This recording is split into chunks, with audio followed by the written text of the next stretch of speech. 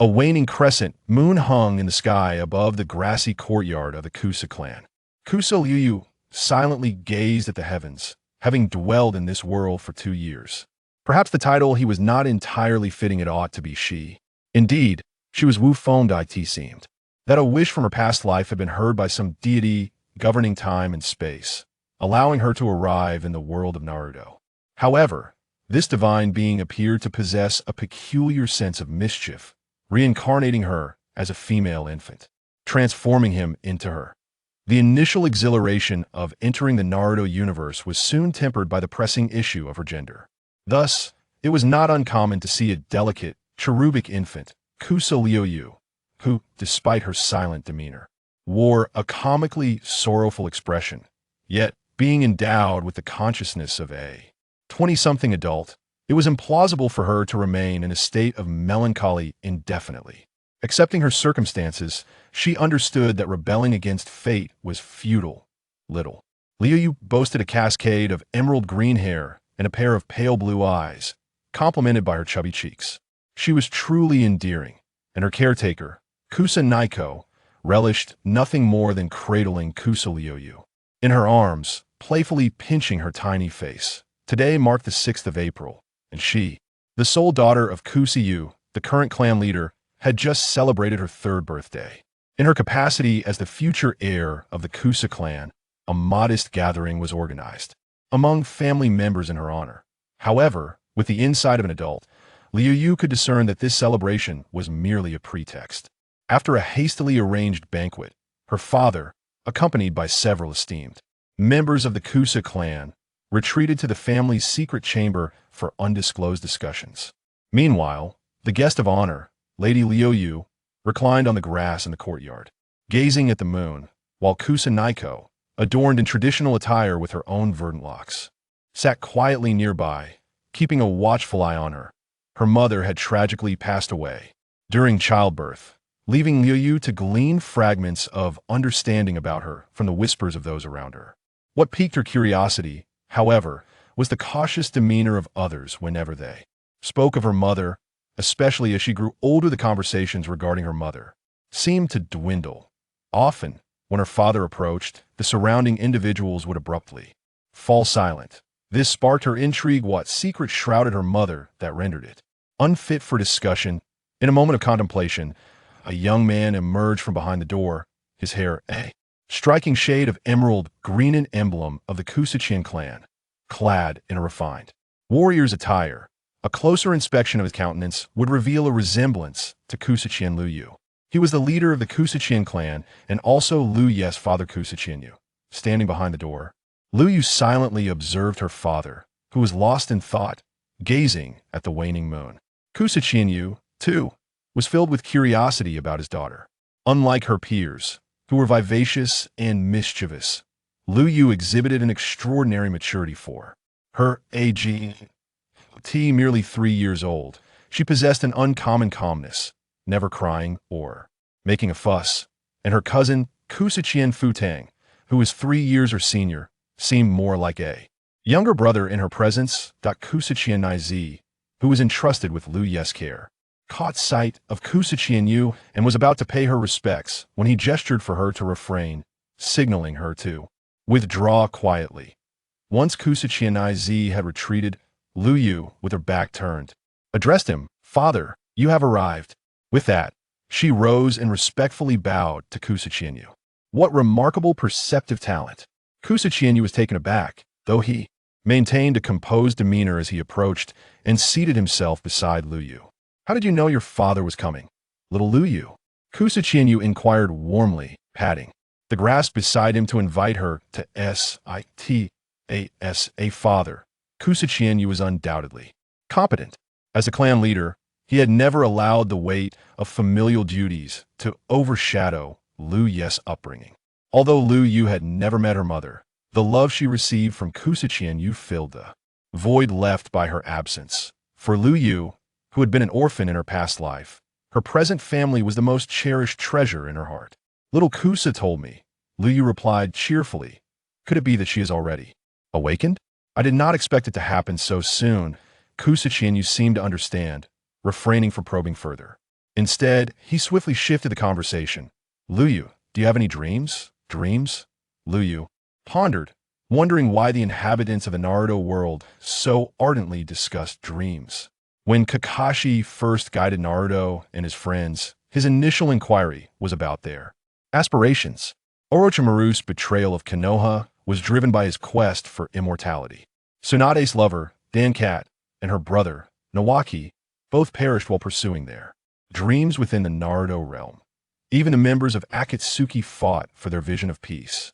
Later, it was Uchiha Obito who sparked the Fourth Great Ninja War, motivated by his desire to create a world where Rin existed in the Naruto universe. Dreams varied widely. It almost felt inappropriate to claim one's identity as a resident of this realm without discussing aspirations. Indeed, a dream is what you wish to do in the future, or the kind of person you aspire to become. Qian Yu explained patiently. As for my dream, I simply wish to train diligently. I aspire to become a formidable ninja, capable of protecting those I hold dear and who care for me, Liuyu softly replied.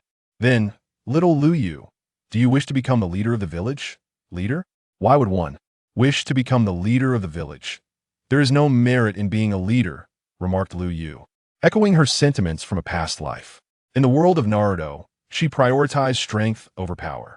Isn't little Liuyu aspiring to be a formidable ninja? The village leader is indeed a powerful ninja, but does one have to become the village leader to attain strength? Liuyu countered. Once you become the village leader, you can ascend to greater heights in your training and better safeguard those you cherish, Kazuki replied, laced with persuasion. Does father wish to be the leader of the village? A heavy silence ensued. Perhaps I should not burden you with this pressure, Kazuki said, his expression complex. Another silence lingered. You are already 3 years old, and as the heir to the family, you are no longer a child. Starting tomorrow, you shall begin your training with Naiko. To become a powerful ninja, diligent practice is essential. If you cannot meet the training regimen set by Naiko, do not speak of protecting those you care for, Kazuki commanded sternly, shedding his usual gentle, fatherly demeanor. Yes, father, Liuyu responded respectfully as the heir of the Kazuki clan. I hope you do not bring shame to the Kazuki name. Kazuki reiterated with severity. Rest assured, father, I shall uphold the honor of the Kazuki clan, Liuyu responded with equal respect. With that, Kazuki departed, leaving Liuyu to silently observe his retreating figure. After watching Kazuki leave, Liuyu reclined once more on the grass, contemplating the Kazuki clan. Her memories from her past life held scant details about the Kazuki clan. In truth, there were none. It was unsurprising that she had no recollection of the Kazuki clan, as the narrative surrounding the land of grass and the village hidden in grass were notably meager within the broader context of Naruto. Few were known by name. Counting on her fingers, she realized there were hardly any who prominently featured. The village hidden in grass had participated in 2 rounds of the Chunin exams in Konoha, during which 3 unfortunate souls met their demise at the hands of Orochimaru, while the group, led by Karui, was eliminated in the 2nd round, in the 2nd Chunin exam held in Sunagakure. The trio, led by Burimi, was rather intriguing. Burimi was arguably the most rotund individual in the entire Naruto universe. Beyond that, only the characters from the movie Blood Prison, Mu Wei and Long Shi, had notable appearances, alongside a certain portly character who had been transformed into an entity of the hungry ghost realm. Reflecting on her father's keen perception of her strength, she found herself curious. Was her own perception intertwined with the surrounding foliage? Might this be the manifestation of her family's Kekkei Genkai? The Kazuki clan was one of the prominent families within the village hidden in grass, as evidenced by her own household. However, with the wisdom garnered from her past 20 years, she could discern that the Kazuki clan's status in the village appeared somewhat anomalous. Lost in thought, Liuyu gradually drifted into slumber. Shortly thereafter, Naiko, who had been keeping a watchful eye on Liuyu, appeared, exuding a sense of resignation as she gently carried the young girl back to her room. The following day, Ryuha Chikatsu awoke early, for it was her first day under the guidance of Chikatsu Naiko, and she was determined not to leave a poor impression. The essence of chakra is the harmonious fusion of the various energies within the human body, serving as the vital source for executing ninjutsu, jinjutsu, taijutsu, or binding an opponent with chakra-formed substances. This energy is derived from the 130 trillion cells within the human body, each absorbing physical energy, and is further cultivated through rigorous training and accumulated experience, thereby forming the spiritual energy. The union of physical and spiritual energy gives rise to what we commonly refer to as chakra. Having elucidated this theory, Naiko withdrew a short blade from her waist. "Observe closely, Ryoha," she instructed, as a gentle blue glow emanated from the blade's edge. Noticing Ryoha's intrigued gaze, Naiko continued, "This is what we call chakra. Its applications are manifold. It can be harnessed to perform ninjutsu and jinjutsu, enhance physical strength when applied to the body, or, as I demonstrate, amplify the potency of weapons. Today, we will learn how to refine chakra, which is fundamental to becoming a ninja." Ryoha felt a surge of excitement as she witnessed this spectacle. Although she was already familiar with the basic theory of chakra from her previous life, and had even engaged in some playful training with Nyoken, this was her first opportunity to observe the true nature of chakra so closely. After this day, she would genuinely embark on the path of a ninja. Reflecting on her family's advantages, she felt grateful for the opportunity to train ahead of others, gaining a head start. She recalled how, in her childhood, Naruto was mischievous while Sasuke began his initial training under the guidance of his father. After discussing chakra theory, Naiko instructed Ryoha on the proper methods of refining chakra, allowing her to practice independently while she observed. In the afternoon, Ryoha engaged in physical training under Naiko's supervision, focusing on weight training and endurance, as the Chikatsu clan, renowned for their assassination skills, demanded high physical standards. The following morning, the training shifted to the fundamentals of the body replacement technique, and in the afternoon, they practiced the throwing of basic hidden weapons. During her first attempt at throwing, Ryoha unfortunately missed the target entirely. However, Naiko reassured her that such occurrences were commonplace for beginners, emphasizing that progress is gradual and early failures do not signify defeat. Ryoha understood that mastering the body replacement technique and physical training formed the cornerstone of all skills, particularly as the replacement technique was crucial for survival in dire situations. With the maturity of an adult from her previous life, she refrained from indulging in frivolity like her peers, instead dedicating herself to diligent training. Within just a week, Ryoha had made remarkable progress, astonishing Naiko, who accompanied her in training, and eliciting joy from her father, Qian, who praised her efforts, exclaiming that she truly was his daughter. Subsequently, at Yu's request, Naiko intensified Ryoha's training regimen and began incorporating preliminary sparring sessions into her instruction. Under the meticulous guidance of Kusanagi, Ryuya began her methodical ascent in skill. She had become proficient in the body flicker technique, particularly the substitution technique, for she was not inclined to see her journey as a shinobi prematurely come to an end. Her proficiency in shuriken throwing had reached a level where she could effortlessly strike the heart of a target 10 meters away. During this period, she discovered that as her chakra reserves increased, her affinity with plants markedly improved, allowing her to sense a greater array of phenomena through them. She once inquired of her father about this newfound ability, but Kusanagi merely responded that she would come to understand in due time. According to the chronicles of the shinobi world, it was now the 39th year of Konoha. The Second Great Ninja War had persisted for a decade. Though large-scale conflicts had only manifested in the initial years, with minimal substantial battles occurring later on. Both the Land of Water and the Land of Earth had withdrawn from the fray, yet the battle between Sunagakure and Konoha, as well as that between Konoha and Kumogakure, continued to be overtly waged, with no party willing to compromise and seek peace. It was evident to any astute observer that the war was nearing its conclusion. The great nations had shed immeasurable blood and could no longer sustain the conflict. Only skirmishes persisted in the border regions, while large-scale engagements among ninja armies had become a relic of the past. Thus, after training for over half a year, news arrived at the year's end that Sunagakure had dispatched envoys to Konoha seeking peace. With the signing of the peace treaty between the two nations, the decade-long Second Great Ninja War was officially concluded. Following the cessation of hostilities, the semi-isolation of Kusagakure would soon be dismantled. The devastation wrought by the conflict among the great nations required swift restoration, and the chaotic domestic order also necessitated the assistance of Kusagakure's ninja. Throughout the course of the war, Kusagakure had opted for a semi-closed policy, reducing the number of its ninjas venturing outside the village, which shielded it from significant impact. However, Situated between the might of the land of earth and the land of fire, despite the declaration of neutrality by the daimyo of the land of grass, ninjas from both great nations still regarded it as a battlefield. The wars of the powerful spell tragedy for the smaller nations. The anguish of the common folk is something the mighty cannot fathom. It is foreseeable that when the great nations' conflict cease and Kusugakure lifts its isolation, it will not be greeted with peace. Yet, Ryo was acutely aware that the third great ninja war would soon erupt. The tranquility was merely a temporary balm for the wounds of the great powers. Hatred does not dissipate so easily. Ryo dedicated more than half a year to mastering the fundamentals of the body flicker technique. During this time, she also undertook training in tree climbing and water walking. Perhaps owing to her unique bloodline abilities, her control over chakra surpassed that of her peers, enabling her to complete these tasks with extraordinary swiftness. However, Kusanagi expressed no surprise at Ryo's remarkable chakra control, as if it were merely to be expected. This left Ryo feeling somewhat disheartened. Previously, Kusanagi had been elated to encourage her progress, yet this particular accomplishment went unacknowledged. Ryuya refrained from seeking new training projects from Kusanagi, knowing that her experienced mentor could provide the most suitable methods for her current development. Liuyu could sense that Kazuna was held in high esteem within the Kazuchi clan. Although she had always acted somewhat like a caretaker, the clan members greeted Kazuna with utmost respect, addressing her as Lady Naiko.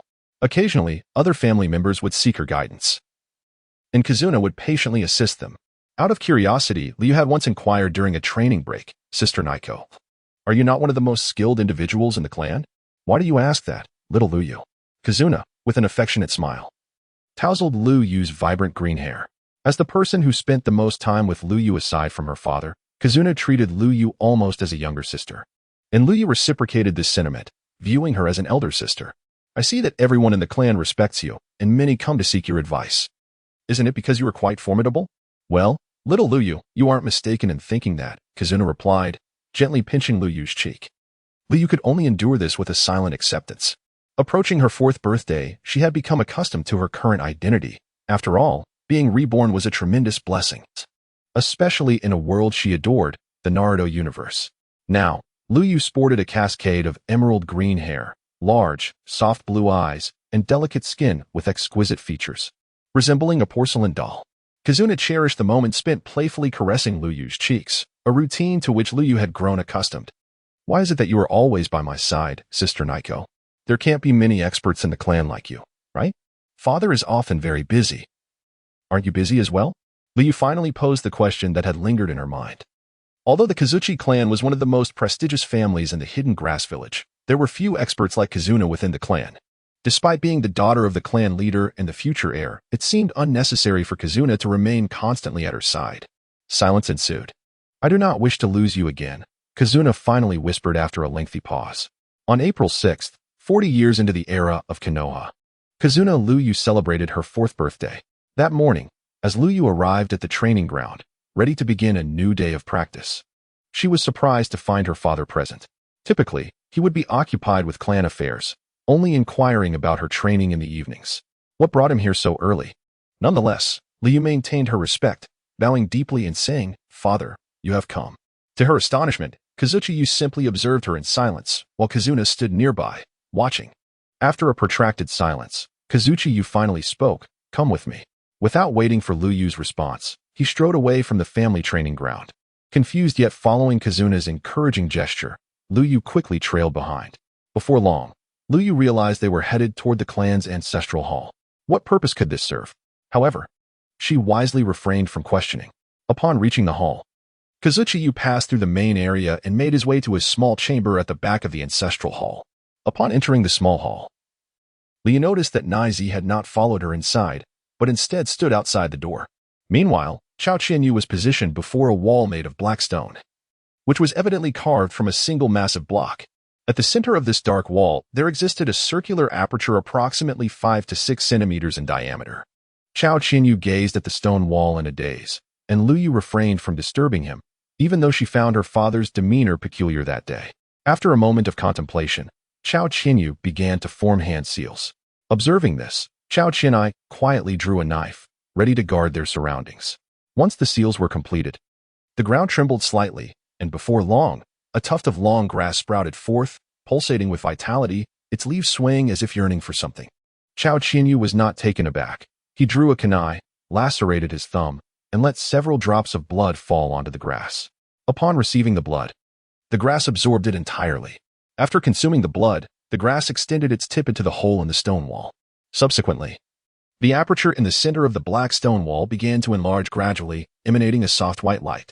Liuyu, unable to control herself, shut her eyes. And when she opened them again, she discovered that she and her father had been transported to a confined space. This space was cylindrical, measuring approximately 40 to 50 meters in diameter, akin to the square in front of their family shrine. Her father appeared to be lost in thought, gazing at one of the walls. For some inexplicable reason, Liuyu felt an uncanny sense of familiarity with this place. Had she been here before? Shaking her head, she dismissed the implausible notion. Father? Liuyu inquired softly, sensing something amiss about Qian Yu today. After speaking, she stepped closer to observe the wall her father was scrutinizing. It bore the names of several individuals: Ca Qian, Ca Qian Liuyu, Ca Qian Liuyu, and Ca Qian Jianyan. Naturally, her father Qian Yu's name was among them. Apart from her father, Liu recognized none of the others, clearly ancestors of the family who had long since passed. Wait, the name beside her father was Qian Yu Nai. Did you notice? That is your mother's name, Qian Yu remarked softly, though Liu, perceptive as she was, caught a fleeting shadow of sorrow on her father's face. Father, what is the meaning of this? Liu asked, her expression filled with confusion. It seemed her mother was a taboo subject within the family. She had only glimpsed her mother's likeness in some aged photographs, one depicting a gentle green-haired woman smiling faintly behind her father. Haven't you always been curious about the family lineage? Qian Yu said, shifting his direction and beginning his narrative. During the Warring States period, nations were embroiled in conflict, and the great ninja clans were engulfed in warfare, until a legendary figure emerged, Senju Hashirama, together with Uchiha Madara. He was revered as a legendary ninja. Anyone who encountered Hashirama referred to him as a mythic being akin to the Sage of Six Paths, hailed as the God of Ninja. This God of Ninja brought an end to the chaos of the Warring States era, halting the relentless strife among the ninja clans. He transformed hostilities with the Uchiha clan into peace, and the two most powerful ninja clans of the time united to establish Konohagakure. The concept of merging clans into ninja villages, with one village per nation, quickly proliferated. Regardless of size, both great and small nations established their own ninja villages. The land of water gave rise to the village hidden in the mist, the land of fire to the village hidden in the leaves, the land of wind to the village hidden in the sand, the land of lightning to the village hidden in the clouds, and the land of earth to the village hidden in the rocks, collectively known as the 5 great ninja villages, with their leaders referred to as Kage. Similarly, the village hidden in the grass and the land of grass was founded during this period. Liu understood that this was the origin of the major ninja villages in the current ninja world. She had been aware of it in her previous life. Yet she refrained from interrupting her father's narration. At that time, the Kusanagi clan, residing in the land of fire, was actively considering their family's allegiance in light of the trend of clan amalgamation into ninja villages. Wait, our Kusanagi clan originally hailed from the land of fire? Upon hearing this, Liu could not help but interrupt her father's account. Kusanagi nodded and continued. The Kusanagi clan still possesses ancestral grounds in the land of fire and maintains good diplomatic relations with some families in the Hidden Leaf. However, we chose not to join the Hidden Leaf village, founded by the Senju and Uchiha clans, but instead opted to migrate as a whole to the nearby land of grass and join the village hidden in the grass.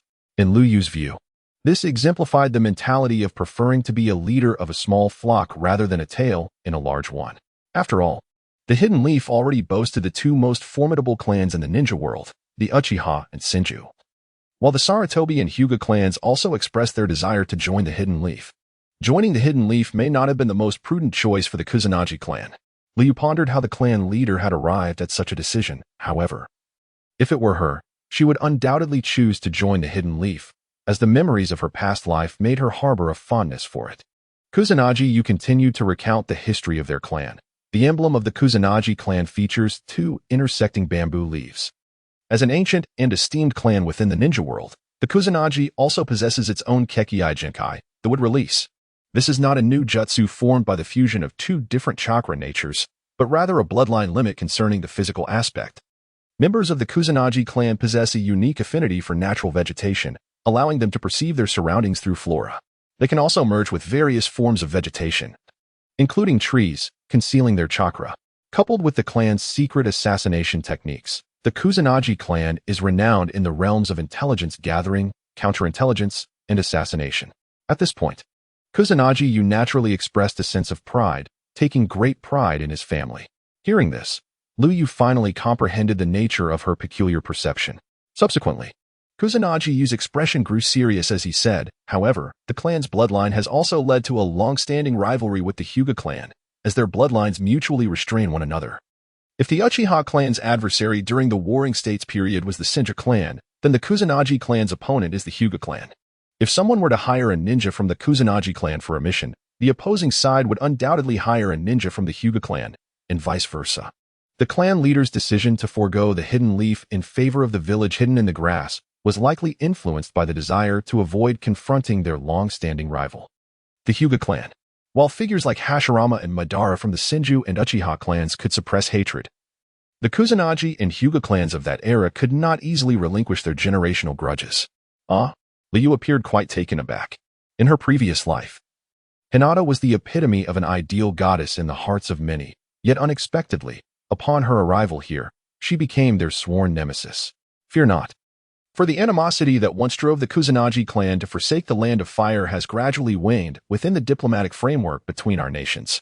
The original enmity stemmed from our allegiances to different masters, but now that there are no significant disputes between our clans, time will surely erode the remnants of hatred. Kusanagi Yu explained. Upon hearing this, Liu visibly exhaled in relief. Now, let us address the matter at hand. Do you know why I have brought you here today? Kusanagi Yu inquired earnestly. Is it not concerning the bloodline inheritance? Liu responded. It pertains to the bloodline, yet not in the way you might expect, Kusanagi Yu replied, turning his gaze towards a nearby relief sculpture. What is that? Liu followed her father's line of sight, her curiosity piqued by the relief. The relief depicted a woman with emerald green hair standing before a grove of bamboo, holding 2 bamboo leaves in her hands. This figure represents our ancestor, Kusanagi Rani, and the bamboo leaves she holds are the source of our clan's prestige, Kusanagi Yu elucidated, observing Liu Yu's puzzled expression. As previously mentioned, the Kusanagi clan's bloodline ability is known as invisibility, which is not a newly conceived technique born from the fusion of different chakras, but rather a technique that has been passed down through our bloodline regarding the manipulation of one's physical form. While it is well known that the Kusanagi clan excels in assassination and reconnaissance, invisibility is not our sole bloodline ability. At this point, Liu could distinctly sense the excitement and pride radiating from Kusanagi Yu. So, father, are you suggesting that our clan possesses a second bloodline ability? Liu Yu's excitement was palpable upon hearing this revelation. Indeed. This journey through time has bestowed upon me a remarkable gift, 2 bloodline abilities along with the protection of my clan. Liu Yu envisioned a bright future beckoning her forth. Yes, precisely. The second bloodline ability of our clan derives from the power of grass. You observed the method to access this place earlier, did you not? That particular plant embodies the essence of the bloodline ability, and only through our clan's second bloodline can this enclosed space be unlocked. The names inscribed upon the wall belong to our ancestors who have awakened this second bloodline throughout the generations, Kusanagi Yu explained with pride. Originally, I had intended to wait until you were 5 years old to bring you here, but your progress has been astonishing, far surpassing the capabilities of an ordinary 4-year-old girl. Thus, I have brought you here to awaken your second bloodline ability, so that you may grasp this power sooner, Kusanagi Yu stated solemnly. Wait a moment, father. You mentioned that the Kusanagi clan's second bloodline ability is derived from grass, yet you also said that our clan emblem originates from Lady Rani. Why then? Is our clan emblem depicted as bamboo leaves? Liu posed her question. Bamboo is indeed a type of grass, Kusanagi Yu responded, unfazed by Liu Yu's interruption. Offering clarification instead. Very well, bamboo does appear to be a grass species. However, aside from a visit to Zishuangbana to see the giant dragon bamboo, Liu had largely traversed between 2 cities housing her university and the orphanage, realizing that her previous life had offered her too few experiences.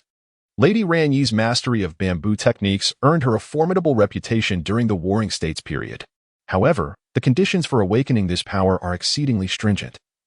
It requires the bloodline of the purest grass Qian clan. Thus, only a handful awaken in each generation, and among the last, my mother and I were the fortunate ones. Unfortunately, most who awaken do so incompletely, managing only a rudimentary control over the grass's power, unable to reach the level of bamboo escape. Qian Yu spoke with a hint of regret. Is it impossible for father as well? Liuyu inquired. As for me, silence enveloped the air, a silence that Qian Yu seemed reluctant to break. I am here today to determine whether your second bloodline can awaken. Both your mother and I are awakened bearers of the second bloodline, and as our child, you should have no problems in this regard. Finally, Qian Yu shattered the silence. With that, he began to weave hand seals. The previously barren ground began to shimmer with radiant white light, gradually forming a small stone pillar. Translucent and approximately 1 meter in height. Place your hand upon it, Qian Yu instructed Liuyu, who felt an inexplicable resonance between the stone pillar and the blood coursing through her veins. The pillar seemed to emit an alluring call, rendering Liuyu momentarily transfixed. Liuyu, Qian Yu called out, his voice raised in urgency. Oh. Liuyu snapped out of her reverie, shaking her head to dispel her curiosity about the pillar. She approached and pressed her small hand against it. And then, she asked her father, you need do nothing but maintain your position. But isn't nothing happening? Liuyu pondered inwardly.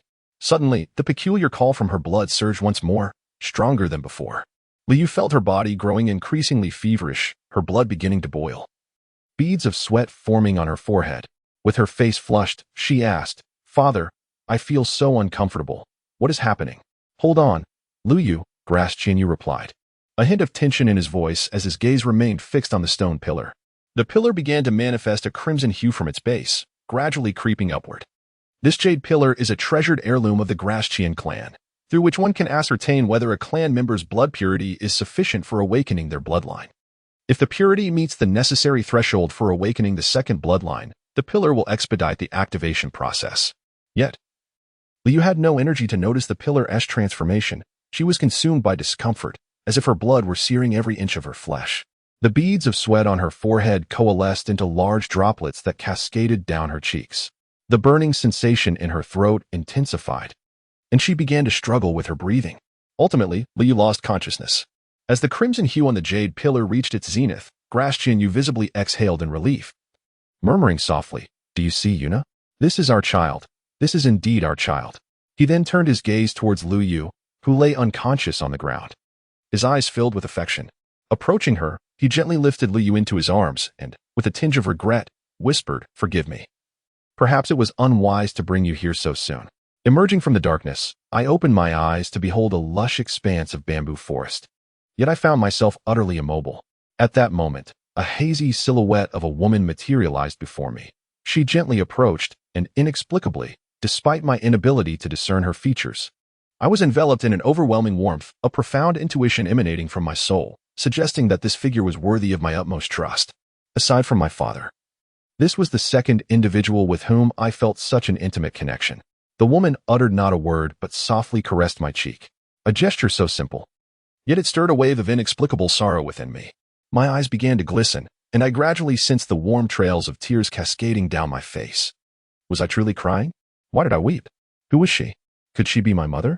I strained to widen my eyes, yearning to unveil the truth of her identity. However, regardless of my struggles, the visage before me grew increasingly indistinct, and the surroundings began to blur, as if everything was retreating from my grasp. No. Please don't leave, I silently pleaded, yet the world around me inexorably faded into oblivion, plunging me once more into darkness. I found myself seated upon my bed, gasping for breath. Was this merely a dream? I reached up to touch my eyes, the swollen sensation unmistakable. Had I truly wept? Who was that person? What had evoked such feelings within me, such instinctual warmth and reliance? Was she my mother? After turning 4, my training intensified, and I commenced a systematic study of 12 distinct hand seals. The thumb of my right hand overlapped the left thumb positioned above. My right hand remained horizontal while my left hand stood vertical. The thumbs of both hands were extended straight. The right hand's pinky remained straight, while the remaining fingers formed a gentle fist. The thumb on my left hand remained elevated, overlapped, and the thumb on my right hand mirrored this position. My elbows extended outward, with my fingers forming a triangle. The thumb on my left hand pointed upward and overlapped with the right. My pinky and thumb aligned parallel on the right hand. Careful attention was required for the angle of the thumbs and the positioning of the fingers. Confusion was to be avoided. The right fist rested in the palm of the left hand. These 12 seals corresponded to the 12 hours of the day. Thanks to the rigorous training of my past life, I grasped these techniques with remarkable speed, achieving the feat of executing 3 seals within a second by the age of 4. This astonished the entire Tsuchiya clan, instilling a collective sense of pride in the family for their newly recognized prodigy, especially since I was destined to become the future clan leader. The presence of a strong leader assured the prosperity and advancement of our lineage. My father, Ca Yu, not only observed my training but also began imparting certain family secrets in conjunction with the application of the first bloodline technique. I had once inquired about the second bloodline, but my father merely stated that mastering the first was essential before progressing to the second, urging me not to reach beyond my grasp. I could distinctly sense an inexplicable urgency in my father regarding my growth and strength. When news arrived regarding the signing of a peace treaty between the Wind and Fire nations, my father did not exhale a sigh of relief as others did. It seemed he preferred the 5 great nations to remain in a state of conflict, with our village, Konoha, continuing to exist in a semi-closed state. However, Liuyu understood that the second and third shinobi wars were almost consecutive.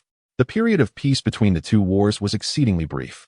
Now, it was merely a matter of waiting for the man known as the strongest wind shadow to be assassinated by Scorpion. Once he fell, the nations would shatter the fragile peace, and the flames of war in the shinobi world would reignite.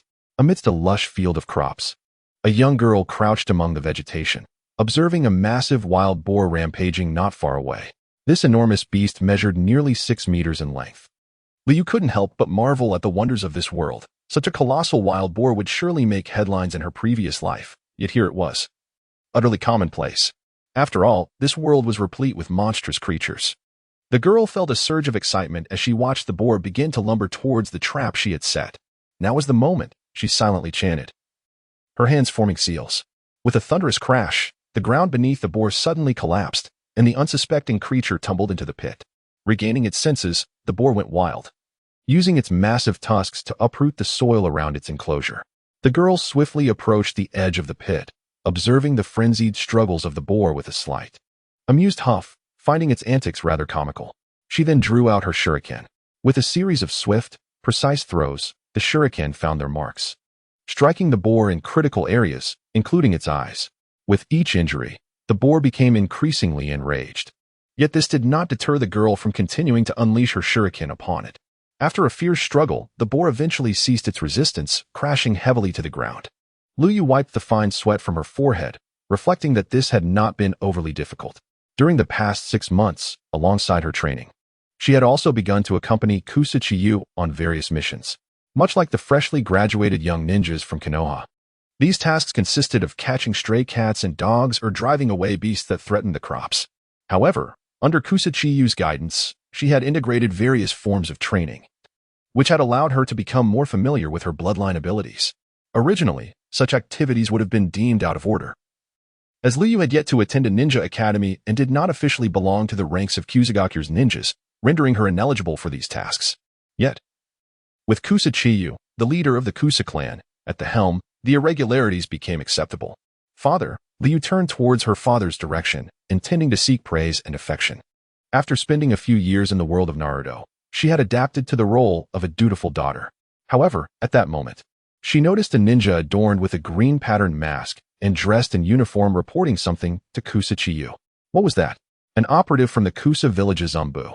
What was he doing here? Could it be that the third war was about to commence? Liu could not discern their conversation but saw her father nod in acknowledgement before the Umbu swiftly departed. Following this, Qian appeared beside her and remarked, "Today's mission concludes here for now. I shall escort you home, and then I must attend a meeting." He gestured for Liu to follow.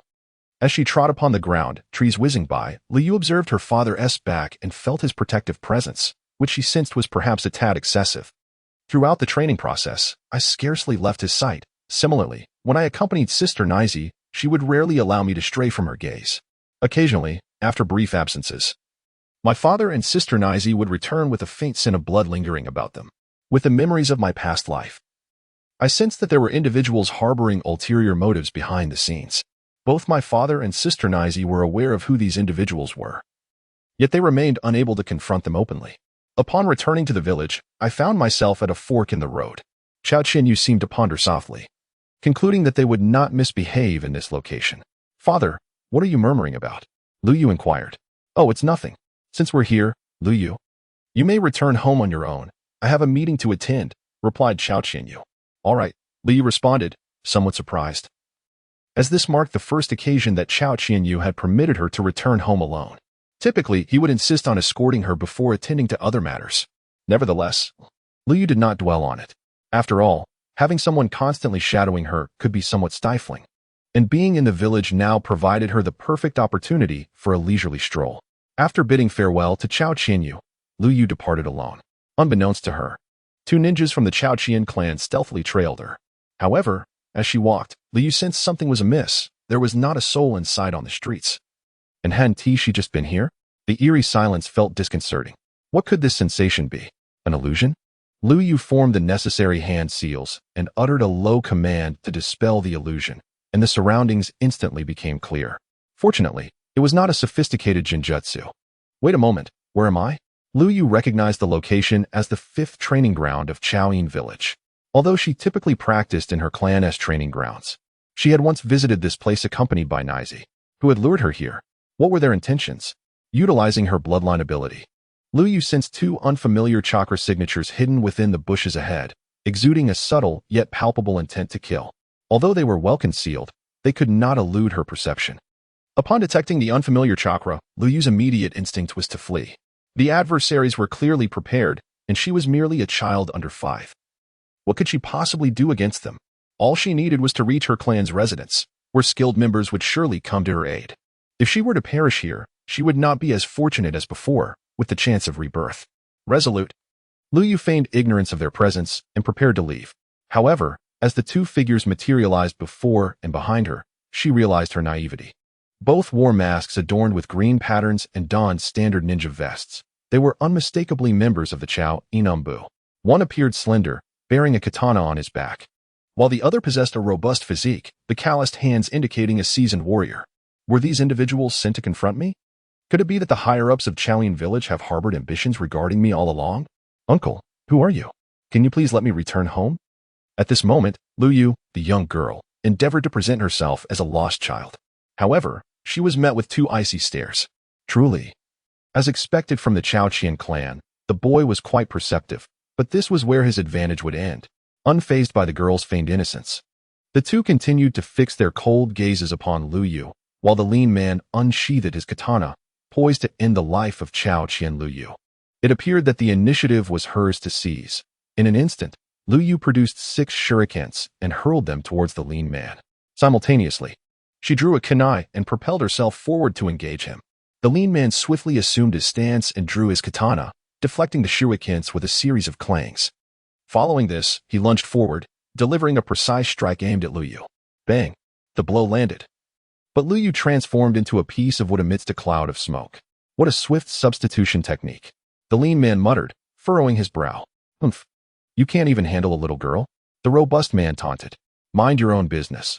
I can deal with her myself, the lean man retorted. At that moment, Liu had already darted to the entrance of the 5th training ground, unbothered by their quarrel, relieved by their underestimation of her. She was fortunate not to have ventured too deeply into the training ground, as escaping and calling for help would suffice, since they had lured her here. It indicated they were on a covert mission, needing to avoid alarming too many, especially as she was the heir of the Ca Qian clan. Thus, it only made sense to seek refuge in a more populated area. Suddenly, a sharp pain struck her forehead, interrupting Liu's thoughts. Feeling the transparent energy wall before her, she pondered, is this a barrier? At this moment, Liu was filled with exasperation. Oh heavens! Are you toying with me? To employ genjutsu, dark operatives, and even a barrier against a girl not yet 5 years old? Surely, this is an overestimation of my capabilities. Outside the barrier, 2 members of the Ca Qian clan, who had been covertly following Liu for protection, revealed themselves. Upon noticing her solitary entrance into the training ground, they initially assumed she wished to train a little longer. However, before they could feel relieved, they sensed something amiss as masked figures from the Kusa hidden village's dark operatives emerged around them. Realizing the lean man had not pursued Liu earlier, she understood he had been waiting for backup. There was no choice but to delay. Every moment counted, praying that her clan would soon discover her absence. With this thought, Liu turned back to confront the lean man once more. With her right hand, she drew a kunai, while with her left, she launched several shurikens again. The lean man smirked disdainfully, charging forward with his blade. with a series of clangs. Liuyu's shurikens were once again deflected. "It's over, little girl," the lean man said in a low voice, his katana radiating a chilling aura as it swung towards Liuyu, yet with a gentle twist of her left wrist. One of the shurikens that had just been deflected traced a perfect arc in the air, reappearing at the lean man's flank. Realizing the threat, he hastily withdrew his blade from its strike against Liuyu, shifting his stance to block the shuriken, now deftly controlled by fine wires. A fortuitous opportunity arose as Liuyu sprang into action, deftly wielding a kunai in her right hand. With a swift motion, the blade pierced the throat of the gaunt man, eliciting a sickening sound as the weapon connected. The samurai's sword clattered to the ground, rendered irrelevant as the gaunt man clutched his throat in agony. His voice reduced to incoherent gasps. With his throat slashed, he could articulate nothing substantial, ultimately collapsing to the earth, hand pressed desperately against his wound. Perhaps, in this moment, he regretted underestimating the young talent that was Liuyu, perceiving her merely as a mere child despite her formidable prowess. The decision to deploy both himself and his comrade for such a seemingly trivial task had proven fatal, a consequence of his own arrogance. Before Liuyu could fully comprehend the gravity of her first act of killing, another threat loomed. "You little brat!" The burly man, who had previously remained a passive observer, now lunged forward with formidable force. His fist, glimmering with metallic sheen, hurtled towards Liuyu like a crashing meteor. It seemed the man possessed the unique ability to solidify his physical form. Liuyu instinctively raised her kunai to block the attack, but the force of the impact sent a jarring sensation through her wrist, causing blood to seep from her hand. Another blow like that could render her right hand useless. Seizing the opportunity, the burly man executed a sweeping kick aimed at her midsection, propelling her through the air and into the thicket. As she lay amidst the underbrush, gazing at the lifeless form of the gaunt man, the burly warrior shed any semblance of disdain he had previously held. He began to recognize the peril of his situation, understanding that the gaunt man's demise was a consequence of overconfidence in the face of a girl scarcely 5 years old. Indeed, a ninja must never lower their guard against any adversary. Glancing toward the thicket where Liuyu had fallen, he found it eerily vacant. Unbeknownst to him, Liuyu had activated her bloodline ability, vanishing into the shadows of the trees, suppressing the tumult within her and forcing herself to remain composed. Her earlier triumph had been predicated on her opponent's carelessness, a fortune unlikely to repeat itself. The burly man would not make the same mistake again. "So, you have awakened. No wonder you are the heir of the Ca Qian clan. But can you truly escape?" The burly man began to form hand seals, a sense of foreboding enveloping Liuyu. Wind release, great breakthrough. With a deep breath, he unleashed a torrent of wind blades towards the very thicket where Liuyu had fallen, decimating the surrounding foliage in an instant. "Not here? Then I shall change my approach." He quickly shifted direction, initiating another series of hand seals. Wind release, great breakthrough. Once more. A multitude of wind blades surged towards the remnants of the forest. Realizing the gravity of the situation, Liuyu began to navigate through the trees, narrowly evading the onslaught of blades. "Not here either? You truly surprise me, but where will you flee now?" the burly man exclaimed, fully aware that Liuyu could hear him. With the confines of the barrier being limited and the trees dwindling in number, she recognized that a strategy was imperative. The remaining woods offered little sanctuary. As the wind technique dissipated, and before Liuyu could devise a countermeasure, a flurry of wind blades surged forth. Realizing the imminent danger, Liuyu reluctantly emerged from his concealed position amidst the trees, revealing himself to the robust man before him. "Finally figured it out, little ghost," the man declared. "To be honest, I admire you, but your identity seals your fate today." As he spoke, the muscular figure lunged forward, his fists glinting with a metallic sheen, aimed directly at Liuyu. In response, Liuyu hurled a few shurikens, but the man effortlessly deflected them. With a deft flick of his left wrist, Liuyu manipulated the fine steel wire, directing the shurikens towards the man once more. The shurikens sliced accurately across the man's throat. Was it over? Not quite. The man transformed into a log with a resounding thud upon impact. A chill ran down Liuyu's neck, and the next moment, his body arced through the air before crashing to the ground. Coughing up a few mouthfuls of blood, he struggled to turn and face the muscular man. "The same trick 1T worked twice," the man remarked. He then approached the corpse of the lanky man, picking up his katana and saying, "After all this time working together, I shall avenge you with your own blade." Despite his words, there was no trace of sorrow or regret in his voice for the fallen comrade. Slowly, he advanced towards Liuyu, who found it increasingly difficult to even roll over. He was utterly immobilized, compelled to watch as the man approached with the katana in hand. "Little ghost, it's over. In your next life, may you be born into an ordinary family," the man proclaimed, raising the sword high in a slashing motion. The glimmering blade cast a stark reflection upon Liuyu's pale visage, leaving him powerless to act. Was this truly the end of his journey in the world of Naruto? It was almost laughable, having arrived in this realm without meeting any notable figures, only to perish at the hands of two mere extras. In that fleeting moment, Liuyu thought of his father, Ca Qian Yu. Having been an orphan in his past life, he had never experienced the love of parents. In this life, he was fortunate enough to have encountered Ca Qian Yu, who embodied the role of a father. He always endeavored to compensate for the maternal affection Liu lacked. Memories flooded back, Ca Qian Yu's exasperation when Liu sought affection, his sternness when urging him to train, and the tenderness he displayed while tucking him in at night. Then there was Sister Nai Zi, who silently guarded him, never complaining about his unreasonable demands. Despite possessing the mindset of an adult, Liu found himself wanting to act childishly in her presence, perhaps driven by the instincts of this body, or perhaps longing for a sense of dependence. "Liu, do you have any dreams?" "Dreams?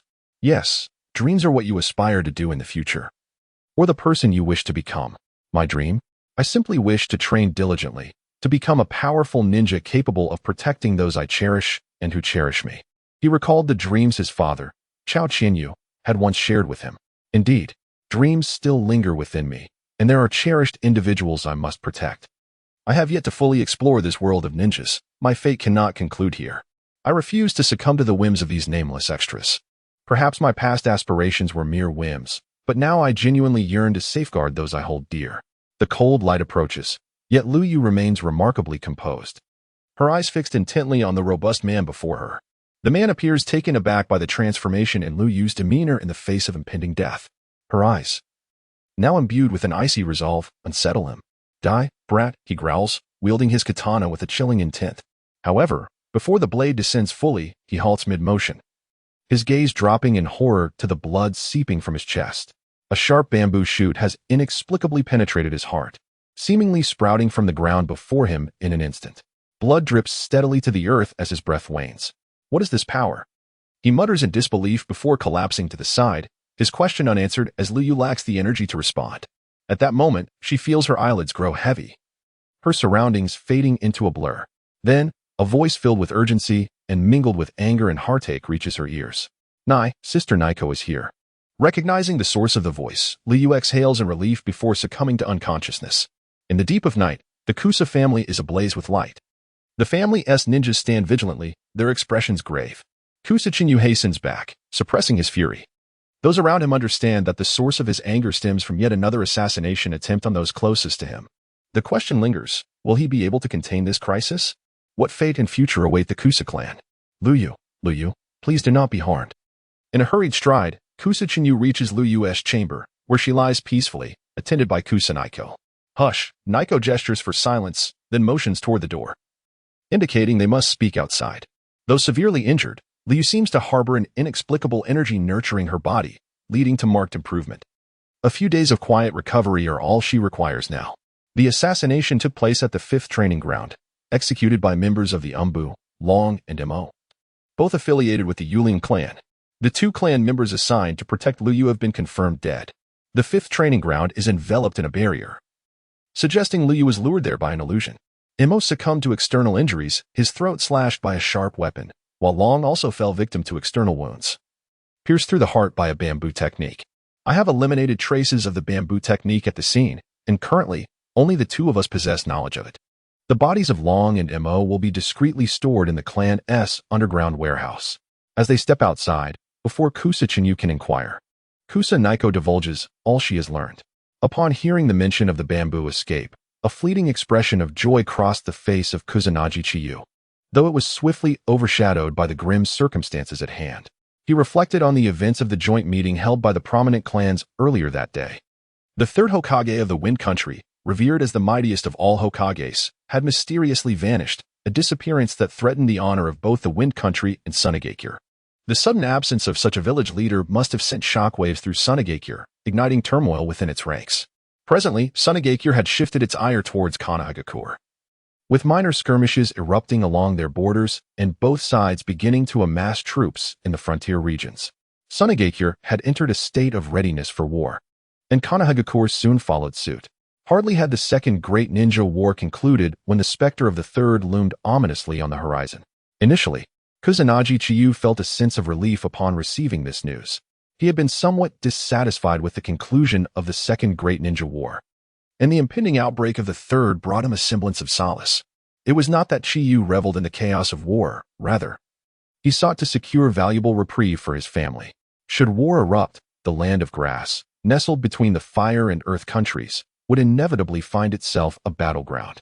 Being a smaller nation, even a declaration of neutrality by the daimyo of the land of grass would hold little weight against the ambitions of Kanahagakure and Iwagakure, who would disregard any notions of neutrality as long as the conflict did not encroach upon their territories. Traditionally, the land of grass would opt to seal its villages during times of war, adjusting the level of closure in accordance with the intensity of the conflict. Striving to avoid entanglement in the battles of the great powers, a survival tactic for smaller nations in tumultuous times. However, this time, the leader of the village, Urajukian, head of the Ura clan, declared that Sunagakure would act according to circumstances, aiming to maximize the benefits for the land of grass by participating in the war. Qiyu firmly opposed this stance, advocating for a strategy akin to that of the previous two wars, maintaining a closed village state. Both the earth and fire countries were formidable adversaries, and despite the potential for fleeting gains through the support of one side, once an alliance was forged, the resurgence of either party would far surpass the capabilities of the land of grass. To the south lay the village of Rain, home to the formidable Hanzo of the Salamander, while to the north, the village of Waterfalls boasted a Jinchuriki of the Seven Tails. In this impending conflict, Sunagakure stood to gain nothing. The most prudent course for them would be to fortify their village, minimizing unnecessary casualties. Just as Qiyu was articulating his viewpoint, a ninja from the Kusanagi clan approached him with news of Kusanagi Ryua's assassination. Instinctively, Qiyu glanced at Urajukian, only to find him observing with a trace of coldness curling at the corners of his mouth. In the days of the first Hokage, who quelled the chaos of the warring states and established Kanahagakure through the combined might of the Uchiha and Senju clans, the organizational structure of ninjas transitioned from clans to villages. It was during this transformative period that the leader of the Kusanagi clan, Kusanagi Ryu, chose to relocate his entire family to the land of grass, integrating into Sunagakure. The village was primarily established and led by the local ninja aristocracy, the Ura clan. The then head of the Ura clan, Urabanji, welcomed the Kusanagi's arrival. In the aftermath, under the collaboration of these two great clans, numerous ninja clans from the land of grass joined Sunagakure. Yet, where there are individuals, there will inevitably be discord. The Ura clan, once the foremost noble family of the land of grass, found their status increasingly jeopardized with the arrival of the Kusanagi clan. The remaining indigenous ninja clans, predominantly led by the Ura clan, began to subtly and overtly ostracize the Kusanagi, an external ninja faction. Fortunately, the clan leader, Urabanzi, possessed a progressive mindset, and the Kusanagi clan itself displayed formidable strength, allowing them to navigate the initial challenges with relative ease. However, as the ninja village organization matured, the delineation of various powers became more pronounced, especially after the demise of the Kusanagi's leader, Kusanagi Ryufu, and Urabanzi. The power struggles among the clans intensified. The Kusanagi clan, being an outsider, faced increasing exclusion and oppression from the coalition of other ninja clans, gradually distancing them from the power center of Kusagakure. Presently, their only remaining influence is their seat at the joint meetings of the major families. Initially, the Kusanagi clan had departed from the land of fire to escape the generational enmity with the Hyuga clan. Ironically, while they fled the old conflicts, they were met with new strife. Over time, the long-standing animosity with the Hyuga clan diminished due to a lack of conflicting interests, a rather ironic twist of fate. This equilibrium, however, was shattered when Kusanagi Yuna awakened her unique bloodline limit, the bamboo release. Although the legend of the original user of bamboo release, Kusanagi Rainii, had long been obscured by the sands of time, the current leadership of Kusagakure would not permit the existence of such an unstable factor. Upon graduating from the Ninja Academy, Kusanagi Yuna was continually dispatched on perilous missions where she could often sense the treachery of her teammates, as well as the cowardice of the Jounin leading her team. To them, it would be optimal for Yuna to perish during these missions or to fail, subsequently attributing the failure to her. Nevertheless, thanks to the formidable power of the bamboo release and the clandestine support of her clan, Yuna accomplished numerous seemingly impossible tasks. This success unveiled the might of the bamboo release to the upper echelons of Qian, leading to a resolute decision. Such power could not be allowed to reside within the Kusanagi clan, as their strength was incompatible with the interests of the leadership. As an adult, Kusanagi Yuna was hailed as the most powerful ninja in the history of the Kusanagi clan, and the entire clan took immense pride in her achievements. During this period, the Kusanagi clan endeavored to reclaim their position at the heart of power. Yet, both Yuna and her husband, Kusanagi Yu, were not individuals driven by ambition. They merely wished for a better life for their kin. They held a deep-seated affection for their village, unwilling to see it suffer because of their circumstances. Their intentions to curry favor with the leadership were thwarted by Qian upper echelons, who could not trust a power that was not inherently theirs, making conflict between the two parties inevitable. During Yuna's pregnancy, her mobility was limited and her strength waned, rendering her susceptible to multiple assassination attempts. However, the numerous and robust members of the Kusanagi clan, adept in sensory abilities, ensured her safety under their vigilant protection. During the childbirth of Kusanagi Yuna, the entire Kusanagi clan took extensive precautions. For safety, they even allowed Kusanagi Yuna to enter the ancestral shrine space, sealed by the obsidian walls. However, the most fortified bastions are often breached from within. When the clan's patrol discovered the lifeless body of a female clanswoman, who was meant to assist Kusanagi Yuna during her delivery, it was already too late. Upon Kusanagi Yu's hurried entrance into the sealed space, he was met with the fallen bodies of two female clanswomen and Kusanagi Yuna, expending her last breath to speak to the infant-like Kusanagi Ryuya. One of the bodies on the ground bore a striking resemblance to the deceased clanswoman found outside. It was evident that the body discovered outside belonged to a genuine member of the Kusanagi clan. Kusanagi Yu could surmise that Yuna had employed some irreversible secret technique to assume the appearance of that clanswoman, thereby infiltrating the ancestral shrine space. The words that Kusanagi Yuna uttered in her final moments remain a mystery. All that is known is that upon his exit, Kusanagi Yu, with a grim countenance, reported that the clan matriarch, Kusanagi Yuna, had perished during childbirth. Although a significant number suspected this was not the truth and could piece together a semblance of the reality, the Kusanagi clan had no choice but to feign ignorance and suppress their hatred. At that time, the Second Shinobi World War was at its zenith, and the higher-ups were unwilling to provoke a full-scale conflict with the Kusanagi clan, which resulted in a diminished strength for the village. The upper echelons even came to feign condolences under the watchful glares of the Kusanagi clansmen. Following the incident involving Kusanagi Yuna, the relationship between the Kusanagi clan and the higher-ups reached an unprecedented low. Furthermore, the ties between the Kusanagi clan and several other ninja clans deteriorated sharply. Ultimately, after negotiations, the higher-ups decided to extract the Kusanagi clan's ninjas from their original squads and reorganize them into a special guard unit. This was a scheme the leadership had long desired, as it effectively marginalized the Kusanagi clan from the centers of power, presenting what seemed to be the best course for them.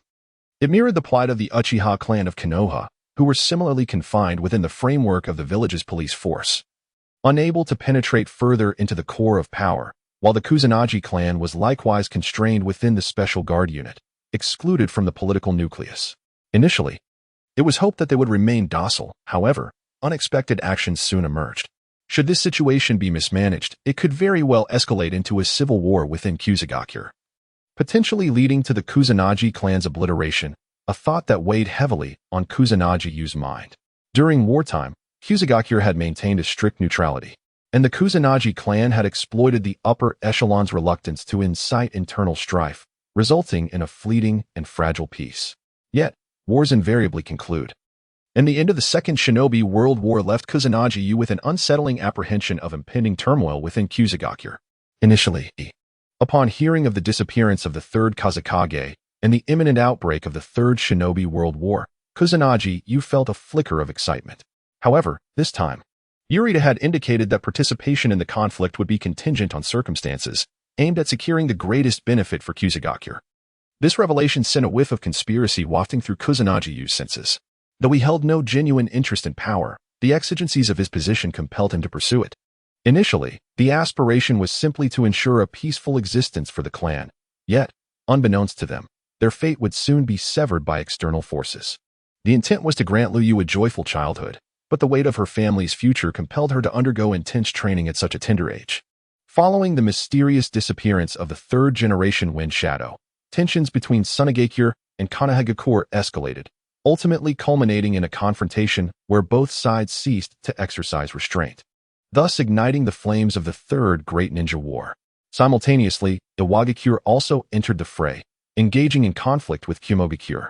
At this juncture, the five great nations remained largely unaffected, with the exception of the reclusive Kirigakure, which was yet to be drawn into the turmoil.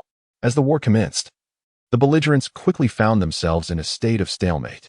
In the face-off with Sunagakure, Kanahagakure dispatched one of its legendary three ninjas, Jiraiya, to lead reinforcements, granting the Leaf Village the upper hand. In response, Sunagakure swiftly bolstered its frontline forces, and once the fourth Wind Shadow, Raza, arrived with additional troops, the impasse was once again reinstated. 6 months into the conflict, the dynamics shifted anew. Kirigakure clashed with Sunagakure, the battleground shifting to the land of rivers. In this skirmish, Sunagakure's Scorch-style ninja, Yakura, single-handedly pushed back Kirigakure's forces. Seizing the opportunity, Kanahagakure aimed to break the stalemate on another front, with the Elder Council deciding to send Orochimaru to lead a contingent of elite ninjas against Kirigakure. Concurrently, a squad from Iwagakure encountered Kanahagakure ninjas in the Land of Grass, leading to a fierce conflict shrouded in ambiguity, resulting in mutual declarations of war. Thus, the Third Great Ninja War reached its zenith, with various nations plunging into this new wave of brutal combat. In the dead of night, Ca Qian Liuyu awakened, her body aching all over, feeling as though it were in disarray. Upon surveying her surroundings and confirming she was in her own room, a gentle moonlight illuminated the space. "You're awake. How do you feel?" Following the source of the voice, she saw Ca Qian Yu. "Father, have you been here all this time?" Liuyu inquired. "No. I simply couldn't sleep. I was pondering in the courtyard when thoughts of you prompted me to check in. I didn't expect you to be awake already." Ca Qian Yu replied. "I see. Thank you for your concern, father." Observing her father's evident dark circles, Liu chose not to confront the transparent falsehood. "Have I been unconscious for long?" she asked again. "Yes, you've been in a coma for 3 days," Ca Qian Yu responded. "So it has already been 3 days. A silence ensued. "Father, you must be aware of the circumstances surrounding this matter," Liu stated with certainty. Indeed, though Liu did not elaborate. Ca Qian Yu understood what she was alluding to. "Does that also include this?" Upon speaking, Liu extended her small hand, opening her palm. Instantly, a peculiar wave of life energy surged forth, and a bamboo shoot began to sprout from her hand. Despite having learned of Liu Yu's innate bamboo release talent from the family shrine, and knowing from Cao Qian Naiko that she had officially awakened it, seeing the tiny bamboo shoot in her hand still stirred an undeniable excitement within Cao Qian Yu. Meeting Liu Yu's gaze, filled with a need for affirmation, he nodded in acknowledgement. "It was during that moment in the ancestral shrine that I realized you could awaken this power. After the incident, Nai Zi informed me that you had officially awakened the bamboo escape bloodline. The assailants wore masks from the grass-hidden villages Umbu. Are they truly members of the Umbu? Or are they mere imposters?" Grass Qian Liuyu inquired, her expression filled with melancholy. She was reluctant to accept the possibility that those from her own village wished her harm, or perhaps she simply refused to believe it.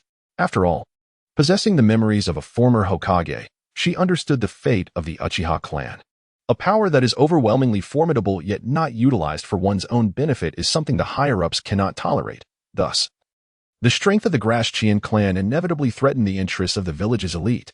However, she did not wish for her family to share the same tragic fate as the Uchiha clan. Observing Liu Yu's gaze, which was filled with hope tinged with disbelief, Grass Qian Yu nodded. He recognized that his precocious daughter could surmise much, and thus he did not wish to conceal too much from her. Upon seeing her father nod in affirmation, Liu Yu understood her suspicions were correct. Indeed, there was no escaping it. She had once believed that her rebirth, endowed with a powerful bloodline and a formidable clan, would allow her to navigate the ninja world with grace and ease. Yet, it appeared she was destined to face a fate reminiscent of Sasuke Uchiha's tragic tale. Fortunately, her family had yet to reveal individuals like Itachi and Shisui Uchiha, who prioritized the village over their own kin. For Liu Yu, her sense of belonging to Grass Hidden Village was not particularly profound. What mattered more to her were her father, Grass Qian Yu, and her cherished relatives like Nai Zi. If she were to adopt Itachi Uchiha's perspective, it might lead to internal discord within the Leaf Village. "Father, Please enlighten me about the origins of all this, Liu implored with a heavy heart. Very well. Qian Yu replied, aware that this day would eventually arrive.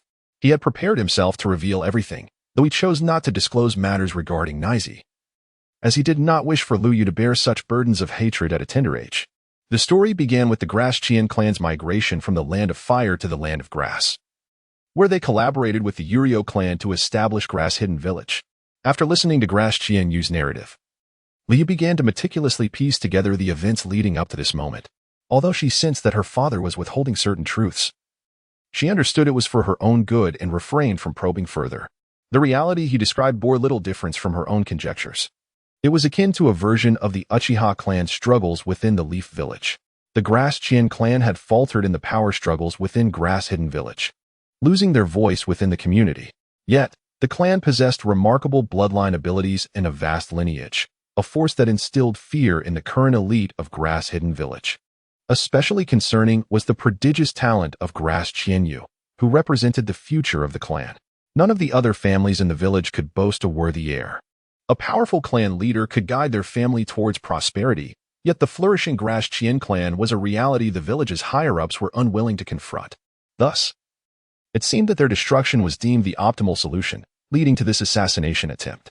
In addition, during her previous training sessions, she had encountered numerous assassination attempts, all of which had previously been thwarted by her elder sister Nai Zi and her father.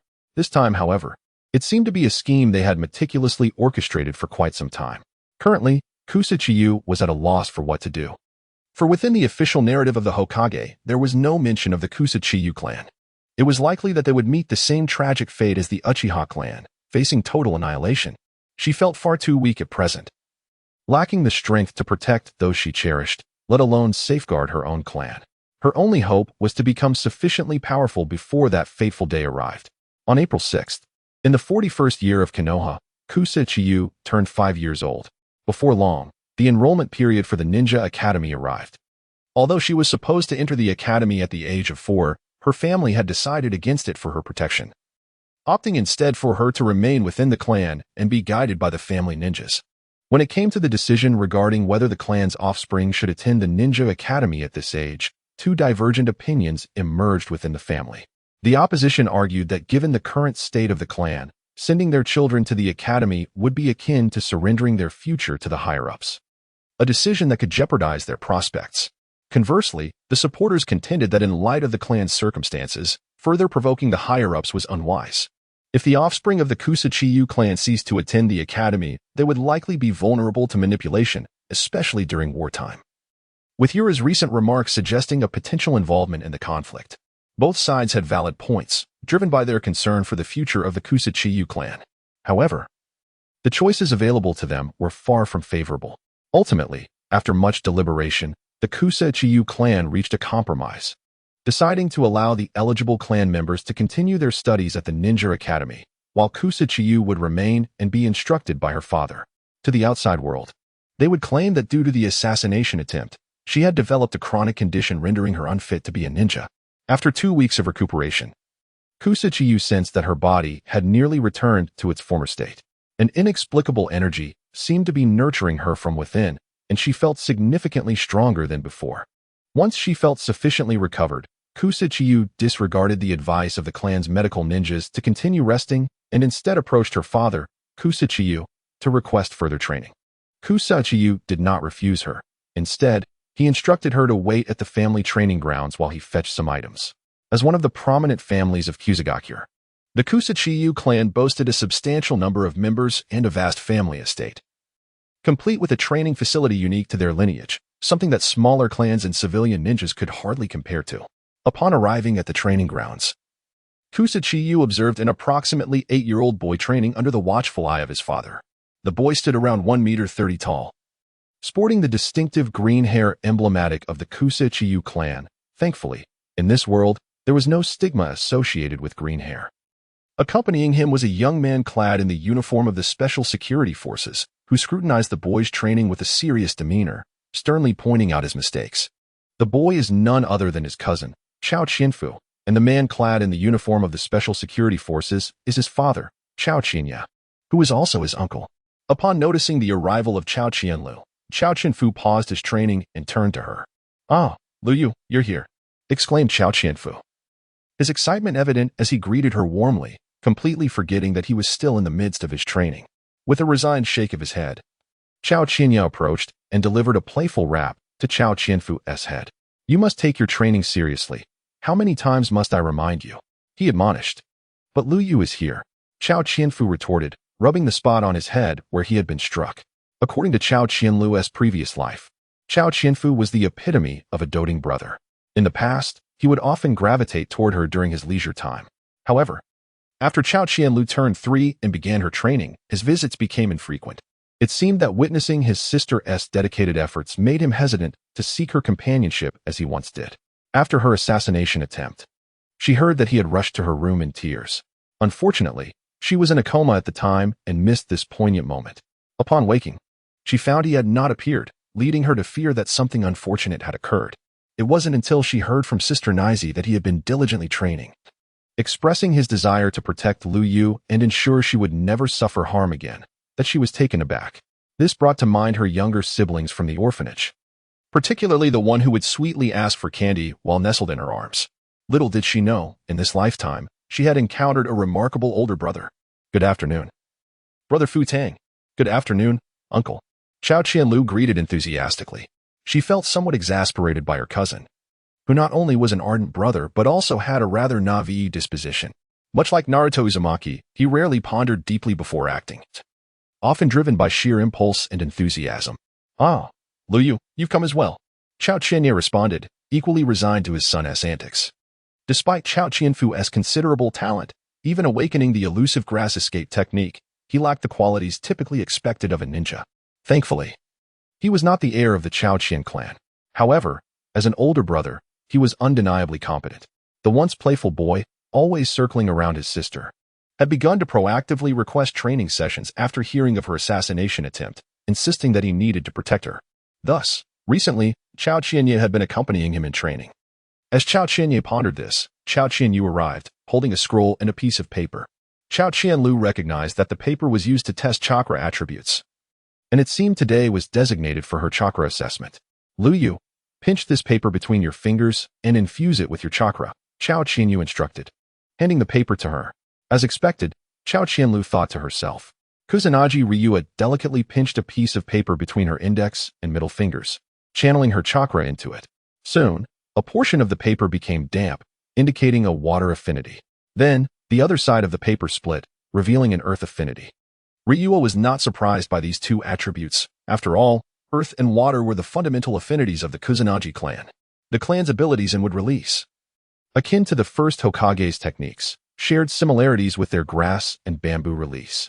Members of the Kusanagi clan who awaken a second bloodline generally possess these two chakra affinities.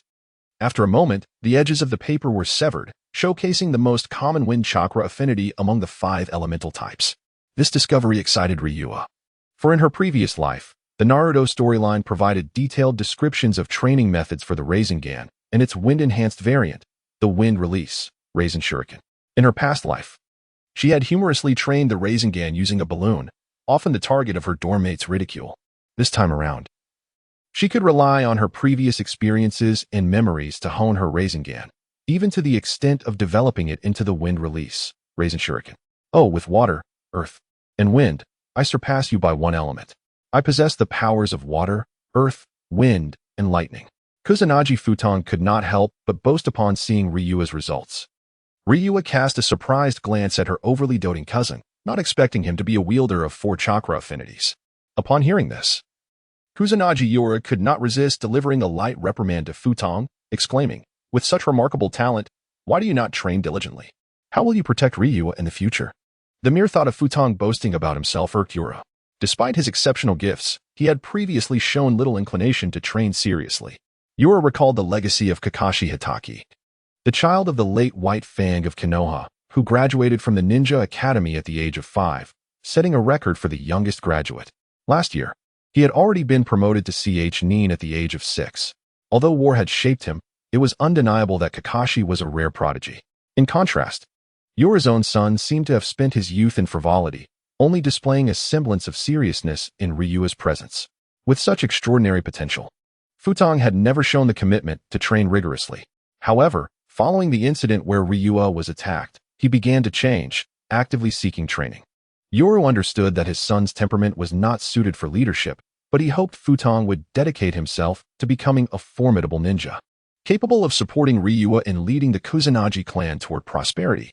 Both Kusanagi Fu Tong and Kusanagi Ryua had not attended the ninja academy. As direct descendants of the clan who had awakened their second bloodline, they represented the future of the Kusanagi clan. Given the current dynamics between their clan and the higher-ups of Kusa, the family could not risk jeopardizing their future. Since Fu Tong is here today, it would be perfect for him and Ryua to have a friendly match, suggested Kusanagi Yu, and Yoru did not oppose this idea. Is that really okay? Ryua just recovered. Will she be all right? Fu Tong asked with concern. There's no need to worry, Fu Tong. I've nearly fully recovered, Ryua reassured him, raising her small fist in a show of confidence. However, despite the casual remarks, within the heart of, there resided a profound sense of joy regarding the concern her elder brother harbored for her. Do not fret. We shall observe closely, interjected. Very well, conceded. Stepped forward, positioning herself before her brother. Their first act was to form the sign of confrontation. Stood by, temporarily assuming the role of referee. Once the hand seals were completed, swiftly drew her wooden kunai, her vigilance firmly fixed upon. In the presence of her older brother, remained on high alert. Although he possessed numerous flaws, one could not deny his remarkable talent. After all, was the second member of their generation to awaken the art of, following only her. Notably, he had trained for several additional years, a span that could significantly impact a ninja's prowess. His current capabilities were an enigma to her, and thus, exercising caution was prudent. Sister, I shall advance, announced. Indeed, I am prepared, came's reply. Upon hearing her response, wasted no time. With his left hand, he retrieved a wooden kunai, while his right hand deftly launched two shurikens at precise angles, propelling himself forward. Once engaged in combat, transformed, exuding a demeanor that was cold and singularly focused, as if battle consumed his every thought. The naive appearance he once bore vanished, as befitted one worthy of the title of genius within the clan. Come at me, mused inwardly, eager to test the mettle of her brother. She too hurled two shurikens, simultaneously advancing to deflect projectiles with her kunai.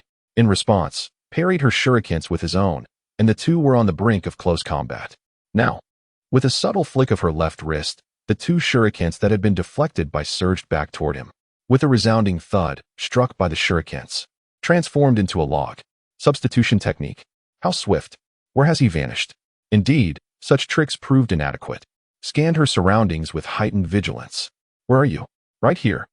Suddenly materialized behind, his kunai lunging forward as he issued a warning. Reacting swiftly, pivoted to intercept the thrust. Anticipated this, and as his kunai was blocked, he unleashed a powerful kick aimed at her abdomen.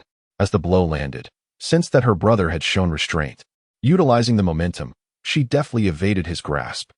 Through this brief encounter, she discerned that in terms of physical prowess, she was no match for. Indeed, underestimating an opponent could lead to dire consequences.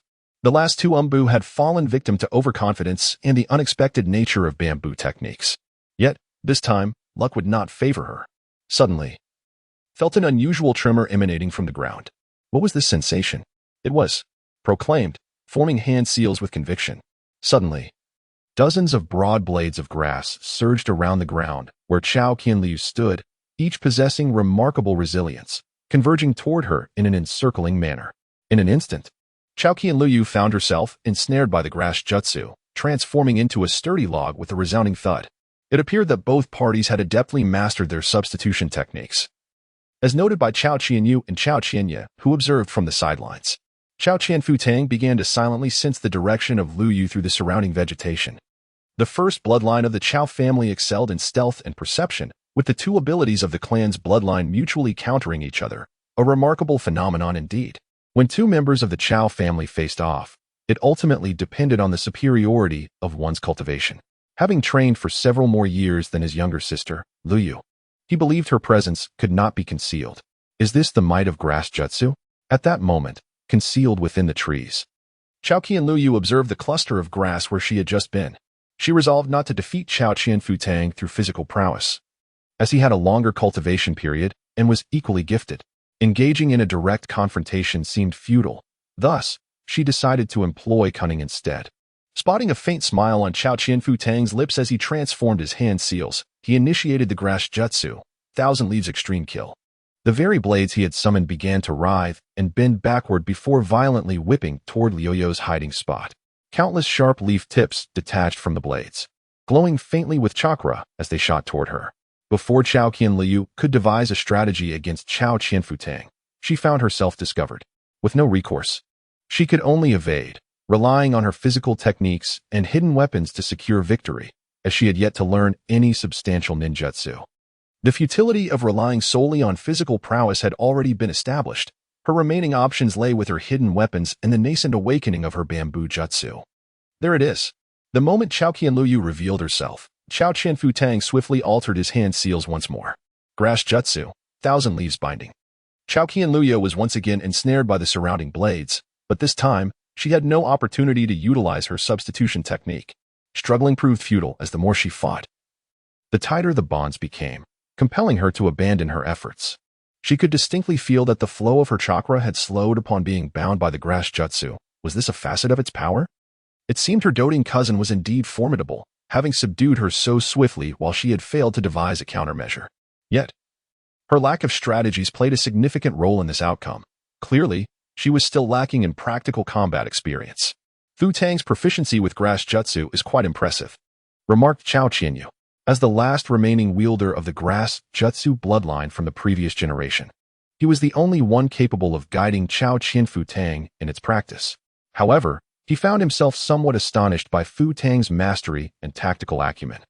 Although he had anticipated Fu Tang's victory, he did not expect it to come so effortlessly. While Liu's lack of countermeasures contributed to the outcome, a victory is a victory, and that is beyond dispute. The child possesses remarkable talent in combat, though his intellect leaves much to be desired, remarked Qian Yu with a mix of pride and exasperation. Indeed, it was evident that Cao Qianlu had been subdued. The cool demeanor of Cao Qianfu was swiftly replaced by a giddy expression as he rushed forward, exclaiming excitedly, "Sister, did you see that? Am I not impressive? Could you please release me first, Brother Futong?" sighed Cao Qianlu, still bound. Oh, I got carried away," Cao Qianfu said, slightly embarrassed, scratching his head before performing a hand seal to free Cao Qianlu from her restraints. "All right, you two come over here," Cao Qianyu called, observing that the practice duel had concluded. Upon hearing Cao Qianyu's summons, Cao Qianfu ceased his antics and approached alongside Cao Qianlu, both standing respectfully before Cao Qianyu, awaiting his words. Although he had previously spoken to Futong, the presence of Liu Yu compelled him to reiterate. Noticing their serious expressions, Cao Qianyu smiled and continued. "In this generation of our clan, only you two have awakened the grass ninjutsu. The grass clan's second bloodline, grass ninjutsu, differs from the first bloodline, hidden ninjutsu. The latter pertains to physical prowess, with a lower threshold for awakening, allowing for sensory reconnaissance and stealth through vegetation. Just now, Liu Yu concealed herself within a large tree, and it was through hidden ninjutsu that Futong discovered her."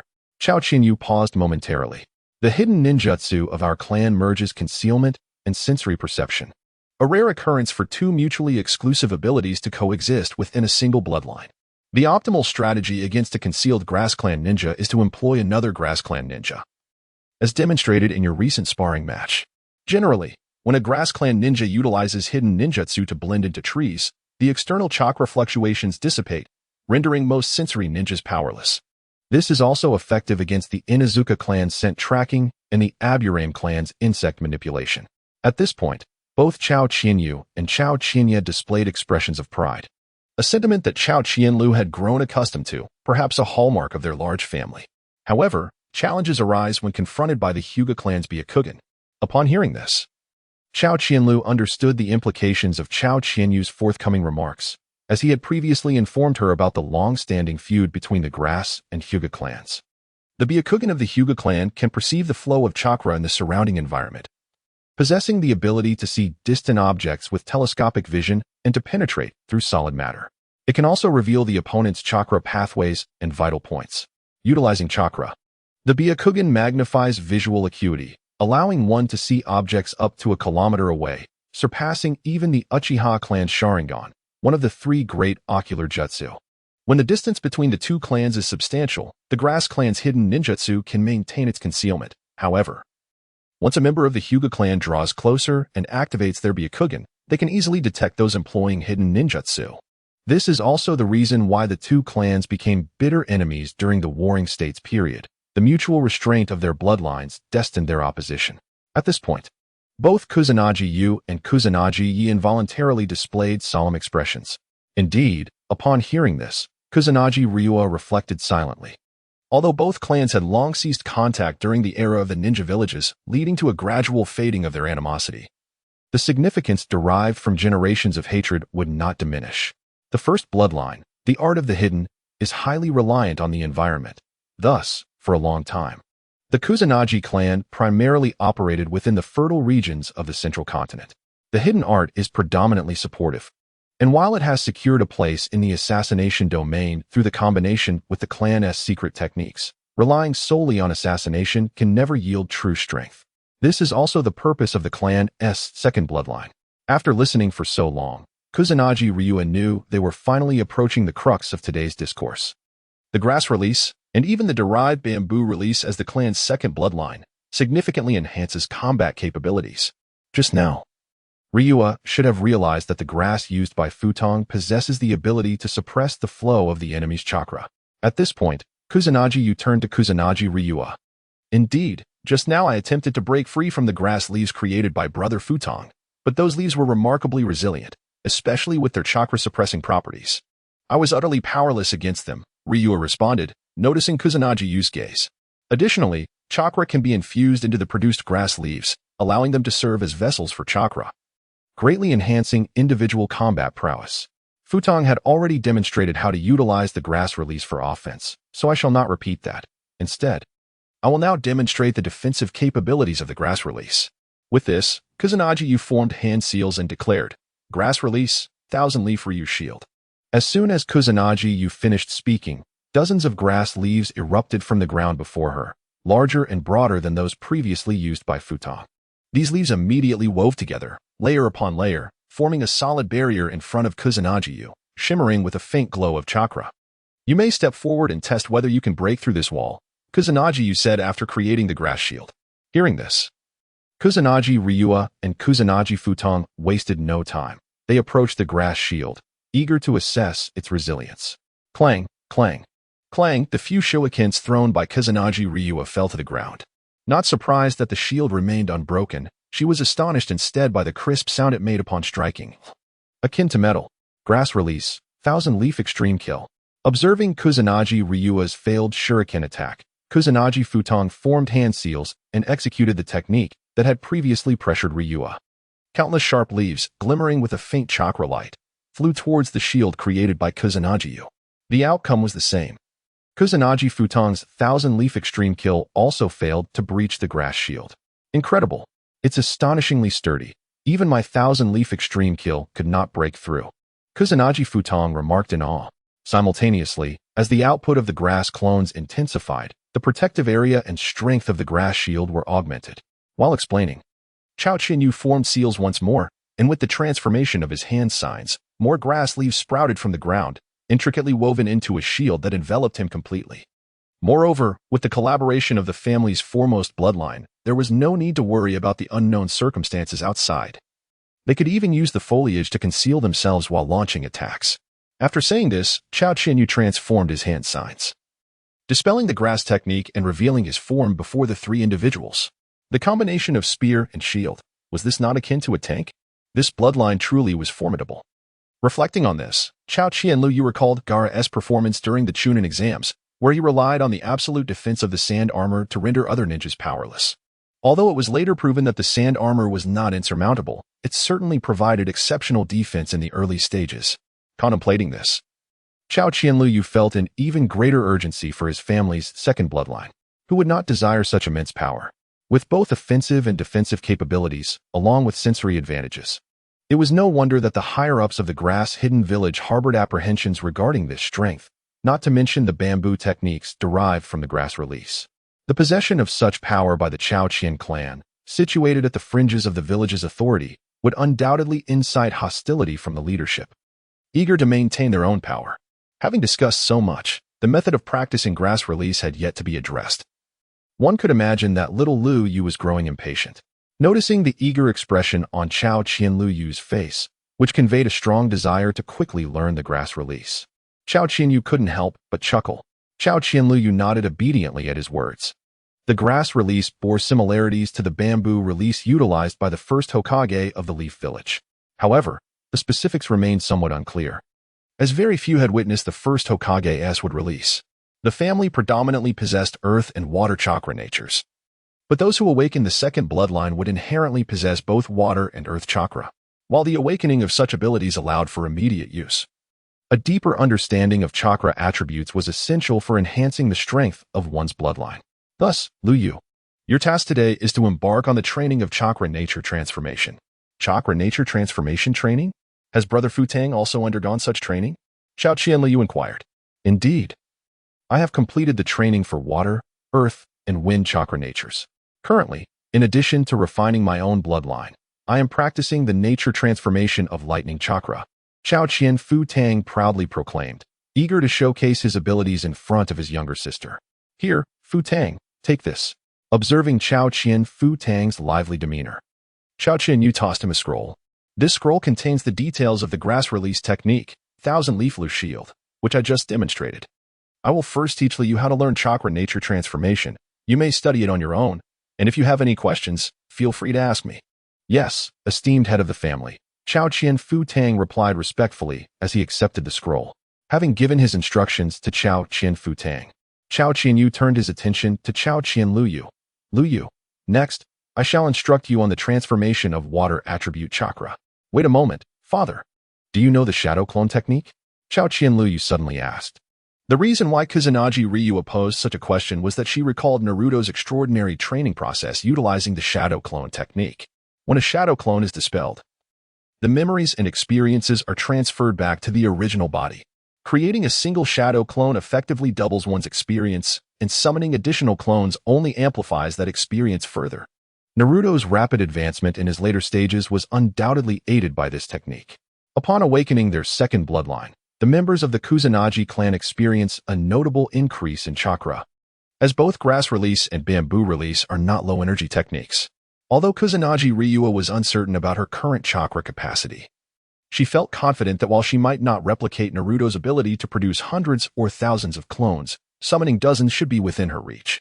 The prospect of dozens of shadow clones indicated a training speed multiplied by dozens, and this thought filled Ryua with excitement. The shadow clone technique, established by the second Hokage of Konoha, is a high-level ninjutsu that divides one's chakra to create clones identical to oneself, capable of attacking and acting independently. However, the downside is that they vanish upon taking damage. The advantage lies in the fact that once dispelled, the original gains the experiences acquired by the clones. Subsequently, the second Hokage developed the multi-shadow clone technique, which allows the creation of multiple clones simultaneously. However, this technique does not fundamentally differ from the basic shadow clone technique. It requires a significant allocation of chakra, and upon dispelling, a flood of information and experiences inundates the mind, which can burden the body excessively. Thus, if not mastered properly, it could be detrimental, leading to its classification as a forbidden technique by Tobarama Senju. Although the technique is not particularly complex, its origin from the second Hokage raises uncertainty regarding its dissemination within Konoha, leaving Ryua unsure if Kusanagi possesses knowledge of it. Are you referring to the shadow clone technique, Ryua? Upon hearing Kusanagi Ryua's inquiry, Kusanagi joined his index and middle fingers together, forming a cross to execute the seal.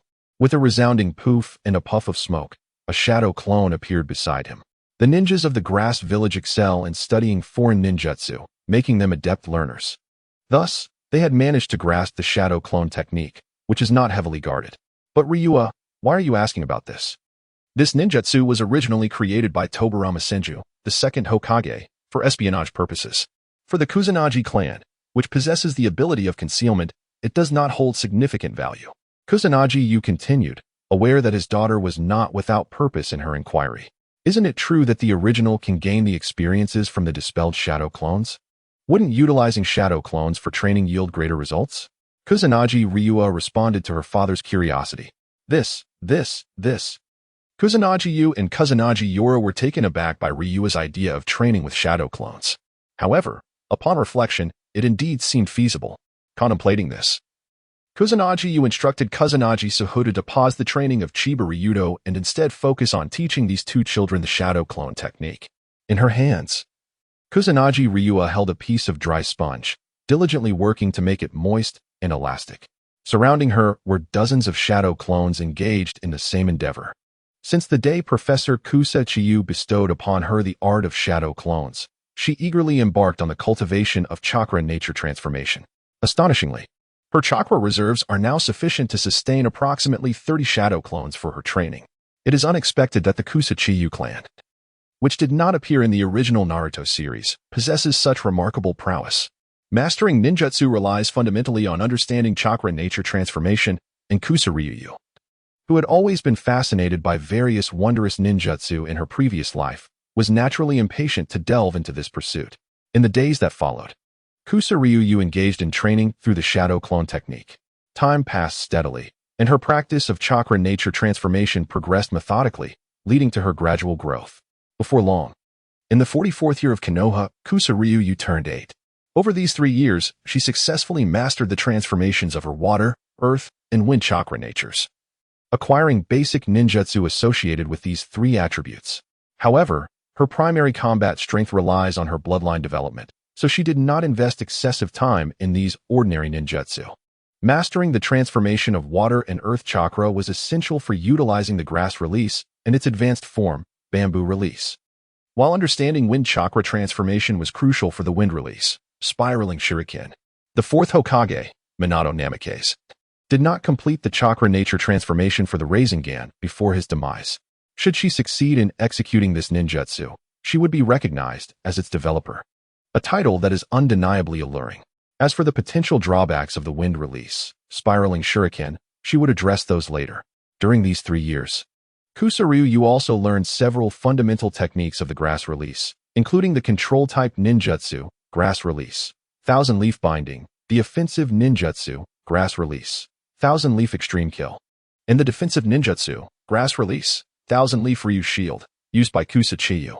Additionally, she studied some secret techniques of the grass release recorded in the family's ancestral scrolls. Regarding the advanced bamboo release, Kusa Chiyu indicated that the time was not yet ripe, as Kusa Ryuyu must first thoroughly master the grass release. Furthermore, he himself does not possess the bamboo release and will need to take her to a concealed location for training when the time comes. Kusa Ryuyu, accepting the mystery surrounding Kusa Chiyu, focused on familiarizing herself with her grass release. Moreover, Kusa Chikai has recently vanished from the family. When she inquired with her father, he revealed that she was on a long-term mission and would not return in the immediate future. Meanwhile, the landscape of the Third Shinobi World War has undergone significant changes. At the onset of the conflict, the war could be divided into 2 factions. On one side, Konoha engaged in battle with both Sunagakure and Kirigakure, while skirmishes also occurred between the latter 2. On the other side, Iwagakure and Kumogakure clashed mercilessly. During the mid-war period, as Sunagakure suffered substantial losses, Iwagakure seized the opportunity to strike against Sunagakure, substantially increasing their pressure. In a desperate move, the newly appointed 4th Kazekage, Rasha, negotiated with Konoha and Kirigakure, committing fully to countering Iwagakure's onslaught. Amidst the strife between Sunagakure and Iwagakure, the hero of Sunagakure, the master of the Shikutten, Yukura, mysteriously disappeared after achieving great feats in the early stages of the war. Though the higher-ups of Sunagakure claim internally that their hero has fallen victim to the treachery of Iwagakure, Kusanagi Ryua knows that Yukura was betrayed by the elite of Sunagakure, sacrificed to Kirigakure in exchange for a truce. Meanwhile, Kumogakure, having ceased hostilities with Iwagakure, has now turned its ire towards Konohagakure.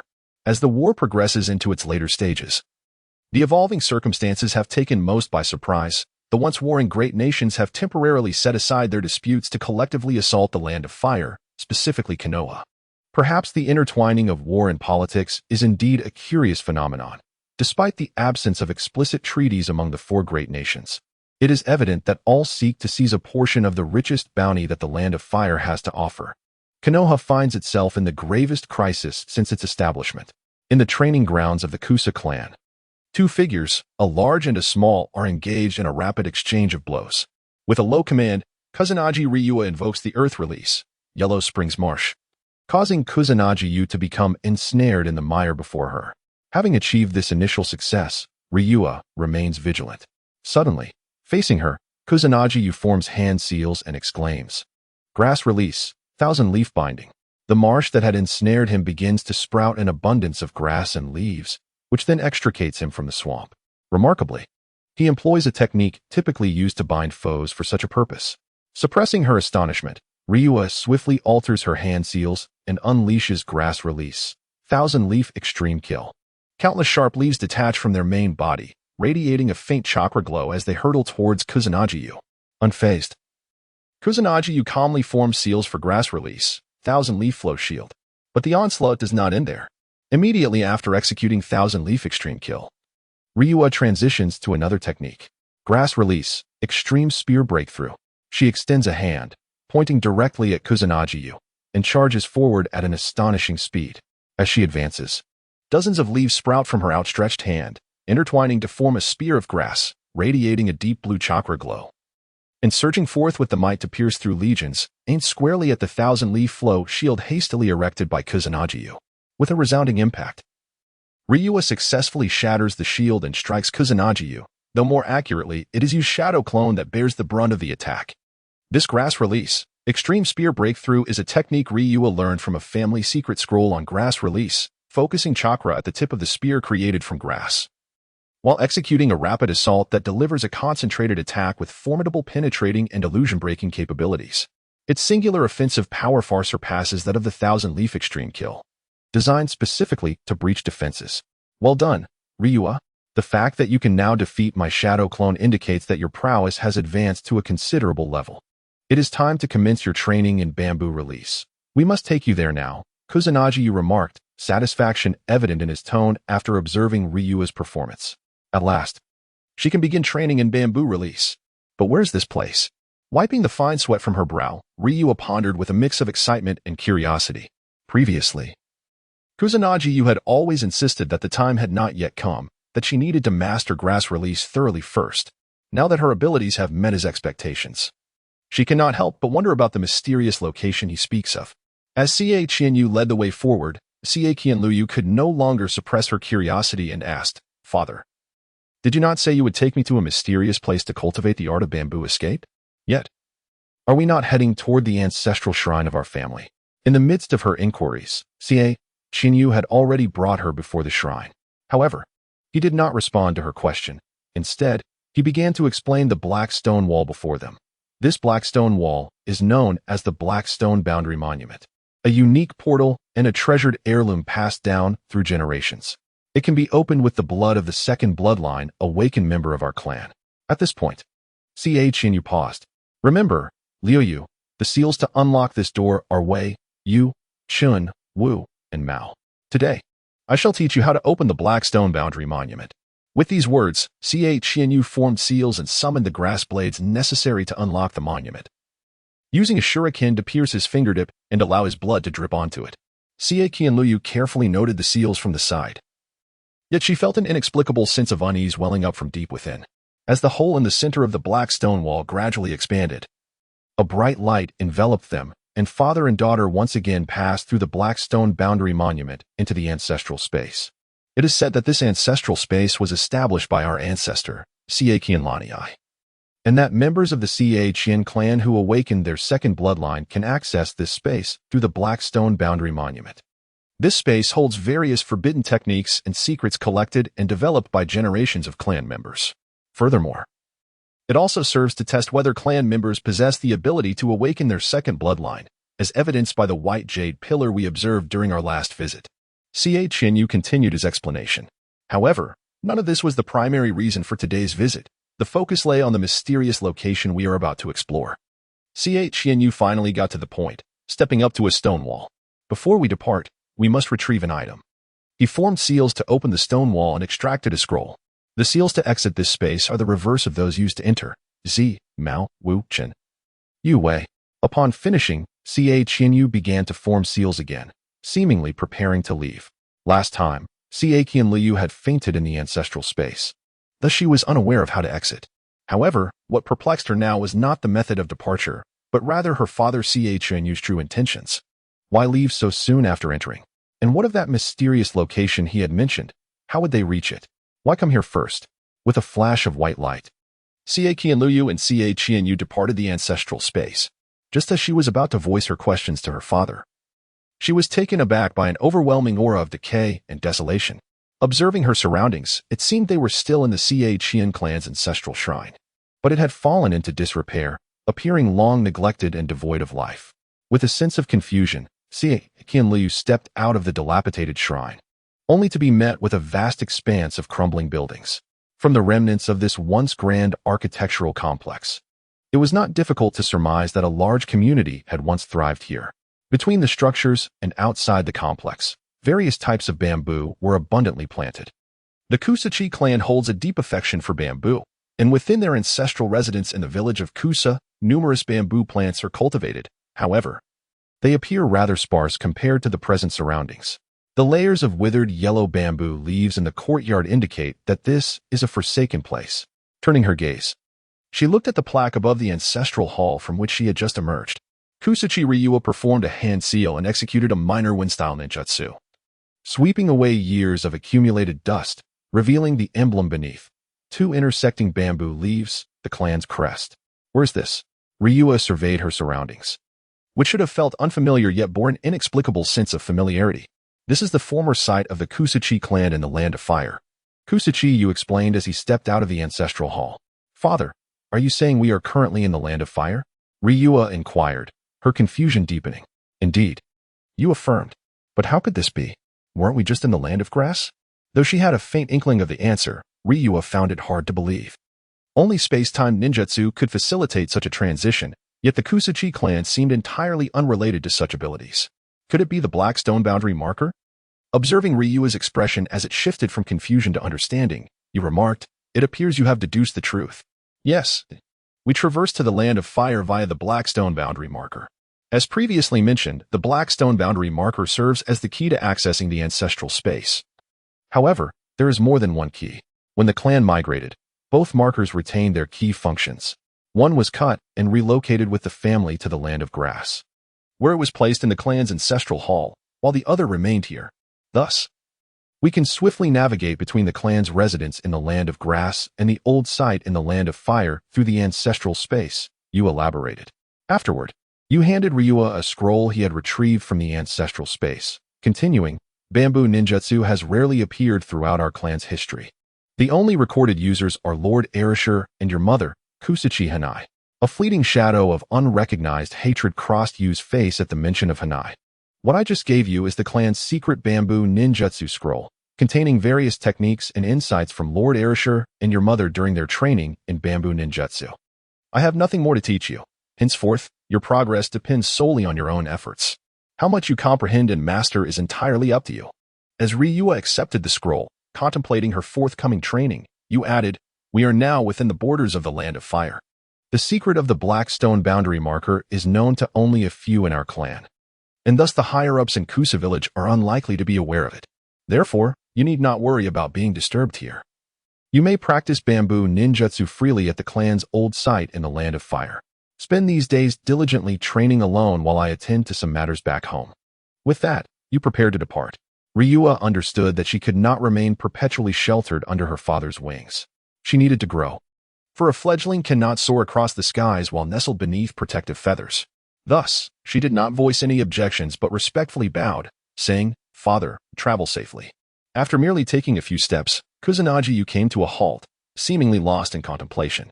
With a resolute decision, he turned around and removed the forehead protector of Kusa village, which was bound to his left arm, tossing it to Kusanagi Ryu. With this, you are now a mature ninja, he proclaimed, not looking back. Just as Ryu was savoring the profound implication of his words, you are now a mature ninja. Kusanagi had vanished. In the mountainous region behind the ancestral home of the Kusa clan in the Land of Fire, a dense thicket of arrow bamboo thrived. For days, Kusanagi Ryu had refrained from returning to the clan, dedicating himself to rigorous training in this secluded area. During this time, Kusanagi Naoko had paid him a visit, delivering essential supplies before departing. Ryu had hoped to engage Naoko in conversation, as he had seldom seen her since his father, Kusanagi assumed responsibility for his training. She was rumored to be on a mission. Their encounters were always fleeting, this one being no exception. After Naoko provided the necessities, Ryu had intended to playfully plead for her to stay a little longer. However, after gently patting her head, Naoko apologized sincerely, saying, "Forgive me," and then took her leave. For Kusanagi Ryu, who had previously lived as a man for over 20 years in his past life, adopting the demeanor of a young girl felt rather awkward. Yet, in the presence of his father and Naoko, he found himself instinctively yearning for their support, as if some innate impulse compelled him. Once Naoko departed, Ryu began to ponder the question that had just struck him. Why was Naoko in the land of fire?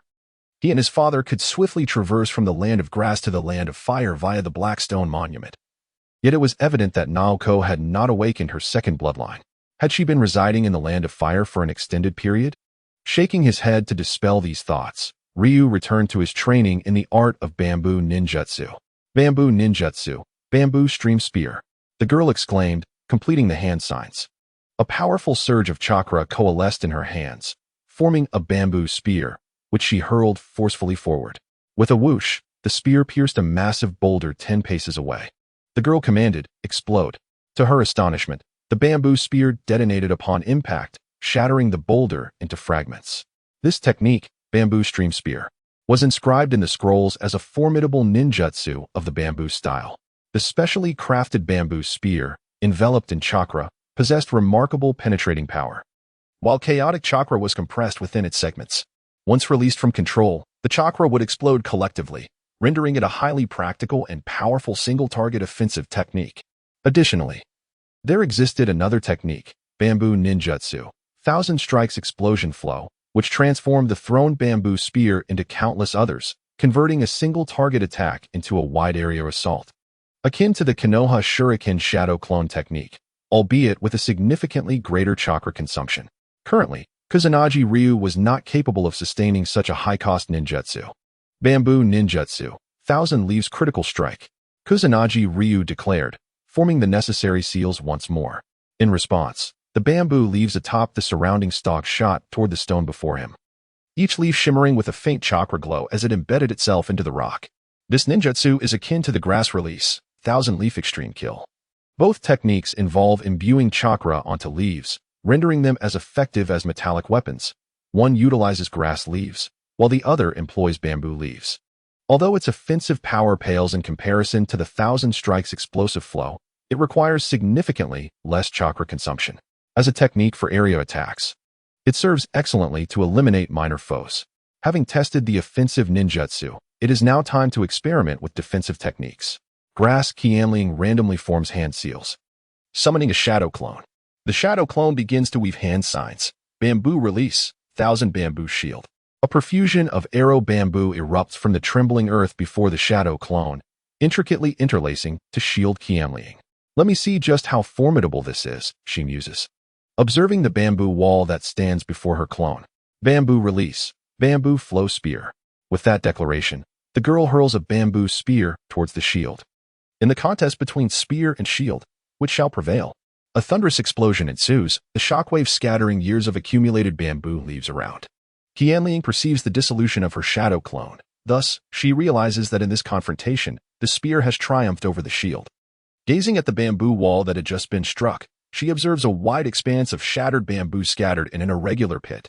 Before the bamboo wall lies a semicircular crater with a radius of approximately 7 to 8 meters, while the area behind the wall appears rather chaotic. However, the pit's dimensions are significantly smaller than that of the bamboo wall, indicating that the defensive capabilities of bamboo release are far superior to those of grass release. After practicing for a while longer, Qian Liuyu reclines against a stone, lost in thought. Throughout the history of the Grass Qian clan, it is evident that the known users of bamboo release are limited to her ancestor, Qian Yi, her mother, Qian Yu, and herself, Qian Liuyu. All three are women. Does this bloodline favor the female form? The scrolls contain scant insights regarding cultivation. They merely emphasize the necessity of mastering grass release before attempting bamboo release, which explains her father, Qian Yu, delaying her training in bamboo release to consolidate her grass release skills. Grass release is already formidable, versatile in both offense and defense, especially when paired with the clan's premier bloodline, transforming her into a veritable armored artillery. Bamboo release, undoubtedly, is an enhanced version of grass release. boasting sharper offensive capabilities and sturdier defenses. It is no wonder that the higher-ups of the grass-hidden village regard this bloodline ability with such trepidation. Currently, the situation in the grass-hidden village is precarious, with the delicate peace between the higher-ups and the clans hanging by a thread. Given that Qian Liuyu found no records of the Grass Qian clan in the original Naruto series, she envisions a dire future of extinction for her clan. Aware of the Uchiha clan's fate, Qian Liuyu cannot help but draw parallels. The fates of both clans are strikingly similar. Their immense power breeds fear and suspicion among the village leaders, relegating them away from the centers of power, while radical elements within the clan harbor discontent towards the higher-ups. Perhaps the Grass Qian clan is merely a reflection of the Uchiha clan's destiny, yet based on the current timeline. It may well be the Uchiha clan that follows in the footsteps of the Grass Qian clan. Her relentless training is driven by the desire to alter this course. To protect those she holds dear, her father, Qian Yu, her sister Nai, and her brother Futang. As these thoughts linger, Qian Liuyu gradually drifts into slumber. On the edifice at the heart of the grass-hidden village, a man clad in traditional Japanese attire, with flowing black hair, gazes toward the distant skyline. He is Ura Hizashich, the current head of the Ura clan and the leader of the grass-hidden village. The crimson clouds adorn the heavens, and the setting sun before him appears to herald impending events. Ura Hizashich observes the scene with a faint smile, declaring it a good omen. He turns to inquire of a senior official from the grass-hidden village standing behind him. Have the negotiations been finalized? When can we expect the ninjas from the rock-hidden village to arrive? The official, also smiling, replies, the agreement has been reached. The ninjas from the rock-hidden village will soon enter the grass-hidden village. Pleased by this response, Ura Hizashich smiles contentedly. However, another senior official expresses concern. But what about Kusa? It seems she has received some directive from Kusa Chiharu and has been absent from the village recently. Could she disrupt our plans? Ura Hizashich dismisses this worry, stating, what is there to fear? In the face of the ninja villages, individual strength is insignificant. Without the Chitos clan, Kusa Chitos cannot stir significant turmoil. The official hesitates, still feeling uneasy. Since there are no issues, let us prepare for the convening of the joint meeting of the clans. It is time for the grass-hidden village to engage in this war, Ura Hizashich asserts, disregarding the official's doubts. He then pricks his finger to perform a summoning technique, invoking the signs of the boar, dog, rooster, monkey, and sheep. With a low incantation, a tremendous eagle materializes amidst a cloud of smoke before Ura Hizashich. He approaches and whispers instructions to the majestic creature, which acknowledges him with a nod before soaring into the sky. The eagle circles high above, emitting sharp cries that resonate throughout the grass-hidden village. As the heads of the various clans hear this sound, they realize a joint clan meeting is imminent.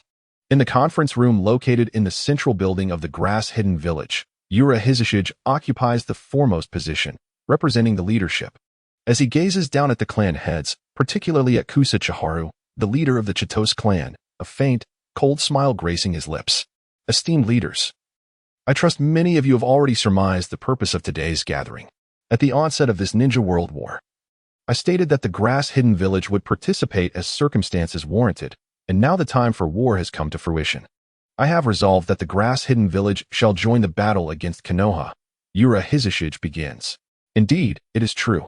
Currently, Konoha in the Land of Fire is besieged by the four great ninja villages, Kumogakure, Sunagakure, Kirigakure, and Awagakure.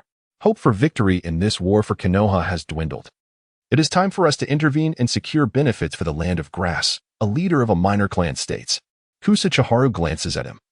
The speaker is the head of a small clan allied with the Ura clan, who has often opposed him in clan meetings under the covert guidance of the Ura family over the years. Exactly. Now that Konoha is in a state of decline, we should unite with the other ninja villages to wage war against Konoha, seizing their resources and territory to strengthen the Land of Grass. Joining the war now is advantageous, and I wholeheartedly support Lord Yulian's proposal. I also concur with the various clans affiliated with the Yulian family, who have expressed their agreement. Ca Qian Liuyu glanced at the remaining clan leaders who had yet to voice their opinions. They were the conservative faction of the village, appearing indifferent to the power struggles within the village and the prospect of external conflict. They understood the limitations of their own clans, thus refraining from engaging in the contest for power, yet their pride prevented them from aligning themselves with the Yuliang family. The Ca Qian clan had previously attempted to win them over, but having rejected the Yuliang clan's dominance in Chaoyin village, They would certainly not consider the marginalized Ca Qian clan either. Listening to the chorus of flattery below, Yu Jioji seemed to revel in the atmosphere. However, upon observing Ca Qian Yu, a hint of displeasure stirred within him. Clan leader Ca Qian Yu, do you seem to harbor a differing opinion? Might you share it? To his surprise, Yu Jioji directed a question at Ca Qian Yu. After being rivals for such a long time, Ca Qian Yu was well aware of his intentions. Nonetheless, he stood to express his views. The Land of Fire, located in the heart of the continent, is affluent and resource-rich, making it the wealthiest of the 5 great nations. The Hidden Leaf Village, being under the auspices of the Land of Fire's daimyo, enjoys substantial support, maintaining a formidable ninja force. From the inception of the village, it has stood as the foremost ninja village in the shinobi world. No single ninja village could rival it. Although the Hidden Leaf currently finds itself besieged by the 4 great ninja villages, it has yet to reach a point of utter despair. Furthermore, there is no formal alliance among the 4 great ninja villages, which are fraught with their own internal conflicts. In this context, while they unite to assault the Hidden Leaf, unforeseen developments may arise, and it is even conceivable that the Hidden Leaf could emerge victorious. Therefore, I oppose Chaoyin Village's involvement in this war and vehemently oppose waging war against the Hidden Leaf. Having spoken his mind, Ca Qian Yu disregarded the reactions of others and took his seat, contemplating the intelligence gathered by Ca Qian from outside. If the information proved accurate, it would spell unprecedented disaster for the Ca Qian clan. Although he had prepared countermeasures, Ca Qian Yu was resolute in his desire to avoid taking that step if at all possible.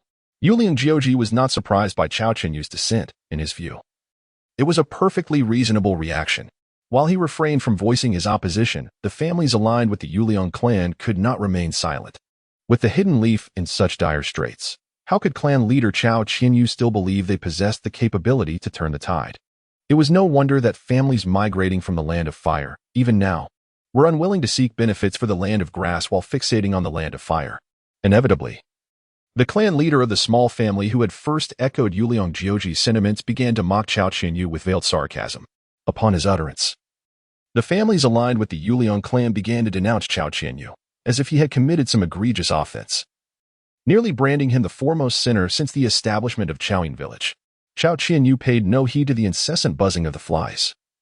He understood that this was merely a transient episode. The decisions made regarding Kusanagi Village by Yuliang Jianxi were beyond his capacity to alter. Nevertheless, he felt compelled to voice his opinion.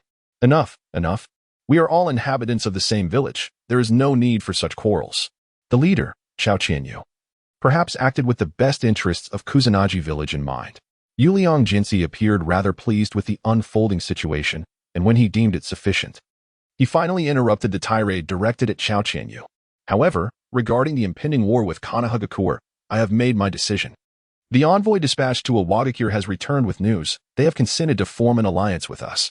Iwagakure will send an elite ninja force to join us, and we shall unite to form a coalition. At this revelation, a shadow flickered across Ca Qian Yu's heart. Had the Yuliang clan truly prepared for this? Although he had gathered some insights from Ca Qian, he still found it difficult to accept that such events would transpire. Given the ample space surrounding the residence of the Ca Qian clan, it seemed prudent to arrange for the Iwagakure ninjas to be stationed nearby. While it appeared to be a query directed at Ca Qian Yu, he recognized that he had neither the grounds nor the means to oppose it. In the Land of Fire, within the confines of a conference room, the third Hokage, Shimura Danzo, Mito Kazan, and Nara Shikaka convened. The assembly of these 4 figures, representing the pinnacle of authority in Konohagakure, signified that significant matters were at hand. After a prolonged silence, the third Hokage finally broke the stillness. Let us discuss the course of action we should take. The information relayed by Ca Qian must be accurate. After all, no clan would remain indifferent when forced into such a predicament. I propose we accept the conditions laid forth by the Ca Qian clan. Since Kusanagi Village has resolved to wage war against us, we need not hold back any longer. Moreover, this situation could prove advantageous for Konohagakure, allowing us to weaken both Iwagakure and Kusanagi's military strength through the Ca Qian clan's involvement, thus contributing to the forthcoming conflict. Danzo interjected, though his thoughts had shifted to the Uchiha clan. The third Hokage, Sarutobi Hiruzen, was unable to inherit the shadows of the second Hokage. Thus he resolved to conceal himself within darkness to safeguard Konohagakure. The Uchiha clan, to Konohagakure, was akin to the Ca Qian clan, an incongruous presence. a ticking time bomb poised to detonate. Despite the impending war positioning both factions at odds, Danzo harbored a deep-seated admiration for Yuliang Jinxi's approach. The same strategy should be employed against the Uchiha. Eradicating all instability was the duty of one deeply rooted in darkness. Mido Kazan and Nara Shikaku exchanged glances before Shikaku spoke up. We concur with Danzo's perspective. Since Kusanagi village has chosen to initiate hostilities, why should we not seize the opportunity for gain? In such perilous times, every advantage counts, as does every detriment to our foes. However, the third Hokage hesitated. Isn't this somewhat cruel towards the Ca Qian clan? The terms were proposed by the Ca Qian clan themselves. We did not coerce them, Danzo replied. Since it is their own decision, it indicates that this outcome is the best for them, Toanzo replied. With both advisors and Toanzo having spoken, it appears that this meeting should come to a close. In the dimly lit chamber beneath the ancestral hall of the Kusanagi clan, Kusanagi-yu, Kusanagi-yi, and several esteemed elders of the clan sat together in silence. The gravity of their current predicament rendered even these seasoned leaders at a loss for how to respond. The flickering candlelight seemed on the verge of extinguishing, and as Kusanagi-yu gazed at the flame, he contemplated the tragic fate that awaited the Kusanagi clan. Kusanagi-yu spoke. According to the intelligence relayed by Nai Zi, the ninja forces from Iwagakure will soon invade Kusagakure. I believe that moment will be the opportune time for the Yuryu clan to strike. I have brokered a deal with Konoha, offering the clan's accumulated wealth, several covert intelligence outposts, and our long-collected secret techniques in exchange for the acceptance of our children should a crisis arise. Konoha has agreed to my request.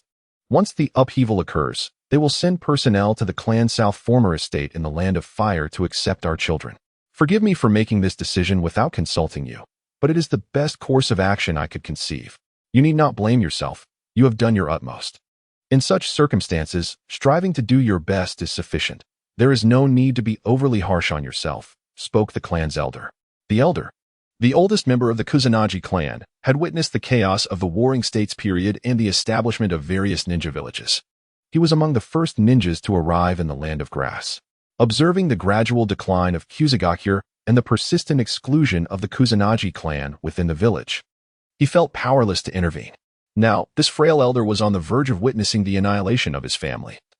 A sorrowful prospect for one who had devoted his life to their cause. With that, the small meeting room fell into silence.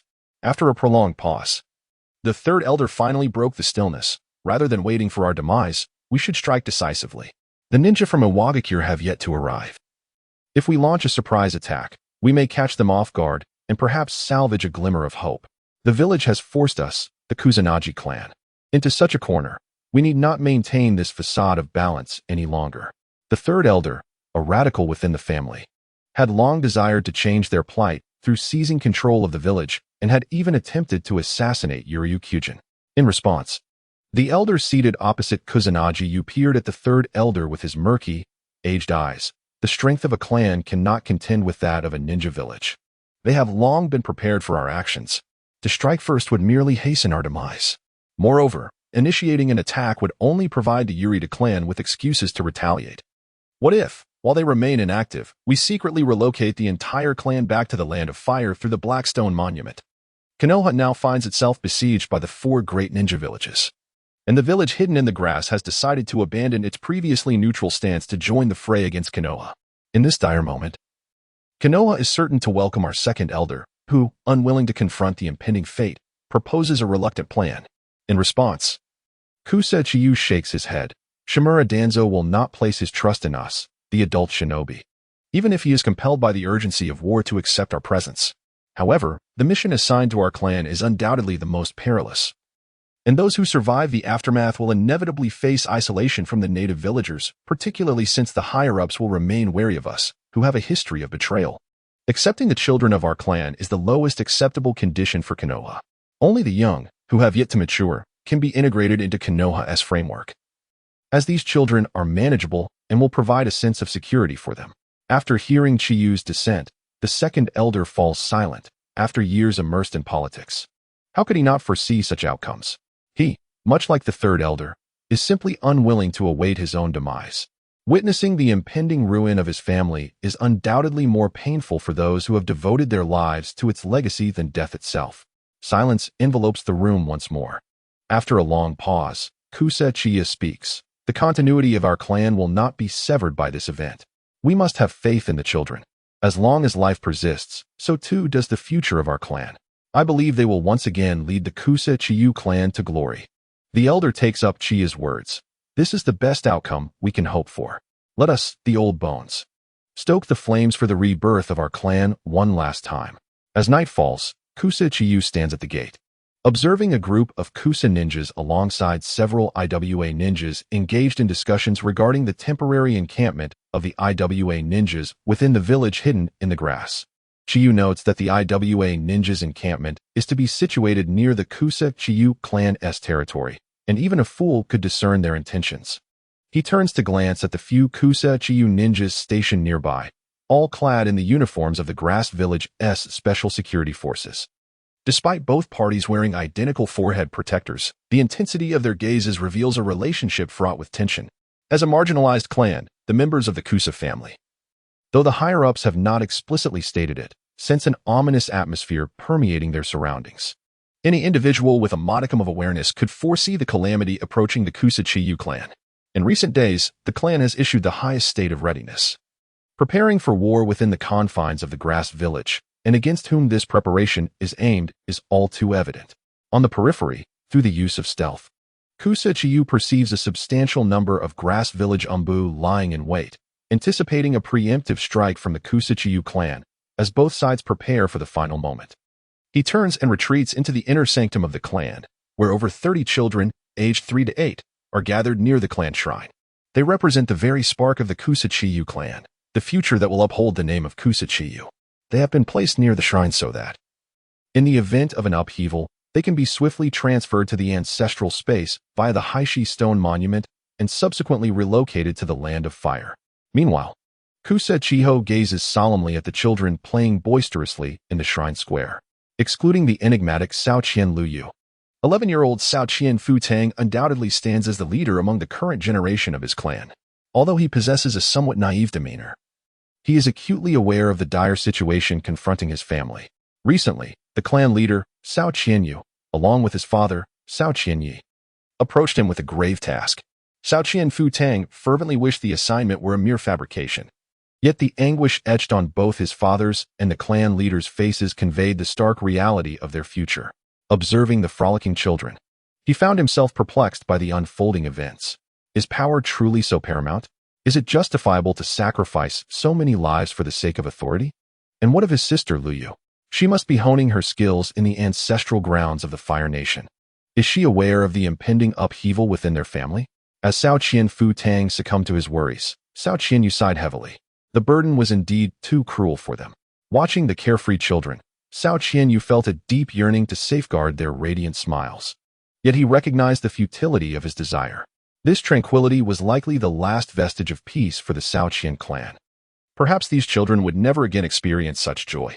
As the sun began its descent, a crimson hue bathed the western mountains. At the apex of the central tower in Shaoyin village, Yuliang Jian stood at the rooftop's heart. Flanked by several high-ranking officials of Shaoyin village and a multitude of half-kneeling, poised ninjas of the Shaoyin Umbu. As he watched the sun gradually sink, Yuliang Jian felt a stirring anticipation for the encroaching night. Suddenly, a ninja from the Umbu materialized behind him, half-kneeling in reverence, and reported, "My lord. The rock-hidden ninjas have reached their designated positions and are prepared to assist us at a moment's notice." Without glancing back, Yuliang Jian continued to gaze at the descending sun, murmuring, "It is time for the curtain to fall." As night enveloped the Ca Qian clan's encampment, Ca Qian Yu silently sensed the heavily armed rock-hidden ninjas outside their stronghold, who showed no signs of rest, indicating their readiness for battle. Beyond them, an indeterminate number of Shaoyin ninjas lay in wait. He understood that the moment had finally arrived. The Ca Qian clan saga within Shaoyin village was about to conclude. Turning, he instructed his kin to prepare for action. Under the cover of night, Ca Qian Liuyu reclined on a clearing in the rear mountain of the ancestral grounds, gazing up at the resplendent full moon. Yet, an unsettling feeling gripped her heart, the source of which remained elusive, but she sensed that something ominous was on the horizon. She touched the forehead protector gifted by her father, Ca Qian Yu, which she had tied around her neck. The thought of her father intensified her unease. Resolving to return to her clan, she deemed it time to conclude her training. However, Upon arriving at the entrance of the ancestral grounds, she encountered several unfamiliar, yet vaguely familiar figures, individuals she had known well in her past life. Before Ca Qian Liuyu stood 4 individuals, whom she scrutinized with great care. Among them, one youth possessed a thick mane of silver hair, partially obscured by a black mask that covered the lower half of his face, revealing only a pair of indifferent eyes. He bore a short blade upon his back. And despite his youth, his gaze bespoke the experience of one who had long lingered on the precipice of warfare. Another youth sported conspicuous goggles and wore a streamlined tracksuit adorned with a fan motif, emblematic of the Uchiha clan. He radiated an aura of vibrant energy. The sole girl among the quartet had short brown hair and large, deep brown eyes, complemented by dark red knee-high socks and red bracelets adorning her arms, with the most striking feature being the 2 purple markings on her face. Behind them stood a young man with blonde hair and blue eyes, clad in the standard attire of a Konoha ninja's vest, a gentle smile gracing his lips. The identities of these 4 were unmistakable: Kakashi Hitaki, Obito Uchiha, Rin Noara, and their guiding Jonin, known as the Yellow Flash, who would later ascend to become the 4th Hokage of Konohagakure, Minato Namikaze. Ca Qian Liuyu observed the group with trepidation. She belonged to the Grass Village, while those before her hailed from the Leaf Village. Although the Land of Grass had yet to be embroiled in the conflict, the presence of foreign ninjas within another's territory, particularly when discovered by rival ninjas, could hardly be construed as fortuitous. "Who are you? What brings you here?" she inquired, feigning ignorance, aware that while she recognized them, they did not share the same familiarity with her. "Hey, you from the Grass Village ought to be the one explaining yourself. This is the Land of Fire, and it's you who has intruded upon our territory," Obito Uchiha interjected, pointing at Ca Qian Liuyu with urgency. To be honest, Ca Qian Liuyu had not anticipated that this brash and reckless youth, so reminiscent of her cousin, would one day be the very Obito Uchiha who would commit heinous acts against his own teacher and clan, igniting the 4th Shinobi World War. One could not underestimate the terrifying obsession that plagued the Uchiha clan. Ca Qian Liuyu had no intention of resorting to violence, though Minato Namikaze were a perpetual gentle smile. She was acutely aware of the formidable presence he commanded, which instilled in her a profound sense of caution. If it were merely Rin, Obito, and Kakashi, she might have felt emboldened to navigate the situation to her advantage, given the geographical circumstances. "This is the ancestral site of the Ca Qian clan. Is it not permissible for me to train here? What are you all doing here, intruding upon our ancestral grounds?" she retorted. "The Ca Qian clan? What is that?" Obito asked, his expression one of bewilderment. "Obito," Rin muttered in exasperation beside him. "You fool. Didn't you review the mission briefing before we set out? You don't even know that our target is the Ca Qian clan," Kakashi remarked, rolling his eyes in disbelief. "What did you say, Kakashi? I challenge you to a duel," Obito shouted in indignation, pointing accusingly at Kakashi. Upon learning that she was the target of their mission, Kusanagi Ryua lost interest in the antics of her companions. Drawing her shuriken, she prepared for any potential conflict, despite her reluctance to engage. The reality of the situation demanded action as the target stood before her.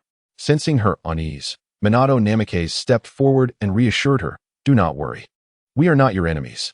We have come upon the orders of the 3rd Hokage to retrieve the remnants of the Kusanagi clan." At the mention of remnants, a shadow flickered across Ryua's heart. Her gaze fell upon the Kusa hidden village forehead protector her father had given her, and her anxiety began to swell. Had her worst fears come to fruition? What mission? What remnants? What is happening? Ryua could no longer maintain her composure. Had the dire scenario she had envisioned already unfolded? Minato and the others were taken aback. "You were not aware? Well, it makes sense. You mentioned you were training here, so it is understandable that you are uninformed about the turmoil in the Land of Grass." Kakashi and Rin regarded Ryua with sympathetic expressions, while only Obito Uchiha remained oblivious to the circumstances at hand. Ignoring their intentions, Ryua resolved to return to the Kusa hidden village post-haste. Kakashi and the others did not deter her. Instead, they joined her in her swift journey. As Ryua disappeared before the Black Stone Monument, Kakashi, Rin, and Minato were not surprised, but Obito looked utterly bewildered. "What on earth is happening? What are we supposed to do?" he questioned, still trying to grasp the situation. "Could you not bother to review the mission details before we set out?" Kakashi retorted, rolling his eyes at Obito's foolishness. "Minato-sensei, is it wise to let her return alone?" Rin inquired anxiously. "If the information is accurate, this child is indeed Kusanagi Ryua, the daughter of the Kusanagi clan leader.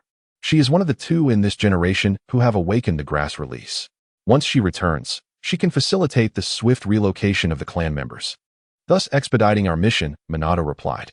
At that moment, Ryua's unease intensified as she arrived at the ancestral hall, confronted by dozens of terrified clan children. Her mind blanked in an instant. Had her greatest fear manifested? A flash of white light illuminated the space as Kusanagi Futong appeared with several clan children. Upon seeing Ryua, Futong paused, a flicker of joy crossing his features before being overshadowed by sorrow. Without uttering a word, he grasped Ryua's hand, and they were enveloped in another flash of light, reappearing outside the family shrine. Observing the children in dire need of relocation, Kusanagi Futong urged, Ryua, there is no time for explanations. We must move the clan's children quickly. My strength alone is insufficient. Yet, Ryua stood transfixed, oblivious to Futong's call, gazing blankly at her surroundings. The once thriving residence of the Ca Qian clan is now illuminated by a crimson light that symbolizes slaughter. The air is thick with the scent of blood, punctuated by anguished cries and explosions. The entire family is shrouded in fear and darkness. Near the ancestral hall, several clan ninjas stand nervously on guard, evidently there to protect the children during their evacuation. Lady Ryua, please. You and young Master Futao must expedite the relocation of the clan's children. The enemy may breach our defenses at any moment. We implore you to act swiftly. The speaker is a ninja of the Ca Qian clan, tasked with safeguarding the vicinity. Ryua, having grown up in an orphanage, often cared for younger children during her time there. Although her identity has transformed into that of the clan's lady, her essence remains unchanged. She is still warm-hearted and beloved within the family. She recognizes the speaker, Ca Qian Timoto, a mere 15 years old, who recently ascended to the rank of Nin and frequently sought guidance on training from Sister Naiko. However, the gravity of the situation causes Ryua to lose her composure as she seizes Timoto's hands, her expression filled with urgency. Brother Timoto, where is father? Please tell me. The clan leader is currently leading the clan's youth to fend off the enemies outside, buying us time for the evacuation. We are surrounded by foes. It is impossible to contact anyone else. The mass movement of personnel has disrupted our usual perceptions. Moreover, the clan leader has mentally prepared for the possibility of death. And your presence there would be futile, responds a despondent middle-aged clan member, evidently the captain of the guard. In her concern, Ryua momentarily forgets the clan's bloodline perception abilities. Realizing this, she begins to keenly sense her surroundings. As a direct descendant of the clan's bloodline, her perceptive capabilities vastly surpass those of ordinary members. It is not long before she pinpoints a precise location. Could it be the training ground? Resolute, Ryua intends to head there, but she is abruptly halted by Timoto's grasp. You can't go there. You are the future heir of the clan. In this time of calamity, the surviving children of the clan need you, Timoto implores. Fully aware of her intentions, yet he cannot allow her to plunge into danger. Ryua symbolizes the clan's future, and their sole duty at this moment is to ensure her safety. Before Timoto can finish his plea, Ryua vanishes in an instant, leaving his side. The middle-aged clan member who had previously responded attempts to intercept Ryua but finds his legs ensnared by several tendrils of grass without realizing it.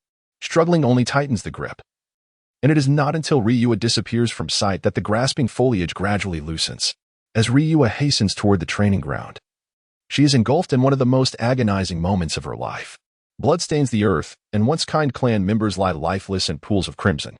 The bodies of Ca Qian's Dark Division and IWAS ninjas are strewn about. The closer she approaches the training ground, the heavier her heart grows with anxiety. Is Father Ca Qian Yu all right? As the leader and the mightiest of the Ca Qian clan, he was undoubtedly a primary target for his adversaries. Before Ca Qian Liuyu could reach the training ground, he sensed two chakra signatures approaching him. Moments later, he found his path obstructed by two ninjas disguised as a Wagakure shinobi.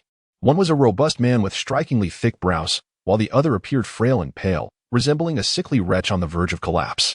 However, the pungent scent of blood emanating from them indicated they were far from ordinary foes.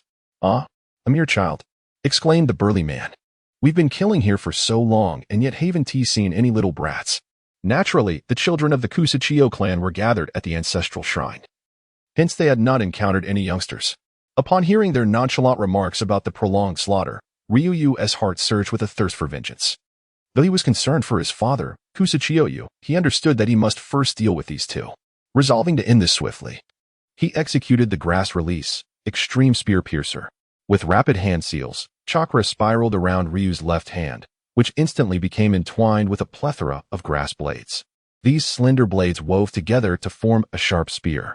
Concurrently, he launched himself forward at breakneck speed, and the sickly man could only perceive the spear's tip enlarging before him.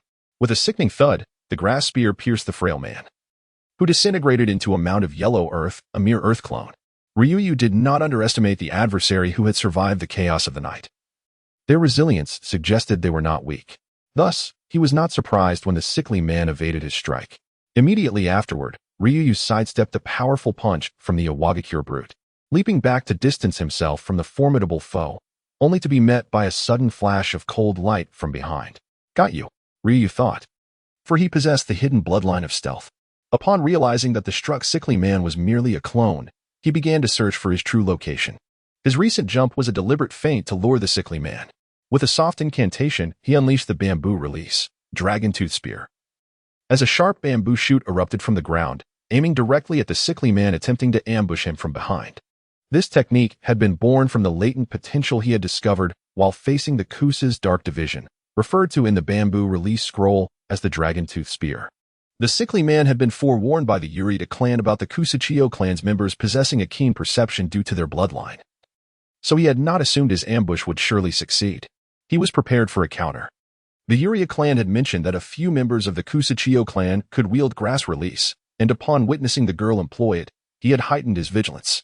However, he did not anticipate that the girl possessed not only grass release, but also that the angle of this newly emerged bamboo spear was particularly cunning.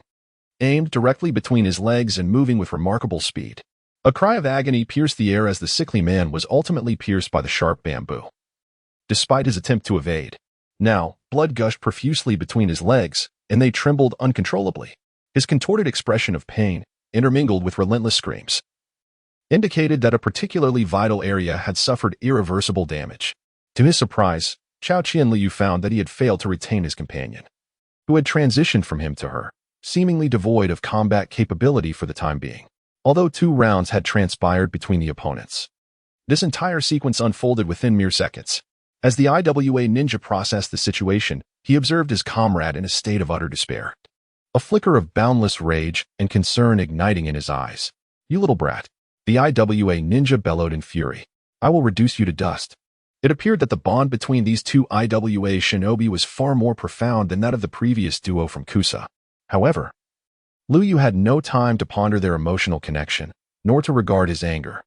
The pressing matter at hand was to swiftly eliminate these obstructive foes and hasten to the training grounds. With deft hands, she formed a series of seals, causing the earth to erupt with a multitude of grass blades. Upon completion of the seals, she unleashed her technique, Thousand Leaves Extreme Kill, sending countless sharp grass blades infused with a faint chakra glow hurtling towards the IWA ninja. Despite his fury, the IWA ninja instinctively began to form defensive seals. "Doton, Dori Heki," he exclaimed as he slammed his palms against the ground, erecting a wall of earth before him. Almost immediately, the sound of piercing blades punctured the air. Yet, this was not the end. Behind the barrage of grass blades surged a more radiant chakra-infused bamboo spear, aimed directly at the earthen barrier. With a thunderous force, it penetrated the wall, a technique known as bamboo flow spear. Sensing the tremors of the wall, the IWA ninja's heart raced. What kind of ninjutsu is this? As he beheld the bamboo spear breaching his earth wall, relief washed over him. He had successfully thwarted this assault. However, before he could fully comprehend the extraordinary penetrative power of this ninjutsu, the bamboo spear erupted with a blinding white light, resulting in a deafening explosion that shattered both the spear and the IWA ninja's wall into fragments. Though merely 2 consecutive techniques had been employed, Liuyu had meticulously devised a strategy. First, she unleashed the area of effect jutsu, Thousand Leaves Extreme Kill, compelling her opponent to forsake evasion in favor of defense. Seizing the moment when their line of sight was obstructed, she then deployed the highly penetrative bamboo flow spear to breach their defenses, culminating in the explosive finale. Wiping the fine beads of sweat from her brow, she took a few gentle breaths. The rapid succession of 4 techniques within such a brief span had placed a significant strain on her young body. Despite the exceptional physique of the Ca Qian clan and her ample chakra reserves, She remained merely an 8-year-old girl bearing the title of prodigy. After regaining her composure, Ca Qian Liuyu hastened towards the family training grounds.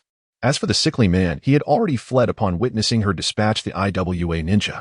At that moment, Liuyu was preoccupied with her thoughts, paying little heed to the whereabouts of the ailing individual.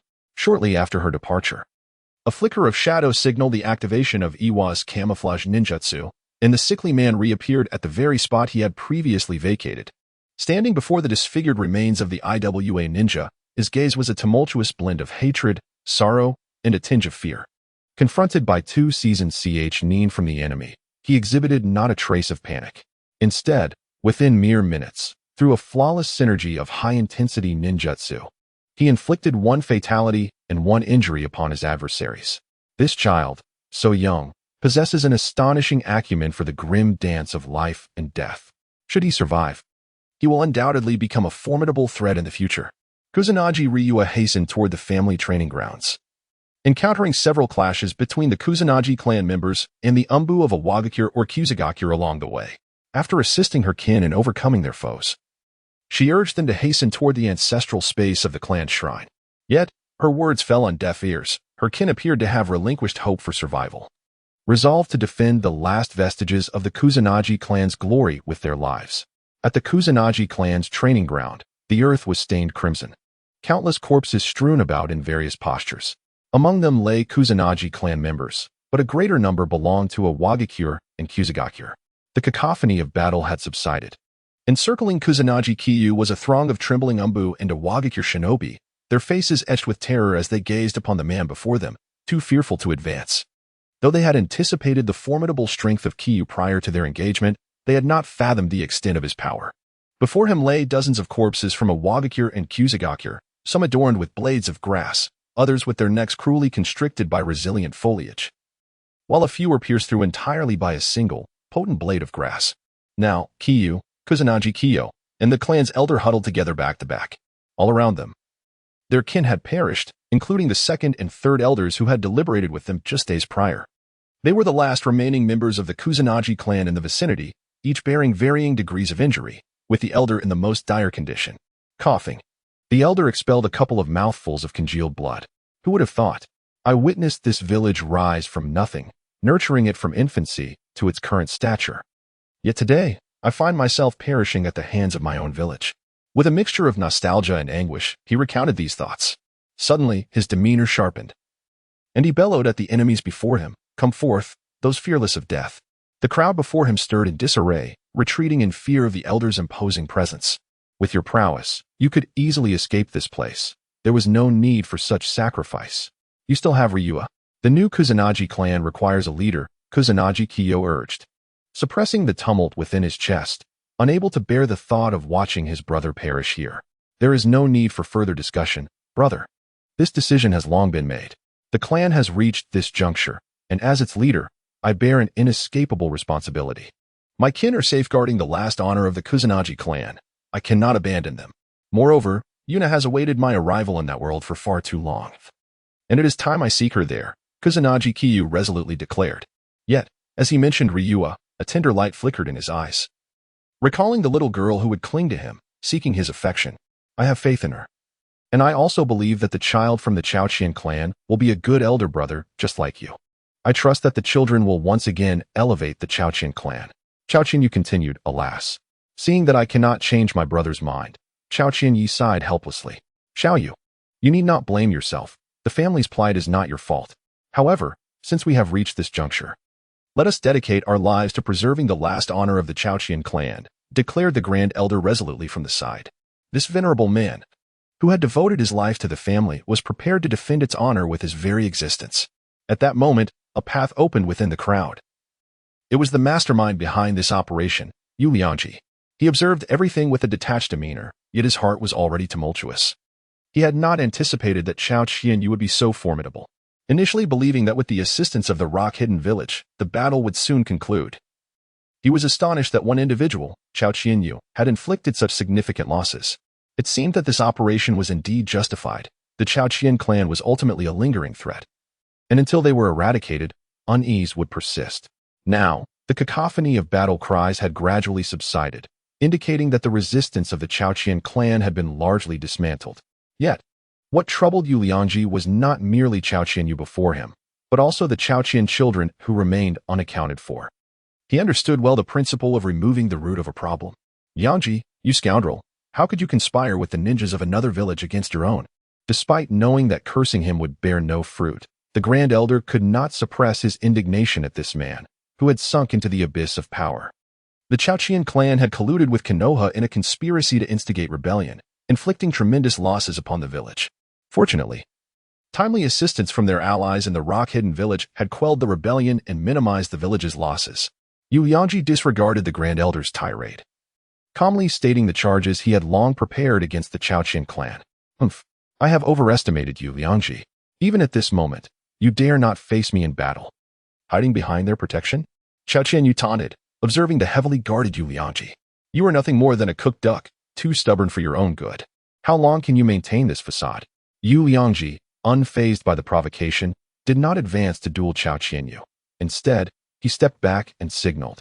Upon seeing this gesture, the previously timid members of the Ca Qian Umbu and the rock-hidden ninjas surged forward once more. Chow done, Thousand Leaves Strangulation. Ca Qian Yu prepared to form seals and unleash his ninjutsu. This technique was a more advanced application of the Thousand Leaves binding. No longer merely restraining the enemy, but directly ensnaring them with leaves to firmly bind and snap their necks and other vital areas. The opposing Ca Qian Umbu and rock-hidden ninjas anxiously gazed at their feet, recalling that many had perished under this very move, and they were not eager to meet the same fate. However, after prolonged combat, the chakra that had once surged within Ca Qian Yu was now utterly depleted, preventing him from executing this technique. Observing Ca Qian Yu's inability to unleash his ninjutsu, the Ca Qian Umbu and rock-hidden ninjas seemed invigorated and quickened their advance. With no other options, the three, having exhausted their chakra, were compelled to revert to the most primal form of combat, a contest of physical prowess. As the battle raged on, the wounds on Ca Qian Yu multiplied, and the world before him grew increasingly blurred. Was this the sensation of impending death? After repelling the enemy before him, he shook his head, attempting to muster his spirits. A glance around revealed that the Grand Elder had just been ambushed and slain by Yu Liangji. This venerable man, who devoted his life to the family, refused to close his eyes even in death, continuing to glare at Yu Liangji with defiance. His elder brother, Ca Qian Yu, was also nearing his breaking point, and those surrounding him clearly hesitated to sacrifice their lives in his final moments, opting instead to delay and maneuver. Shaking his head once more, Ca Qian Yu turned to search for Yu Liangji. Where could he be? Not beside his brother? Could it be? A sense of dread washed over him. But before he could react, a sharp blade pierced his body. Yu Liangji materialized behind Ca Qian Yu, darkly proclaiming, "Let me escort you from this world." No. A piercing wail erupted, a blend of helplessness, anger, and sorrow, when Ca Qian Liu hurriedly arrived at the training grounds. Her eyes fell upon the long knife embedded in her father's chest. The mournful cry drew the attention of everyone present. They were momentarily stunned at the sight of a small girl with green hair. After such a prolonged battle, the children of the Chao family had not been seen. And now, unexpectedly, a little girl appeared. Despite the overwhelming stench of blood that clung to her, neither the Chao nor the Yin clans paid her any heed. Their curiosity piqued about the whereabouts of the Chao children's hiding places, noticing the blame and worry reflected in her father's gaze. She understood he was chastising her for returning to this place. Observing the concern etched on Ca Qian Yu's face, Yu Liangji chuckled, "Is this your daughter? Today, I shall perform a kindness and allow you two to reunite." "Oh, no. It should be a family reunion of three." With that, Yu Liangji withdrew the blade and hurled Ca Qian Yu towards Ca Qian Liu. Ca Qian Yu felt the world fading into obscurity, his body becoming impossibly light. Struggling to widen his eyes, he could only see that troublesome little girl, Ca Qian Liu, rushing to catch her father. In his final moments, Ca Qian Yu could say nothing more. Yet the look in his eyes conveyed his message. He urged her to flee. Even as he lay dying, his concern remained for her safety. As the light in Ca Qian Yu's eyes gradually dimmed, Liu could no longer hold back her tears. "No," the girl cried out in anguish within her heart. The world before her began to lose its vibrancy, everything turning to shades of gray, save for the stark crimson of blood. Liu felt her world crumbling. The loss of her father left her feeling utterly adrift, her heart hollow. "Little ghost, I shall take you to meet your father," Yu Liangji declared, sensing it was time to eradicate the Cao clan from the annals of history. Having been an orphan in her past life, Ca Qian Liuyu deeply cherished the precious familial bonds she had in this one. Thus, when Ca Qian Liuyu initially inquired about her dreams, she expressed her desire to protect those she cherished. Now, her father, Ca Qian Liuyu, undoubtedly stands as the one she holds dearest. Yet the person she longs to safeguard has already departed. Ah, I want all of you to die. The girl screamed in a frenzied outburst. What meaning does this world hold? In this moment, Liuyu felt little joy or sorrow. All that consumed her was madness, the madness to annihilate everything. In the depths of hell, Longya observed the murderers before her as the girl painfully enunciated each syllable. Her eyes radiated an endless crimson, enveloped in a profound intent to kill. Her heart filled with the thirst for slaughter. As the girl descended further into madness, the ground trembled violently. What is this? Before the hidden member of the Cao clan could voice his confusion, a cacophony of screams erupted. Turning around, he saw that the rock-hidden ninja had been impaled from head to toe by a sharp bamboo spear. Blood splattered across his face, and before he could comprehend the situation, a similar spear erupted from the ground beneath him. The earth fractured, releasing a potent and chilling chakra surge that sent tremors through the hearts of those who sensed it. As if their souls were under the gaze of a harbinger from hell, countless sharp bamboo stalks pierced the earth, accompanied by screams, as blood slowly trickled down the bamboo, spreading fear among the crowd. Liuyu felt as though every cell in her body was being torn apart, a pain that penetrated to her very marrow. Yet, in this moment, she cared not. As long as she could eliminate her enemies, she seemed willing to bear any cost. You little brat. The overwhelming power unsettled Yuliang Jiujian. As the bloodshot eyes of the young girl intensified his agitation, he quickened his pace, attempting to keep Liuyu here. But the sharp bamboo sprouting from the ground clearly hindered his intentions. A spear shot directly towards Yuliang Jiujian, who attempted to shatter the bamboo obstructing his path. With a clang, akin to metal clashing, his plans were thwarted. With no time to ponder the peculiarity of the bamboo, Yuliang Jiujian was forced to retreat from the aggressive thrusts. He dodged, but before he could regain his footing, another bamboo spear surged from beneath the ground, forcing him back once more. Unable to mount another attack, he found himself desperately evading Liuyu's onslaught. Nearby, Ca Qian Liuyu, on the brink of demise, watched the scene unfold in shock. Though he was astounded by this unknown power, he understood that Liuyu could not sustain this self-destructive ninjutsu for long. Yuliang Jiujian was equally aware that the ferocity of Liuyu's unleashed power would not endure indefinitely. He remained on the defensive, looking for an opportunity to strike during her moment of weakness. He knew he had to act to ensure Liuyu did not perish here. At that moment, he noticed Cao Qianfutang, who had successfully evacuated the children, now lying in wait, ready to seize the opportunity. As he observed Cao Qianfutang poised to rescue Liuyu once her strength waned, a plan began to take shape in Ca Qian Liyu's mind. The crimson moon hung ominously in the sky, the ground littered with lifeless bodies, the incessant drip of blood echoing in the air. The unwilling gazes of fallen kin lingered in the memory, alongside the buildings ravaged by flames and bloodshed. A figure, Yuliangji, approached with a menacing intent. No, please no. The girl gasped, bolting upright from her slumber. She wiped the fine sheen of sweat from her brow. Was it merely a dream? A sliver of sunlight filtered through the gap in the curtains, casting a warm glow in the room, and as she beheld this light, she felt a wave of disorientation wash over her. She recalled the accusatory yet worried glance of her father before his demise, the fury of countless tribesmen as they perished, and the cold, murderous gaze of Yuliangji surveying everything around him. Through the words of the earlier messenger, she could vaguely deduce her whereabouts. A bitter self-mockery coursed through her. Once, she had yearned for this place, but the price of truly arriving here was an unbearable burden. With great effort, Liu rose and approached the window, eager to glimpse this unfamiliar yet oddly familiar land. Just as she attempted to open the window, footsteps echoed from the corridor, and the door swung open. You're awake. Careful.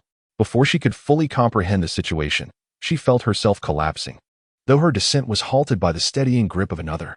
Turning her head slightly, she finally beheld the one who had caught her, a girl with short brown hair, large deep brown eyes, dark red thigh-high stockings, adorned with a red bracelet, and marked by two distinctive purple patterns on her face. It was Rin.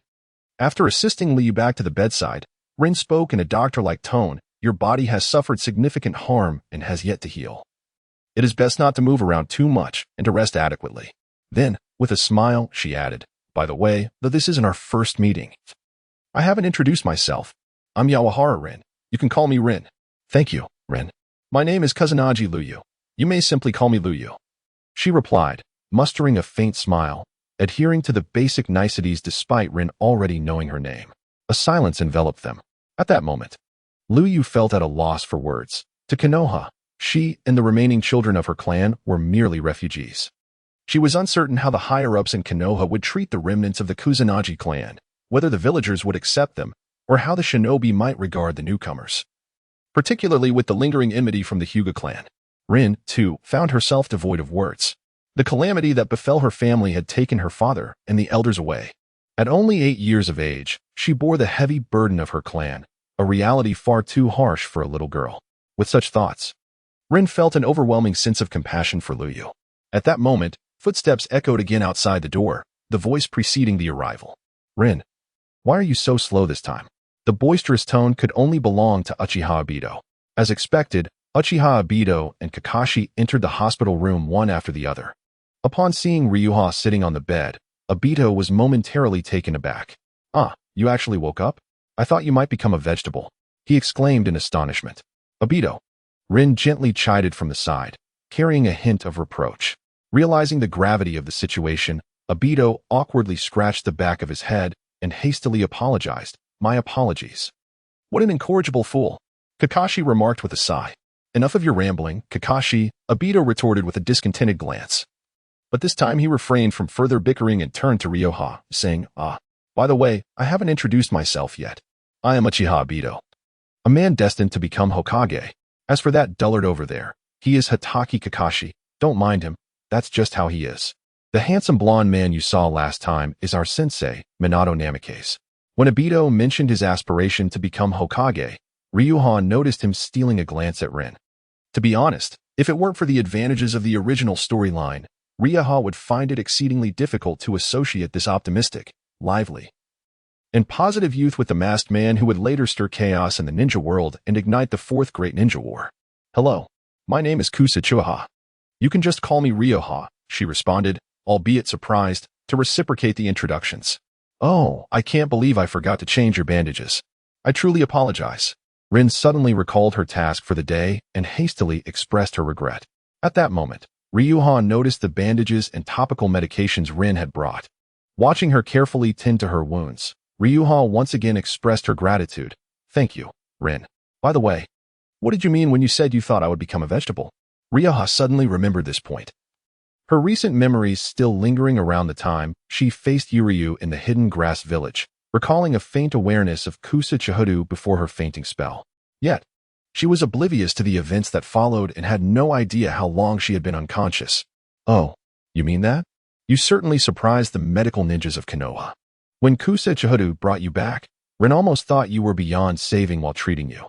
After returning to Konoha, the hospital's medical staff said you might become a vegetable and never awaken. Even if you did wake up, you would never be able to be a ninja again. However, subsequent medical examinations slapped those predictions in the face. Your recovery was astonishingly swift. Later, they claimed you would need at least 6 months before waking up. Yet here you are, awake after just 4 months today." Obito eagerly recounted the details. "For months, really?" Ryuha was astonished at the length of her unconsciousness. The last time she had used the forbidden technique, Dragon Tooth, from the secret scroll of bamboo release at the family training ground in the hidden grass village. She had lost control and recklessly unleashed it in a fit of madness. In retrospect, it had been extremely perilous. This technique demands an immense expenditure of chakra, one that the body of a minor cannot possibly endure. Had it not been for her unique physique, coupled with the extraordinary energy derived from her bloodline, she might have been rendered a complete vegetable or forsaken her path as a ninja forever. Reflecting on this, Liuyu felt a surge of trepidation. Yet, if given the chance to repeat it, she would undoubtedly act without hesitation. In the afternoon, upon receiving news of Liuyu's awakening, Kusanagi Fudd gathered the children of the Kusanagi clan to visit her. Upon seeing Liuyu, the children could not suppress their tears, drawing bewildered glances from the hospital staff outside.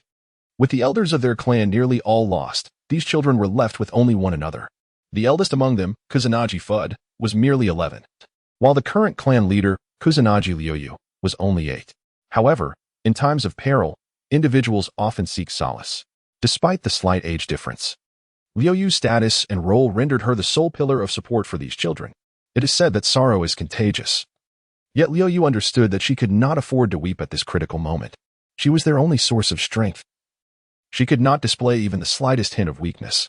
Her father had entrusted the future of their clan to her, and he would not wish to see her in tears, having once been the leader of an orphanage in her past life.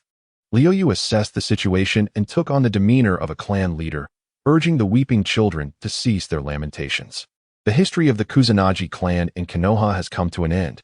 Your parents fought valiantly so that you might lead better lives. Do your current states honor their sacrifices?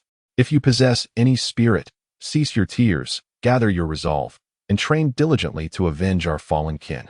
Liuyu spoke to her younger siblings, who were not significantly younger than herself. By evening, after successfully sending the children back to the designated quarters arranged by Konoha, Liuyu collapsed onto her bed, utterly exhausted. At that moment, a figure appeared beside her. The newcomer had long, beautiful red hair, adorned with a hairpin, and wore a wrist guard on her left wrist. Who are you? Though Liuyu could intuit her identity from the distinctive red hair, she instinctively inquired. You must be weary. There is no need to suppress yourself any longer. Let your cries be heard. The visitor embraced Liuyu gently, speaking softly, caught off guard by the unexpected embrace. Liuyu burst into tears. What did it matter that she had 2 decades of experience in her past life? The devastation of her family, the horrific deaths of her father and kin, the heavy burden of her clan's future, the expectations of those in Konoha, and her faude of strength before the clan's children, all of it had become suffocating. The presence of this comforting figure shattered the fragile defenses around her vulnerability. In that moment, the girl desperately needed a release. Kushina gently patted the back of the sobbing girl, offering her quiet comfort. Outside the ward, Grass Thousand Talents and Wave Wind Watergate stood together. Thank you, Grass Thousand Talents expressed with utmost respect. At this moment, he had lost the vivacity of his former self. The departure of his father and kin had cast a shadow of sorrow upon the once carefree youth. After all, it is impossible for anyone to remain unchanged in the face of such upheaval. No need for thanks. It was Kushina who insisted on coming. She saw her past self in this child, Wave Wind Watergate stated, indicating that formalities were unnecessary.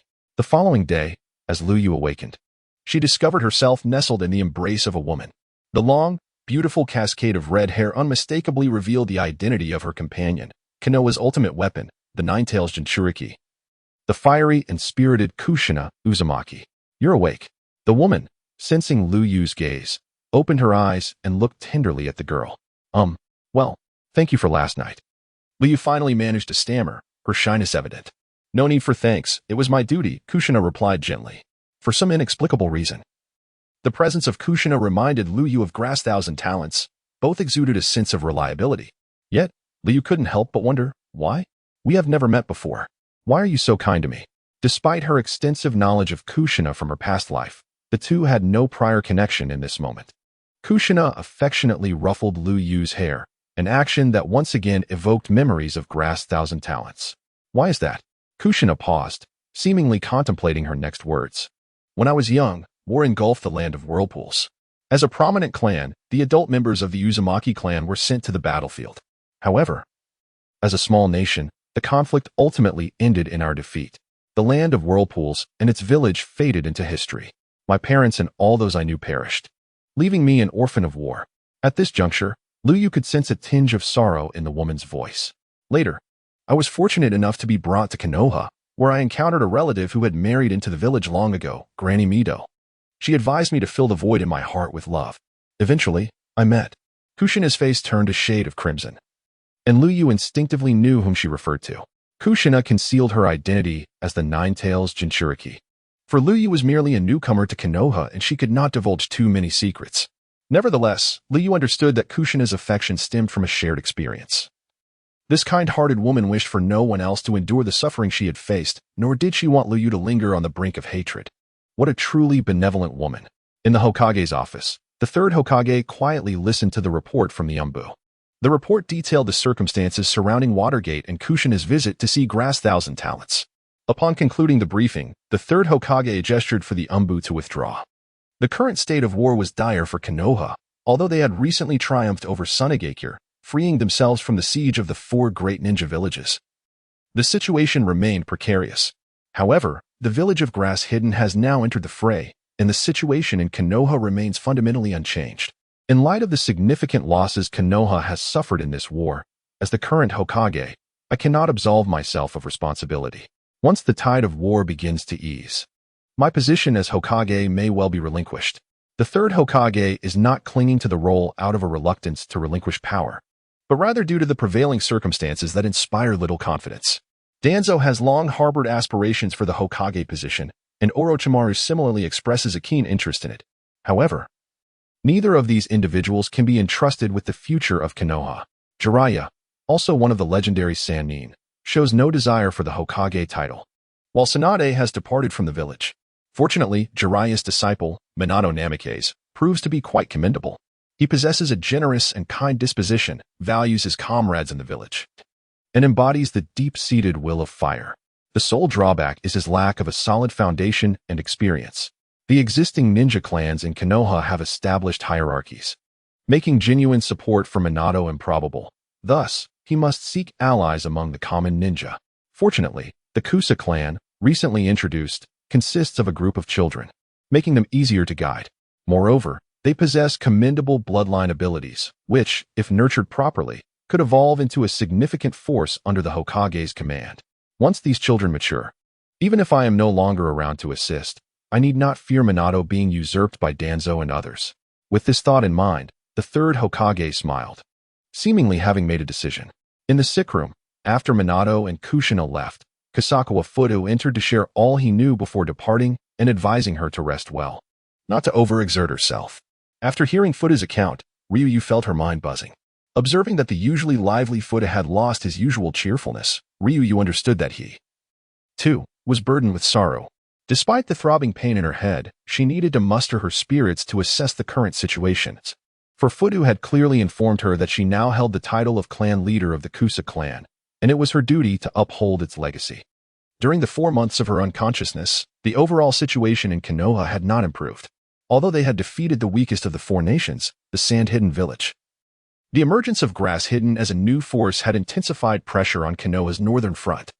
The high-ranking officials of Grass Hidden publicly announced that the reason for the war was the Kusa clan's collusion with Konoha in a conspiracy to rebel, aiming to subvert the existing regime of Grass Hidden and compel it to join Konoha's cause.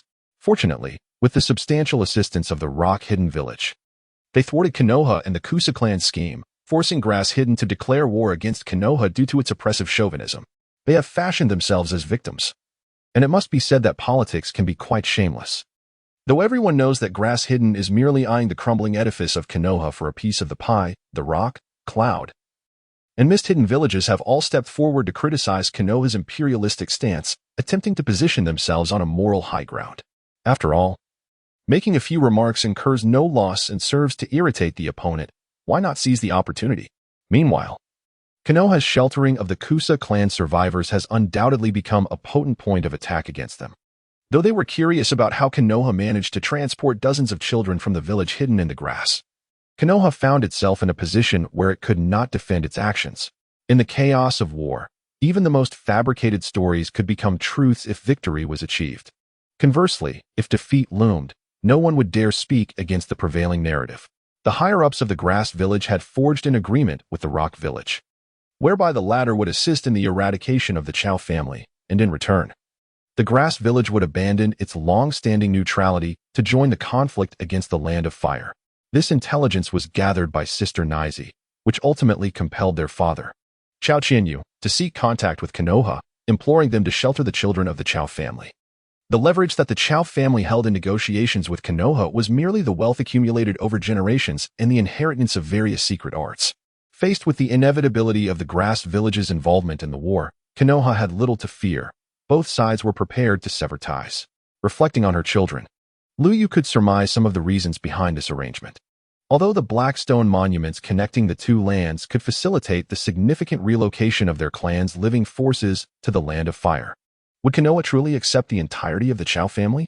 A mass migration to Konoha would undoubtedly solidify the label of traitors upon the Chow family, and Konoha's leadership could scarcely trust a clan with such a history of betrayal. This was not the era of the village's inception.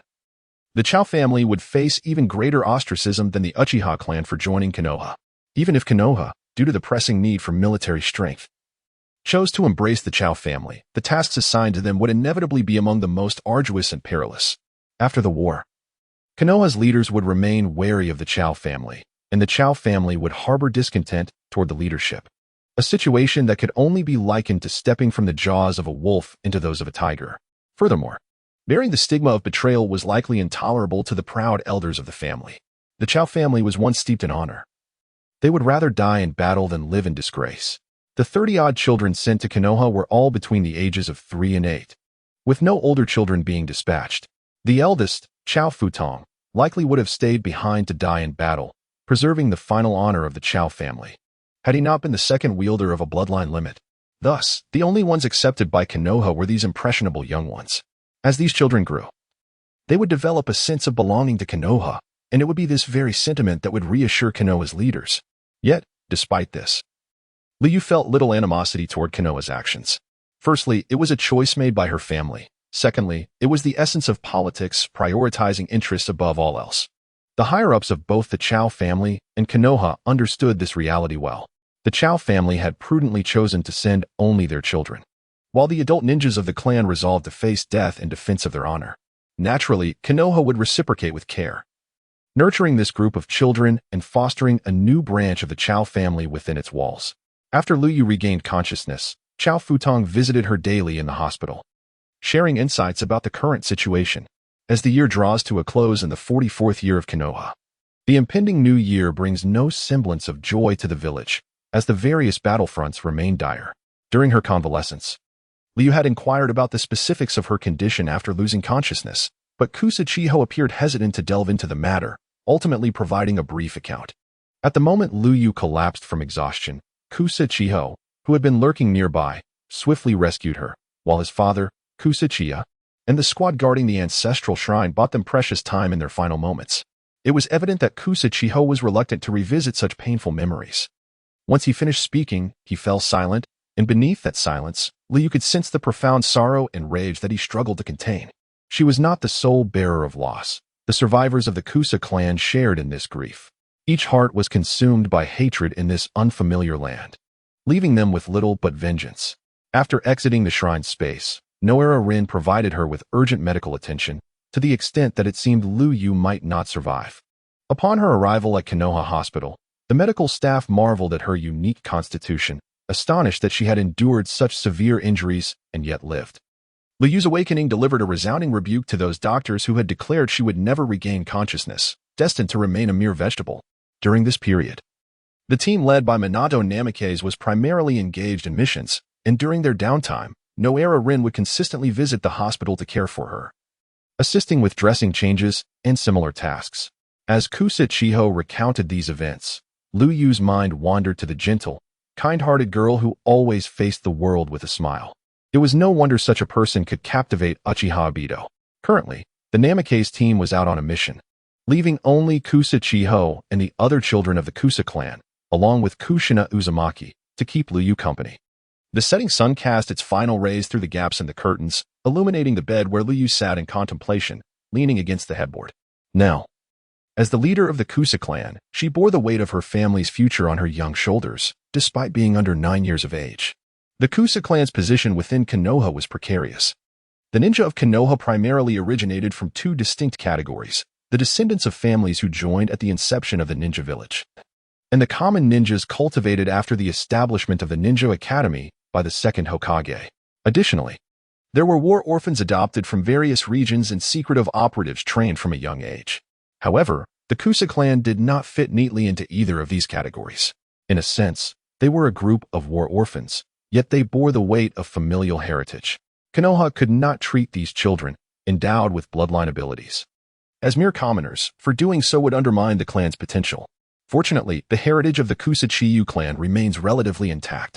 Although the Kusa Chiyu FUD informed Ryu that he had complied with the agreement and provided a copy of the clan's forbidden techniques to the higher-ups of Konoha, which included the second bloodline limits of Kusa and Take, the majority of ninjutsu above could not be wielded without the bloodline of the Kusa Chiyu clan. This action merely served to enhance the trust that Konoha's leaders placed in the Kusa Chiyu clan, effectively marking it as a token of allegiance from them. Just as Ryu was consumed with concern for the future of her clan, she heard footsteps approaching from outside the door. Despite possessing remarkable sensory abilities, she chose not to employ them within the confines of Konoha's hospital. Who could it possibly be at this hour? Upon hearing a knock, Ryu quelled her curiosity and said softly, "Please enter." An elderly voice responded from beyond the door, "Then I shall come in." "Who are you?" Ryu exclaimed, her eyes widening. Before her stood a figure clad in a flowing red robe, draped in a white cloak, topped with a conical hat inscribed with a prominent character for fire. His face bore the gentle marks of age, and he gazed at Ryu with a kind expression, a smoking pipe held between his teeth. This attire unmistakably revealed the identity of the visitor, the third Hokage, Sarutobi Hiruzen, the current ruler of Konoha. "Me? I am merely an ineffectual old man of the village." The third replied with a warm squint. "Please, Lord Third, spare the jest. If you have matters to discuss, I implore you to speak plainly." Ryu responded with a hint of exasperation. Although she was still a child of not yet 9 years, the inhabitants of this world generally matured early, with many younger than herself having already faced the perils of the battlefield. Why had the third come to see her today? She understood that such encounters were inevitable. After all, the Qian Yu clan's arrival in Konoha could not go unnoticed by the village's upper echelons. Yet, she was uncertain how they intended to accommodate her clan. "Ah, you are indeed a perceptive child," the third remarked, puffing on his pipe and releasing a cloud of smoke as he spoke slowly. "You are now the head of the Qian Yu clan, and as a leader, you must strategize for the future of your clan. I imagine you are troubled about their fate."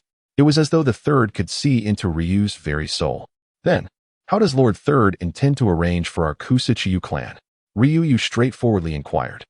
No amount of contemplation on her part could compare to a casual remark from Konoha's leadership. Thus, she resolved to accept whatever arrangements they deemed fit, trusting that the third would not impose undue hardship upon the children of her clan.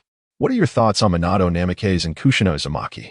The third did not directly address the arrangements for the Qian Yu clan, but instead turned the conversation to inquire about Ryu's impressions of the two. "Sunlight," was Ryu's succinct response.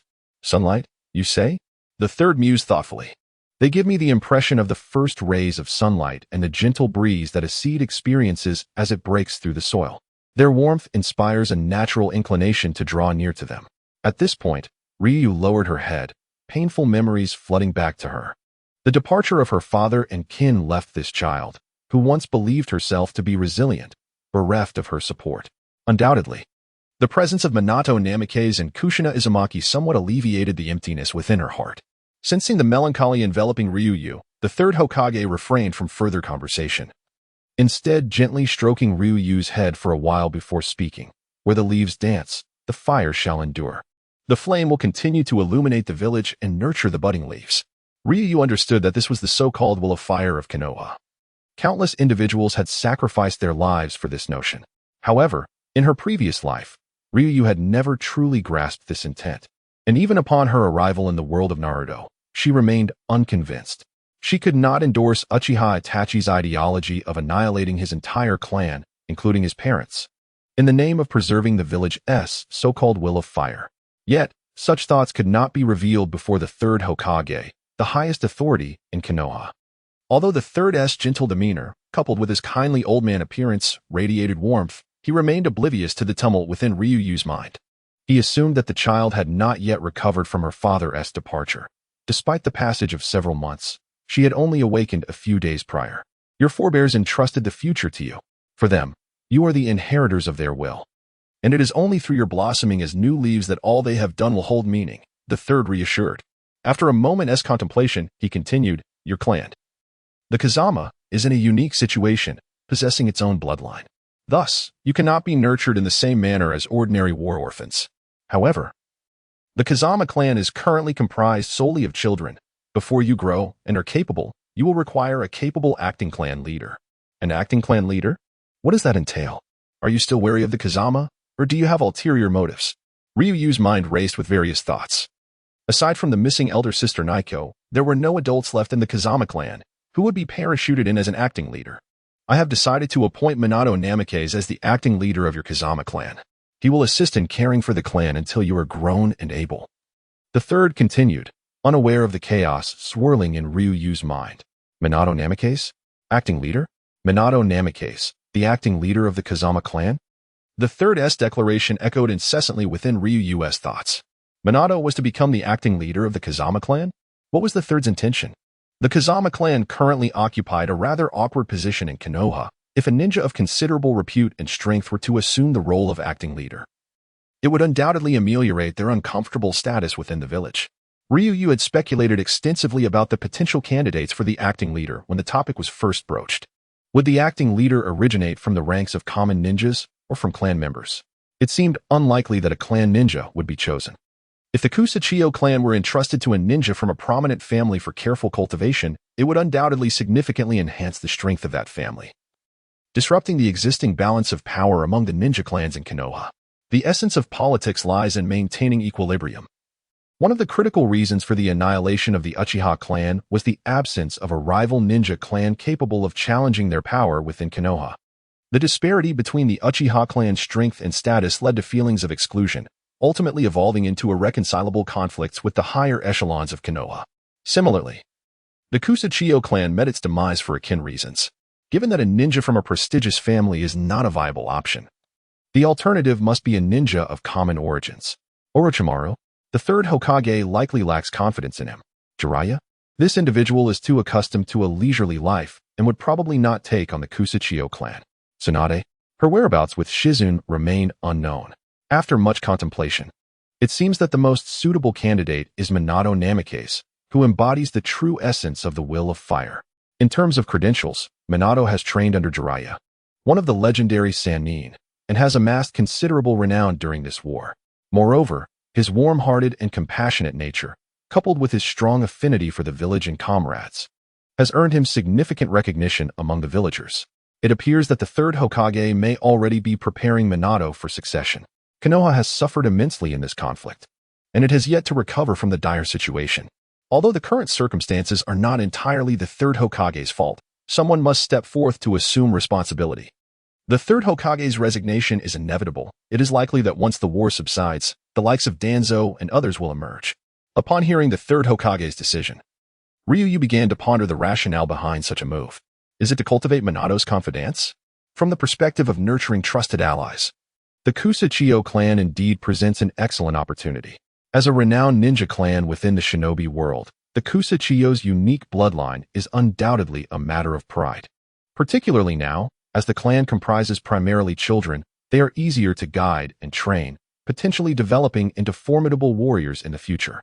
The third Hokage's retirement will not signify an immediate withdrawal to the shadows. For a considerable time, he will continue to assist Minato with administrative matters. This arrangement will not only facilitate Minato's acclimatization to the responsibilities of Hokage, but also help suppress the influence of Danzo and the Elder Council. Furthermore, integrating the Kusachio clan into Konoha effectively is indeed a viable strategy. So, would you be willing to allow Minato to temporarily assume the role of acting clan leader for the Kusachio clan? The third Hokage inquired kindly, though there was an unmistakable undertone of insistence in his voice. To be honest, for a prominent clan, appointing an outsider as their leader, even in an acting capacity, would be a source of shame, a scenario that typically would not occur. However, given that Ryu currently heads the Kusachio clan, she bears little familial burden, and the children beneath her would likely harbor no objections. Should Minato ascend to the position of Hokage in the future, it would equally yield substantial benefits for the Kusachio clan, despite Minato being arguably the shortest-serving Hokage in Konoha's history.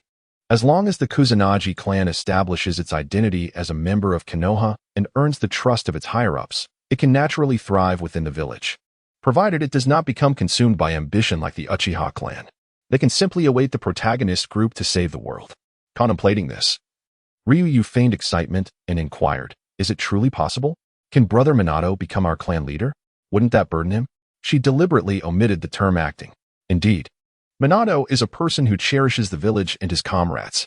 I firmly believe he would not refuse you, the third Hokage replied kindly, noticing Ryu showing no signs of opposition. In that case, I must express my gratitude. Ryu responded with a respectful bow. As a child from a prominent family, her etiquette was impeccable. There is one more matter I would like to discuss with you, third Hokage. May I request your assistance once more? Ryu respectfully addressed him. Please, go ahead, he encouraged. Konoha was established through the collaboration of various shinobi clans, and the Umbu, directly under the Hokage, was likewise composed of ninjas from these clans. In this regard, Liuyu hoped that the Kusanagi clan would not be an exception and wished to select suitable clan members to join the Umbu. The second objective of the third Hokage was now revealed. The current top combatants of the Kusanagi clan were Liuyu, Kusanagi Fudd, and the mysteriously vanished Kusanagi Naiko.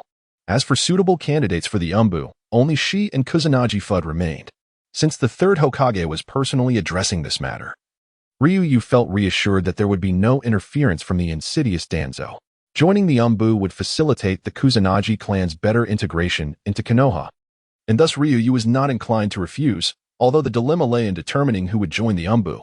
Third Hokage, may I take some time to consider the candidates? She inquired. No need. Before you awakened, I had already discussed this with your brother, Kusanagi Fudd. He recommended himself and mentioned that he would join the Umbu as soon as you are discharged from the hospital. The third Hokage stated directly. What? You've already made all the arrangements and still feign to ask me? Is this a jest? Liuyu silently lamented. Then, third Hokage, is there anything else you wish to instruct? She asked with a hint of childlike curiosity. Nothing more, nothing more. I merely came for these two matters. The third Hokage replied with a smile. A cool breeze swept through the room as the moonlight gradually seeped into the hospital chamber. Liuyu, lying on the bed, was not asleep. Instead, she contemplated the two decisions she had received that day, the appointment of Wave Wind Minato as the acting leader of the Kusanagi clan and Kusanagi Fudd's induction into the Umbu. These developments would aid the Kusanagi clan in better integrating into Konoha, and thus Liuyu felt no resistance in her heart. Given that Konoha's arrangements for the Kusanagi clan were unavoidable, she resolved to accept them wholeheartedly, as there was no loss involved. After pondering for some time and feeling as though there was nothing more to worry about, the girl finally drifted off to sleep. The 45th year of Konoha quietly arrived. Yet the new year brought little joy to this struggling village. The Third Shinobi World War has raged for 5 long years, its tide shifting dramatically, culminating in a coalition of the Hidden Grass, Hidden Cloud, Hidden Stone, and Hidden Mist villages launching a concerted assault against Konoha. For Konoha, these are undoubtedly their most arduous times. The stalemate of war has rendered the villagers indifferent to the festivities of the new year. A victory on the front lines is far more worthy of celebration than the mere passing of a holiday. Yet, none of this concerns Qian, who lies in recovery on her sickbed. On the 6th day of the 2nd month of the 45th year of Konoha, Qian Yu is finally discharged from the hospital. As she is about to leave, the nurse handling the discharge paperwork earnestly advises Qian to take good care of Qian Yu, cautioning against any vigorous activity for the time being. Upon reflection, Qian Yu realizes she has been confined to the hospital for a full 6 months. And while she is not entirely healed, her recovery no longer necessitates hospitalization. Eager to leave, she had requested Qian to arrange for her release. Indeed, forbidden techniques should not be recklessly employed. Stepping out of the hospital, Qian gazes curiously at her surroundings, which feel both unfamiliar and strangely familiar. After all, in her previous life, she had been captivated by this place, and her fantasies about this world had served as a significant means of passing the time. However, upon her arrival, she finds herself enveloped not in excitement, but in a subtle veil of sorrow. The price of her entry here has been steep, one that every member of the Kusa clan would prefer to forget. Konoha truly lives up to its reputation as the foremost shinobi village. Even its streets appear far more expansive than those in the Hidden Grass. The shops lining the streets, though somewhat desolate due to the war, hint at the village's former prosperity.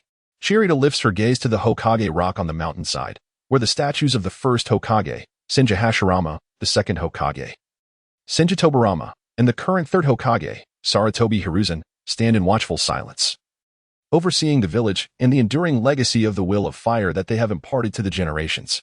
Come, let me show you the new residents of the Kusa clan in Konoha, Qian says gently, noticing Chiriu's inquisitive gaze. All right, Qian replies, turning away from the Hokage rock, her thoughts drifting to the prospect that soon, the visage of Namikaze Minato might join the ranks of those illustrious figures. What is this? Qian gasps in astonishment at the sight before her, a spacious courtyard, pristine walls, and bamboo meticulously planted in honor of the Kusa clan's preferences, with children of the clan practicing together. She had not anticipated such generosity from Konoha, providing a vast family residence for these refugees.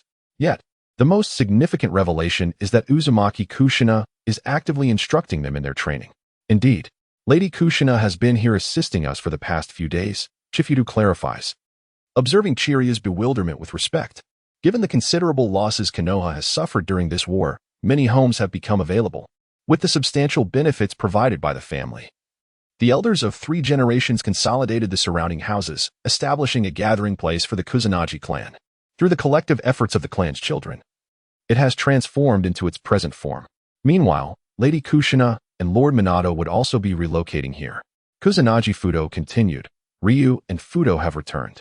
At that moment, Uzumaki Kushina, who was accompanying the children of the Kusanagi clan in their training, noticed the two and greeted them warmly. Lady Kushina, I have brought back Sister Ryu. Kusanagi Fudo said respectfully. Lady Kushina, I apologize for any trouble these days, Ryu echoed with equal respect.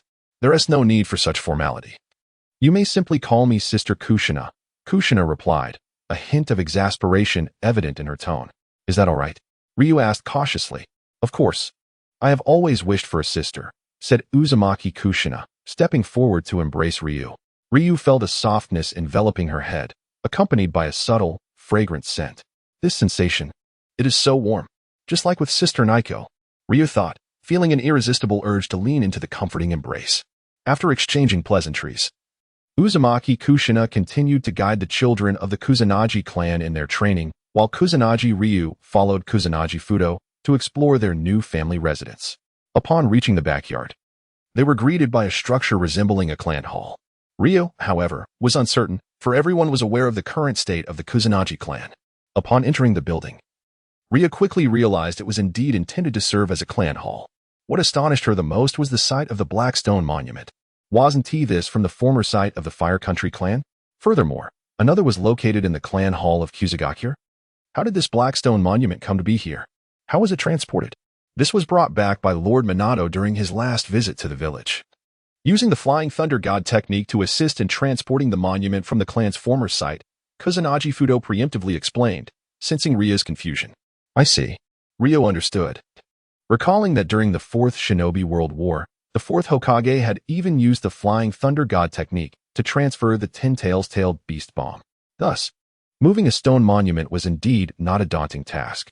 This black stone monument is a treasured heirloom of the Kusanagi clan, holding immense significance as it embodies the legacy of the clan. Its importance surpasses even that of the stone tablet inscribed by the Sage of Six Paths, which resides in the basement of the Uchiha clan shrine, despite the fact that the Uchiha's tablet records a millennia-long conspiracy. The black stone monument still allows entry into the ancestral space. However, I attempted to open the monument passage in Kusagakure, only to fail. It seems likely that it has been sealed or damaged by the higher-ups of Kusagakure, Kusanagi Fudo remarked, somewhat uncertain. I understand, Ryu nodded in comprehension. The higher-ups of Kusagakure likely have also deduced the purpose of the black stone monument, making it plausible that they would seal or even destroy it for study. After thoroughly surveying the new family residence, Ryu and Kusanagi Fudo returned to the front courtyard. Beneath the azure sky, wispy clouds drifted leisurely, and the gentle warmth of early spring sunlight enveloped Liuyu, instilling a comforting sensation within her. Observing the children of the Uzumaki clan under the guidance of Kushina Uzumaki, she realized that a new chapter of life was about to unfold. The history of the Uzumaki clan in the Land of Grass had come to an end, while a fresh narrative would be inscribed in the village hidden in the leaves. Upon their arrival in Konoha, the surviving 30-odd children of the Uzumaki clan were promptly enrolled in the ninja academy by the village's higher-ups. During school hours, the children diligently attended classes, and after school, Kushina would assist in their training. Although Liuyu was concerned that her clan members might meet their demise on the battlefield after graduating from the academy, she understood that she currently lacked the means to care for all her kin and could not forge a world devoid of violence. Ninjas were not delicate flowers nurtured in a greenhouse. Bloodshed was an inescapable aspect of a ninja's existence. Having chosen the path of a ninja, the only course of action was to confront these challenges with courage. In this tumultuous period of war, students at Konoha's Ninja Academy graduated at a remarkably young age. Kakashi had famously shattered the record by graduating at the tender age of 5, a stark contrast to Naruto and his peers, who could afford to remain until the age of 12. Fortunately, due to the prior non-involvement of the Land of Grass in the Great Ninja War, there were no precedents of early graduation from its ninja academy. Thus, The children of the Uzumaki clan were permitted to stay in the academy, using their insufficient learning as a shield against the war. Currently, the clan's children were engrossed in their studies at the Konoha Ninja Academy, with only a few of the older members potentially graduating early to participate in the conflict. Yet, Liuyu was aware that the Third Great Ninja War would largely conclude its major hostilities within the next 2 years, despite the ongoing struggles caused by the Cloud Village, which had extended the war's remnants into the 51st year of Konoha. It was certain that enduring these 2 years would lead to a more favorable situation for Konoha. Neither Liuyu nor Kasakawa had enrolled in the Ninja Academy. Their abilities had surpassed the need for such education. Kasakawa had joined the Umbu as per their agreement, while Liuyu had received word that once she fully recovered, an instructor would be assigned to her. She understood the implications of this news. She would soon become embroiled in the conflict. The Uzumaki clan's integration into Konoha meant they could not escape the external wars waged by the village. She and Kasakawa represented the Uzumaki clan in this tumultuous time. As the day broke, Liuyu tidied her room, opened the window, and gazed at the dimly lit horizon, marking the beginning of a new day. Strolling silently through the courtyard, she reflected on her future home, her mind swirling with myriad thoughts. Coming here was the last act of her father, Kasakawa Yu. He had brought the history of the Uzumaki clan in the Land of Grass to a close, while she would be the one to initiate their legacy in Konoha. Up so early? A gentle voice broke her reverie. Kushina-ne, you're up early too. The girl recognized the voice instantly. As the host of the Nine Tails, Kushina Uzumaki had not been dispatched to the battlefield. On one hand, as the ultimate weapon of Konoha, she would not be permitted to enter the battlefield until the very last moment. On the other hand, Kushina was not a flawless Jinchuriki. She could not fully control the Nine Tails, and the higher-ups of Konoha would not feel comfortable allowing her to engage in combat. Thus, Kushina had the opportunity to remain in Konoha and assist in mentoring the children of the Grass Clan. Similarly, Ryuya understood that Kushina's intentions in guiding the children of the Uzumaki clan were not entirely altruistic. Beyond her inherent kindness, there was also the motive of nurturing trusted allies for Minato Namikaze. The third Hokage likely briefed Kushina on the situation, given the bond between Kushina and Minato. Her support for the Grass Clan was essentially a means to aid him. She had invested her dream of becoming Hokage in Minato, and naturally, she would strive to assist him. Kushina, what do you think of these children? Ryuya inquired. Although she too was a child, she was now the nominal head of the household. They are just like you, a group of kind-hearted children. As she watched the children prepare to depart for the Ninja Academy, Kushina replied with a hint of implication. Kind-hearted, you say? Kushina's words left Ryuya momentarily speechless. She pondered whether she could still be considered kind. In her previous life, perhaps she could be described as a benevolent child. Otherwise, she would not have found herself in an accident while attempting to save someone. However, after coming to this world as a result of that act of kindness, Ryuya felt she had changed. In just a few short years, she had experienced many events her former self had never encountered. When she had killed members of the grass-hidden village Umbu, she had not given herself much time to process the sensation of taking a life for the first time. In retrospect, that feeling was peculiar. Witnessing others fall before her evoked a sense of bewilderment in her, as she grappled with the dominion that such power conferred. After all, her previous life had been devoid of bloodshed, and although she had understood from the moment she arrived in this world that killing was an inescapable aspect of a ninja's path, she still harbored an intrinsic aversion to it. Later, she had accompanied her father on missions to eliminate bandits. After dispatching those armed rogues, she felt no discomfort or aversion. Yet, when faced with the families of those outlaws, she found herself unable to act. She even nearly sustained injury from a rogue concealed among women and children, fortunately, thanks to Koshi's prior vigilance. In hindsight, Koshi remarked that such kindness would ultimately prove detrimental to her. But he also resignedly acknowledged that some aspects of one's nature are immutable. However, Ryuya realized she had transformed. Upon her last return to the grass-hidden village, witnessing the corpses of her kin, the seeds of violence had begun to take root in her heart, especially after the loss of her father, Koshi. Her inner world became saturated with a thirst for vengeance. When she confronted her father's murderer, Uryu, she was consumed by a frenzy that led her to unleash the forbidden technique, Hell Dragon Tooth. In that moment, all that remained within her was a singular desire for bloodshed, a voice incessantly urging her to kill him, and she did not resist. She surrendered herself wholly to that act of slaughter. In the aftermath, Ryuya was uncertain of how many from the grass-hidden and rock-hidden villages had perished at her hands that night. Yet she was acutely aware that after that fateful night, Her aversion to bloodshed had dissipated, giving way to a subtle longing for it. Revenge had crystallized into her singular ambition. She yearned to personally avenge her father, Yu Liangjiu, and the entire Ca Qian clan, and if fate permitted, to eradicate the Yu Liang clan from existence. She had even influenced the children of the Ca Qian clan, in the hospital, facing the weeping youngsters. She urged them to cease their tears and to diligently cultivate their abilities to avenge their parents. Although she had once adored the anime Naruto in her previous life, her heart could not fully embrace certain ideologies within it. At times, she felt that while shonen anime was indeed exhilarating, some notions were excessively naive. Now, Uzumaki Kushina had the audacity to label her as kind. Kind? Was she still the same person she once was? To ensure the legacy of will and to spare the children of ninjas from the battlefield, allowing them to experience both learning and play until they reached an age where they could savor the taste of fine wine, the second Hokage, Shinji Tobarama, established the Konoha Ninja Academy. This pioneering initiative soon proliferated across various ninja villages, spawning numerous academies. However, the idyllic vision failed to materialize, as these institutions became mere reservoirs for military strength across the ninja villages.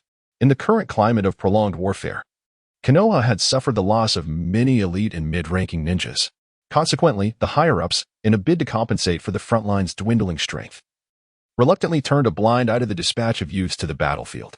Not only were children permitted to graduate early, but the age for enrollment in ninja schools was significantly lowered as well. Perched atop a teaching building at the Ninja Academy, Liu leaned against the railing, gazing down at the training grounds. There, under the guidance of a ninja instructor, a group of children was practicing shuriken throwing. Whenever a particularly handsome young boy hit the bullseye, he would elicit squeals of delight from a gaggle of infatuated girls, while two stubborn boys nearby would grumble in discontent. Was this a mere repetition of history? Liu could not help but recall the Uchiha brothers' experiences at the Ninja Academy, seemingly winning over the hearts of those enamored girls through such charming displays. And Kakashi, he too must have been like this during his time at the academy. Accompanying Kakashi was the hapless Uchiha Obito, while the ever-enthusiastic Uzumaki Naruto trailed behind Uchiha Sasuke. Next up was Ca Qian Liuyu. The instructor called for the next student to demonstrate. At that moment, Liu's previously languid gaze sharpened, focusing on the boy preparing to throw his shuriken. With his vivid green hair and aloof demeanor, he exuded an aura that captivated many young girls. It seemed that this cool, stoic type was the true embodiment of allure in this world. Ca Qian Liuyu quietly approached the target, drawing forth 4 shuriken, 2 held in each hand, nestled between his fingers. To the astonishment of onlooking boys, he closed his eyes before the throw, prompting grumbles of discontent from those nearby. Humph, this guy is just putting on an act, one boy muttered indignantly. Exactly, echoed another. Beside him, several young boys echoed in agreement, feeling a twinge of annoyance as the green-haired lad captured the attention of so many girls. Humph, Yuta is nothing like you fools. He is a prodigy and will astonish you shortly. A little girl in a pink dress, upon hearing their remarks, became indignant and stuck out her tongue at the group of boys. Go, Yuta. The girls nearby gazed at him with starry eyes, cheering him on loudly.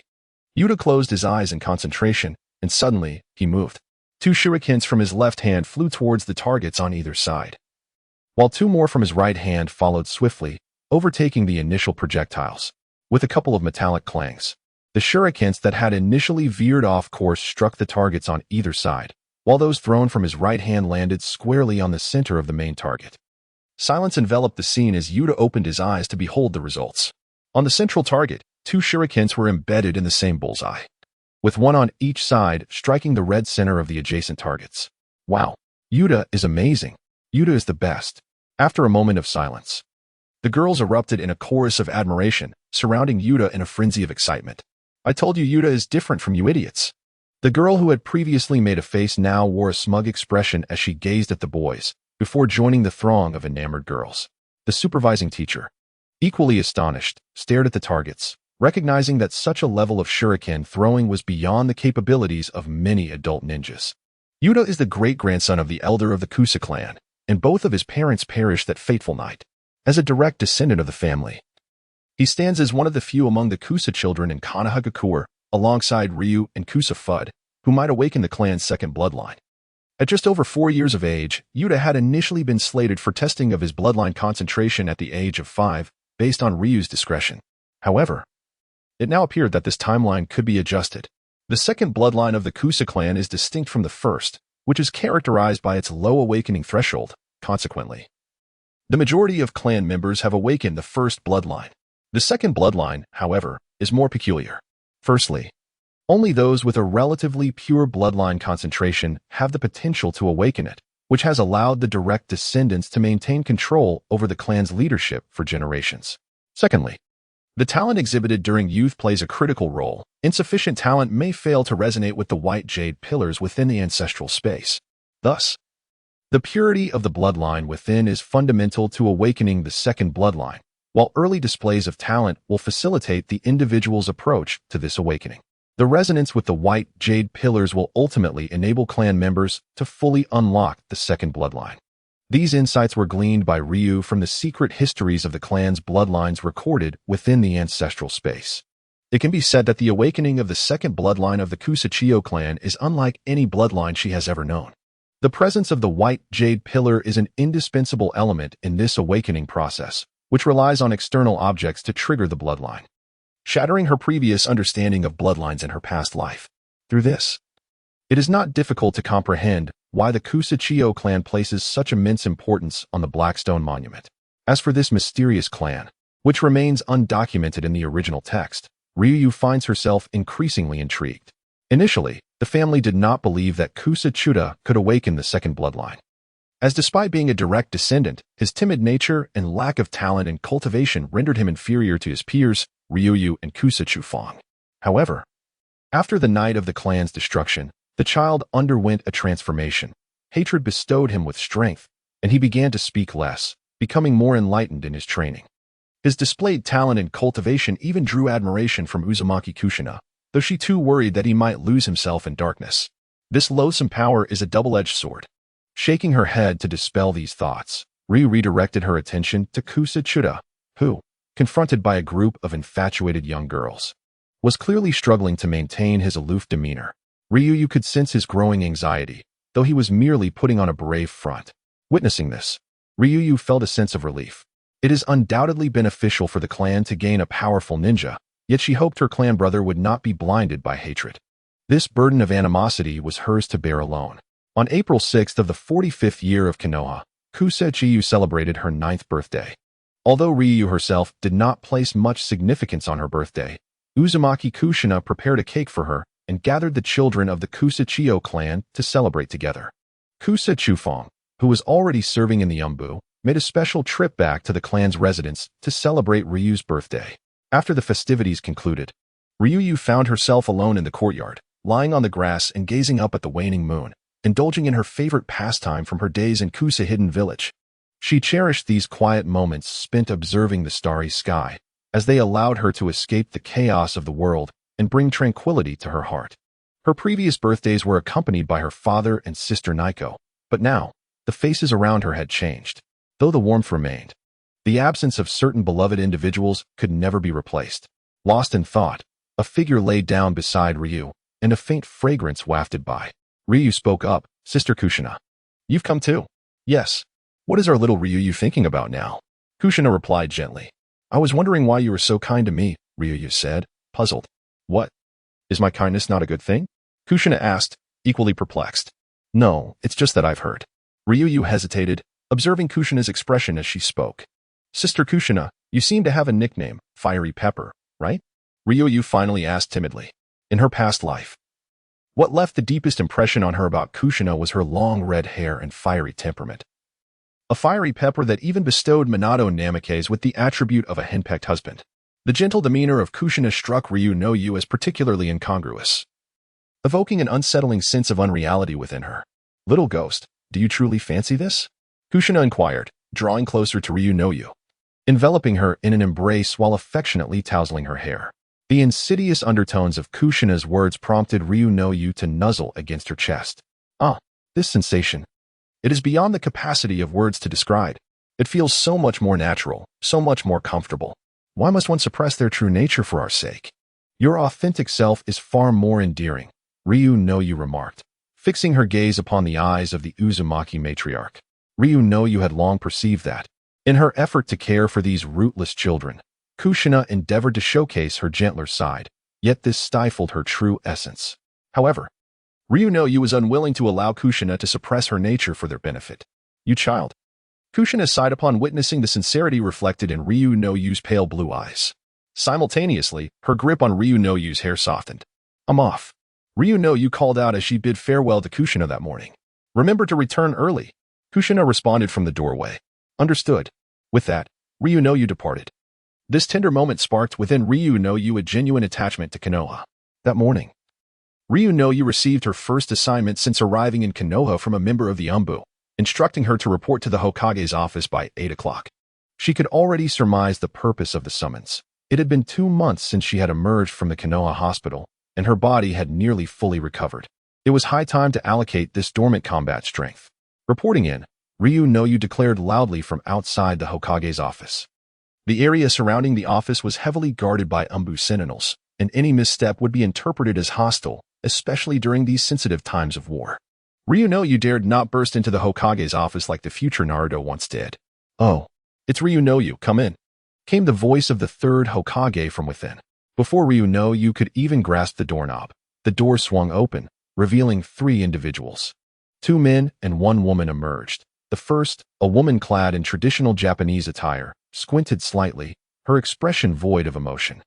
Following her was a man sporting round spectacles and a neatly trimmed beard, his demeanor equally indifferent.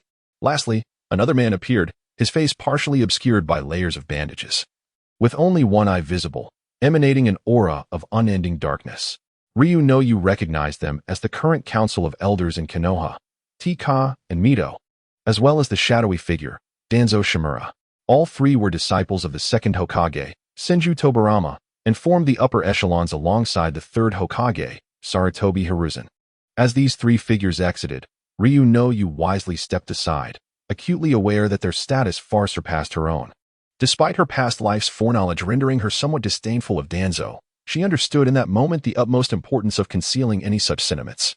As Chn and Mito Monin passed by Riha, they did not pause nor take notice of her. After all, to them, Riha was merely a trivial figure. Had it not been for the transaction with the Kusa Chihan clan, they would not have remembered her name at all. However, when Danzo approached Riha, he came to a halt and turned to regard her. Despite possessing only one eye, Riha felt an overwhelming pressure emanating from him, which caused her inner turmoil to intensify. Danzo continued to stare at her, and Riha found herself enduring his gaze with an unwavering posture. "Kusa Chihan Riha, I have high hopes for you. Would you consider joining my direct Umbu division?" At last, Danzo spoke, leaving Riha astounded. He was extending an invitation to her? What was his intention? Riha was aware that Danzo's Umbu was known as Konoha's root. Frankly, if given the choice, she would vehemently refuse to join such an organization. To join Root? Only a fool would entertain such thoughts. What kind of place was Root? What sort of individuals resided there? With the memories of her past life, Riha understood all too well. Those who belonged to Root had no names, no emotions, no past, and no future. They existed solely for their missions. To invite her to join such an organization was akin to suggesting that he end her life swiftly. Yet, she was standing before Danzo. Merely an outsider who had recently arrived in Konoha, how could she outright refuse him? But to accept was unthinkable. She certainly could not truly join Root. Riha found herself in a quandary. "Danzo," a discontented voice from the third Hokage broke through. Fortunately, Riha did not linger in her indecision. As the third Hokage came to her rescue, she could distinctly feel the dissatisfaction laced within his tone, and he too fixed an intense gaze upon Danzo. Danzo glanced back at the third Hokage before departing with an impassive expression. After Danzo left, Riha finally stepped into the Hokage's office. Although she had seen this place countless times in anime during her previous life, being here in person infused her with a sense of excitement. This was the very heart that sustained the operations of Konoha Village, the domain of its highest ruler.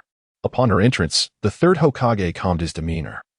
It was evident that the earlier discussion among the 4 had not been pleasant. He retrieved a forehead protector engraved with a leaf motif and said, "Kusa Chihan Riha, I hereby appoint you as a genin of Konoha Hidden Village. Please accept your forehead protector." He extended the protector toward her. Riha stepped forward to accept it, examining it closely. In her previous life, she had owned merchandise featuring the Konoha forehead protector, but nothing compared to the authenticity of the real item. With a surge of excitement, she tied the forehead protector around her neck, much like Hinata would in the future. In addition to this newly acquired Konoha forehead protector, Riha possessed another one, the Kusa forehead protector bestowed upon her by her father, Kusa Chihiyu, who had once told her, "You have become a mature ninja." That Kusa forehead protector now rested within her ninja tool pouch, a cherished remnant from her father. From this moment on, you are a genin of Konoha. Perhaps witnessing Liuyu's exuberance, the third Hokage felt a portion of his dissatisfaction dissipate, stemming from his earlier disputes with several advisors. Konoha genin? Liuyu murmured softly. Due to various circumstances, both protagonists had long remained at the genin rank, leading to a plethora of anecdotes regarding Konoha's genin in her previous life. Tales about it, such as encountering a Konoha jonin where one could expect a fair fight, facing a Konoha chunin where one could easily dominate, but when confronted by a Konoha genin, the advice was to run as fast as one could, avoiding any confrontation at all costs. Yet, here she was, now a Konoha genin herself. The thought brought a subtle smile to Liuyu's lips. Observing this smile, the third Hokage mistakenly believed it to be a sign of Liuyu's approval of Konoha, prompting him to respond with a sense of relief. I have arranged for you to meet your supervising jonin and teammates. They will assemble at the third training ground at 10 o'clock sharp, so you should head there and wait. I hope you will not disappoint me in the future. Thank you, Lord Third, Liuyu replied respectfully, bowing to him. The third Hokage chuckled, stroking his beard in response. May I be so bold as to inquire about the identities of my supervising jonin and teammates? Liuyu could not suppress her curiosity.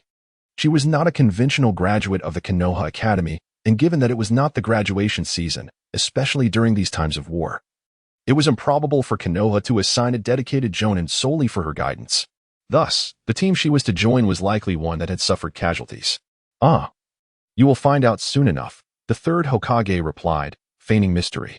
This old man, Liuyu inwardly lamented, judging by the third Hokage's demeanor. Her supervising jonin was likely not an ordinary individual. After all, she bore the title of a genius, and the third would not casually assign her to just anyone. Yet, she wondered who her supervising jonin could be, and whether her two unseen teammates would be familiar faces. All of these questions would remain unanswered until she arrived at the third training ground. At the Konoha third training ground, Liuyu sat quietly atop a tree, awaiting her team. She had arrived a bit early, partly out of concern that her supervising jonin and teammates might arrive before her, which would be awkward, potentially leaving them with a poor first impression. Additionally, she wished to see who her teammates and supervising jonin were, as they would soon be working together on missions. And fostering good relationships was undoubtedly advantageous. As time passed, Liuyu began to sense something amiss. Glancing at the clock, she noted that it was well past 10 o'clock. Yet her team had not arrived. Late? That seemed unlikely. In her recollection of Konoha, the only one notorious for tardiness at this hour was Uchiha Obito, who had a penchant for helping the elderly cross the street. After Obito's descent into darkness, only Kakashi retained the habit of arriving late. Furthermore, it was improbable that all three individuals would be collectively delayed. Pondering these thoughts, Liuyu activated her stealth technique to extend her sensory range. Before long, 3 distinct chakra signatures were sensed near the third training ground. Found you. A faint smile graced Liuyu's lips. Since you wish to play, I shall indulge you in this game. Among the grass, a black-haired youth lay in ambush. His square face unmistakably revealed his identity as Asuma Sarutobi, the youngest son of the third Hokage, Hiruzen Sarutobi. Upon spotting the boy, Liuyu was momentarily taken aback. She had not anticipated that the third Hokage would assign his own son as her teammate. At this moment, the young man was intently focusing on the shadow clone that Liuyu had left on the tree, muttering to himself, "What is so noteworthy about this little girl?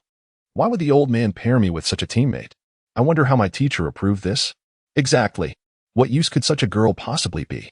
Unbeknownst to him, Liuyu had appeared beside Asuma and whispered in agreement. Indeed. I must request a change of partners when we return." Hearing someone echo his sentiments, Asuma continued, only to realize something was amiss. This fool. Liuyu silently scoffed, equally astonished. Asuma's reaction was more bewildered than that of Uchiha Obito.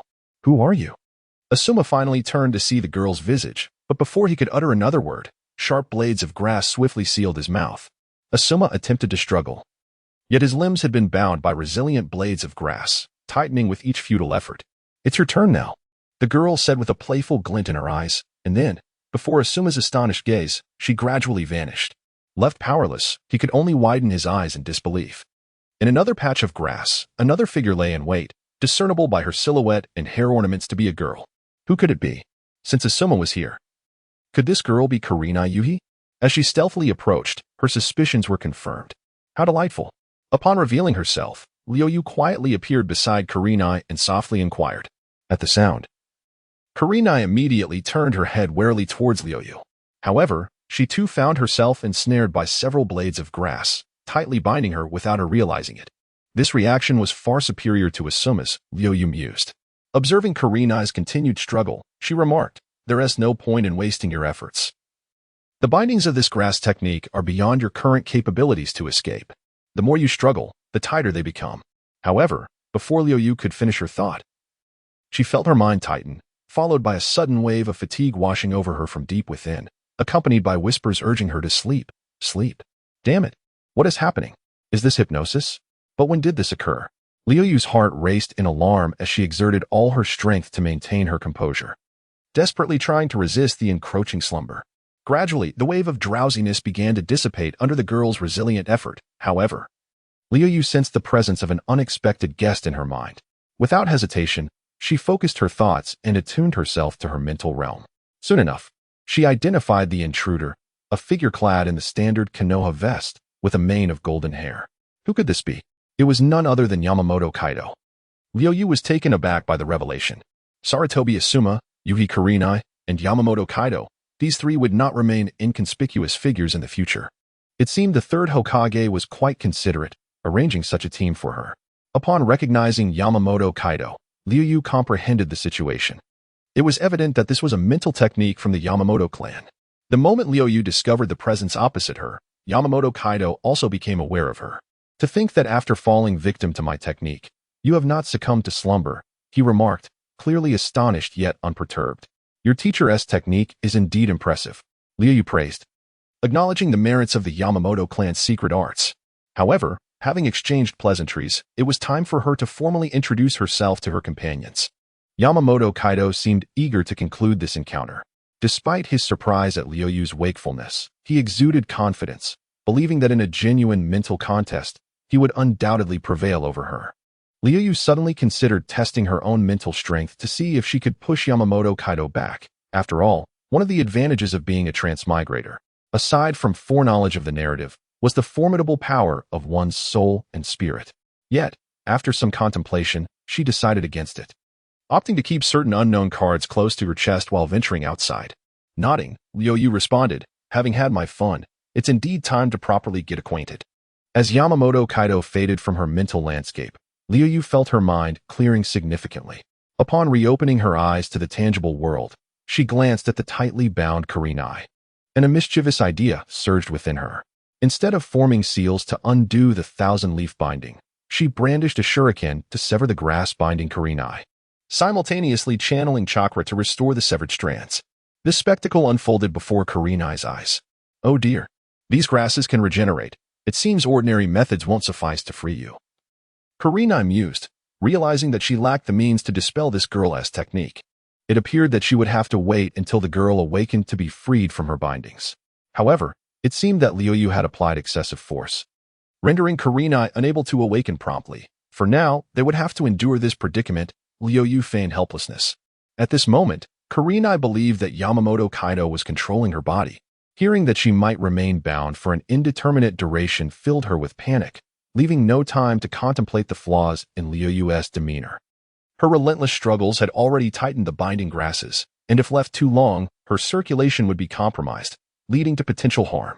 This thought ignited her ire towards Asuma, whose foolish suggestion had led her to this predicament. What on earth was he thinking, wanting to test Liuyu? She lamented, now ensnared like a zongzi. Red. Why haven't you untied yourself yet? Asuma's puzzled voice echoed.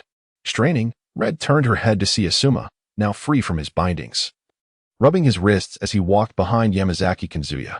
Upon spotting Kanzuya, the girl realized she had been played. At that moment, she felt a mix of embarrassment and anger, casting a fierce glare at Ryu, who found her indignation rather charming. All right, we've exchanged pleasantries. Now let's introduce ourselves. I shall begin. My name is Yamazaki Kanzuya. I specialize in mind control ninjutsu and intelligence reconnaissance. As for my hobbies, I enjoy gardening. Currently, I serve as the guiding jonin for the two of you and will also be your mentor. You may address me as Teacher Kanzuya, just like you do with them. Kanzuya stated, standing before the trio. Ryu scrutinized her new mentor carefully. Yamazaki Kanzuya, alongside Nara Shikaku and Akimichi Choza, was renowned as part of the Ino Shikacho trio. In addition to his proficiency in mind control ninjutsu, he possessed the ability to delve into others' thoughts and gather intelligence. Though modest in demeanor, he was an idol for many intelligence ninjas in the shinobi world. Despite knowing beforehand that her mentor wouldn't be an ordinary person, Ryu was astonished that the third Hokage had assigned her such a remarkable figure, likely believing that her unique bloodline would flourish under Kanzuya's guidance. I am Asuma Saratobi, skilled in fire and wind release. My interest? I enjoy playing shogi and hope to find a worthy opponent in this realm, Asuma awkwardly declared. To him, being bested by this girl, who was 3 years his junior, felt like a profound humiliation. When Ryu heard Asuma mention his fondness for shogi, particularly his boastful desire to find a formidable rival, she couldn't help but smile. While she was uncertain of Asuma's shogi prowess, she distinctly remembered him never winning a single match against his student, Nara Shikamaru. My name is Yui Kurinai. You may call me Red. I excel in various genjutsu and would appreciate your support in future missions. My favorite food is wasabi octopus, while I have a distaste for cake. As for my dream, it is to grow up swiftly and savor the taste of fine spirits, particularly vodka, though I am not of drinking age yet, the girl said, her demeanor contrasting Asuma's as she smiled. When she spoke of fine spirits and vodka, one could notice her licking her lips. Yet a hint of melancholy flickered in her eyes when she mentioned her ineligibility to drink. Oh dear. I nearly forgot that this girl is an ardent aficionado of alcohol. It's intriguing that she harbors such an interest in spirits at her age. Ryu mused, curious about who might have influenced her fascination with alcohol. With her black curls and striking crimson eyes complementing her delicate features, she would undoubtedly grow into a stunning beauty. In her previous life, Red had been Ryu's ideal goddess. Though it was regrettable that Asuma had the privilege of being close to her, Liuyu gazed at herself, feeling a twinge of sorrow, realizing that she would henceforth have to settle for being a close friend to the goddess. Once the introductions were complete, Yamanaka Ino turned her attention to Liuyu. My name is Qian Liuyu. I possess 2 bloodline limits, the shifting technique and the grass technique. I excel in taijutsu and am also a sensory-type ninja. You may call me Liuyu, and I look forward to your guidance, she respectfully stated. Now that everyone has introduced themselves, let us celebrate the reformation of our team. Class Ino, with a feast of barbecue. Ino proposed, pleased that everyone had shared their introductions. Hooray! Teacher Ino is the best. Asuma exclaimed excitedly before Liuyu and Hong could respond. Noticing Hong's nonchalant demeanor, Liuyu realized this was not their first barbecue outing. It seemed Asuma had inherited his enthusiasm for treating the new generation of the Ino Shikacho trio to barbecues from his teacher. After indulging in barbecue for lunch, the trio embarked on a routine D-rank mission under Yamanaka Ino's guidance. It was evident that both Asuma and Hong were less than enthusiastic. Having recently returned from the front lines, they found this low-level task exceedingly dull. This task of helping villagers find their lost cats was reminiscent of Liuyu's previous experiences in Kusa village alongside her father, Qian Yu. Despite the monotony, Liu approached the task earnestly as it marked her first mission since arriving in Konoha. She understood that this mission was primarily a formality, intended to facilitate the cohesion of their new team, with a difficulty level that was rather trivial. Upon completing the task, Yamanaka Ino went to report their results, granting the 3 of them some free time. They strolled through Konoha together, and through this gathering and mission, their camaraderie blossomed significantly. During their leisurely wanderings, they took the time to learn about one another, both expressing sympathy for the tragic fate of the Qian clan. Liu also learned that their last mission involved an ambush while escorting supplies, resulting in the unfortunate loss of a companion. The trio continued to enjoy their outing until late at night, parting ways only when many shops began to close. Under the moonlight, Liu quietly walked along the streets, contemplating her new teammates. Yamanaka Ino, the symbol of the butterfly, the Nara clan, represented by the deer, and the Yamanaka clan, symbolizing the boar. These 3 clans had formed an alliance long before the Warring States period. After the establishment of Konoha, they became one of the village's foundational pillars. Historically, the Ino Shikacho trio was composed of a member from each clan's head family. In battle, the highly intelligent Nara clan typically took the lead and devised strategies, while the powerful Akimichi clan spearheaded the offense, and the perceptive Yamanaka clan provided defensive support. Currently, the Ino Shikacho trio stands united in the political landscape of Konoha. The 3rd Hokage entrusted his youngest son, Asuma, to Yamanaka Ino for guidance, while Nara Shikaku served as an advisor to the Hokage. and the Akimichi clan maintained close ties through Akimichi Kuro. It is apparent that the third Hokage's efforts to consolidate the Inoshikacho trio are evident, with the lineage of the trio's legacy being entrusted to Asuma for the future. Perhaps the illustrious clans such as the Uchiha and Hyuga are not so easily swayed, compelling the third Hokage to shift his focus towards these three families. Moreover, there is the matter of my own clan, the Uzumaki. Such a simple division of groups conceals a myriad of intricate political dynamics. Politics can indeed be quite exasperating. Gradually, Liuyu returned to the residence of the Uzumaki clan. From a distance, Liuyu discerned a graceful figure standing at the entrance. If not for the spatula in her hand, Liuyu might have found the scene rather heartwarming. The woman's crimson hair stood on end, as if flickering with an inner flame. Liuyu, do you recall what I mentioned this morning before you left? Kushina remarked with a mischievous smile, though her expression bore an aura of mischief. Is it about returning early? Liuyu pondered for a moment, feeling a twinge of apprehension. So you do remember my words. Kushina's gaze grew increasingly ominous. At that moment, she resembled a parent waiting at home for a wayward child to return late at night. Ready to chastise. Liuyu suddenly regretted encouraging Kushina to embrace her true nature. Liuyu languidly reclined on the grassy bank by the river, gazing at the white clouds drifting lazily across the blue sky. Since her assignment to Team 8, they had already undertaken several minor missions around the village. The customary arrangement for ninja teams in Konohagakure is 2 males and 1 female, yet Liuyu's team formed a rare exception with 2 females and 1 male. Fortunately, such configurations were not entirely unheard of, following an ambush during a previous supply escort mission that resulted in the loss of a teammate. The atmosphere within the group had been notably somber. However, children of wartime tend to mature more swiftly than those nurtured in peace. Thus, upon Liuyu's arrival, the two had managed to lift themselves from their despondency. Through a series of minor missions over the past few days, the bond among the three had strengthened considerably. Liuyu lay on the grass, lost in thought as she watched the clouds, while Asuma and Kurenai engaged in hushed conversation nearby, observing their whispered exchange. Images of Uchiha Obito and Noara Rin floated through Liuyu's mind. Obito had always loved Rin, and her departure had plunged him into darkness, ultimately leading to the Fourth Great Ninja War, all in a bid to create a world where Rin existed, whether in this life or the previous. Obito's unwavering affection for Rin moved Liuyu deeply. Yet, she could not condone his actions that resulted in the demise of Minato and Kushina, especially since they had become the de facto guardians of the Uzumaki clan. Setting aside Minato, just considering Kushina's current feelings for Liuyu, she could not stand idly by while Obito incited the Nine-Tails incident.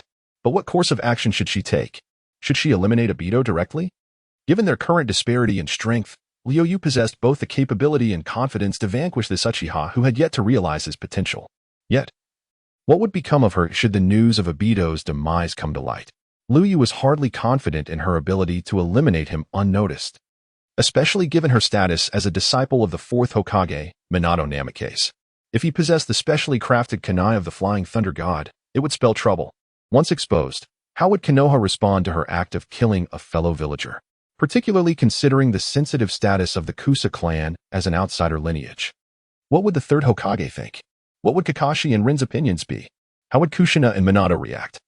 Could Kushina accept the fact that someone she considered a sister had killed the disciple of her beloved?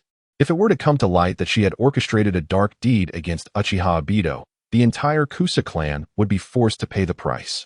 After all, she could not simply claim that Obito would one day control the Nine-Tails to attack Konoha, leading to the death of the fourth Hokage and the establishment of the Akatsuki, igniting the Fourth Great Ninja War.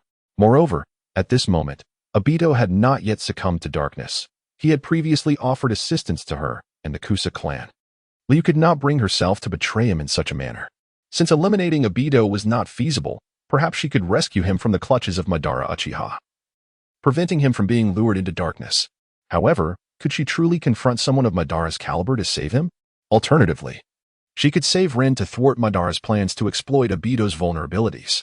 Yet, Madara had long prepared for this move, manipulating the entire Hidden Mist village as his pawns.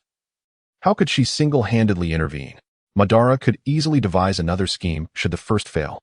Should she suggest that Rin remain behind, refraining from missions until the war concluded? Yet, she herself could not afford to evade the conflict, so how could she grant others the privilege of safety? Furthermore, these strategies were not something one could openly discuss.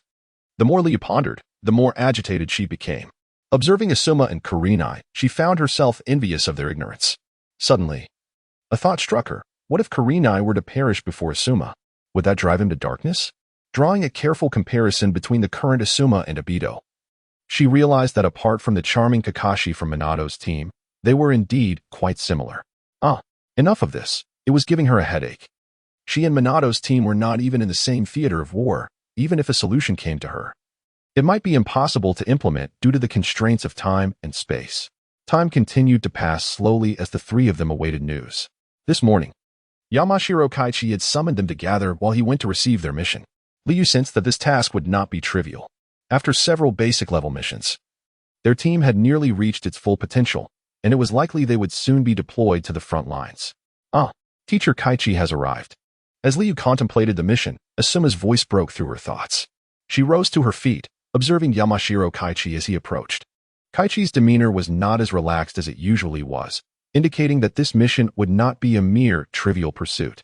Standing before the trio, he stated, "This mission is rather complicated. You will be dispatched to the land of hot water to gather intelligence on the ninja forces of the land of water. This task cannot be completed in the short term, so I advise you to return home and prepare your supplies. We will convene at the gate of Konoha at 2 p.m. sharp for departure." Understood. Recognizing that this mission was no longer a trivial endeavor of chasing cats and dogs, the trio refrained from their usual playful antics. Intelligence reconnaissance? This task was indeed well suited for Yamashiro Kaichi, especially now that their group included a wielder of the elusive bloodline limit.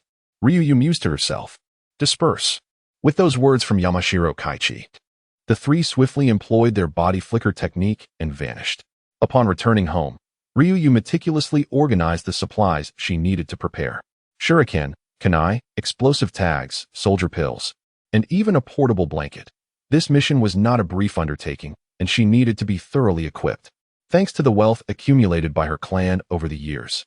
The current Kusachio clan lacked for nothing in terms of basic ninja tools. Most of the clan's active assets had been transferred prior to the incident. Although the majority had been handed over to Konohagakure, the remaining resources were sufficient for their group of children.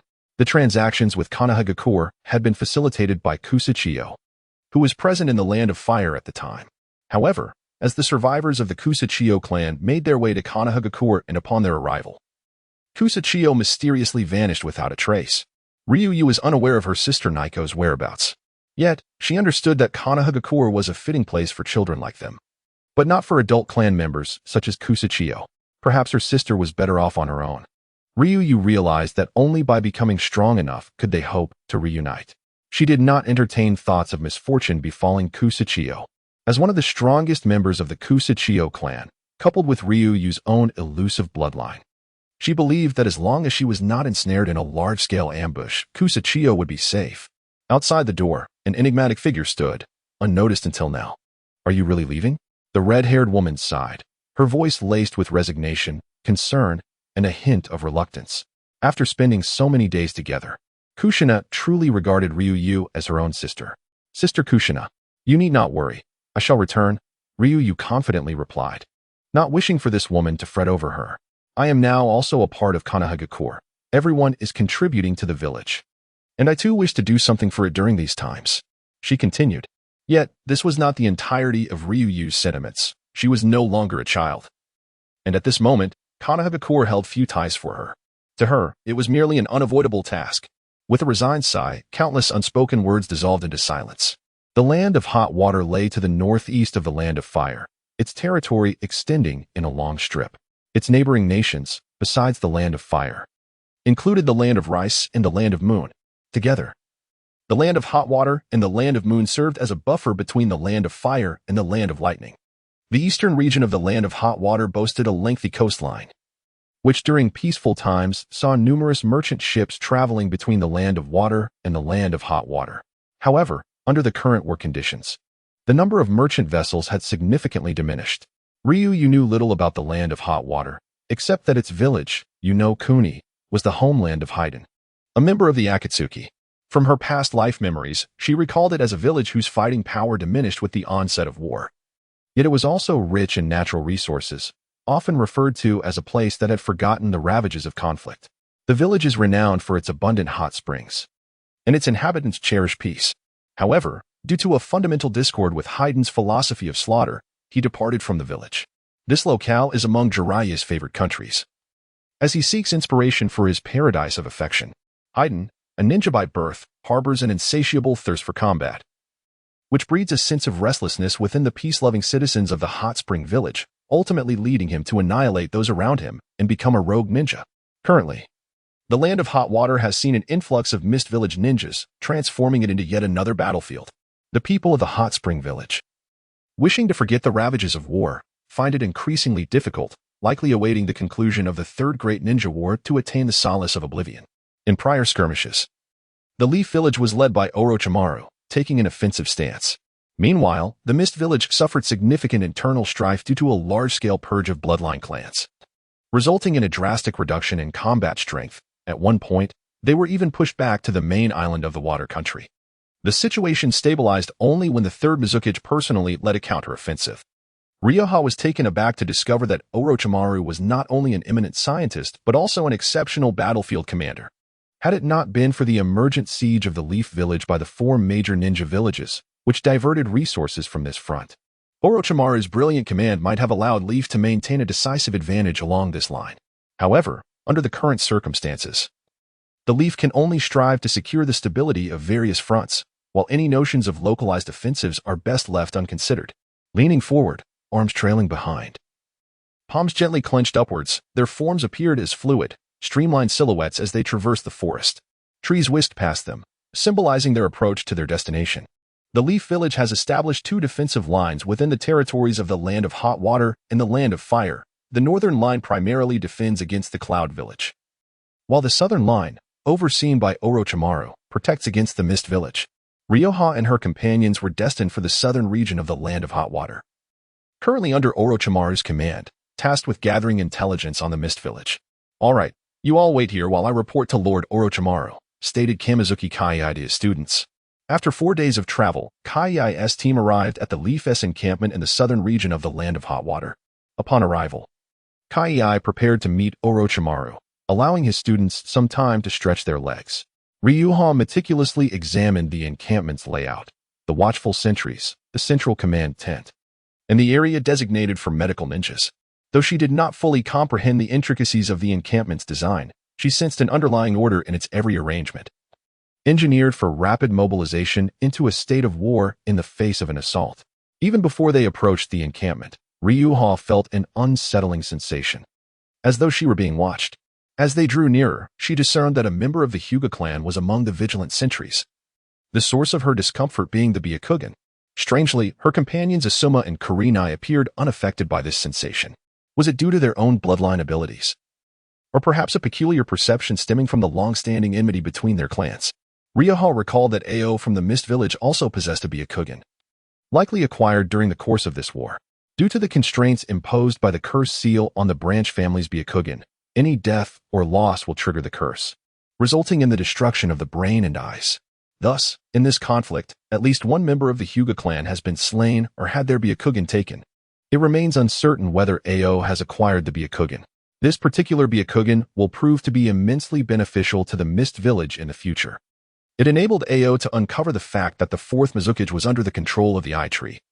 And it was this revelation that allowed the Mist Village to liberate itself from the oppressive reign of the 4th. As these thoughts occupied my mind, Hai emerged, his brow furrowed and his expression laden with concern. It was evident that the current situation was dire. He gestured for the others to follow and strode directly out of the camp. The trees blurred past in our periphery as we ventured deeper into the mountains, with Hai leading the way and the trio of Ryuyu following closely behind. Upon leaving the camp, Ryuyu silently activated her sensory abilities. Aware that in a state of war, caution was paramount. Given the urgency of the situation, Hai addressed the 3 of them as they walked, stating, "I must inform you of the mission." The trio, noticing Hai's serious demeanor, refrained from interrupting and attentively prepared to hear his forthcoming words. The Byakugan of the Hyuga clan has been lost. At this pronouncement, both Hong and Asuma were momentarily taken aback. Ryuyu, too, was startled, realizing the gravity of the situation. The reason for Hong and Asuma's shock differed from Ryuyu's understanding. They pondered why the loss of a Hyuga family member would distress their teachers so deeply in the midst of a war, where countless lives had already been claimed. Such occurrences seemed commonplace in times of conflict. Observing the perplexed expressions on Hong and Asuma's faces, Hai remarked, "Liuyu, as the heir of the Qian clan, you should be well versed in these matters." Liuyu nodded in response to Hai's inquiry. Having been privy to the secrets surrounding the Byakugan's separation between the branch and main families in her previous life, upon entering the world of Naruto, she had gleaned further insights through her family's legacy. The Qian clan and the Hyuga clan shared a long-standing enmity, and during their protracted battles, the Qian had indeed attempted to seize the Hyuga's Byakugan for research purposes.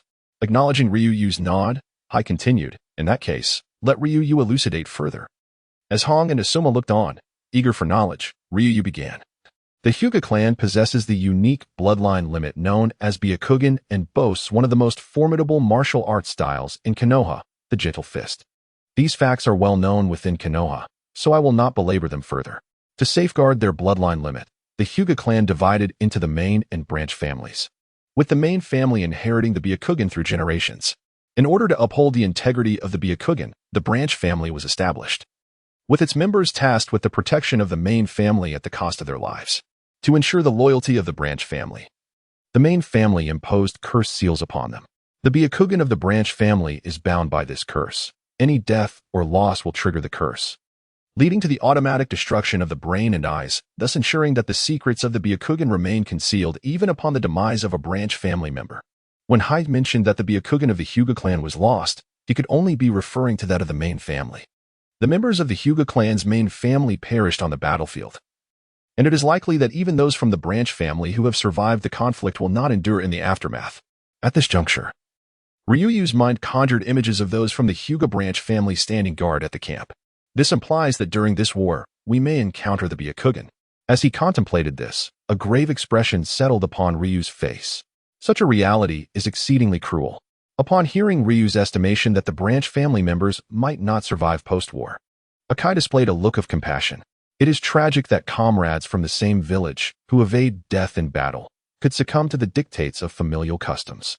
Indeed, this is an atrocity.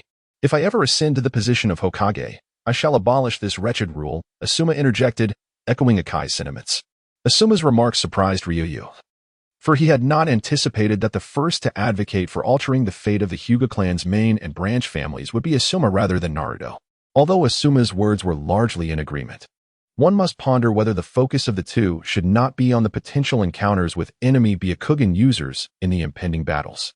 The issues surrounding the Hyuga clan's main and branch families are not within our purview. Our primary concern should be the forthcoming state of the war. Noticing the conversation veering off course, Yahi felt compelled to interject. Typically, the main family of the Hyuga clan operates under the protection of the branch family, and under normal circumstances, it is exceedingly challenging to kill and seize the Byakugan from the main family. Ryuyu continued, recounting that during the Warring States period, our ancestors attempted to capture the Byakugan from the Hyuga main family to unlock its secrets. However, such endeavors often ended in failure, as those from the Hyuga main family would resort to self-destruction of their eyes when they found no escape, in order to safeguard the Byakugan's secrets. In the annals of history, there exists but a single record of a successful acquisition of the Byakugan from the Hyuga clan's main family. A secret of the Qian clan that Ryuyu divulged. What? Upon hearing this, even Yahi of the Yamashiro clan was taken aback. It was unexpected that this theft of the Byakugan was not a singular occurrence. The Qian clan had previously obtained the Byakugan from the Hyuga clan. Few within Konoha were aware of this incident, aside from Orochimaru and some of the village's higher-ups, as well as a portion of the Hyuga clan. The reason for Ryuyu's presence was to explore the possibility of employing the hidden technique to counter the anticipated Byakugan. Of course, that previous mission to successfully acquire the Byakugan was, in a sense, a failure. Shortly after the Byakugan was secured, the Hyuga clan retaliated fiercely, incurring significant casualties to obliterate those eyes. Ryuyu continued, revealing that this secret of the Qian clan would likely remain unknown were it not for his status as its heir. Upon hearing this, Yahi let out a sigh of relief.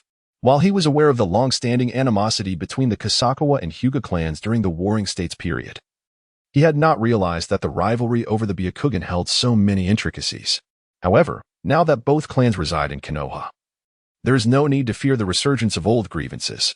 The Byakugan of the Hyuga clan is notoriously challenging to obtain, The recent theft of a Byakugan not only underscores the formidable strength of our adversaries, but also suggests that we may encounter further losses in the impending conflict. The matter of the stolen Byakugan remains confidential. Thus, I urge you to refrain from discussing it outside, as Shiyu has nearly elucidated the situation, Yamanaka Hachi interjected. The Byakugan possesses exceptional reconnaissance and support capabilities. It provides a panoramic view of 360 degrees, enabling the user to perceive the flow of chakra in the surrounding environment. Furthermore, it features the ability to discern distant objects and see through them, as well as to detect an opponent's chakra pathways and acupoints. By utilizing chakra, the visual range can be amplified, allowing one to see objects up to 1 kilometer away, with its perceptive prowess surpassing that of the Uchiha clan Sharingan. The Byakugan has historically played a significant role in warfare, making it a prime target for enemy forces. This incident marks the first instance of such a theft since the founding of Konohagakure. Yamanaka Hachi initially intended to assert that this was the first instance in the history of the Hyuga clan. However, recalling that the Kusa clan briefly seized a main family's Byakugan during the Warring States period, he revised his statement to emphasize that it was the first occurrence since the establishment of the Leaf Village. Traditionally, Leaf ninjas have relied on the Byakugan to secure an advantage on the battlefield. However, this edge is absent when facing the Mist ninjas, compounding the situation. The urgent conditions on the northern front have necessitated the reassignment of some personnel from this region to the northern line of the Land of Grass, rendering the situation in the Land of Water rather dire.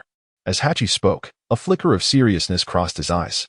The current state of affairs on the Land of Water front sees the Mist attacking while the Leaf defends, until other battlefields are resolved. The situation here is unlikely to change in the short term. Thus, our immediate priority is to stabilize the situation. Our next destination is the southwestern region of the Land of Water, where several clusters of Mist ninjas have gathered.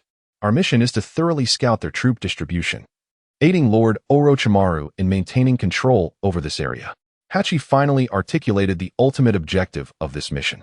It is evident that he retains a significant respect for Orochimaru.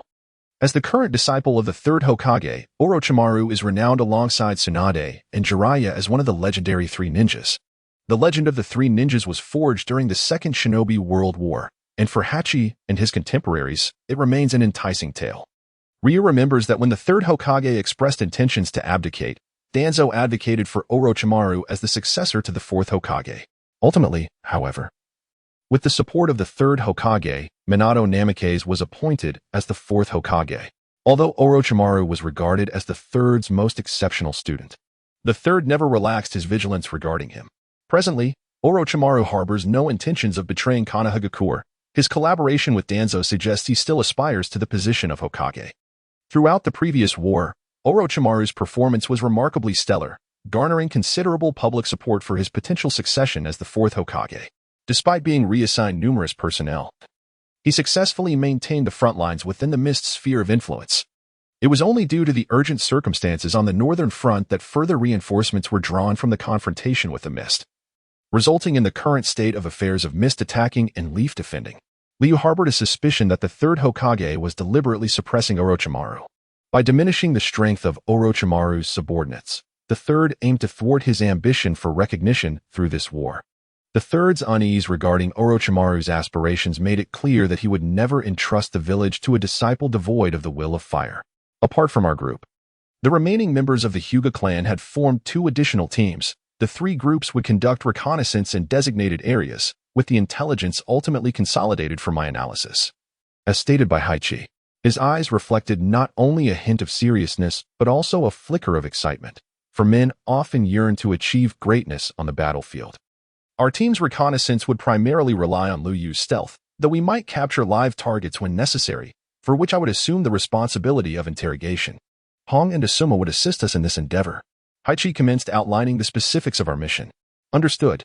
The 3 responded in unison. 50 kilometers ahead lay a fixed outpost manned by 8 guards, among whom there was likely a J-level ninja. Between the right and left flanks, 3 two-man squads patrolled, presumably of the Ch-nin rank. Liuyu's hand deftly traced the map as he elucidated the situation to the others. Currently, Hachi's team had reached the periphery of the hidden Mist ninja gathering area. Not long ago, Liu had activated his stealth to probe the patrols surrounding the hidden mist. Hong and Asuma were somewhat astonished. They had not anticipated Liu Yu's reconnaissance abilities to be so formidable, even surpassing those of their teacher, Haichi, who hailed from the mountain clan. Haichi pondered.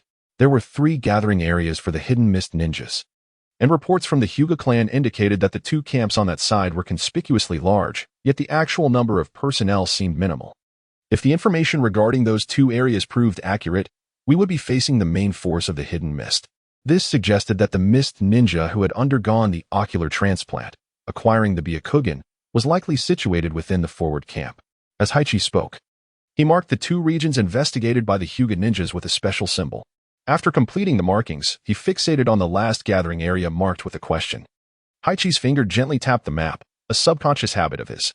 Wait, someone from the direction of the mist is approaching us, Liu interjected, sensing the presence of individuals drawing near. Liu, can you gauge the exact number of individuals? Haichi inquired, realizing that his own sensory abilities paled in comparison to Liu Yu's. In such a scenario, he had failed to detect any activity in the vicinity. The previous reconnaissance had largely depended on Liu Yu's stealth to advance and gather intelligence. Liu Yu closed his eyes to concentrate, and after a moment, he opened them and reported, there are 3 individuals, approximately 3 kilometers away, advancing towards us. We are likely to encounter each other in about 10 minutes. 3 individuals? Haichi glanced at Liu Yu, weighing the comparative strength of both parties. He was among the few in Konoha who were aware of Liu Yu's true prowess. In his estimation, Liu Yu's capabilities might rival those of the acknowledged genius Kakashi Hatake, perhaps even surpassing him, especially considering Liu Yu was 2 years younger. The bamboo release bloodline was exceedingly rare, even within the esteemed Yamanaka clan. Regarding her use of forbidden techniques in Kusugakure, which resulted in significant casualties for both Kusugakure and Iwagakure, Haichi had also heard whispers. With this in mind, he resolved to eliminate them and uncover the hidden schemes of Kirigakure. Thus, he made a firm decision. Upon hearing his command, the 3 began to prepare an ambush. Leaning forward, their arms swung back, palms slightly clenched upward, their bodies exhibiting a remarkably fluid, aerodynamic form. The trio of Kirigakure shinobi advanced through the forest with the quintessential posture of a ninja. The composition of the 3 consisted of a leading J-nin accompanied by 2 ch-nin. Among these ch-nin was Iria, who at the age of 15, found himself reluctant to undertake this mission as a shinobi in the land of blood mist. In his cohort, he had barely graduated by eliminating his own comrades. Thus, in his view, no mission was worth more than the lives of his teammates. While casualties in war were inevitable, being part of a larger group was certainly safer than wandering alone. Following his graduation, a notorious figure known as Zabuza had emerged, reputed to have single-handedly slaughtered the entire graduating class that year, compelling the higher-ups of Kirigakure to reform their brutal graduation examination system. At times, Iria pondered whether he should be grateful for not being grouped with such a monster or lament his fortune for not being placed in the subsequent class after Zabuza. Lost in his tumultuous thoughts, Iria unknowingly lagged at the back of the formation. Intent on catching up, he leaped onto a tree. However, as he prepared to jump to another tree to continue his advance, an unforeseen event unfolded. The opportunity had arrived. Observing Iria at the back, Ryua silently affirmed her resolve and emerged from the very tree upon which Iria stood. Meeting his astonished gaze, she swiftly directed her kunai towards his throat. Iria was taken aback, unable to fathom how an ordinary tree could suddenly conceal a person. With no time to react, Ryua's kunai sliced through his throat, leaving him with a grotesque expression as he desperately attempted to stifle the gaping wound, grasping at the fleeting thread of life. Yet, his body betrayed him, plummeting toward the ground below. Upon sensing the turmoil behind him, the leading J-nin of Kirigakure promptly turned around. What he beheld was the unexpected appearance of Ryua and Iria, who lay bleeding and writhing in agony beneath the tree. Without hesitation, the J-nin drew his katana and lunged at Ryua. Since they had been ambushed and suffered casualties, the mission could no longer proceed. The immediate priority was to break free from the ambush and return to the camp to report their encounter. The sound of slicing wind filled the air as the J-nin closed in on Ryua, yet she showed no inclination to evade. This perplexed the J-nin, for he could see his own growing reflection in her eyes, while the young girl before him displayed no sign of panic. A smile began to curve upon Ryua's lips, leaving him to wonder if she was mocking him. What could this mean? With a sudden formation of hand seals, the J-nin Haichi invoked the technique of mind turn, targeting the J-nin of Kirigakure, fervently whispering within himself. The sound of the wind grew increasingly pronounced. However, the mist-hidden Jonin, poised to strike against Liuyu, halted his movements. The Jonin felt a sudden tension in his spirit, followed by a numbing sensation, as an overwhelming fatigue emanated from the depths of his heart. It seemed as though an inner voice urged him to surrender control of his body. Under the influence of Yamashiro Kai, the Jonin's body descended to the ground. Observing this, Liuyu smiled softly, then swiftly formed hand seals and called out, "Earth release, thousand leaf binding." Instantly, numerous broad and resilient leaves erupted from the ground, ensnaring the Jonin tightly. Meanwhile, the remaining mist-hidden Chunin was ensnared by Han's illusionary technique, the magical tree binding, and subsequently dispatched by Asuma. It appeared that this ambush was far simpler than anticipated, Liu mused. He then dismounted and removed the mist-hidden forehead protector from Yang Yi, placing it in his ninja tool pouch. This protector was a testament to their victory and needed to be safeguarded. To gather intelligence, leaving one prisoner sufficed. The most formidable ninja among them was evidently the leading Jonin, likely possessing the most valuable information, thus, preserving his life was adequate. As for the other two Chunins, prudence dictated that eliminating them was the wisest course of action. Despite the absence of profound enmity between the parties, this was war. It was a matter of killing or being killed. After years in this world, Liu had acclimated to its brutal realities. Yamashiro Kai released the jutsu and approached, signaling for the others to clear the battlefield and prepare for a safe retreat. In a cave within the land of hot water, Liu and his companions took temporary refuge with the captured mist-hidden Jonin. Yamashiro Kai placed his hand on the Jonin, bound by grass leaves, his eyes shut tight, his expression grave. Liu understood he was employing the secret mind-reading technique of the Yamashiro clan, which allowed one to read another's thoughts without any apparatus. This ninjutsu was an exceedingly convenient method of interrogation, and it was precisely this skill that had established Kai's legendary status in the intelligence community. Gradually, Kai's brow furrowed, and Liu and the others sensed an ominous shift in the atmosphere. This is troubling. Finally, Kai opened his eyes, withdrawing from the mind-reading state. Yet, the first words he uttered sent a ripple of unease through Liu and his companions. What aspect was troubling? Ignoring their confusion, Kai produced a blank scroll and a pen, commencing to inscribe in code upon the scroll. Upon completion, he sealed it with a hand sign. Yui Kurenai, Chuji Liuyu. I hereby command you both to deliver this confidential document back to the main camp with utmost haste. Remember, it must be handed directly to Lord Orochimaru. Yamashiro Kai stated solemnly. It was the first time Liu and Kurenai had witnessed Kai's seriousness to this extent. Yes, we shall ensure the task is completed, Liu replied as he took the scroll, Kurenai echoing his commitment. Liu refrained from inquiring about the contents of the missive. Recognizing it was beyond her current rank to concern herself with such matters, her duty was to fulfill her assigned tasks. And what will you and Asuma do next? Teacher Kai? Kurenai asked curiously. Asuma and I will strategically ambush the mist-hidden patrols here and disrupt the enemy, Kai replied. Simultaneously validating some of my conjectures, Haichi spoke, though a trace of seriousness flickered across his face when addressing his own speculations. Rest assured, Hong, in this war, I shall undoubtedly make a name for myself, akin to the legendary Sannin. In the future, any outsider who encounters me will be so intimidated that they will abandon their missions. Asuma, unperturbed by Haichi's solemnity, continued speaking. Liu found herself juxtaposing the current Asuma with Uchiha Obito. Beneath their feet, the trees swiftly passed by as Liu and Hong raced back to the Konoha encampment. Haichi's grave expression lingered in Liu's mind, as if foretelling an impending misfortune. Shaking her head to dispel this unease, Liu suppressed her agitation, halted her steps, and focused on expanding her sensory perception once more. The ability to conceal oneself reaches its maximum range when the user is in a state of stillness and concentration. Though one can still sense their surroundings while moving, both precision and range diminish significantly. Thus, Liu paused periodically to carefully assess her environment. Liu furrowed her brow. Through her expanded perception, she detected 8 unfamiliar chakra signatures advancing towards them. Hong, we need to change direction, Liu advised.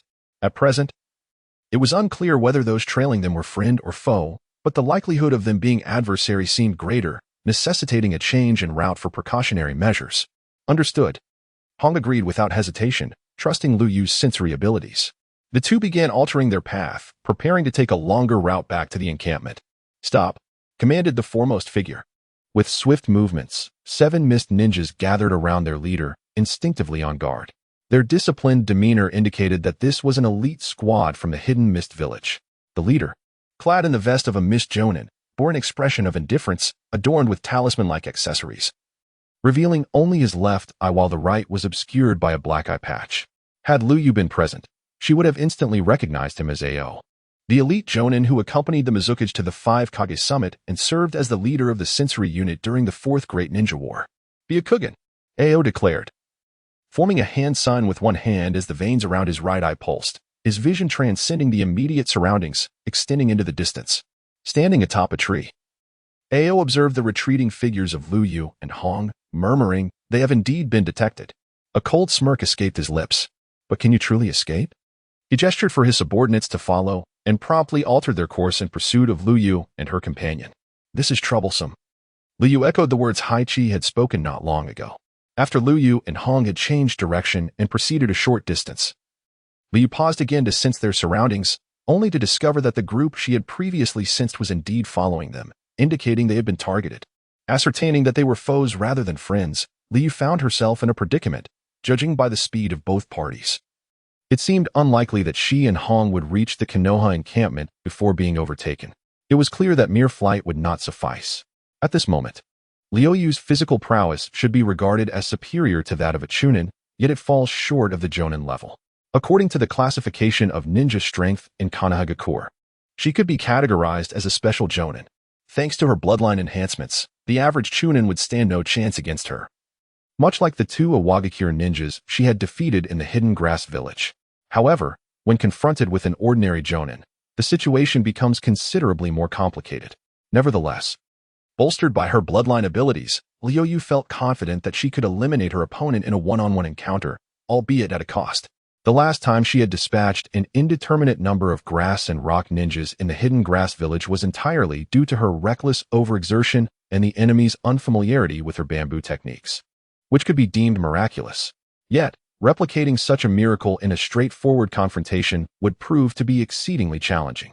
Upon analyzing the composition of the pursuing enemy, it was apparent that at least 2 of the 8 were Jonin. This indicated that the odds of a direct confrontation were slim. Moreover, at this moment, Hong was nothing but a burden to Liuyu.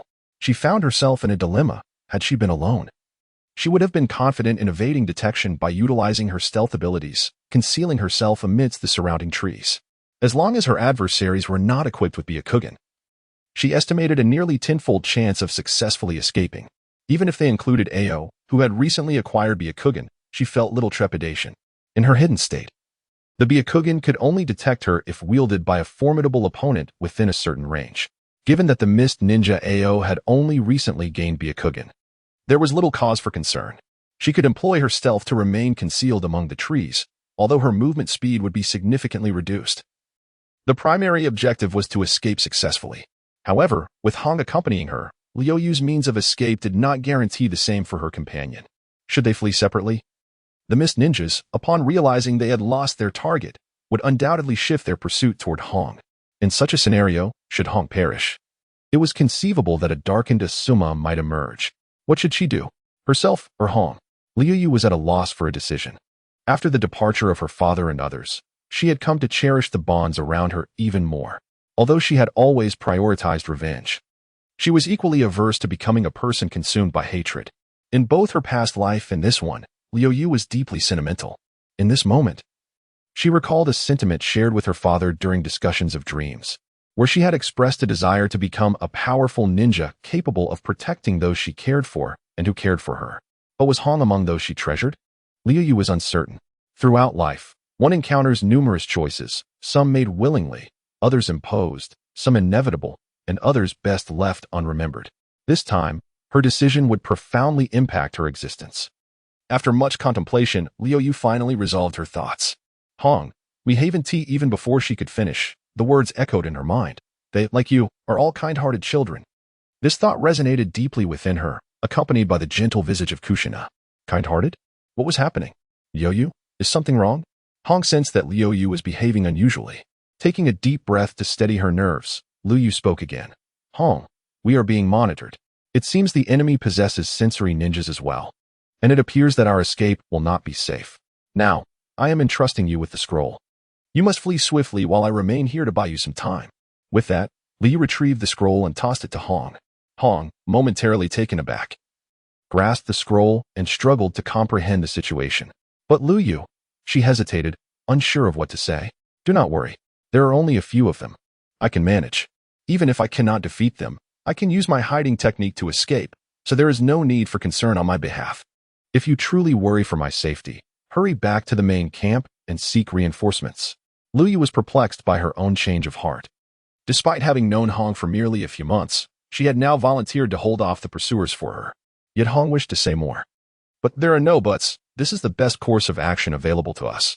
Only in this way can we both survive. Liuyu's voice rose slightly in intensity, taking on a more serious tone. If you are truly worried about me, as I said, return quickly to the camp for assistance. Her tone softened again. All right, I understand. I will definitely come back. Seeing the unwavering determination on Liuyu's face, Hong assured her. Hong realized she could no longer sway Liuyu's decision, and indeed, this was the best plan for both of their survival. As she watched Hong's retreating figure, Liu forced a bitter smile. Well then, it is time to get to work. Having resolved to buy time for Hong, she could not remain hidden indefinitely and would need to confront the pursuing mist ninjas. Liuyu traversed through the trees using her hiding technique, inching closer to the pursuers as she began to set traps. The place where she had just utilized her technique, separating from Hong, would certainly attract the attention of the enemy's sensory ninjas. Thus, she needed to arrange the traps ahead of time to ensure their effectiveness. Liu hoped that the traps could eliminate the enemy's sensory ninjas in one fell swoop. If so, she would not have to worry about being tracked again and could depart using her hiding technique. However, as the distance between her and the mist ninjas decreased, an unsettling feeling began to creep into her heart. Meanwhile, Qin, who was relentlessly pursuing through the branches, suddenly sensed something amiss. His Byakugan had been observing ahead. Yet just moments ago, one of their targets had inexplicably vanished. Stop, Qin commanded as he sensed the anomaly ahead. Upon hearing his order, the mist ninjas behind him halted in their tracks. What is it, Lord Qin? One of the nearby mist ninjas inquired. There were 2 targets, now one has disappeared. Qin replied, his expression grave. How is that possible? One vanished right under Lord Qin's Byakugan. Several mist ninjas nearby were taken aback by this revelation. The Byakugan was immensely beneficial in warfare, and every ninja village had sought to uncover its secrets, yet all attempts had thus far ended in failure. In other words, the hidden mist village acquired a single Byakugan at a tremendous cost through this recent conflict. This Byakugan holds immense significance within the village, without sufficient merit. One could never hope to obtain such an eye. Now, astonishingly, someone has vanished under the scrutiny of this eye. Nothing is impossible. The Hyuga clan has long been at odds with the Aburame clan since the Warring States period, and their respective bloodline limits are known to counter each other.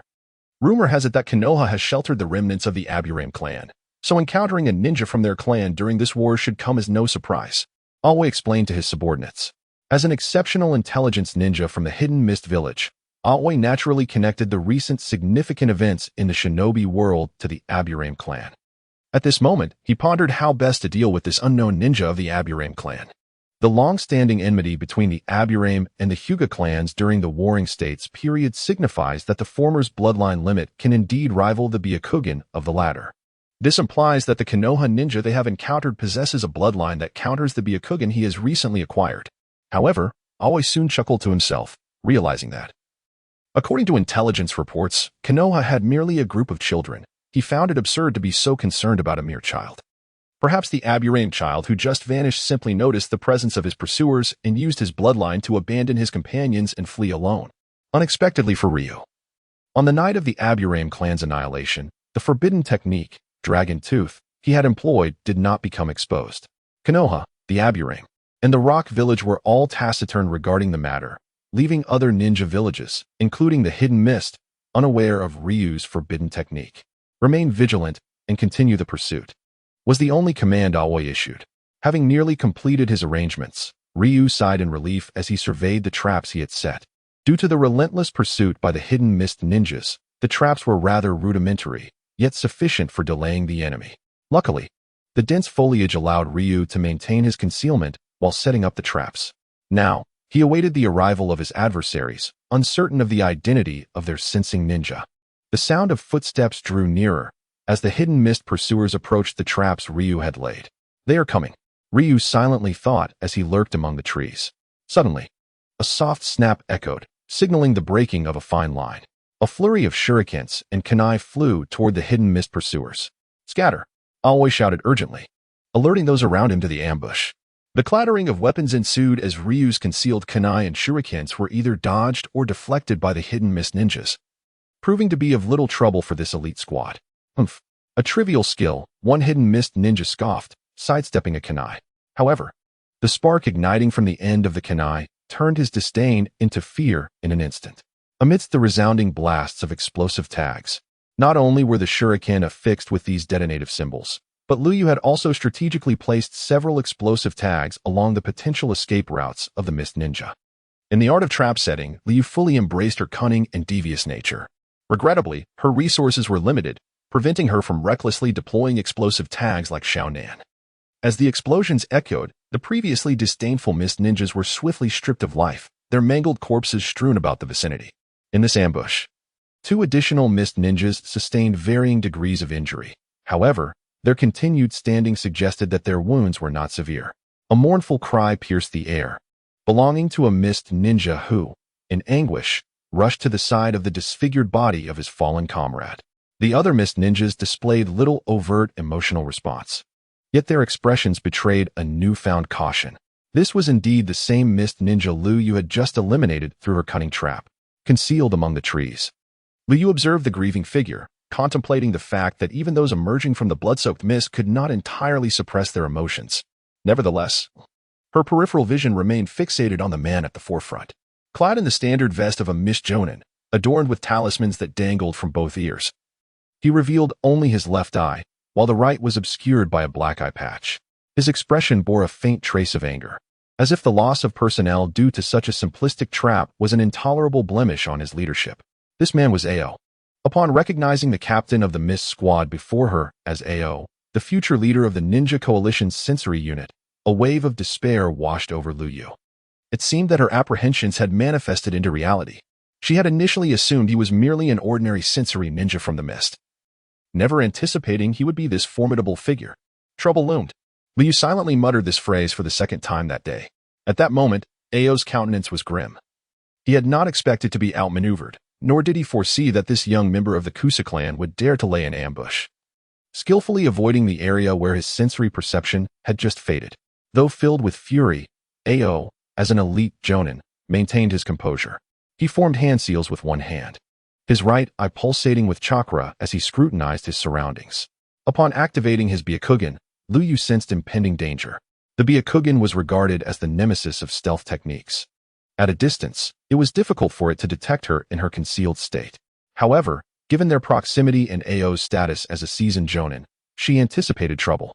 After a meticulous examination, Ao discerned an anomaly in a tree to his left front. It exhibited a faint chakra fluctuation. Were it not for his profound abilities in the immense inside of the Byakugan, he likely would not have detected such a subtle disturbance. So, this is the stealth of the Kusa clan? Truly, it was worthy of being compared to the esteemed Hyuga clan of Ur, showcasing remarkable prowess. However, today I encountered myself. With this thought, Qing let out a cold snort. As Qing focused on that tree, the remaining 6 members of the Mist Ninja, including one with a sorrowful expression, moved forward, preparing to encircle the tree. Discovered. The moment Qing's gaze fixed upon the tree, Liuyu realized that she had been detected.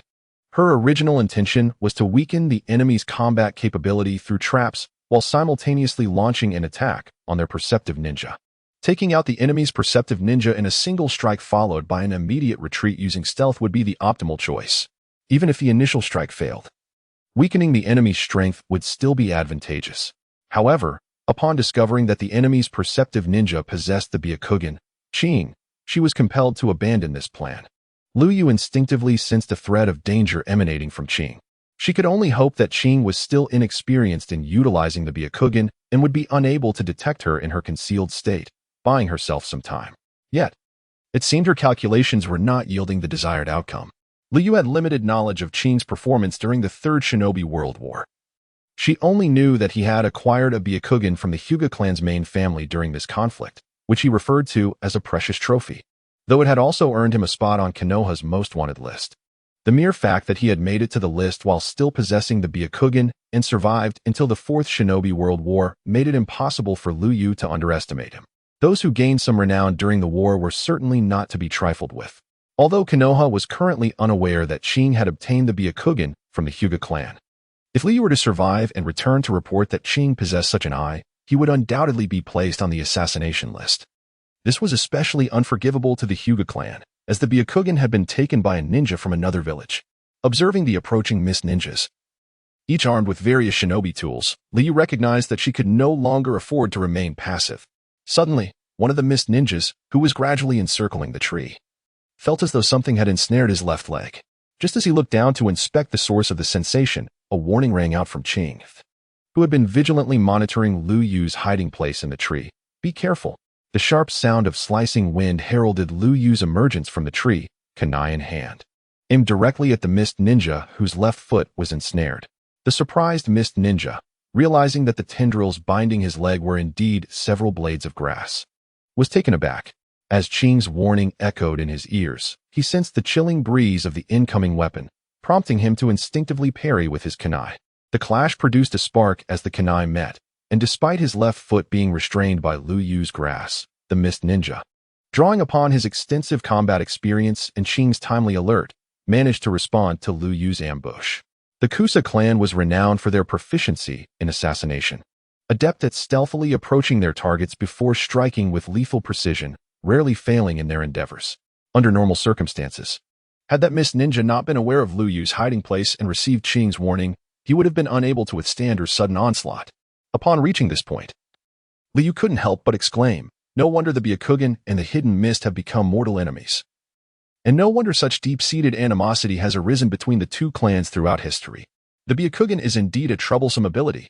Failing to land a hit, Liu swiftly executed a low leg sweep, leveraging his diminutive stature to deliver a whip-like kick towards the right leg of the hidden mist ninja. With his left leg ensnared, the ninja found himself unsteady as Liu Yu's kick struck his right leg, causing him to tumble to the ground. The other hidden mist ninjas, having taken advantage of Liu Yu's sudden appearance, quickly surrounded him, all within a mere instant. Observing this, Liu Yu immediately attempted to break free from the encirclement while forming hand seals with remarkable speed. Qing, who had been watching intently, marveled at Liu Yu's rapid seal formation, simultaneously sensing an ominous shift from the flickering movements of his fingers. As the final seal was completed, a shimmering azure chakra emanated from Liu Yu's hands, coalescing and compressing until it took the form of a bamboo spear. Witnessing the manifestation of this glowing chakra spear, a sense of foreboding washed over Qing, prompting him to urgently warn, "Take evasive action. Bamboo release, bamboo flow spear," Liu silently commanded within his heart, hurling the bamboo spear towards the fallen hidden mist ninja. Upon seeing the chakra spear in Liu Yu's grasp, the assailants instinctively felt unease, especially after Qing's warning, leading them to retreat without hesitation, neglecting the fallen ninja entirely. As the fallen ninja, hearing the warning, attempted to sever the resilient grasp binding his left foot with a kunai, he was filled with dread. The grasp proved too tenacious, rendering the kunai ineffective for a swift escape. Left with no choice, he rolled aside, narrowly evading the incoming bamboo spear. Fortuitously, the spear embedded itself beside him. After launching the bamboo flow spear, Liu Yu swiftly formed more hand seals, invoking bamboo release, 1,000 bamboo shield. The ground before him began to undulate, and in mere moments, over 100 sturdy bamboo stalks erupted, interweaving to create an impenetrable barrier before Liu Yu. Boom! Behind the bamboo wall, Liu Yu silently urged himself onward. Meanwhile, the hidden mist ninja, still struggling to cut the grass binding his left foot, felt a tremor of fear. Out of the corner of his eye, he noticed the bamboo spear beside him beginning to emit a blinding white light. With a thunderous roar, the explosion from the bamboo flow spear unleashed a powerful gust, scattering the accumulated dry leaves and causing the surrounding trees to bow and sway. A massive crater, approximately 1.5 meters deep and 8 to 9 meters in radius, formed at the epicenter of the bamboo spear's impact. The hidden mist ninja adjacent to the spear was left utterly lifeless amidst the remnants of the explosion. Strangely, his demise failed to evoke sorrow among the remaining ninjas. Instead, it was the first hidden mist ninja to perish in this trap who had a close friend mourning for him. Forewarned, the remaining hidden mist ninjas could not entirely evade the onslaught, sustaining injuries as they glared with grim expressions at the bamboo wall not far away. They were utterly taken aback by the audacity of the young girl, who dared to employ such an explosive jutsu at such a close range. This was indeed a case of mutual harm. Had it not been for Lord Qing's timely warning and quick reaction, they would have fallen victim to the girl's ploy. However, it was not entirely accurate to describe it as a mere exchange of injuries. After throwing the bamboo spear, the young girl swiftly formed seals and enacted a defensive jutsu, summoning a bamboo wall, having meticulously planned every step. Meanwhile, Liuyu, shielded by the 1,000 bamboo shield, emerged from the explosion relatively unscathed. She felt a tinge of helplessness regarding this strategy of mutual harm. The disparity in strength between her and her opponents was too great, leaving her no choice but to resort to such extreme measures. Had she not summoned the 1,000 bamboo shield in time, she would likely have sustained significant injuries as well. Regrettably, under Qing's Byakugan gaze, Liuyu's desperate tactics proved to be of little effect. She could still sense 6 distinct chakra fluctuations on the other side of the bamboo wall. The pursuing mist ninjas had clearly taken a keen interest in her. What a predicament! What should she do? Liuyu pondered. Naturally, the answer was to flee. That reckless gambit was a one-time affair. Her adversaries would not afford her a second opportunity. Once the element of surprise was lost, the strategy had lost its value. With this thought in mind, Liuyu veered in a direction different from that of Hong. The attention of the mist ninjas had been drawn to her, and Qing's Byakugan would likely remain fixated on her, allowing Hong to escape safely. Next, she merely needed to shake off her pursuers. Byakugan. Qing formed seals with one hand, veins bulging around his right eye, attempting to pierce through the bamboo wall to catch a glimpse of the figure concealed behind it. A note of confusion escaped Qing's lips. This bamboo wall was surprisingly opaque. The Qian clan was indeed full of surprises. Exercise caution. The opponents are not mere Qian clansmen. Judging by the ninjutsu she just executed, she must be a core member who has awakened the power of Qian. Qing reminded the remaining mist ninjas, as he had considerable knowledge of this once mighty clan. Upon receiving Qing's warning, the remaining mist ninjas began to disperse cautiously, encircling Liuyu. Their expressions reflected not only anger but also a newfound seriousness. One must always tread carefully when faced with an unknown adversary. With each step, Liuyu raced through the forest, her life hanging in the balance. The notion of merely shaking off her pursuers seemed deceptively simple, yet escaping their relentless hunt proved to be a formidable challenge. Thanks to the traps she had set and the unpredictability of her bamboo jutsu, she had barely managed to eliminate 2 of her opponents. However, eliminating any more would not be so straightforward. One mist ninja crossed his arms over his chest, producing a few shuriken with a flick of his thumb and index finger, his gaze cold and fixed on the fleeing Liuyu. Damn the little brat! This was the very mist ninja who had previously shouted for Yu Jian's attention. Among the mist ninjas present, he was likely the most eager to end Liuyu's life. Whoosh, whoosh, whoosh. Several shuriken hurtled toward Liuyu. What a nuisance! As the sound of the sharp projectiles sliced through the air reached her ears, Liuyu felt a surge of frustration. Despite the gloom that enveloped him, Liuyu leaned forward and, channeling his chakra, firmly adhered his feet to a thick branch extending horizontally, maintaining a parallel position with the ground to evade the shuriken that were hurled from behind. Observing Liuyu deftly evade his shuriken, the mist ninja merely scoffed, swiftly manipulating his fingers as if tugging at something. Accompanying the movements of the mist ninja's fingertips, a glimmer of silver occasionally flickered through the air. Bang! The sound transitioned from a deep thud to a sharp, piercing tone. What is this? A flicker of unease crossed Liuyu's mind. The sound seemed eerily familiar. It was the sound of taut steel wires. Before he could fully comprehend, the shuriken that had just whizzed past Liuyu abruptly changed direction under the control of the mist ninja and surged towards him. Liuyu hastily dodged, yet still felt the sting as the shuriken grazed his left shoulder and right calf. The pain radiating from his injuries momentarily overwhelmed him, nearly causing him to lose his grip and tumble from the branch. Suppressing the pain, he pivoted and leapt to another tree, once again confronting the pursuing mist ninja. Binding the steel wires to the shuriken for a secondary assault was a tactic he had mastered, yet today he found himself ensnared by his own expertise. Liuyu felt a wave of frustration wash over him as he glanced at the wounds on his left shoulder and right calf, watching as crimson droplets seeped forth, staining the 2 areas. Acutely aware of the pain from his injuries, Liuyu remained vigilant, eyeing the 6 approaching mist ninjas, including Qing. This is troublesome, Liuyu reiterated in his mind. The chances of successful evasion had already been slim, and now, with his injuries, those chances had diminished further. Moreover, continuing to flee in his current state would only exacerbate his wounds. Given the strength of his opponents, Escaping was no simple feat. It seemed he had no choice but to fight to the bitter end. Seeing Liuyu wounded by the shuriken under his control, the Mist Ninja drew a kunai and charged forward. The 5 other Mist Ninjas, including Qin, coordinated their movements to encircle him, preventing any further escape. There was no alternative. He had to confront them. As the Mist Ninja advanced, Liuyu swiftly retrieved a kunai from his thigh pouch to meet the oncoming attack. The clash of metal rang out, and through the sparks ignited by their confrontation, Liuyu locked eyes with the Mist Ninja, whose gaze was filled with lethal intent. It appeared that this individual shared a close bond with someone named Yujian. The brutal training within the mist had shaped those who emerged from the Ninja Academy into cold-hearted beings. The academy operated on a pairing system, where only half of the students survived the graduation examination, an effort to cultivate emotionless ninjas. In the land of blood and mist, trust was a mere illusion, overshadowed by slaughter.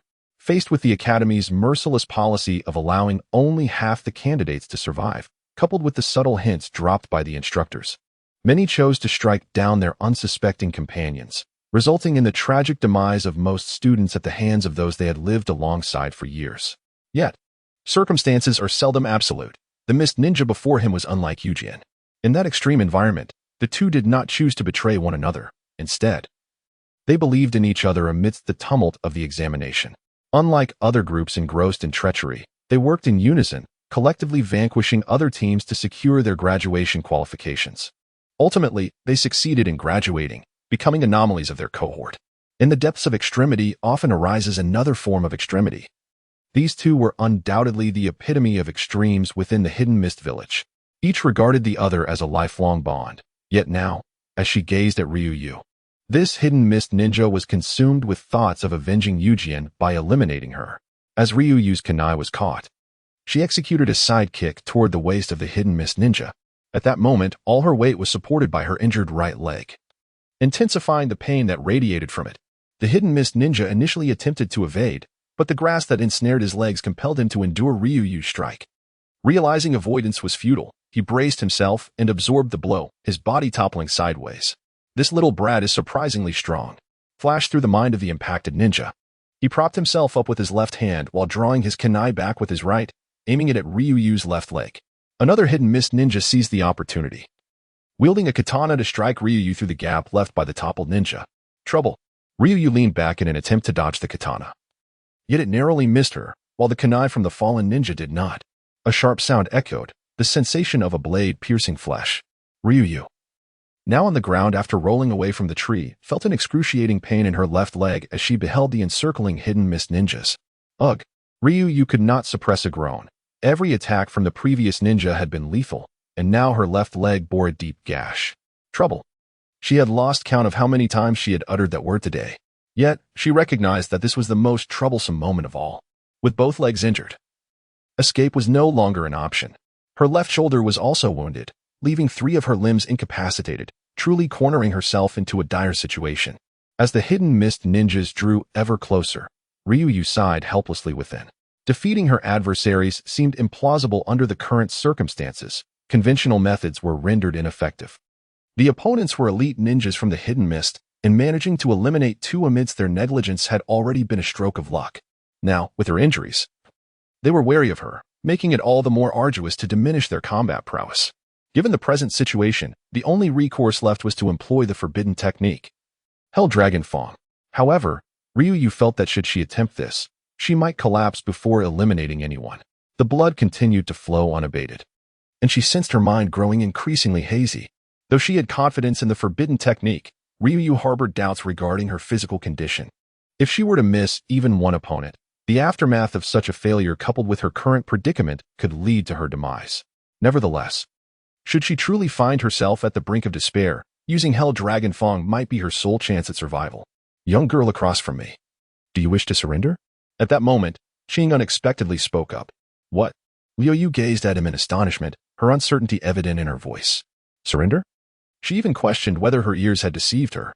Similarly, the Mist Shinobi who had been attempting to eliminate Liuyu looked at Qing in shock. How could he propose surrendering to Liuyu, the very one who had slain his comrade? The grass binding his feet had dissipated, now lacking Liuyu's control. Qing met the gaze of the staring Mist Shinobi with indifference before turning his attention back to Liuyu. I ask again, are you willing to surrender? He reiterated. Under ordinary circumstances, Qing would never have suggested surrender. The enduring animosity forged through years of conflict among the ninja villages rendered such gestures futile. No one would ever consider surrender on the battlefield. Yet, the current situation was anything but ordinary. In his view, the Kusanagi clan, being an outsider in Konoha, had little foundation there. This child, having spent only a short time in Konoha, likely harbored no deep-rooted sentiments for the village. If he could persuade Liuyu to surrender, the Mist could study the Kusanagi clan's elusive techniques. Thus, Mist Village would simultaneously possess two significant bloodline abilities in the realm of espionage. Qing believed that. Confronted with a life-and-death crisis, it was entirely reasonable for this Kusanagi child to contemplate surrender. As for what awaited Liuyu upon returning to Mist Village, there were ample means to ensure her compliance, compelling her to serve the village diligently. Moreover, Qing had a keen interest in Liuyu's secondary bloodline. This technique, reminiscent of the first Hokage's would release, held substantial research value. Apologies. I have no intention of going to Mist Village. I am quite content in Konoha. And as a Konoha ninja, I will protect it. Despite her body betraying her with fatigue, Liuyu resolutely rejected Qing's proposal. The girl's voice resonated softly through the woods. What kind of jest was this? To think that she would go to Mist Village? Did he truly believe she was unaware of the current situation there? If all went as expected, a considerable portion of Mist Village's higher-ups was under the control of Uchiha Madara's ocular jutsu. Having made a transaction to come to Konoha from Grass Village, betraying her newfound home for Mist Village would render her a mere pawn. Furthermore, what would happen to the Kusanagi clan members left behind in Konoha? Her father had entrusted the clan to her. She could not allow any further troubles to befall them. If she truly went to Mist Village, how would she face Kushina, who had treated her with such kindness? The third Hokage had shown her immense care. She could not become a traitor. If she were merely a foreign child with no ties to Konoha, perhaps surrendering might have been a possibility under such circumstances. Yet, Liuyu was no ordinary child, and Qing, unaware of the Kusanagi clan's specific situation in Konoha, had made this ludicrous suggestion. Is that so? Qing's gaze grew increasingly frigid. He had not genuinely expected to persuade Liuyu to surrender. It was merely a trial. However, it seemed this Kusanagi child possessed quite a sense of belonging to Konoha. Since it has come to this, we can only bring your corpse back to the hidden Mist Village, Qing remarked coldly. The corpses of the Kusanagi clan hold considerable value as well. In the tranquil woods, several Mist ninjas perched upon trees, encircling a small girl standing at the center. The sunlight streamed warmly, yet the gaze of those present was imbued with an ominous chill. Occasionally, a gentle breeze swept through, tainted by an untimely hint of blood. Since it has come to this, we can only bring your corpse back to the hidden Mist Village. Qing's frigid voice echoed. Hee.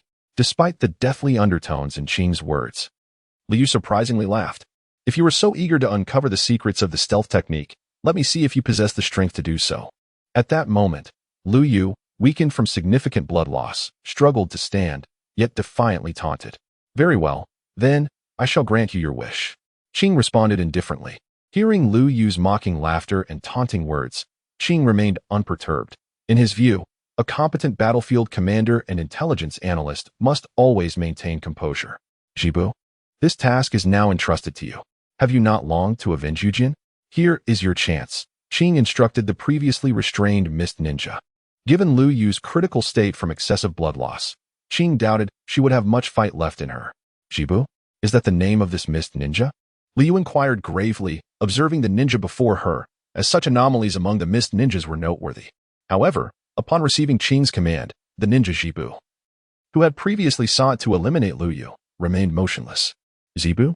Qing called out, puzzled. Jibu continued to stand there, unresponsive. Jibu. Qing raised his voice slightly in reminder.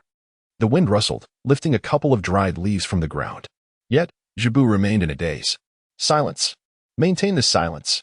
The stillness was so profound that it sent a shiver through those present. Something was amiss.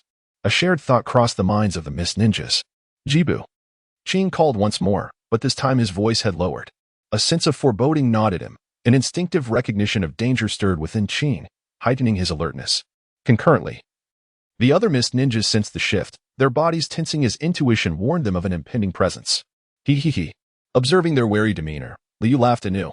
Despite the waves of weakness coursing through her body, she reveled in this moment, her mocking laughter reverberating through the quiet woods.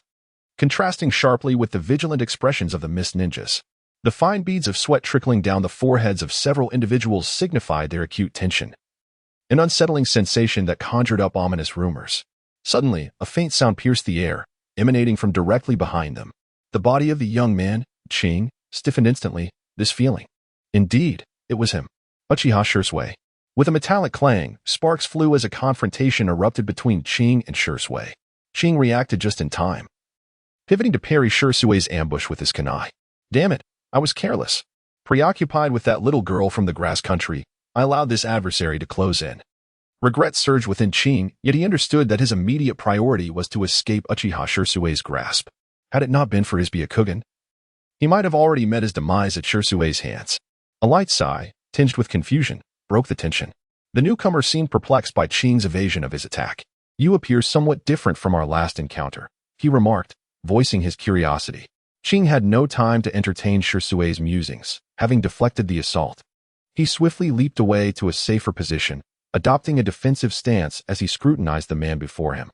Simultaneously, several other mist ninjas gathered around Qing, their vigilance directed toward the unexpected visitor. The newcomer was clad in a dark, high-collared short-sleeve shirt, complemented by triangular armor, and wore matching trousers secured with leg bindings. The mist ninjas could discern the Uchiha clan emblem, resembling a fan, emblazoned on the back of his attire. Grasping a small tanto, the weapon lay horizontally across his chest. It was unmistakably Uchiha Shisui. Upon recognizing the identity of the individual before them, the mist ninjas felt as though they had plunged into an icy abyss. At that moment, their concern for Liu faded. Their primary objective was to devise a means of escaping the presence of this formidable foe. On the battlefield between Konoha and the Mist, the adversaries that the Mist ninjas dreaded most were not the likes of Orochimaru, the commanding officer of Konoha's forces, but rather Uchiha Shisui, renowned for his instantaneous movement. While Orochimaru typically coordinated with the main Konoha units, during large-scale conflicts, skilled warriors from the Mist would be dispatched to distract him. Thus, Orochimaru's direct threat to the ordinary Mist ninjas was not as formidable as anticipated. Rather, it was Uchiha Shisui who evoked genuine trepidation. Proficient in both body flicker techniques and illusions, Shisui traversed the battlefield with ghostly agility, having already claimed the lives of numerous Genin from the Mist. Consequently, the Mist forces were compelled to allocate personnel specifically to monitor Uchiha Shisui. This was a distinction awarded only to him, second only to the commander of Konoha, Orochimaru. As the tide of war began to shift in favor of the Mist, the battleground steadily encroached upon the Land of Fire. During this period, Konoha frequently dispatched small teams to harass the Mist forces, aiming to hinder their advance into the heart of the Land of Fire. Meanwhile, Uchiha Shisui often undertook solo missions to ambush isolated Mist squads. When reinforcements from the Mist arrived on the scene, they were often met with a grim sight, lifeless bodies strewn across the ground, and at times, even the reinforcements themselves would fall victim to his onslaught. In a state of desperation, the Mist village was compelled to announce that the Mist ninjas assigned to a mission could abandon their task upon encountering Uchiha Shisui, without it being deemed a failure. The village had previously attempted to dispatch an assassination squad composed of elite jonin to eliminate Uchiha Shisui. However, despite their overwhelming numerical advantage, only 3 members, including Ao, returned, injured and barely escaping. In that encounter, the roles of prey and predator had reversed, and Ao and his companions paid a heavy price to escape from his grasp. In an instant, fear enveloped the Mist ninjas, who now sought to avoid any area frequented by Uchiha Shisui during their missions. Those fortunate enough to have narrowly escaped from Uchiha Shisui's clutches were universally acknowledged by their peers, as their survival was seen as a testament to their formidable prowess. Without a single blow being struck, Uchiha Shisui had merely experienced a minor inconvenience. His crimson eyes, with 3 spinning tomo, fixated on the wary Mist ninjas before him. Gulp. One of the Mist ninjas, overwhelmed by pressure, unconsciously swallowed hard. In the unnerving silence of the moment, the sound resonated clearly in everyone's ears. No one mocked him, for the gravity of the situation had rendered them all too preoccupied to focus on such trivialities. The next moment, Uchiha Shisui vanished, disappearing before the eyes of several elite Mist ninjas. Ao felt a sheen of sweat break out on his forehead. Acutely aware of his surroundings and fearing that Uchiha Shisui might suddenly strike from any direction, the other Mist ninjas were equally tense, their vigilance heightened by the terrifying rumors surrounding this man. In the following instant, Uchiha Shui appeared before Ryo, with his back turned to her. He surveyed the assembled mist ninjas. Noticing that Uchiha Shui had not launched an attack, the onlookers collectively exhaled in relief. Seizing the opportunity for Ao to approach the mist ninja named Shirtobe. Reaching out, he disrupted Shirtobe's chakra to break the illusion. Gasping for breath, Shirtobe emerged from the illusion, his eyes wide with unfathomable terror, as if he had witnessed something horrifying within the Jinjutsu. Had they been saved? Ryu pondered, sensing the shift in events. At that moment, she was on the verge of collapse from prolonged blood loss, with crimson fluid seeping from her left shoulder and legs, each wave of weakness washing over her. Her vision blurred, and she clung to the remnants of her willpower to remain standing. Yet, she felt as though salvation was at hand. Suppressing the overwhelming fatigue coursing through her, Rhea forced herself to raise her head and gaze at the figure before her, straining to widen her eyes. She sought clarity in her vision. Before her stood a dark-clad silhouette. Despite it being merely a figure, Rhea felt an inexplicable sense of reassurance emanating from it. As if her worries could dissipate. Be careful not to look into his eyes, Ao warned loudly. In truth, there was no need for his reminder. Upon realizing the identity of the man before them, the mist ninjas understood precisely how to respond. Do not look into his eyes? What is peculiar about his eyes? Upon hearing Qing's loud reminder, Liu felt a flicker of doubt within her heart, yet simultaneously, a conjecture began to form. Could the newcomer possess the Sharingan? You need not worry. Now that I am here, they will no longer pose a threat to you, spoke the figure before her, his voice unexpectedly gentle. He then turned his head towards Liu, offering her a faint smile. The Leaf Village headband atop the man's brow eased Liu's apprehensions, and her curiosity shifted towards his eyes. There, she beheld crimson pupils, within which 3 black tomo danced slowly. Indeed, it was the Sharingan. Upon witnessing this ocular power and reflecting upon the reactions of the Mist Village ninjas, Liu could surmise the identity of the man before her. With his presence, there was no need for excessive worry. It seemed her life was preserved for the time being. With this thought, the exhaustion that had been forcefully suppressed surged forth. And in an instant, her vision darkened as she could no longer sustain herself, collapsing uncontrollably. In a gentle embrace, Uchiha Shui caught the small girl who was on the verge of falling. Observing the unconscious child in his arms, he noted the faint relaxation on her youthful face, as if she had released a heavy burden. What a tenacious little girl, Shui mused, before gently leaning Liu against a tree for temporary refuge. Turning his gaze towards the group of mist ninjas before him, it became evident that Shui's arrival to rescue Liu was no mere coincidence, but rather a task entrusted to him, just as he had dispatched a mist squad and was preparing to return to his base. He noticed a Leaf Village girl anxiously making her way towards the stronghold, frequently glancing over her shoulder as if anticipating or fearing something. Initially, Shui assumed the girl was being pursued by mist ninjas and intended to assist her by eliminating her pursuers. However, he quickly dismissed this hypothesis, for his observations revealed no such assailants in pursuit. When Shui appeared before the fleeing Hong, she instinctively drew a kunai in defense. Yet upon recognizing the Leaf Village headband and Shui's Sharingan, she visibly relaxed. As Shui was about to inquire about what had transpired to cause her distress, he was urgently interrupted by Hong's plea. Please, help save Liu. Her urgency was palpable. Observing the worry etched on Hong's face, Shui endeavored to calm her so that she could elucidate the situation clearly. Before long, Shui learned that the girl before him was named Yuhi Hong, a student of Yamamoto Kaichi. Under his guidance, they had uncovered crucial intelligence.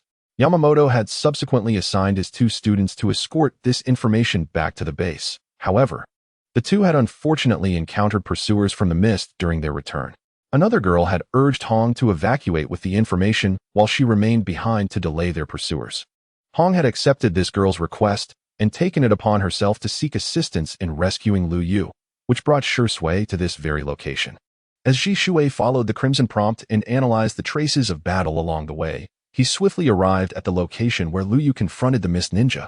Upon reaching the standoff, Shui overheard Qing's taunt directed at the young girl on the opposite side, inquiring whether she would surrender. Shui had some knowledge of Liu, having heard that she was a survivor from the Kusanagi clan of the Grass Village. Her family's bloodline limit was rumored to possess remarkable abilities in intelligence gathering, which likely explained why she had been assigned to the team of the intelligence master, Yamano Kaichi. By the 3rd Hokage, when Shui arrived at the scene of the standoff, he chose not to reveal himself immediately, opting instead for careful concealment.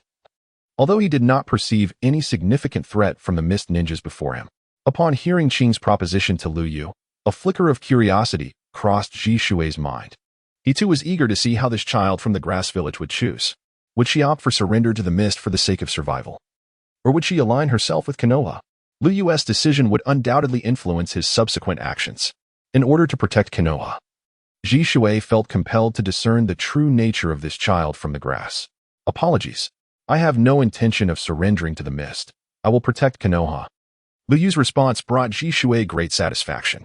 Particularly, when she mentioned her commitment to safeguarding Konoha, he sensed that her allegiance was genuine. As Qing commanded the others to take action, Ji Shui recognized that it was time for him to make his entrance.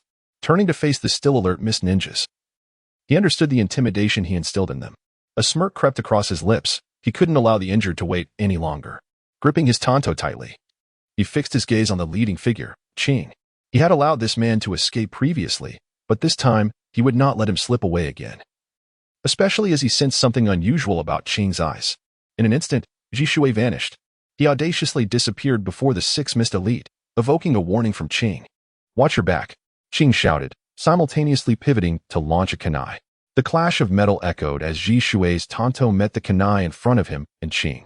Noticing the bulging veins around Qing's right eye, Ji Shui felt a familiar sensation. "Your eyes are problematic," he remarked thoughtfully, reappearing in front of Liuyu. The feeling reminded him of the Byakugan from the Hyuga clan back in the village, imparting an unsettling sense of being completely scrutinized. Reflecting on the recent peculiarities surrounding the Hyuga clan, Ji Shui harbored a foreboding suspicion, though this concern was directed towards the Hyuga clan, not himself. Huff, huff. Qing gasped lightly. Feeling the weight of Ji Shui's pressure intensify, he had initially believed that acquiring the Byakugan would bridge the gap between them. But he was taken aback by the apparent increase in strength of the man before him. Had it not been for the Byakugan, he would have been unable to withstand that recent exchange. The others around him only began to grasp the situation after Ji Shui had retreated. At that moment, Qing contemplated retreat, but it was evident that his adversaries would not allow him to escape so easily, especially now. It seemed they had begun to suspect that he harbored some secret beneath his eye patch. Fleeing separately would only result in being overwhelmed by Uchiha Shursui. The others could only rely on their Byakugan to temporarily fend off the impending threat. What a predicament, Qing muttered unconsciously. As the hours passed, Shursui began to form hand seals. What technique is this?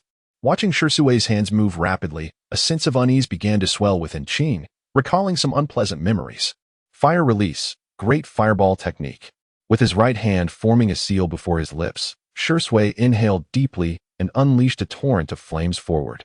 In an instant, the chakra gathered in his throat transformed into a massive ball of fire that surged toward the mist shinobi.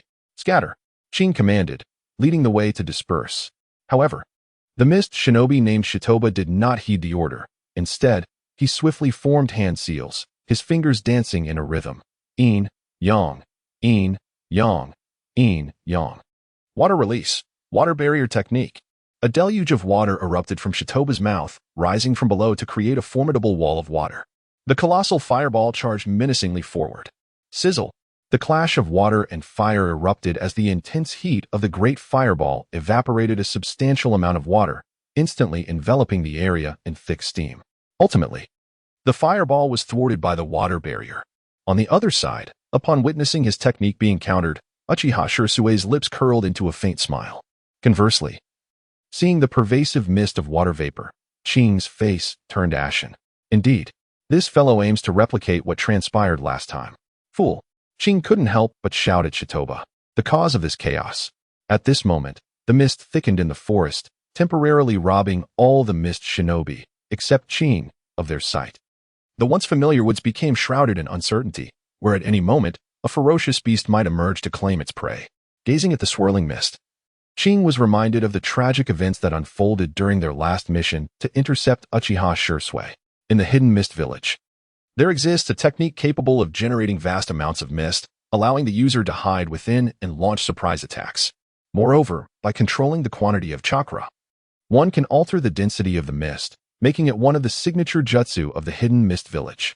In the previous mission to eliminate Uchiha Shursui, the ambush team dispatched from the mist included a ninja skilled in this technique. However, What should have been an advantageous environment for the mist shinobi turned into a nightmare for the ambush squad. When confronted with Uchiha Shisui, the mist technique completely lost its intended efficacy. Under normal circumstances, the user could sense the enemy's position through the chakra-generated mist, disrupting their line of sight and placing themselves in a favorable position. Yet, when facing Shisui, it remained a mystery how he was able to evade detection. The mist shinobi could not locate him, and the fog became his domain instead. The sounds of screams echoed, each one signifying the demise of a mist shinobi at his hands, as Shisui, utilizing his body flicker technique, transformed the mist into a graveyard for the mist shinobi. In a frantic attempt, the mist technique was hastily dispelled, but upon its release, the users discovered Uchiha Shisui had inexplicably appeared behind them. Ah! A scream pierced the air, interrupting Qing's reverie, and he quickly turned around. Yet, he discovered that a mist ninja behind him was pierced through the chest by a tanto that had come from the shadows. The mist ninja struggled to raise his hand, perhaps seeking aid from Ao or yearning to grasp the fleeting essence of life.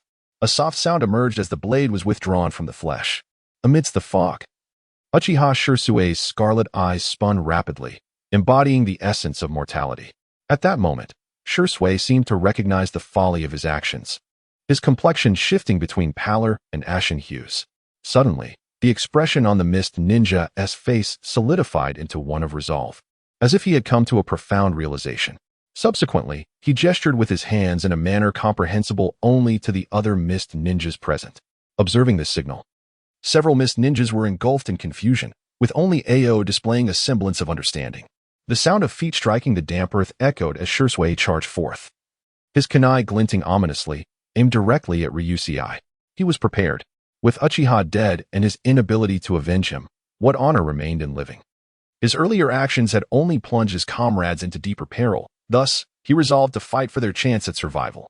Defeating Uchiha Shisui was a futile endeavor. Therefore, the focus shifted to those whom Shisui sought to protect, compelling him to relinquish others. As Shisui lunged towards Ryusei, the remaining mist ninjas, including Ao, chose various directions to flee. A collective escape would render them an easy target. Dispersing would enhance their chances of survival. Though some mist ninjas remained perplexed by Shisui's actions, the opportunity to escape was not to be squandered. Shisui observed the movements of the mist ninjas with a hint of astonishment. Indeed, when confronted with an insurmountable adversary, having one individual delay the enemy while the others scatter was a strategy that minimized casualties. Yet, the question remained, who would be the one to remain behind? Everyone understood that the individual left to hold the line stood little chance of survival, and none were eager to embrace death. Consequently, stalemates often ensued, with no one willing to assume the role of the rearguard, ultimately leading to the demise of all. Occasionally, a captain would command someone to stay behind, but the chosen individual often did so reluctantly, and in certain instances, some would even disregard orders and flee. Shisui had witnessed this too many times. The ninjas in the blood mist had their emotions ground to dust. Outside of missions, asking them to sacrifice themselves for the sake of others was an insurmountable challenge. Although he could not decipher their recent hand signals, by observing their current actions, Shisui could surmise the nature of their exchange. A surprise. An astonishing surprise indeed. To my astonishment, within the village of Mist, there exists a person willing to risk their life for the sake of a comrade. It appears that even in such a blood-soaked realm, human emotions cannot be entirely extinguished. While I may express my awe, Shisui's actions remain resolute. He had promised that young lady he would bring her companion back. In truth, Shisui's concerns were somewhat misguided. Had the mist ninja named Yujian not met his demise at the hands of Liu Yu's explosive tags, the ninja known as Jibu would have never chosen to remain behind as a rearguard. Following Yujian's death, Jibu's mind was consumed with thoughts of avenging him by eliminating Liu Yu. However, upon Shisui's arrival, he realized that attempting to slay Liu Yu was an impractical endeavor. Thus, he embraced death. Unable to avenge Yujian, he resolved to accompany him to the afterlife. As for stalling for the remaining mist ninjas, that was merely a secondary consideration. Jibu set his sights on Liu Yu, motivated both by a desire for vengeance, despite knowing it might be futile, and by the necessity of drawing out Uchiha Shisui, whose whereabouts he could not ascertain. Lastly, he aimed to buy time for the mist ninjas, including Ao, in hopes of securing a slender chance of survival. Clang. The sound of metal colliding resonated as the sparks produced by the friction of kunai and tanto illuminated the scene. Shui appeared before Jibu, deftly intercepting the kunai with his tanto, the crimson hue of his eyes revealing 3 spinning tomo. I apologize. While I hold great admiration for your character, I have made a promise to someone else to bring this young lady back, Shui stated quietly, locking eyes with Jibu. As the tomo in Shui's gaze came to a halt, Jibu's eyes gradually lost their luster, becoming vacant. On a bright afternoon atop the hillside of the Mist Ninja Academy, 2 young boys engaged in mutual supervision during their training. Afterward, both boys, drenched in sweat, lay lazily on the grass, gazing at each other. For the village of Mist, perpetually shrouded in thick fog, this moment of sunlight was exceedingly rare. They relished the precious sunlight, reluctant to disrupt the tranquility of the moment. Gradually, a spark of awareness returned to Jibu's once-dulled eyes, and his lips curled into a faint smile, as if he were recalling a cherished memory. Though I am unaware of what you see, I sincerely hope it brings you solace, Shui murmured softly. Then, raising his tanto, the cold glint flashed as, seizing the opportunity. The remaining Mist ninjas dispersed into the distance. Have they fled? Shui glanced back at Liuyu and sighed. Very well, I shall let you go today. He turned and lifted Liuyu onto his back, making his way back to the front-line base of Konoha. In the forest, Ao felt the trees racing past beneath his feet. Flee, flee, flee. This singular thought consumed Ao's mind, driven by the overwhelming pressure emanating from that formidable man. The weight of his presence was so immense that Ao dared not glance back, fearing that the man might appear before him at any moment. After running for a considerable distance, Ao finally dared to pause, only to discover that his entire back was drenched in perspiration. Huff, huff, huff. Perched atop a tree, Qing struggled to catch his breath. Casting a wary glance behind him, he confirmed that Uchiha Shui had not pursued him, allowing himself a brief respite. Today had been exceptionally chaotic. Qing could not help but lament internally. Nevertheless, encountering that man had indeed felt like a nightmare. In recent days, Qing had been leading a cadre of elite ninja from the hidden Mist Village, tasked with eliminating reconnaissance teams from Konoha that had wandered too far afield, as well as any hunting squads dispatched by Konoha. In this region, the relentless dance of hunting and counter-hunting played out continuously, with the roles of predator and prey shifting at a moment's notice. To ensure their safety, Qing's squad had been reinforced with wartime personnel. Furthermore, thanks to the Byakugan, the team often managed to evade formidable enemy ninjas. Their recent exploits had proven quite fruitful. Today's mission involved intercepting a Konoha team straying too close, while also allowing Qing to acclimate to his newly acquired Byakugan. This precious ocular treasure, obtained during the ongoing conflict, held immense value for both himself and the hidden Mist Village. Since acquiring this eye, Qing had been diligently honing his skills in its usage. Aware that it was not inherently his, and thus, his body exhibited a degree of rejection, as Qing routinely employed the Byakugan to search for targets. He detected 2 suspicious chakra signatures moving toward Konoha's encampment. As was customary, he led the Mist ninjas in pursuit. When he observed one chakra signature vanish from sight, a flicker of excitement surged within him. Analyzing the intelligence at his disposal, he surmised that the vanishing chakra likely belonged to a member of the Yamanaka clan. Capturing and studying the secrets of this once great ninja lineage piqued his interest considerably. With the realization that the target was indeed a Yamanaka, Qing's exhilaration intensified. The allure of the 2 major reconnaissance bloodlines in the ninja world dulled his vigilance. However, he was taken aback when a young girl had the audacity to set a trap alone, resulting in the casualties of 2 of his comrades. Subsequently, Qing led his team in a relentless pursuit of the stealthy ninja. Yet, in his excessive preoccupation with pursuing Liuyu, he abandoned the chase of another individual, allowing his guard to slip. Little did he expect to be intercepted by Uchiha Shui. In a hazy moment, he felt a hand gently patting his face, as if someone was softly urging him to awaken. Awaken? Liuyu murmured unconsciously. Slowly, she opened her eyes. The blinding white light above caused her newly opened eyes to squint involuntarily. After a brief period of adjustment to the surrounding brightness, Liuyu began to scrutinize her environment. The structure around her resembled a triangular spire, with walls constructed of nylon fabric. She appeared to be in a tent. Glancing beside her, she noted 3 or 4 vacant spaces. If she surmised correctly, this must be a frontline field hospital in the land of water. Looking at herself, she found her left shoulder and legs heavily bandaged, swathed like a zongzi, assuming, of course, that this world possessed such delicacies. Before long, the fabric at the entrance was lifted. Through the raised cloth, Liuyu discerned a medical ninja from Konoha, clad in standard hygienic attire, entering the room.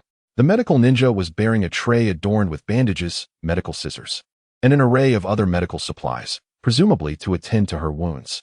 This female medical ninja possessed a delicate visage, with a beauty mark gracing the corner of her lips, and her hair was neatly arranged beneath her medical cap. Sensing a gaze upon her, Liu instinctively lifted her head to follow the line of sight, only to find a young girl, her body swathed in bandages, scrutinizing her intently. "Oh, you're awake," the girl exclaimed, her surprise evident as she acknowledged Liu's resilience. When the medical ninja remarked on the girl's awakening, Liu noticed the tent flap behind her being lifted once more, revealing a familiar face. "Huh, you're here too." The sight of a familiar figure brought a sense of relief to Liu, prompting her to greet Hong instinctively. It was clear to Liu that Hong was quite excited, as she hurried to Liu's bedside, eager to speak, yet at a loss for words. Please step aside for a moment. We can catch up later. First, let me assist this young lady with her bandages, if you don't mind," the medical ninja said, slightly exasperated as she observed Hong crowding in front of Liu. "I'm sorry. I'll move aside," Hong replied apologetically, stepping back to allow space. "You little rascal." The medical ninja, referred to as Lon by Hong, affectionately ruffled Hong's hair as she vacated the area. "Lon, is that the name of this medical ninja?" It seems she and Hong have known each other for quite some time, Liu mused silently. During the ensuing moments, Liu learned that the medical ninja assisting her was named Muyulan. Muyulan was a former teammate of Hong's father, the Nin Shin, and thus regarded as an elder to Hong. It was she who had treated Liu's injuries upon her return to Konoha, a request made specifically by Hong. Muyulan was similarly astonished by Liu's physical condition, remarking that she had never witnessed anyone recover at such a rapid pace. Liu's 3 wounds had been inflicted by a mist ninja named Shibu. The left shoulder and right leg bore shallow cuts from shuriken, while the most severe injury was a deep gash on her left leg, caused by a kunai wielded by Shibu, which had resulted in considerable blood loss. Under normal circumstances, an individual sustaining such grave injuries would require at least 2 to 3 days of rest, yet Liu appeared vibrant and full of energy, suggesting she might be able to walk again by the following day. Concurrently, Liu learned from Hong that the one who had rescued her was none other than Uchiha Shursui, though she had previously speculated. The confirmation of her savior's identity stirred a sense of astonishment within her. Liu recalled that during the Third Shinobi World War, Aoi had led a team of mist ninjas to assault Konoha. However, upon observing Uchiha Shursui through the Byakugan, Aoi had no choice but to order a retreat. Amidst the confusion of the team, a mere mention of the name Uchiha Shursui silenced the murmurs. Considering the current timeline, the Hidden Mist has yet to launch an assault on Konoha, suggesting that Qing must have encountered Uchiha Shursui during prior skirmishes. This implies that their acquaintance occurred either in the present timeline or slightly earlier. One wonders, has Uchiha Shursui awakened his Mangeki Sharingan by now? During this conflict, Uchiha Shursui earned the titles of Instantaneous Shursui and the strongest of the Uchiha clan, becoming the third ninja, after Konoha's White Fang and the Yellow Flash, whose mere presence could compel other nations' ninjas to abandon their missions without it being deemed a failure. Truly, an impressive individual. Liu couldn't help but marvel inwardly. "Liu, what are you pondering?" Red, observant of Liu's contemplative demeanor, inquired with curiosity. I was just thinking how I must properly express my gratitude to him for saving me." Caught off guard by the interruption of his thoughts, Liu momentarily faltered. "Indeed, you ought to show your appreciation." Red, without suspicion, agreed that it was indeed necessary to thank the one who had saved them. "All right, once the dressing is done, we must take our leave. I have other injured to attend to. You may continue your conversation, but do not overindulge. Remember to allow the wounded to rest adequately," reminded Mu Yulan, who had just finished changing Liu's bandages. "Understood, Sister Lan," Red replied, slightly impatient. "Thank you, Sister Lan. Please take care," Liu said, displaying more humility in contrast.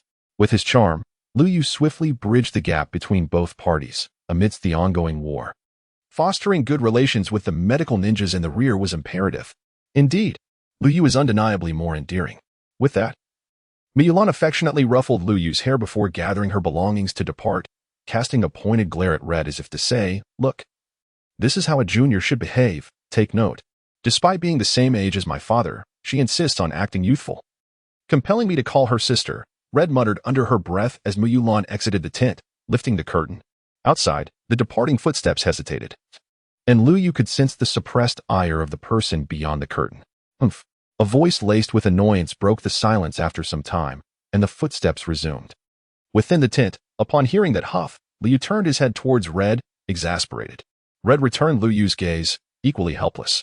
I never anticipated that I would be heard at such a low volume. They exchanged glances for an extended moment before bursting into laughter. War is indeed perilous. After bidding farewell to Red, Liu reclined languidly on the hospital bed, reflecting on the unexpected dangers he faced on his inaugural battlefield. Had it not been for Red fortuitously encountering Shui and Shui's timely arrival, his life would likely have met a premature end. May I come in? Just as Liu was contemplating the harsh realities of war, a voice inquired from outside the curtain. This voice? It seems familiar. Where have I heard it before? Of course, come in. Despite his confusion, Liu granted permission to the visitor. Rather than attempting to discern an individual's identity through sound, it would be far more prudent to meet them face to face. Apologies for the intrusion. As the curtain was drawn aside, the newcomer spoke with a hint of regret. The person was clad in a dark, high-collared short-sleeved top and triangular protective gear, with matching trousers and leg wraps. As they positioned the curtain aside, the Uchiha clan emblem was visible on the back of their attire, and they carried a short sword. It was Uchiha Shui. What brings him here? A multitude of questions surged in Liu's mind. Although their acquaintance was not particularly deep, he had saved her life this time. Shouldn't she be the one to express her gratitude? Why had he come to see her first? Nevertheless, despite the swirl of questions within, Liu promptly bowed her head and respectfully said, I am immensely grateful for your assistance this time. After all, he was her savior. And she could not afford to be remiss in her manners. There's no need for excessive formality. You are still injured, so just rest. Besides, we are all comrades in Konoha. This is merely what I ought to do, the visitor replied, waving his hand modestly, his voice unexpectedly rich and magnetic, instilling a sense of comfort in those who heard it. May I inquire what brings you here? Liu asked directly. Uchiha Shui's visit clearly suggested an important matter, so it was best to address it head-on. In truth, Liu found herself at a loss for other topics of conversation. Indeed, I have two matters I wish to discuss with you, Shui stated, promptly revealing the purpose of his visit. As expected, Liu mused. Yet she remained curious about the nature of his inquiries. The first pertains to the group of mist ninjas you encountered yesterday. Did you notice anything unusual? Specifically regarding the one-eyed leader of the mist ninja, particularly his eyes, Shui inquired. Although he had certain suspicions, Qing had not used the Byakugan in his presence. Hence he sought confirmation from this young lady regarding his conjectures. You are referring to the matter concerning the Byakugan of that individual named Qing, correct? Liu's tone feigned inquiry, yet it bore an unmistakable note of affirmation. You are aware? Shui appeared slightly taken aback. The issue of the Hyuga clan's Byakugan loss remained classified. His prior questioning stemmed from a concern about inadvertently disclosing this confidential matter. Although the loss of the Byakugan had become a reality, it was an embarrassment that the Hyuga clan, as Konoha's second prestigious family, in Shui's view, the Uchiha clan held the title of the foremost clan, would prefer to see kept from public knowledge. Indeed, Sensei Yamashiro informed us of this situation, Liu replied, somewhat surprised by Shui's astonishment. However, she quickly deduced that he likely wished for fewer people to be aware of this matter. As the Hyuga clan considered themselves Konoha's foremost family, a claim they made themselves, the disgrace of the main house being killed and their Byakugan seized was certainly best kept from prying eyes. Moreover, the higher-ups in Konoha needed to be mindful of the Hyuga clan's feelings. After all, in their eyes, helping to maintain this secret was not a significant burden. In truth, Liu disapproves of the upper echelon's practice of information suppression, as it may lead to unnecessary casualties among the lower-ranking ninjas due to their lack of intelligence regarding the enemy. However, being a mere child, Liu is powerless to alter the decisions of the senior officials. Her mentor, Yamashiro Kaichi, shares a similar perspective, advocating for the dissemination of this information to alert the leaf ninjas on the front lines in the land of soup about the enemy's Byakugan, thereby mitigating unwarranted losses. Yet, even Yamashiro Kaichi finds it difficult to defy the wishes of the higher-ups, for the Hyuga clan, as one of the premier noble families of Konoha, stands beyond the reach of the Yamashiro clan. In Konoha, the Hyuga and Uchiha clans have long been embroiled in a rivalry for the title of the foremost noble family. Both Byakugan and Sharingan, as part of the three great ocular jutsu, serve as powerful symbols, with each clan eager to prove the superiority of their respective bloodlines. The Uchiha clan possesses formidable clan members and their Sharingan can continually evolve, while the Hyuga clan's Byakugan has a lower threshold for activation, with many adept practitioners specializing in their unique gentle fist techniques. It can be said that both clans have their distinct strengths. Although Liuyu believes that a mere pair of Mangeki Sharingan could suffice to quell the Hyuga clan, the latter would vehemently contest such an assertion. However, due to Uchiha Madara's influence, the Uchiha clan has faced exclusion and oppression from Konoha's elite since the village's inception. During times of war, the Hyuga clan's Byakugan has proven to be significantly more advantageous than the Uchiha clan's Sharingan, resulting in the former being favored by Konoha's leadership. Following the decline of the Senju clan, the higher-ups have sought a formidable clan to counterbalance the Uchiha, and the Hyuga clan undoubtedly emerges as the ideal candidate. Thus, in matters of concealing information, the upper echelon would naturally not decline the opportunity. It is likely that the Hyuga clan is still fixated on reclaiming their Byakugan.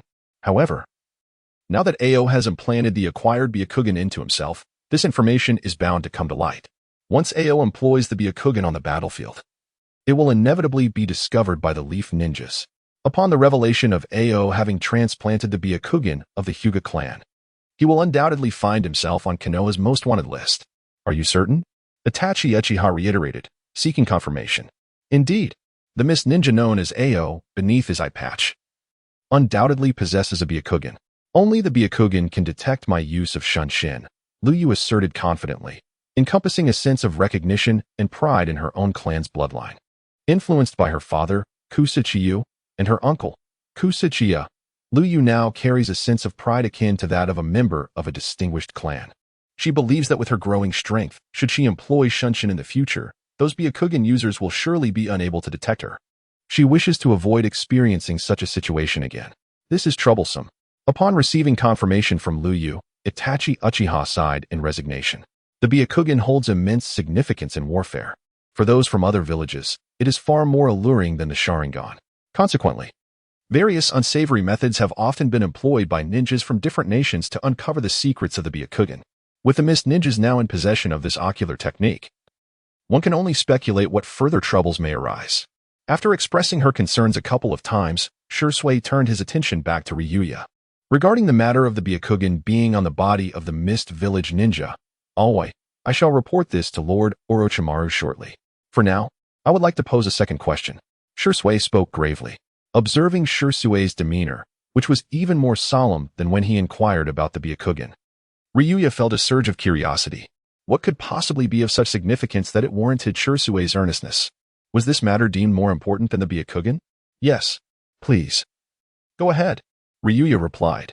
What is your perspective on Konoha? Or rather, how do you feel about Konoha? After returning yesterday, Shui had taken the time to learn about the history of the Kusa clan's arrival in Konoha. From the Kusa clan, he perceived the shadow of the Uchiha clan. The fates of both clans were strikingly similar. As founding families of their respective villages, they had both faced ostracism and oppression from the village's higher echelons, gradually becoming isolated from the centers of power. Having learned about the Kusa clan's journey to Konoha, Shui found himself compelled to inquire about Ryuya's thoughts on Konoha. Today, upon hearing that she had awakened, he seized the opportunity to visit and delve into both the Byakugan issue and Ryuya's impressions of Konoha. As a child not raised in Konoha, Ryuya's perspective on the village intrigued him. Although still young, she bore not only the identity of a Konoha ninja, but also the title of the current clan leader of the Kusa clan. She represented not just herself, but a lineage endowed with formidable bloodline abilities.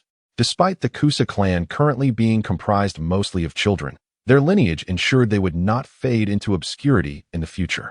Konoha? Ryuya replied, somewhat surprised that Uchiha Shui was interested in this question. Well, Shui reaffirmed. How should I put it? Konoha feels very warm. Unlike the cold atmosphere of Kusagakur.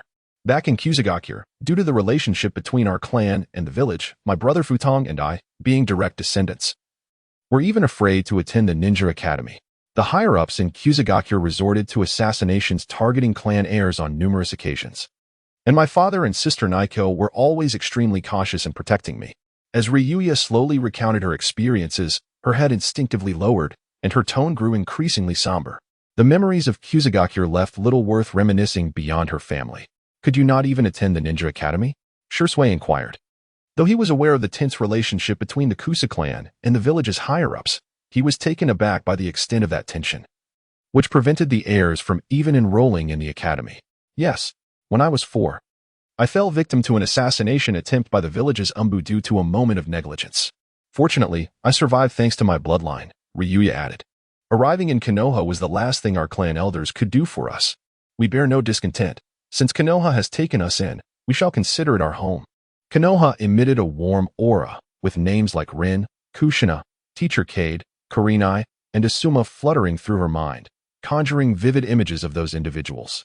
They genuinely regarded me as family and friends. When my family faced turmoil, I felt as though the world had turned gray. It was they who provided me with others to care for beyond my family, who guided me out of that period of despair, and who forged new bonds for me. Liuyu spoke from the depths of her heart. Previously, during her time in the grass-hidden village, her social circle was confined to the inner circle of the Qian clan due to familial and village hierarchies, even less expansive than during her days in the orphanage. However, upon arriving in Konoha, everything transformed. At the very least, the individuals she encountered harbored sincere hearts.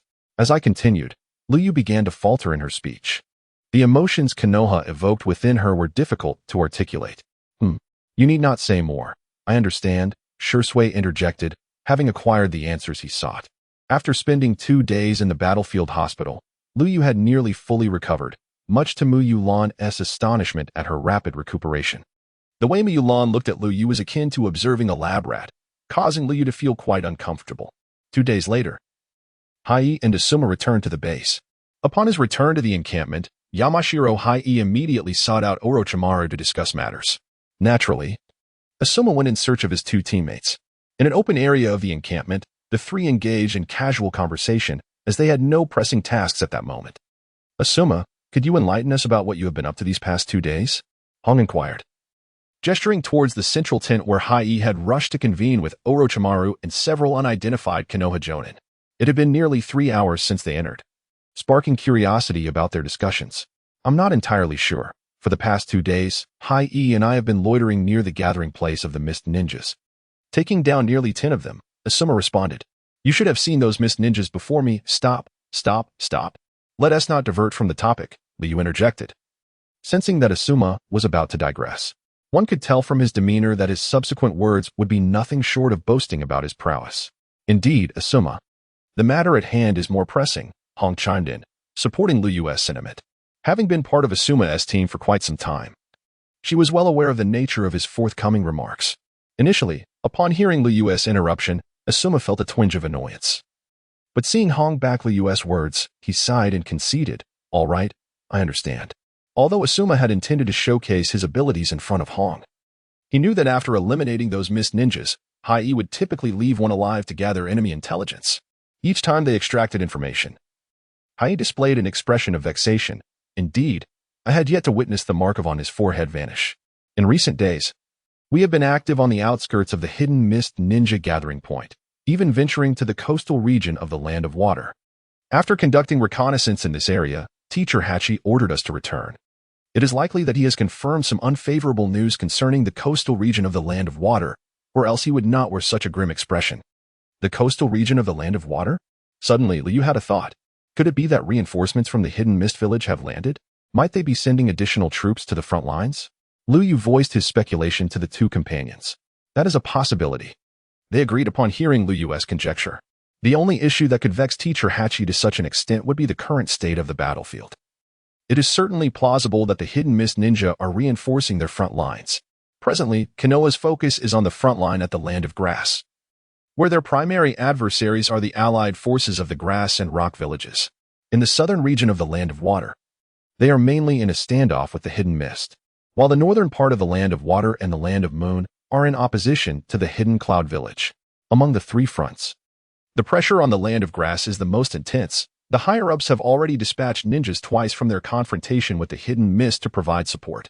Currently, approximately 3,000 Konoha ninjas are stationed in the southern Land of Water, facing the hidden mist village, which is undeniably a tremendous burden. This situation has led to the front lines gradually encroaching from the Land of Water towards the Land of Fire. Given the current circumstances, It appears the higher-ups wish to concentrate their forces to first resolve the imminent threat posed by the united army of the rock and grass villages, before addressing other troubles. The Hidden Mist village now faces only Konoha, allowing them to redirect their forces to intensify their offensive, potentially pushing the front lines into the heart of the Land of Fire. Meanwhile, Konoha has no recourse other than passive defense. Thus far in this conflict, no individual has emerged capable of turning the tide of battle on their own. Recalling the events from my previous life, I surmised that the Hidden Mist village must have successfully invaded the homeland of the Land of Fire. Considering the timeline, the Battle of Kamizukabashi is nearing its commencement. In this conflict, the Rock Village suffered defeat due to disrupted supply lines, effectively withdrawing from the war. Subsequently, under the condition of concessions from Konoha, a peace treaty was signed between Konoha and the Rock Village, bringing an end to the northern conflict. Following this war, to honor the sacrifices of the Konoha ninjas and under pressure from the higher-ups, the third Hokage voluntarily resigned from his position. Meanwhile, Minato Namikaze, having distinguished himself in the battle against the Rock Village, was subsequently appointed as the fourth Hokage of the Hidden Leaf Village with unanimous consent from the feudal lord of the Land of Fire. It was after the conclusion of hostilities with the Rock Village that Kakashi and others were reassigned to the east to engage with the Hidden Mist ninjas, during which time Rin Noara was abducted by the Hidden Mist and forced to become the Jinchuriki of the Three Tails. This was the normal progression of events as described in the original narrative. However, the current situation has altered. The Grass Village has shifted from neutrality to actively participating in the war, placing greater pressure on Konoha at the Grass Front compared to the original storyline. Furthermore, due to the treaty, the Rock Village can still secure supplies from the Land of Grass, achieving a victory over the Rock Village by disrupting their supply lines, as seen in the Battle of Kamizukabashi, will likely prove to be significantly more challenging. Currently, Orochimaru is tenuously maintaining a standoff against the Hidden Mist village at the front lines of the Land of Soup. Once reinforcements arrive from the mist, the Leaf Ninjas will likely be compelled to retreat back into the Land of Fire. The success of Minato Namikaze in succeeding as the fourth Hokage can be attributed not only to the substantial support from the third Hokage and Jiraiya but also to the series of remarkable achievements he garnered during the Third Great Ninja War. Conversely, Orochimaru has suffered frequent defeats in his engagements with the Mist Village. Even with Danzo's backing, he cannot ascend to the esteemed position of fourth Hokage. However, Ryuyu suspects that the third Hokage is subtly maneuvering behind the scenes, for why else would Orochimaru's forces be perpetually diminished? The third Hokage likely realizes that he cannot secure the Hokage position post-war and is preparing for the next generation of successors. After all, it is evident that Orochimaru bears no semblance to the will of fire. The current state of war is chaotic, deviating significantly from the memories of the past. Uncertain of how events will unfold, Ryuyu once contemplated ways to avert the tragedy of Obito, but now finds himself in a dire situation where his own survival on the battlefield is paramount, leaving little room for concern for others. All he can do is pray to preserve his own life in this war. He has yet to fully explore the intricacies of this Hokage world. Cursed be this war, Ryuyu lamented inwardly. Within the central camp, a discussion was underway. This, and this.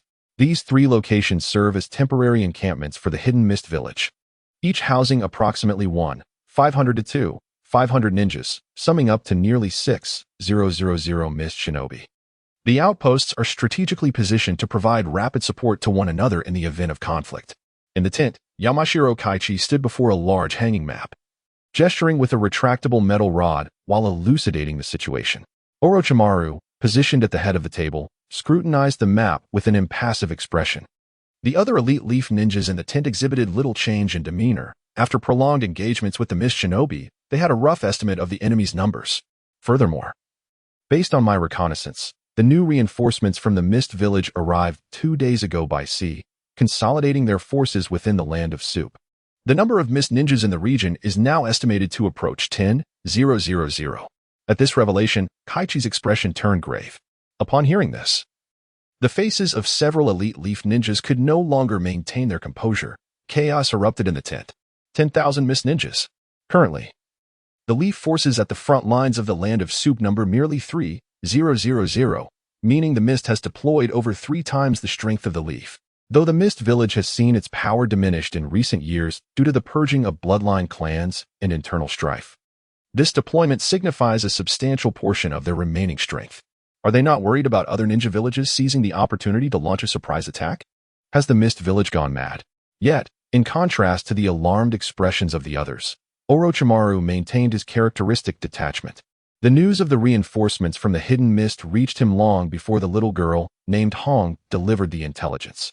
Thus, he was not as taken aback as the others. As a commander, he could not afford to display even a hint of panic, lest it affect those beneath him. Watching the pallor on the faces of his comrades, Hai thought to himself, as expected, before a force of 10,000 mist ninjas, it was impossible for anyone to remain composed. The 3,000 leaf ninjas present were tasked with holding off the enemy. A daunting challenge indeed with a 3,000 against 10,000 scenario. At this moment, the village was unable to provide any effective support, and other fronts were equally strained. The only hope of repelling the enemy lay with the existing 3,000 leaf ninjas in the land of water. The intelligence extracted from the captured mist jonin had indicated that a contingent of mist ninjas would soon arrive as reinforcements. Recognizing the gravity of the situation, Hai had immediately dispatched Liu Yu and Hong to return with the intelligence, while he remained behind to verify its authenticity and ascertain the arrival time of the mist reinforcements. He had not anticipated that Liu Yu and the others would be pursued by the mist sensory ninjas on their return. Fortunately, they managed to return safely despite the close call. In the days following their departure, Hai and Asuma had purposefully lingered outside the mist stronghold, capturing live prisoners to extract further intelligence. The information obtained from the captured mist ninjas confirmed the accuracy of the earlier reports, and they subsequently verified that the mist reinforcements had indeed arrived along the coastal regions of the land of water. With this information in hand, Hai understood it was time to return. The reconnaissance mission had concluded. Now he needed to devise a strategy to thwart the advancing mist army. Nearly 10,000 mist ninjas. This was indeed a predicament.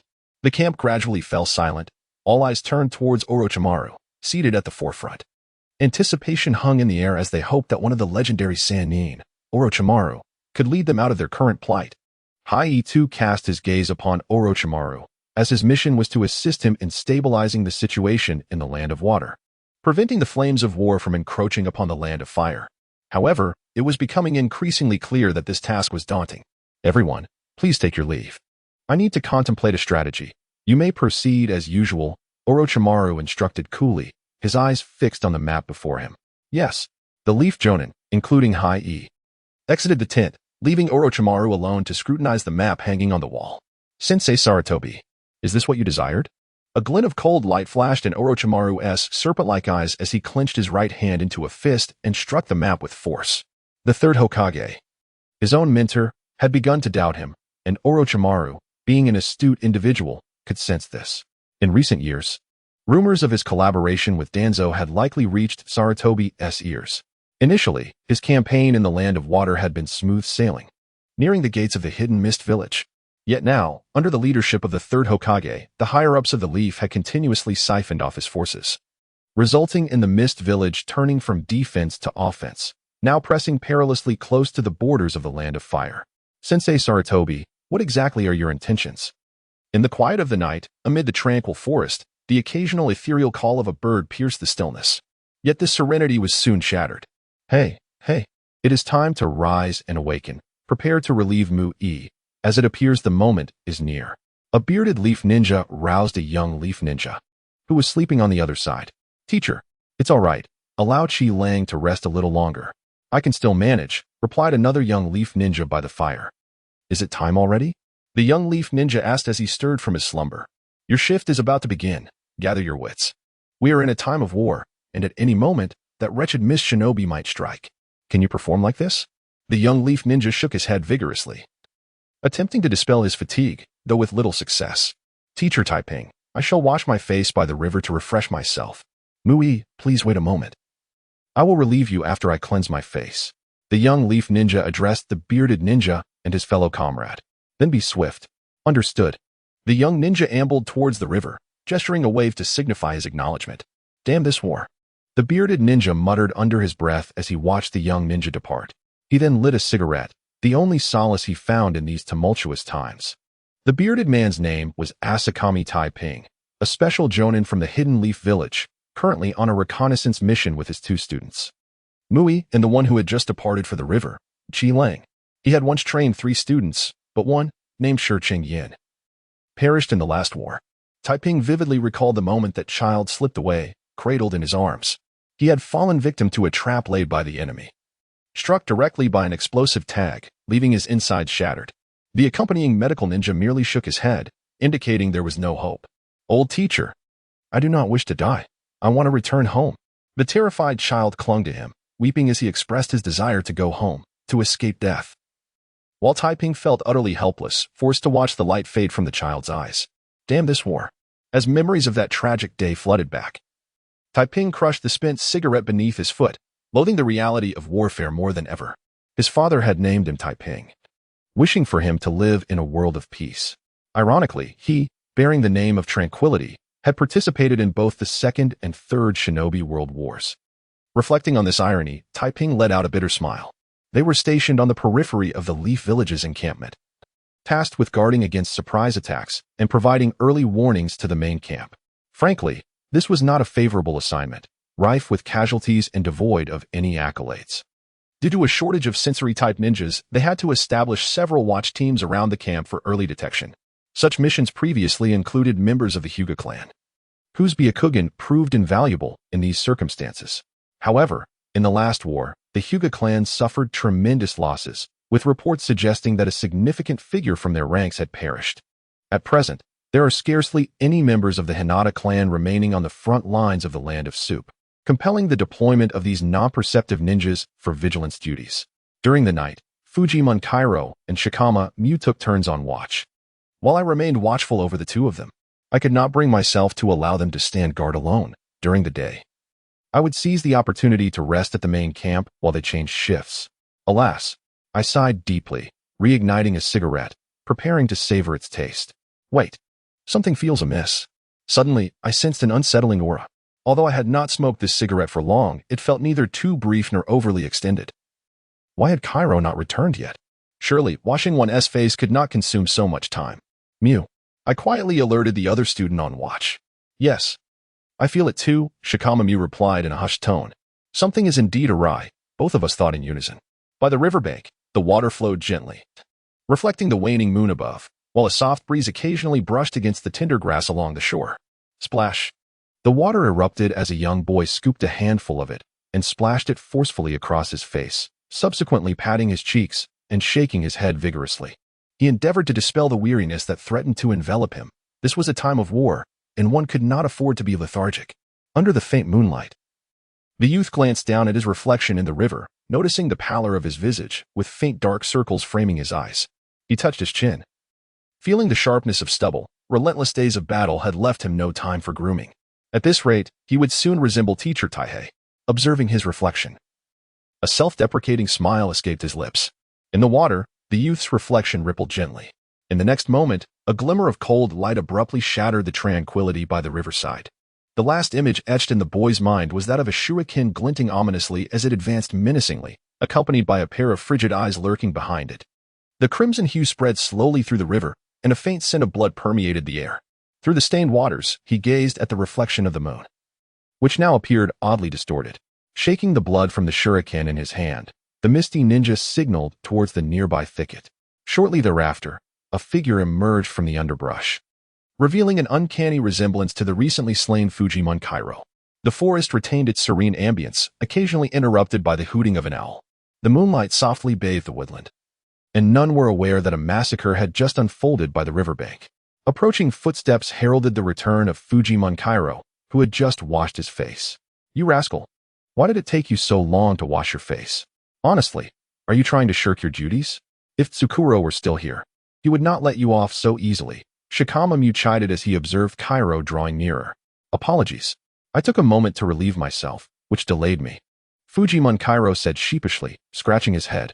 All right, enough of the banter. This is a time of war. We must remain vigilant. Teacher Taihei remarked with a semblance of exasperation as he polished his katana by the firelight, addressing his two students. As Fujimura Kairo drew nearer, Shikama Muichi wrapped himself in a blanket, turning his back to him as if preparing to rest. Everything appeared to be unfolding smoothly. Fujimura Kairo was on the verge of reaching Asagami Taihei. Almost there, Fujimura silently mused.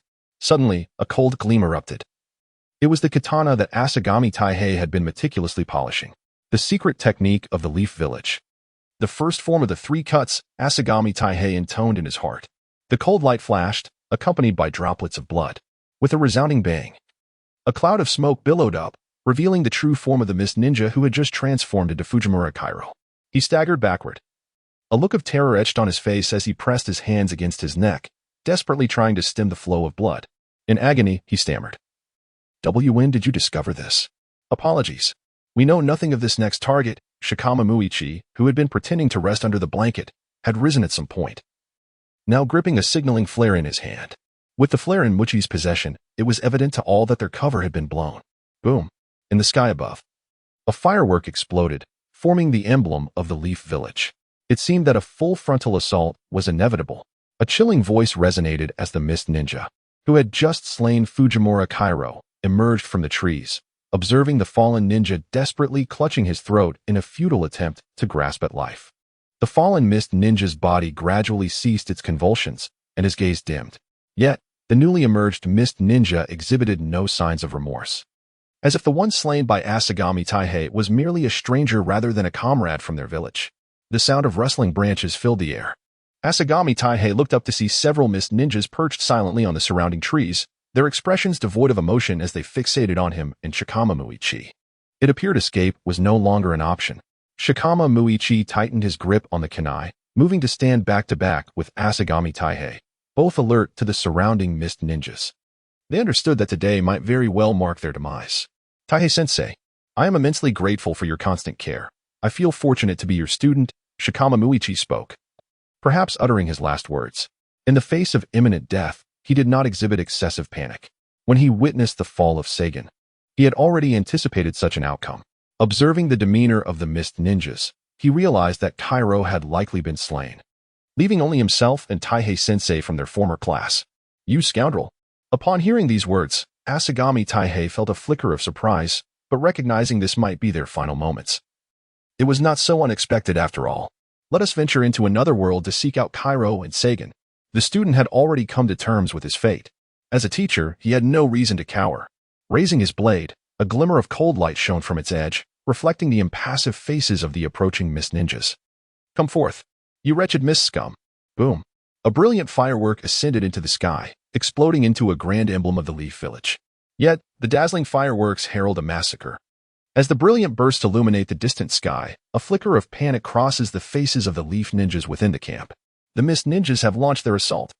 A hoarse cry echoes, and instantly the Leaf camp erupts into chaos as ninjas scramble to prepare for battle upon receiving the news. Damn it! Observing the signal flares in the distance, Orochimaru cannot help but mutter a curse. Can't the mistress take a breather? At the same time, 3 kilometers east of the Leaf camp, Ao gazes grimly at the fireworks in the distance. These fools! They were informed of the Leaf's lookout positions. Yet they still failed to accomplish their mission. He had even scouted the enemy's sentry locations with his Byakugan beforehand. However, since it has come to this, they must launch a full frontal assault.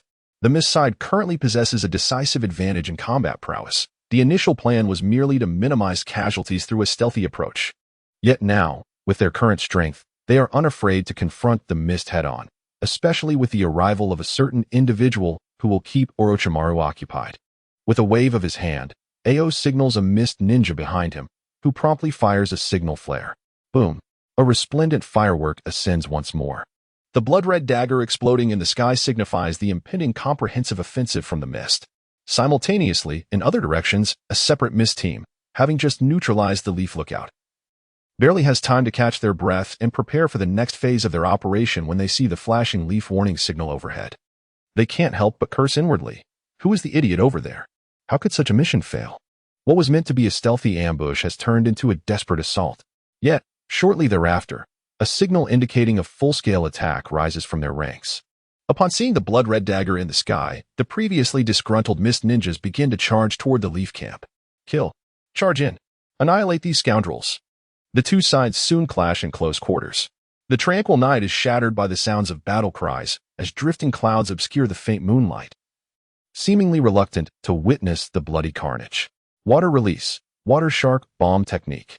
Water release. Water bullet technique. Water release. Iron cannonball. Fire release. Fire dragon flame bomb. Fire release, great fireball technique. Fire release, dragon fire technique. A cacophony of piercing sounds fills the air as both sides unleash their various ninjutsu recklessly. Team Hachi, positioned at the edge of the camp, finds themselves regrettably thrust into the front line of the battle as the mist forces advance. Understanding the dire situation, the three of them swiftly engage the nearest mist ninja.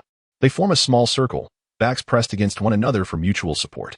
Liuyu dodges a kunai thrown by an enemy mist ninja, delivering a fierce knee strike to the side of the assailant with his right leg. The Ca Qian clan, renowned as an assassination family, trains its members not only in stealth techniques but also in fundamental physical combat. It could be said that the Ca Qian clan is also a family of martial artists. The clan possesses a unique chakra manipulation method suited to their physical constitution, which amplifies the power of their ordinary physical attacks.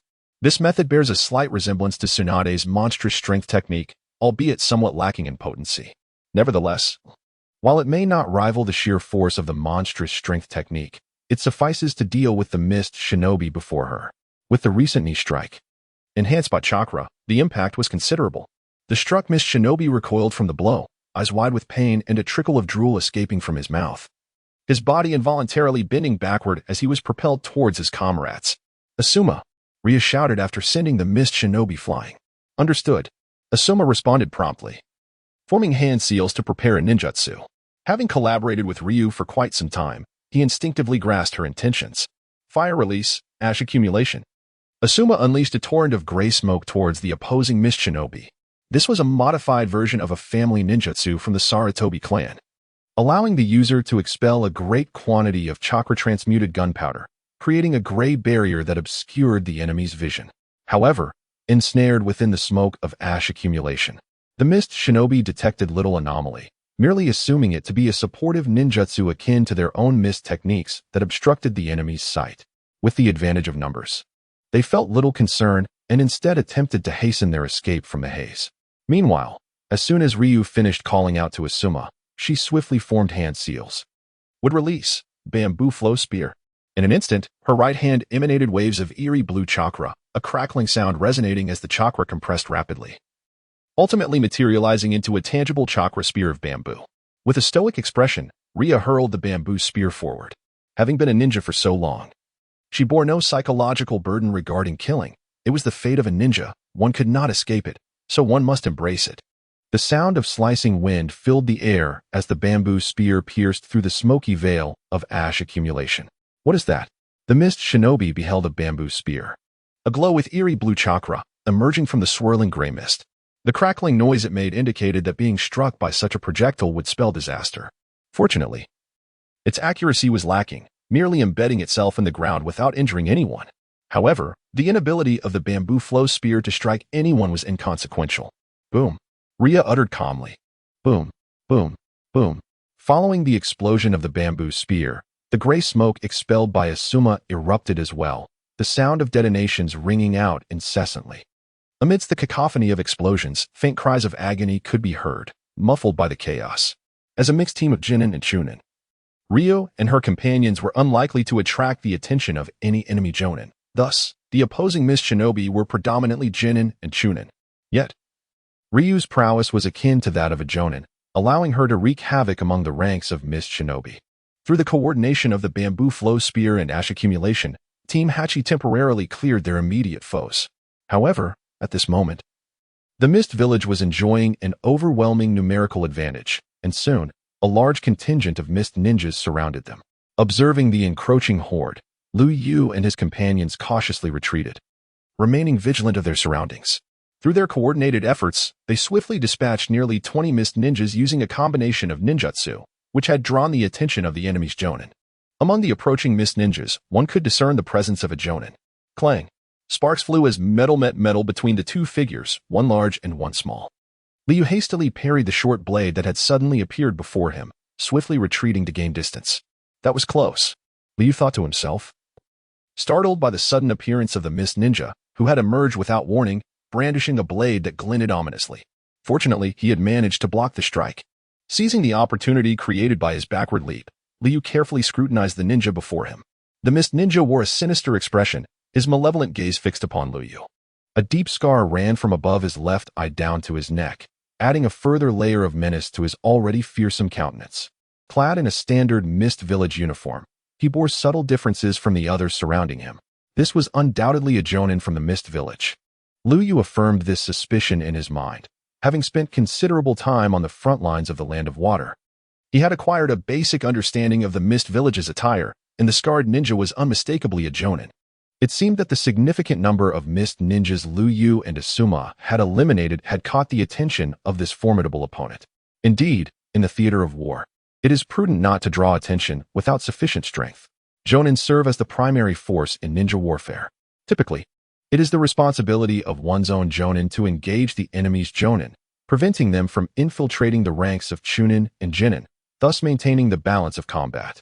However, given the Mist Village's overwhelming superiority in terms of both strength and numbers, they could afford to allocate a considerable number of Jonin to decimate the enemy's lower ranks and shift the tide of battle. In the realm of ninja warfare, anything is possible. Even a Jonin may fall prey to the oversight of an enemy Jinin. After all, in the world of ninjas, the majority of individuals possess the ability to pierce through defenses with mere kunai, rendering rank distinctions less significant. Yet a Jonin is a Jonin. Their combat experience and adaptability far exceed those of an ordinary Chunin. Liu had come to this realization through the battles of recent days. With a disdainful grunt, the scar-faced Jonin lunged forward once more. The short blade in his right hand shimmered ominously, reflecting the faces of those around him and the bright gleam of its edge. How swift! As the Jonin closed in, that was the singular thought racing through Liyu's mind. But can you truly reach me?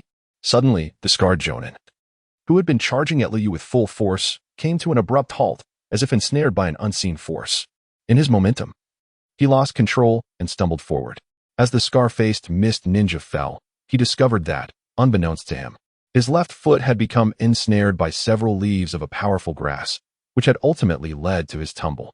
What on earth is this? He pondered with confusion. Seizing the opportunity, Asuma and Ryu rushed forward to attack the falling Mist ninja, who had been tripped by the grass summoned by Ryu.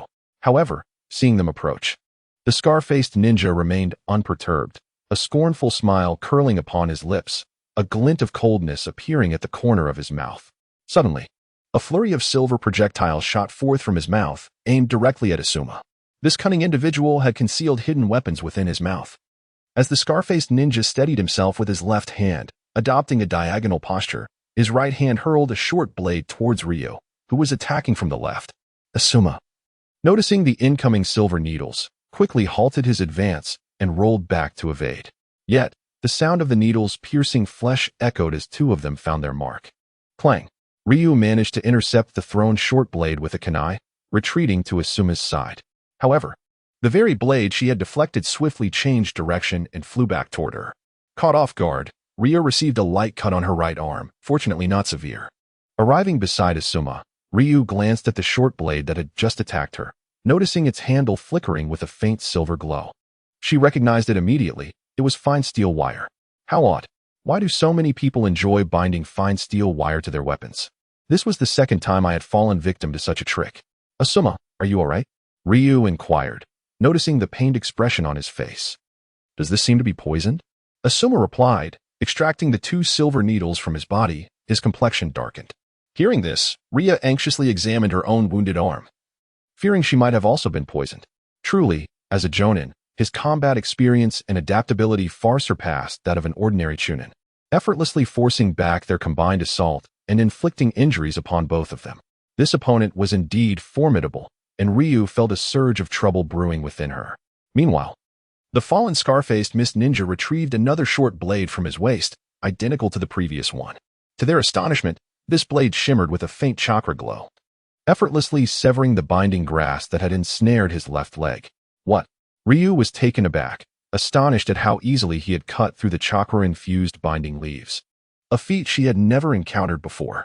Observing the blade glowing with chakra, Ryu contemplated the implications. Was this a weapon forged from a special metal capable of channeling chakra? If so, ordinary binding grass would indeed be ineffective against it. Having spent considerable time in this world, Ryu had come to understand that such metals, capable of conducting chakra, were exceedingly rare. Even in the future, when Asuma becomes one of the esteemed guards of the 12 Ninja Guardians, he wields only two relatively short chakra blades forged from this particular metal. After successfully repelling the two young leaf ninjas, the scarred-faced mist ninja rose, letting out a cold snort. He then retracted his right hand, deftly retrieving the chakra short blade he had just used, now holding one in each hand. His gaze playful as he regarded the trio. To his surprise, this adversary was indeed a practitioner of dual wielding.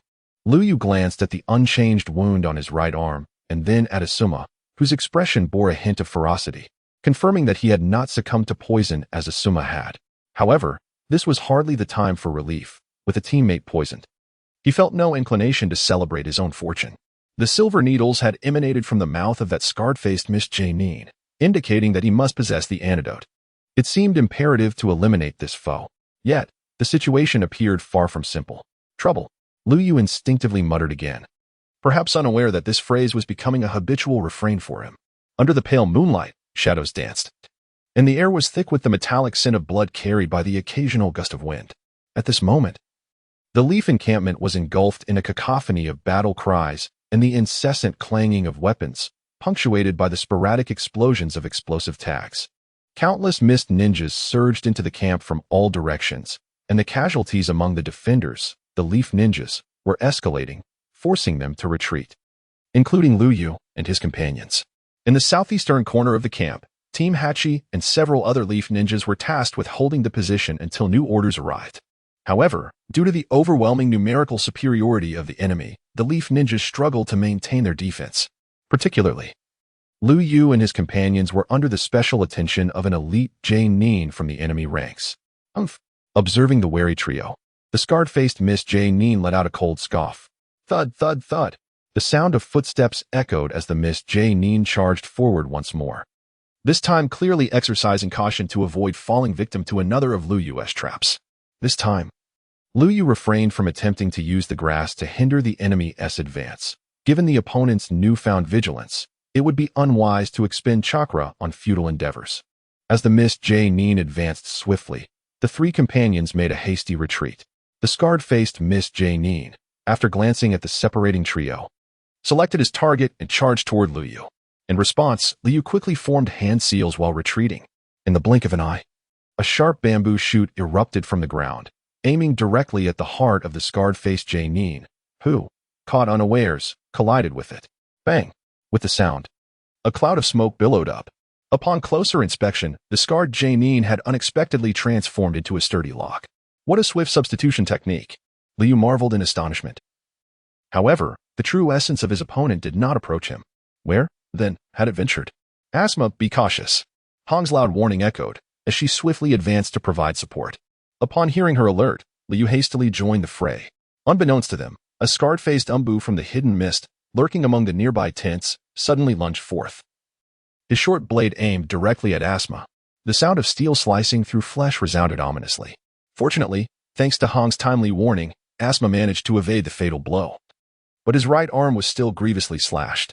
With a resounding thud, the scarred umbu, realizing his initial strike had not incapacitated Asma, executed a swift side kick, sending him crashing toward Liuyu and Hong. The force of the kick was tremendous, causing Asma to scrape against the ground, producing a harsh, grating sound.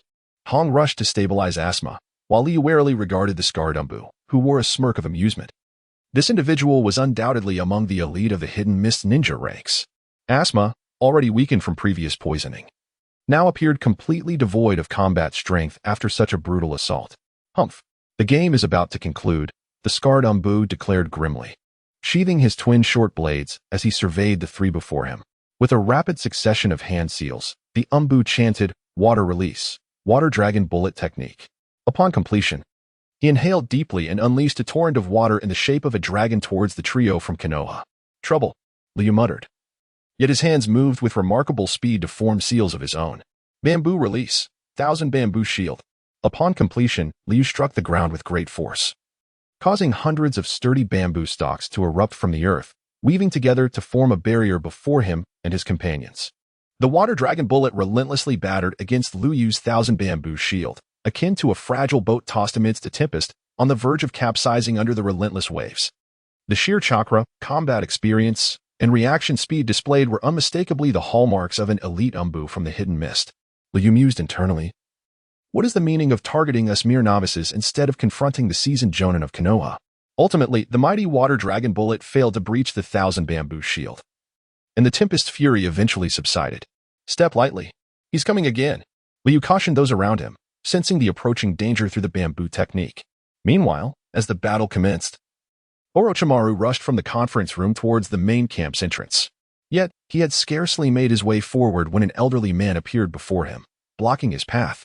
Orochimaru, where do you think you are going? The old man squinted, regarding him with a dismissive air, showing no regard for the renowned Sannin's formidable reputation. Orochimaru scrutinized the elderly figure that had suddenly appeared before him, his demeanor vigilant and wary. The old man, clad in a tattered gray robe, squinted his eyes at Orochimaru. His hair as white as the snow, exuding an aura of a man teetering on the brink of death. However, Orochimaru did not underestimate him due to his frail appearance. If all went as expected, this elderly figure was likely the one dispatched by the Mist Village to impede his progress, and it remained uncertain what abilities lay hidden within him. Caution was indeed warranted. As Orochimaru gazed at the smiling old man, he found himself unable to recall who this individual truly was. The intelligence he had acquired regarding significant figures from the Mist Village contained no information about him. This scarcity of knowledge stemmed from the Mist Village's stringent information blockade.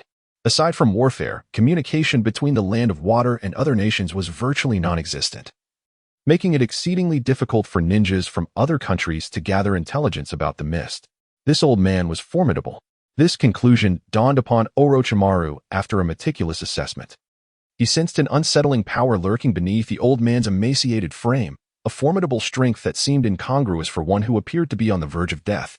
He issued commands for a systematic retreat into the Land of Fire, ensuring that everyone provided cover during the withdrawal, with the medical team being the first to evacuate. He appointed Hachi, located in the mountains, as the temporary commander and addressed the elite Jonin who had rushed out of the conference room with him. The Mist Village currently held a decisive advantage in combat power and numbers. Prolonging the conflict would only result in greater casualties for his side. The immediate objective was to retreat to the Land of Fire and regroup for future endeavors. As for himself, he would linger for now to observe the peculiarities of this decrepit old man. A glint of malice flickered in Orochimaru's elongated, slit-like eyes. Meanwhile, in the northeastern section of the encampment, beneath the veil of night, a flicker of cold light flashed. With a swift motion, a small tanto pierced the heart of a Mist Jonin from behind. Quick, so fast, the mortally wounded Jonin thought to himself, instinctively yearning to turn and discern the visage of his assailant. Despite having formed some conjectures, he still wished to behold the appearance of the demon spoken of in hushed tones among the mist ranks. As he painfully turned around, his gaze fell upon the swirling crimson pupils adorned with 3 tomo. With a swift motion, Shirzue withdrew the tanto from the lifeless body of the Mist Jonin, who collapsed to the ground, blood oozing from the wound and staining the verdant leaves below. After dispatching the Mist Jonin, Shirzue did not immediately seek another target. Instead, he remained alert, observing 4 figures that had mysteriously appeared nearby. Due to the angle of his position, the moonlight cast a reflective glow behind the 4, rendering their features somewhat indistinct. Nevertheless, an instinctive sense of danger emanated from them, indicating that these individuals were no ordinary foes. As the 4 approached, Shirzue's vision sharpened, allowing him to finally discern their identities. As Jishue observed that everyone was wielding knives of various shapes, he couldn't help but smile bitterly within. It was quite amusing that they had mobilized these individuals to confront him, although he did not recognize the people before him. The weapons they brandished made it clear to Jishue the caliber of adversaries sent by the hidden Mist Village to deal with him. To think that 4 members of the 7 ninja swordsmen had been dispatched to face him was a significant show of force. As the 4 approached, Jishue could only chuckle wryly. Truly, the first among the Uchiha of Konoha, known for his swift movements, commanded respect merely through his audacity, prompting a hefty leader to express his admiration. However, Jishue remained increasingly vigilant towards the individuals before him. Allow me to introduce myself, as it would be rather impolite to engage with formidable opponents without knowing their names, began the corpulent leader with a grin that exuded a chilling aura. I am the Suigetsu of the 7 ninja swordsmen, wielding the blade known as the Kisame. The beheader's blade, Hizashi Tokazu, spoke the first man to the left of Suigetsu. His short hair, lack of eyebrows, and sharp teeth lending him a menacing appearance. Dull blade, D-Gaku of the Esiabe, chimed in the second man to Suigetsu's left. Upon finishing, his gaze fixed unwaveringly on Ji Shui, his eyes betraying an unmasked fervor for battle. With the introductions complete, Ji Shui's attention shifted to the last figure on Suigetsu's right. Gathering detailed intelligence on the 7 ninja swordsmen of the Hidden Mist was indeed of utmost importance. Rakia, the Black Hoe, the final individual remarked, noticing Ji Shui's scrutiny. His curiosity about the so-called Konoha demon, as described by the lower-ranked ninjas, was palpable. This is troublesome, Ji Shui murmured to himself, feeling the weight of their collective gaze upon him. Be cautious, he's coming at you. Just as Liu Yu's warning fell, the scarred-faced Jonin from the Hidden Mist swiftly appeared at the side of the trio. With Asuma incapacitated and Hong being a Genjutsu-type ninja, it seemed the responsibility to defeat the scarred man fell solely on him. Clang.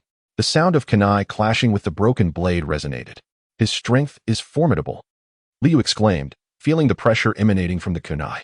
The Jonin's right hand wielding the short blade was blocked by Liu Yu's kunai, while his left blade was hurled with precision. Not good. A surge of alarm surged through Liu Yu. Although the trajectory of the thrown blade appeared to aim for empty ground, he was all too aware of the fine steel wire attached to its end, allowing the Jonin to alter its path for an attack at any moment. Meanwhile, after Liu Yu momentarily staved off the Jonin's assault, Hong hurriedly assisted Asuma in retreating from the perilous area. With a knee strike forward, the Jonin propelled himself towards Liu Yu, who instinctively bent backward to create distance. Yet, just as he gained some space, Liu Yu swiftly sidestepped to evade the recently thrown blade. Quite impressive, little brat, the Jonin remarked, retracting his short blade, somewhat surprised that Liu Yu had managed to dodge his attack. The 2 chakra short blades I possess are forged from a unique metal that allows chakra to flow seamlessly, endowing them with the characteristic of silent flight. Through the manipulation of fine steel wires, when launching a surprise attack, they glide through the air without a sound, unlike ordinary shurikens that produce a swift whooshing noise during their flight. Astonishingly, the little imp opposite me managed to evade my strike just now, despite having been wounded by my short blades the first time. Has he truly found a countermeasure in such a brief span? That was a close call. After narrowly escaping, I felt a surge of trepidation. As the saying goes, one learns wisdom from hardship. I had noted the peculiar nature of the scarred man's short blades after I was first injured. Besides being crafted from that special chakra-conductive metal, they seemingly possessed the ability to fly silently. Otherwise, I would not have been caught off guard by the sudden change in direction of the last blade that struck me. After all, I too have a penchant for employing such cunning techniques that involve secondary attacks through fine wires. It would be foolish not to maintain a modicum of vigilance. This time, through my stealthy perception, I sensed that the short blade recently thrown was redirected by the scarred man, now aiming for my back. Thus, I was able to evade his ambush in time. However, can you withstand my next move? The scarred man, a mist ninja, advanced once more, his hands swiftly forming seals for the water release, water chaos wave. Upon completion of the seals, he unleashed a torrent of water from his mouth, cascading toward me like a waterfall. After executing his ninjutsu, he crossed the 2 short blades in his hands and hurled them forward. Recognizing the imminent danger, I too hastily formed seals to employ a defensive ninjutsu, grass release, 1,000-leaf shield. In mere moments, hundreds of sharp leaves intertwined, crafting a protective barrier before me. Boom. The water chaos wave collided forcefully with my 1,000-leaf shield, producing a deafening sound.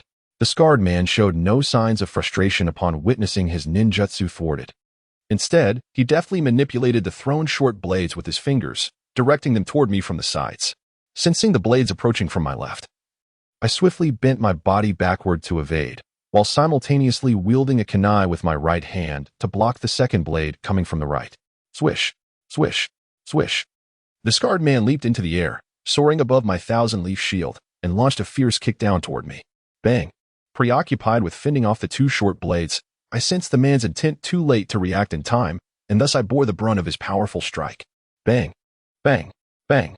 My body was sent tumbling backward under the force of the blow. Finally, when the rolling ceased, I managed to prop myself up and gaze at the advancing scarred man, who wore a menacing expression. His already fearsome visage, marred by a scar, appeared even more grotesque in that moment. Clutching his short blades, the chilling glint of death drew ever closer. Cough, cough. Liu Yu struggled to expel 2 mouthfuls of congealed blood, his mind clouded with confusion. How could this man be so formidable? They were both genin of Konoha. Why couldn't he dispatch foreign Nin as effortlessly as Xiao Chong? However, this was not the time for such musings. Surviving this encounter with the scarred face was of utmost importance. With great effort, Liuyu rose to his feet, bracing himself for the impending assault. At that moment, the red-haired Asuma, having temporarily settled matters, hastened towards Liuyu's side in an attempt to provide support. Thud, thud, thud. The scarred face, a Qian of the mist, quickened his pace, brandishing his short blade, intent on eliminating Liuyu before addressing the others. He recognized that among the trio, this young girl posed the greatest threat. Thus, he resolved to neutralize her first. As the scarred figure charged towards her, Liuyu tightened his grip on the kunai. Clang! The kunai met the short blade with a resounding clash, but the scarred man deftly maneuvered past Liuyu. This ends now, little girl. His chilling words echoed as he executed a swift kick, sending Liuyu crashing to the ground. So fast. How has he become so quick? No. It is not his speed that has increased, but rather my movements that have slowed. Liuyu pondered as he felt the impact jolt through his body. Cough. Cough. He painfully expelled another 2 mouthfuls of blood. Struggling to roll over, he looked up at the scarred face, who, with an expression of cold intent, thrust his short blade towards Liuyu. No. Red, who was rushing over, shouted desperately. Liuyu feebly raised the kunai in a futile attempt to block the strike. Nearby, someone performed hand seals, whispering an incantation aimed at the scarred Qian. Suddenly, the assailant froze, his eyes vacant, the descending blade suspended in midair. Though perplexed by the Qian's sudden halt, Liuyu had no time to dwell on it. Seizing the moment, he struggled to rise, summoning his last reserves of strength to swipe the kunai across the Qian's throat. With a sickening sound, the kunai sliced through flesh, and the scarred man snapped back to reality. His face contorted in agony as he gazed at Liuyu and the bloodied kunai in her hand. You! Clang! The short blade fell from his grip as he instinctively clutched his gushing throat, desperately trying to stem the flow of blood, only to collapse lifelessly to the ground. Thud! The corpse of the missed Qian crashed heavily to the earth, blood pooling and seeping into the surrounding soil. Have I won? As Liuyu stared at the fallen body of the scarred Qian, exhaustion overtook her. She slumped down, indifferent to the blood staining the ground. Gazing blankly at the motionless form before her, she was overcome with disbelief. Had she truly triumphed? This scarred man had been so powerful in their earlier confrontation. She had been utterly defenseless. Just moments ago, when he had poised to strike, she had nearly believed her life was forfeit. Unexpectedly, in the blink of an eye, the tides of battle turned, and the scarred-faced man became the one to fall. The surrounding mist ninjas stared in shock at the unfolding scene, momentarily frozen in disbelief. They had not anticipated that the little girl across from them could vanquish the notorious jonin of their village. Just moments ago, Lord Zhilong had been dominating the young opponents. How could the situation have shifted so dramatically? What a close call. Finally, they had arrived in time. On the other side, witnessing the fallen Miss Jonin, Yamashiro Hai could not help but exhale in relief. Ryo, are you all right? Hong called out anxiously as she rushed over. Just moments before, as the scarred man had raised his blade, her heart had leaped to her throat, fearing she might lose a companion. Having teamed up with Ryo for so long, Hong had genuinely come to regard her as a comrade. Especially after Ryo had selflessly saved her life previously, their bond had deepened. And Hong was determined not to witness her ally perish at the hands of an enemy. Fortunately, Ryo had ultimately triumphed over the scarred jonin, surviving against all odds. While she was curious about how Ryo had achieved this, survival was paramount. Hong's words snapped the dazed Ryo back to reality. Right. Asuma is still poisoned. Remembering this, Ryo hurriedly rummaged through the corpse of the scarred jonin, soon discovering 3 antidotes concealed in the left side of his vest, along with a small pouch of powder and several slender silver needles. Is this the poison he placed on the needles? Ryo pondered, eyeing the pouch thoughtfully. In another moment, her gaze fell upon the 2 chakra blades that the scarred jonin had wielded. Without hesitation, she claimed them for herself. These are valuable assets. Consider them compensation for the beating I took. Ryo mused inwardly as she regarded the body of the fallen jonin. Attention, leaf ninjas. Follow my orders and retreat to the land of fire in an orderly manner, prioritizing the injured. Team Shi, Team Bo, and Team Jian. Stay with me to hold off the enemy. With Yamashiro Hai's commanding shout, the leaf ninjas found their resolve and sprang into action. After receiving the command, Hong assisted Asuma and Ryo in preparing for their retreat. Ryo glanced at Yamashiro Hai, who was directing the leaf ninjas nearby, and understood the sudden halt of the scarred man's attack. Once again, she had been saved. Ryo reflected with a tinge of resignation. It seemed she was destined to be rescued on the battlefield, first by Uchiha Shisui, now by Yamashiro Hai. As the Leaf Ninjas prepared to withdraw, the Mist Ninjas began to encircle them, attempting to impede their escape. Humph! Yamashiro Hai scoffed at the advancing Mist Ninjas, witnessing the heavy toll inflicted upon his team. Especially with 2 of his 3 students incapacitated, Hai was filled with a profound sense of anger. In the midst of the forest, Yamashiro Kaichi formed a series of hand seals, addressing the multitude of Mist Ninjas before him. Suddenly, a chilling gasp echoed as one Mist Ninja lunged forward, only to be brutally pierced in the heart by a kunai wielded by a comrade standing beside him. The sharp blade penetrated flesh and was withdrawn, spraying droplets of crimson. The stricken Mist Ninja, eyes wide with disbelief, stared at the traitor who had attacked a fellow villager. The betrayer, trembling, gazed at the bloodied kunai in his grasp, equally shocked at his own loss of control. Although camaraderie was often ridiculed within the Mist Village, such open hostility against a fellow villager was unprecedented. Before he could comprehend the unfolding chaos, a searing pain gripped him. Lowering his gaze, he was met with the horrifying sight of a blade protruding from his back, having penetrated his heart.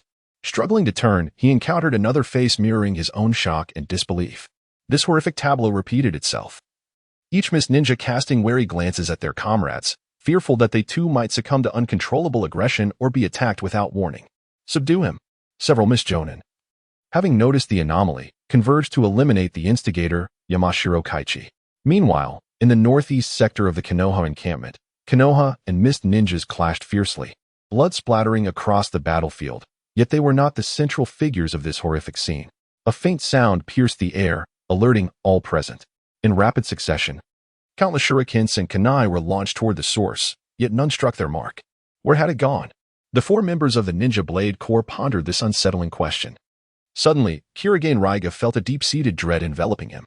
Instinctively, he raised his lightning blade to parry an unseen attack from the shadows, swiftly pivoting to deliver a counterkick. The impact echoed as Shisui crossed his arms to block Raiga's strike, retreating slightly. Panting softly, Raiga regarded the now visible Uchiha Shisui with caution, recognizing the peril he had narrowly escaped. Truly, Uchiha Shisui was formidable, as were the members of the 7 ninja swordsmen of the mist. None were to be underestimated. On the other side, Shisui's expression grew grave as he faced the 4 adversaries. Even he recognized the challenge of confronting them all at once. There was no alternative. He would have to resort to his ultimate technique. Within the depths of his crimson eyes, 3 pairs of black tomo began to whirl rapidly, transforming into a colossal windmill of power. This new ocular prowess. It was only recently that I grasped the essence of this, yet it seemed sufficient. Orochimaru gazed intently at the figure before him, who could no longer be referred to merely as an old man.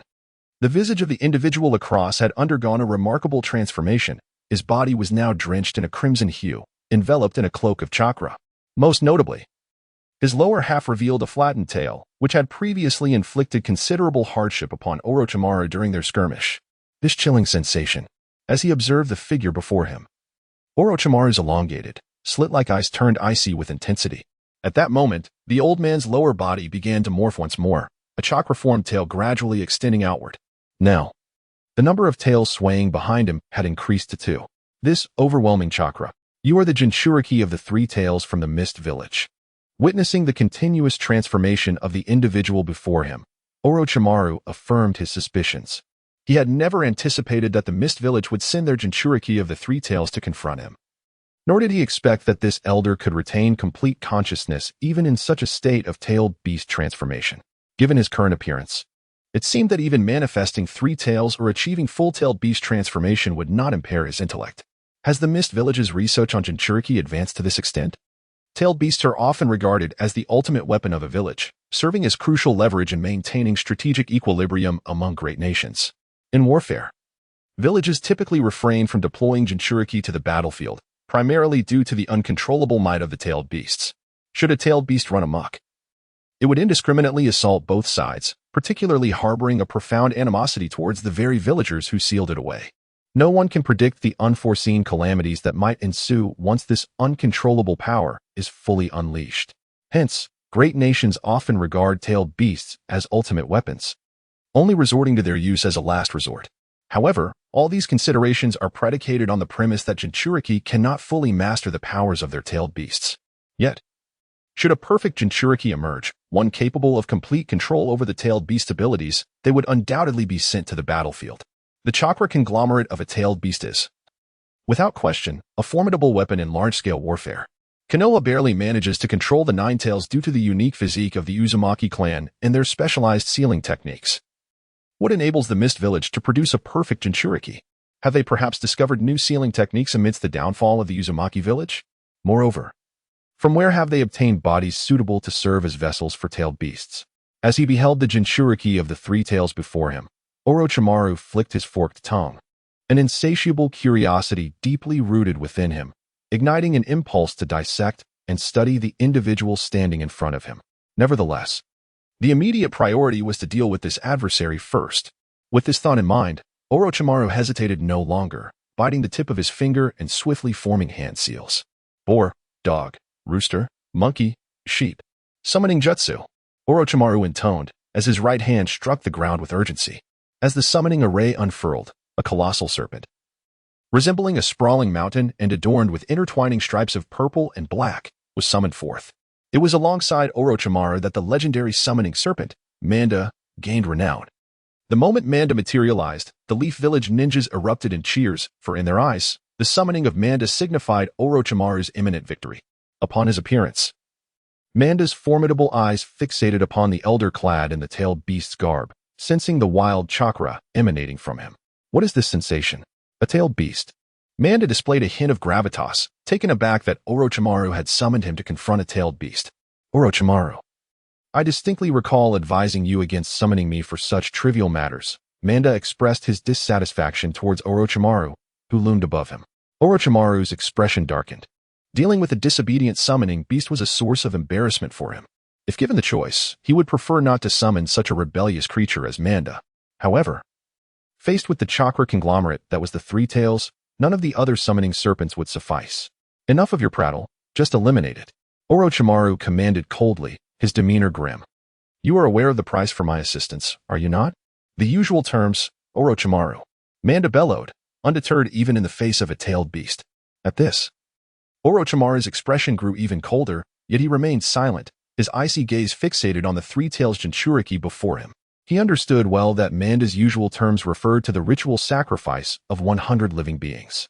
Fortunately, Manda was astute enough not to mention this in front of so many witnesses. Otherwise, word would surely reach the third Hokage, jeopardizing Orochimaru's aspirations for the title of Hokage. At this moment, Orochimaru held a semblance of loyalty to the Leaf Village, still dreaming of one day succeeding the third Hokage. Even an ordinary summoning beast dares to challenge the might of a tailed beast? The elder in the tailed beast attire scoffed. With this utterance, a third tail emerged behind him, the violent chakra intensifying further. The elder's contemptuous gaze fell upon Orochimaru, who was atop Manda. However, beneath the crimson cloak of the tailed beast, none noticed the fleeting glimmer of scarlet in the elder's eyes, accompanied by the rapid spinning of 3 pairs of tomo. The elder beneath the tailed beast cloak opened his mouth wide, gathering a tremendous amount of chakra within. The chakra was subsequently compressed, gradually forming a dark purple, spherical mass of energy. Sensing the violent chakra fluctuations emanating from above, Orochimaru's expression grew grave. Being struck by such a projectile would be catastrophic. Boom. The tailed beast ball was unleashed, hurtling directly towards Manda's head. Yet, Manda's colossal form exhibited remarkable agility, evading the incoming tailed beast ball with a deft maneuver. Manda too recognized the immense threat posed by this technique. Boom. The tailed beast ball missed Manda, instead colliding with a small mountain several kilometers behind him, carving a deep trench into the earth and releasing faint wisps of smoke from the scorched ground. Is this the power of the tailed beasts? Orochimaru gazed in astonishment at the chaos unfolding behind him, astonished by the sheer magnitude of the tailed beast's strength. It was no wonder they had become the ultimate weapons of each village. Contemplating this, Orochimaru turned his attention to the Three Tails Jinchuriki before him. His interest piqued even further. In such a dire situation, he even licked his lips in a manner that suggested excitement. This power is truly captivating. Next, let me demonstrate to you what true strength entails. Observing the old man evading his tailed beast ball, Orochimaru felt no sense of disappointment. Rather, he shouted in exhilaration. Under Orochimaru's watchful eye, the crimson cloak of the tailed beast enveloping the old man gradually faded away, revealing his body rapidly expanding. As the monstrous entity sealed within his frail form was on the verge of breaking free, In that moment, the old man underwent complete tailed beast transformation. Roar. A thunderous roar echoed throughout the area as the three tails announced its presence to the world once more. A creature resembling a massive, gray, tortoise-like beast, no smaller than 10,000 snakes, emerged before everyone, covered in spines and boasting three elongated tails that waved gently behind it. The three tails had returned. What is that? The three tails. A trembling voice escaped the lips of a similarly quaking leaf ninja. The leaf ninjas present stared in shock at the colossal creature before them, some so terrified that they could scarcely utter a word. Boom. One of the three tails slammed down onto the ground, causing significant casualties among the nearby leaf ninjas. Could any human force contend with such a monster? Witnessing the devastation wrought by the three tails, some leaf ninjas couldn't help but murmur in dread. Wonderful. It is the three tails. Our village's tailed beast. Yes, let's exterminate this rabble of leaf ninjas in one swift motion. In stark contrast to the panic of the leaf ninjas, the mist ninjas showed a marked boost in morale upon seeing the three tails, emboldened by the prospect of thoroughly annihilating the leaf ninjas present. Meanwhile, Zhishui, who was entangled with four members of the mist's sword-wielding elite, noticed the immense commotion not far away. What is that? The three tails. Zhishui's heart sank. He hadn't anticipated that the mist village would deploy a tailed beast, a weapon of mass destruction, in this war. Did they not fear the beast running amok? Or did they possess some means to fully control it? Clang. The sound of a great sword slicing through the air was accompanied by the voice of Zuki Shizen. Hey, how can you afford to lose focus in the midst of battle? In a flash, Zhishui evaded Shizen's heavy strike, turning to grip his short blade tightly, eyeing the approaching foe with caution. For now, he could only place his faith in Lord Orochimaru, perched atop a tall tree not far from the Leaf's main camp. Ao was keenly observing the entire battlefield with his Byakugan, issuing commands to adjust the deployment of the mist ninjas as needed. The clash between the three tails and the myriad of serpents naturally captured Ao's attention. Is that the power of Lord Kame? Ao watched the distant battle in astonishment, his heart racing. Although it was known prior to their arrival that the esteemed Three Tails Jinchuriki, Kamizuna, would take action to hold off Orochimaru, Ao remained deeply apprehensive. He feared that the tailed beast might spiral out of control on the battlefield, indiscriminately attacking friend and foe alike, potentially driven by its animosity towards the Mist Village for its sealing. However, upon witnessing the true form of the Three Tails, which displayed no signs of madness and directed its assault solely towards Konoha, Ao finally breathed a sigh of relief. Yet, he remained puzzled about when Kamizuna had acquired complete control over the Three Tails, especially since there had been instances of minor loss of control previously. Nonetheless, he understood that such matters were the village's most guarded secrets and refrained from prying. In this war, Ao had achieved considerable merit, significantly elevating his status within the village, where he now served as the battlefield commander overseeing the rear. He was confident that it would not be long before he ascended to a position of true authority within the village. With this thought, Ao felt invigorated. The earth-shattering roar of the Three Tails echoed throughout the Konoha encampment. What was that? The Three Tails. Meanwhile, on the other side, Liuyu, supported by Hong, gazed at the distant struggle between the Three Tails and the Great Serpent, momentarily taken aback. The Mist Village had deployed the Three Tails to the battlefield already? Given the current developments, it seemed inevitable that Konoha would face defeat in this conflict. Following this war, it was likely that the battlefield would shift into the Land of Fire. Possessing the memories of his previous life, Liuyu was acutely aware that during the Third Great Ninja War, Konoha had been invaded by the Mist Village, reaching the very heart of the Land of Fire. Thus, he was somewhat prepared for Konoha's impending collapse, though he had not anticipated nearly losing his life twice in this war. Observing the Three Tails from afar, it was evident that it was under complete control. Clearly, the opposing side had an undisclosed perfect Jinchuriki, but how could the Mist Village possess someone capable of entirely commanding the Three Tails at this moment? In Liuyu's memories, after the death of No-Era-Rin, Yugura from the Mist had become the Three Tails Jinchuriki. His ability to command the beast flawlessly earned him the title of the Fourth Mizukage. However, during his rule, the Mist Village grew increasingly insular, with the ninja trials becoming more gruesome and brutal, and internal rebellions proliferating, leading the Mist Village to the brink of being the weakest among the 5 great shinobi countries. All of this stemmed from their Fourth Mizukage being nothing more than a puppet in someone else's hands. And that puppet master was none other than the long-deceased Uchiha Madara. Uchiha Madara had begun his schemes long ago, employing his Sharingan to manipulate numerous high-ranking officials within the Mist Village. It was conceivable that the large-scale offensive by the Mist Village was backed by Madara's influence. After deciphering the stone tablet at the Nange River Shrine with his Meijiki Sharingan, Uchiha Madara had discovered a method to control tailed beasts. Thus, it was entirely plausible that he was assisting the Mist Village in creating a perfect three-tails Jinchuriki akin to Yagura. After this battle, the hidden Mist Village will officially open the gates of the Land of Fire, igniting the flames of war upon its very soil. In the original timeline, Kakashi and Rin, having concluded the Northern War, turned their attention to the conflict against the Hidden Mist. It was during this war that Kakashi's team, engrossed in reckless missions, fell victim to an ambush by the Hidden Mist, leading to Rin's abduction and her subsequent forced transformation into the host of the Three Tails.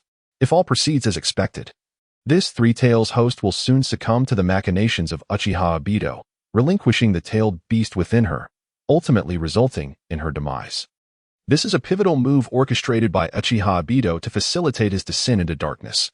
However, the current situation on the northern front remains stagnant, with the forces of the stone and grass villages proving to be a formidable challenge that cannot be swiftly resolved. Kakashi and Rin's arrival on the battlefield against the Hidden Mist remains uncertain, due to the logistics of the stone village being able to requisition supplies directly from the Land of Grass.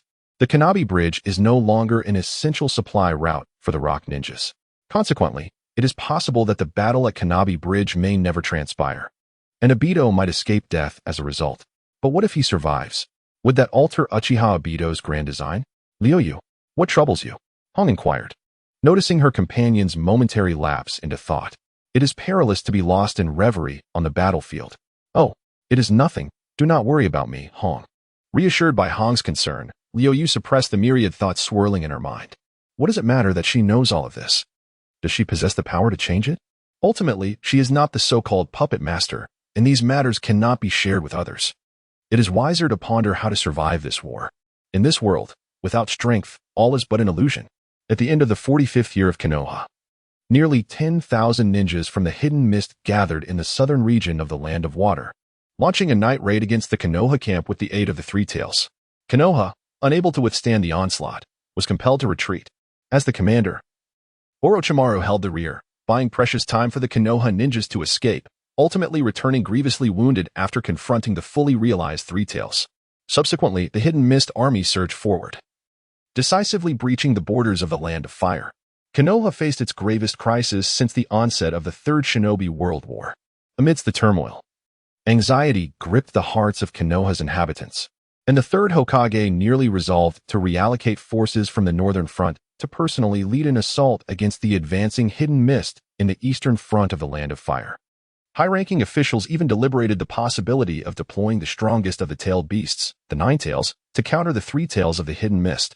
However, in a surprising turn of events, before Konoha could mount a further response, the Hidden Mist Village, having gained overwhelming dominance on the mainland of the Land of Fire, opted to halt their advance, instead withdrawing a significant portion of their forces back to the Land of Water.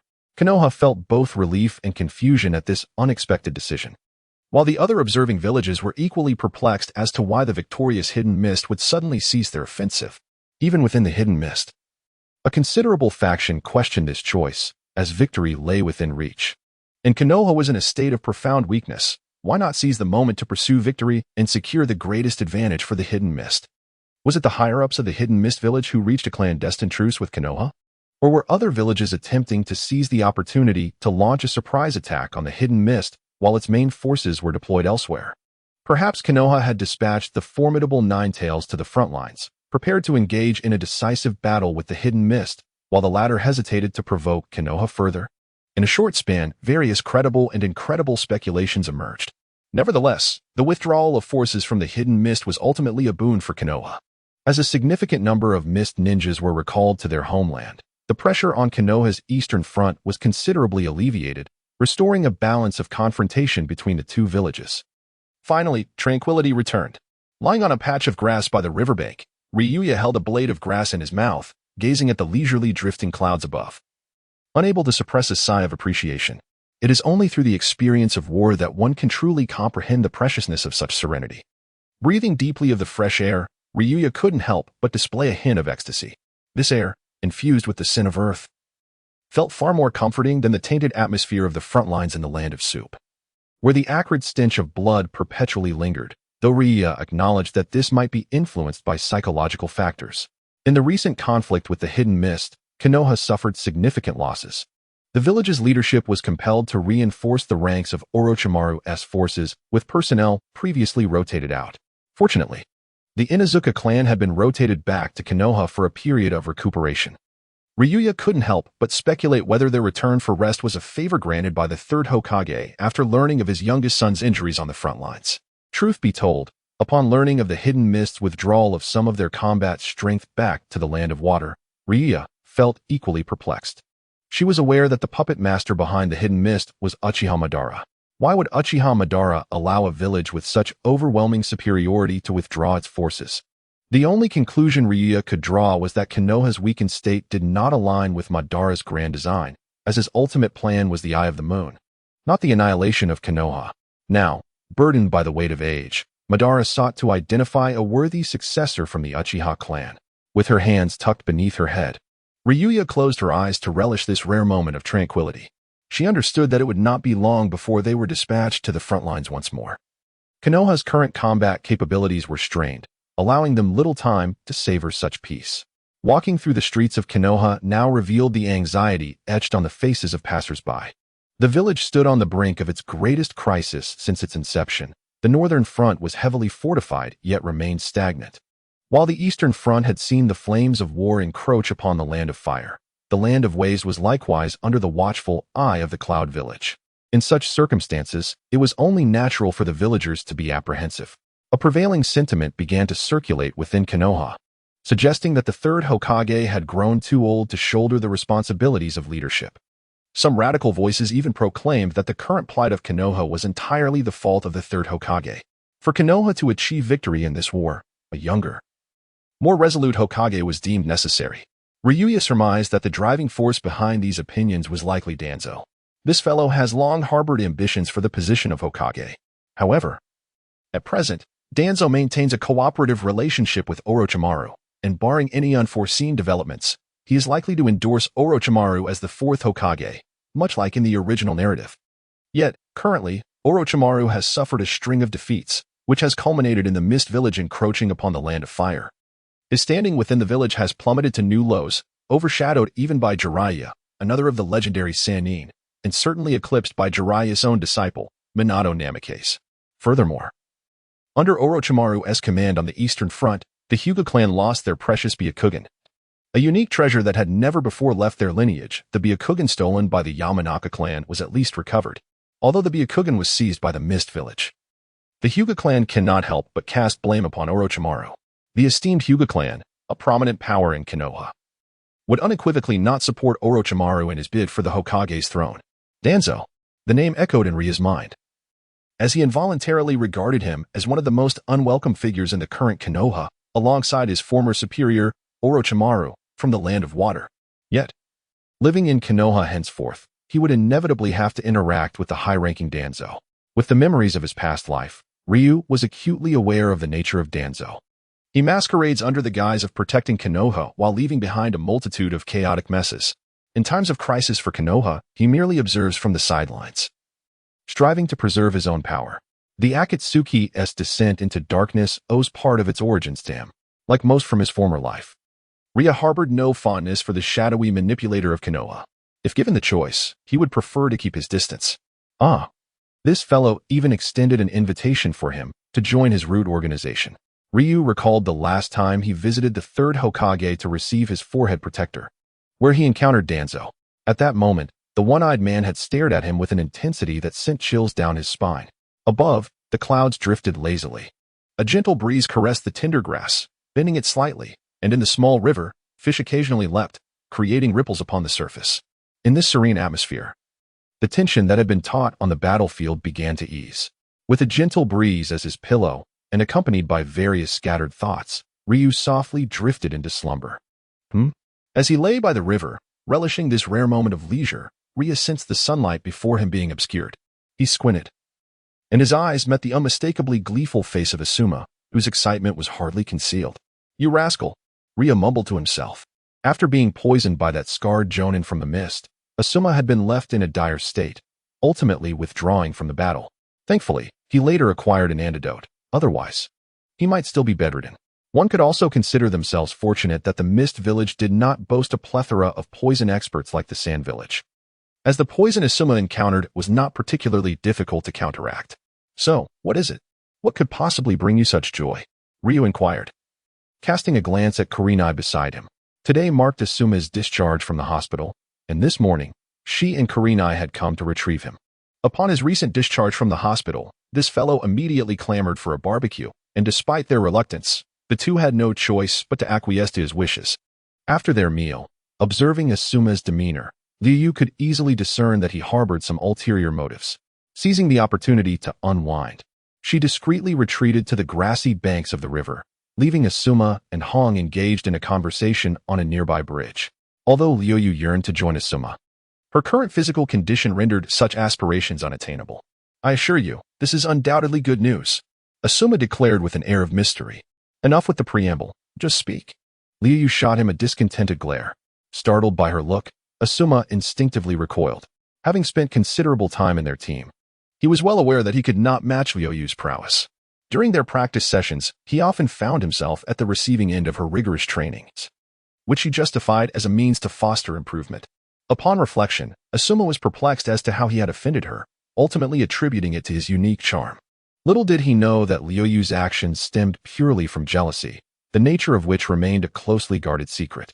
Just now, Teacher Hai informed me that the three of us are to participate in the Chunin exams. Yes, the Chunin exams. Asuma emphasized the latter with particular gravitas. The Chunin exams? Liuyu expressed mild surprise, soon settling into acceptance.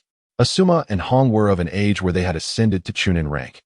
And even Kakashi from the Wave Wind Minato's class had been a Chunin for years. It was somewhat unreasonable for her team to still be Genin.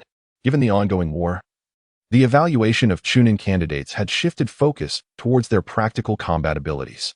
The examination format, lacking the complexity of later periods, consisted solely of two components: intelligence gathering and practical combat assessment.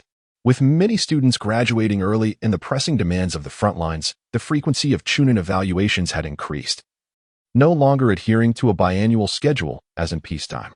Notably, the practical assessment did not involve candidates competing against one another, but rather pitted them against an elite Jonin, with the objective not to defeat the Jonin, but merely to endure for a certain duration. Upon arriving at the evaluation site and conversing with the examiners, Liuyu and her companions learned that due to their esteemed teacher, Yamashiro Hai, being a distinguished master of intelligence analysis, their team had performed admirably in prior reconnaissance missions. Consequently, they were permitted to bypass the intelligence gathering segment and proceed directly to the practical assessment. Have we not found ourselves a commendable teacher? Upon hearing the news of their exemption from the intelligence gathering test, Asuma and his companions silently echoed this sentiment in their minds. Very well. This individual will serve as your opponent for the upcoming practical assessment. The examiner gestured aside, introducing them to their adversary for the test. As their gazes followed the examiner's hand, they beheld a young man clad in the standard Jonin vest of the Leaf Village, his dark hair framing a determined visage. What is particularly unique is that his eyes are completely devoid of color. Those are the Byakugan of the Hyuga clan. Upon confirming the identity of the visitor from the Hyuga clan, Ryuyu appeared somewhat surprised. He hadn't anticipated that their opponents in the Chunin exam would be ninjas from the esteemed Hyuga clan. Moreover, he found the visage of this Hyuga ninja strangely familiar.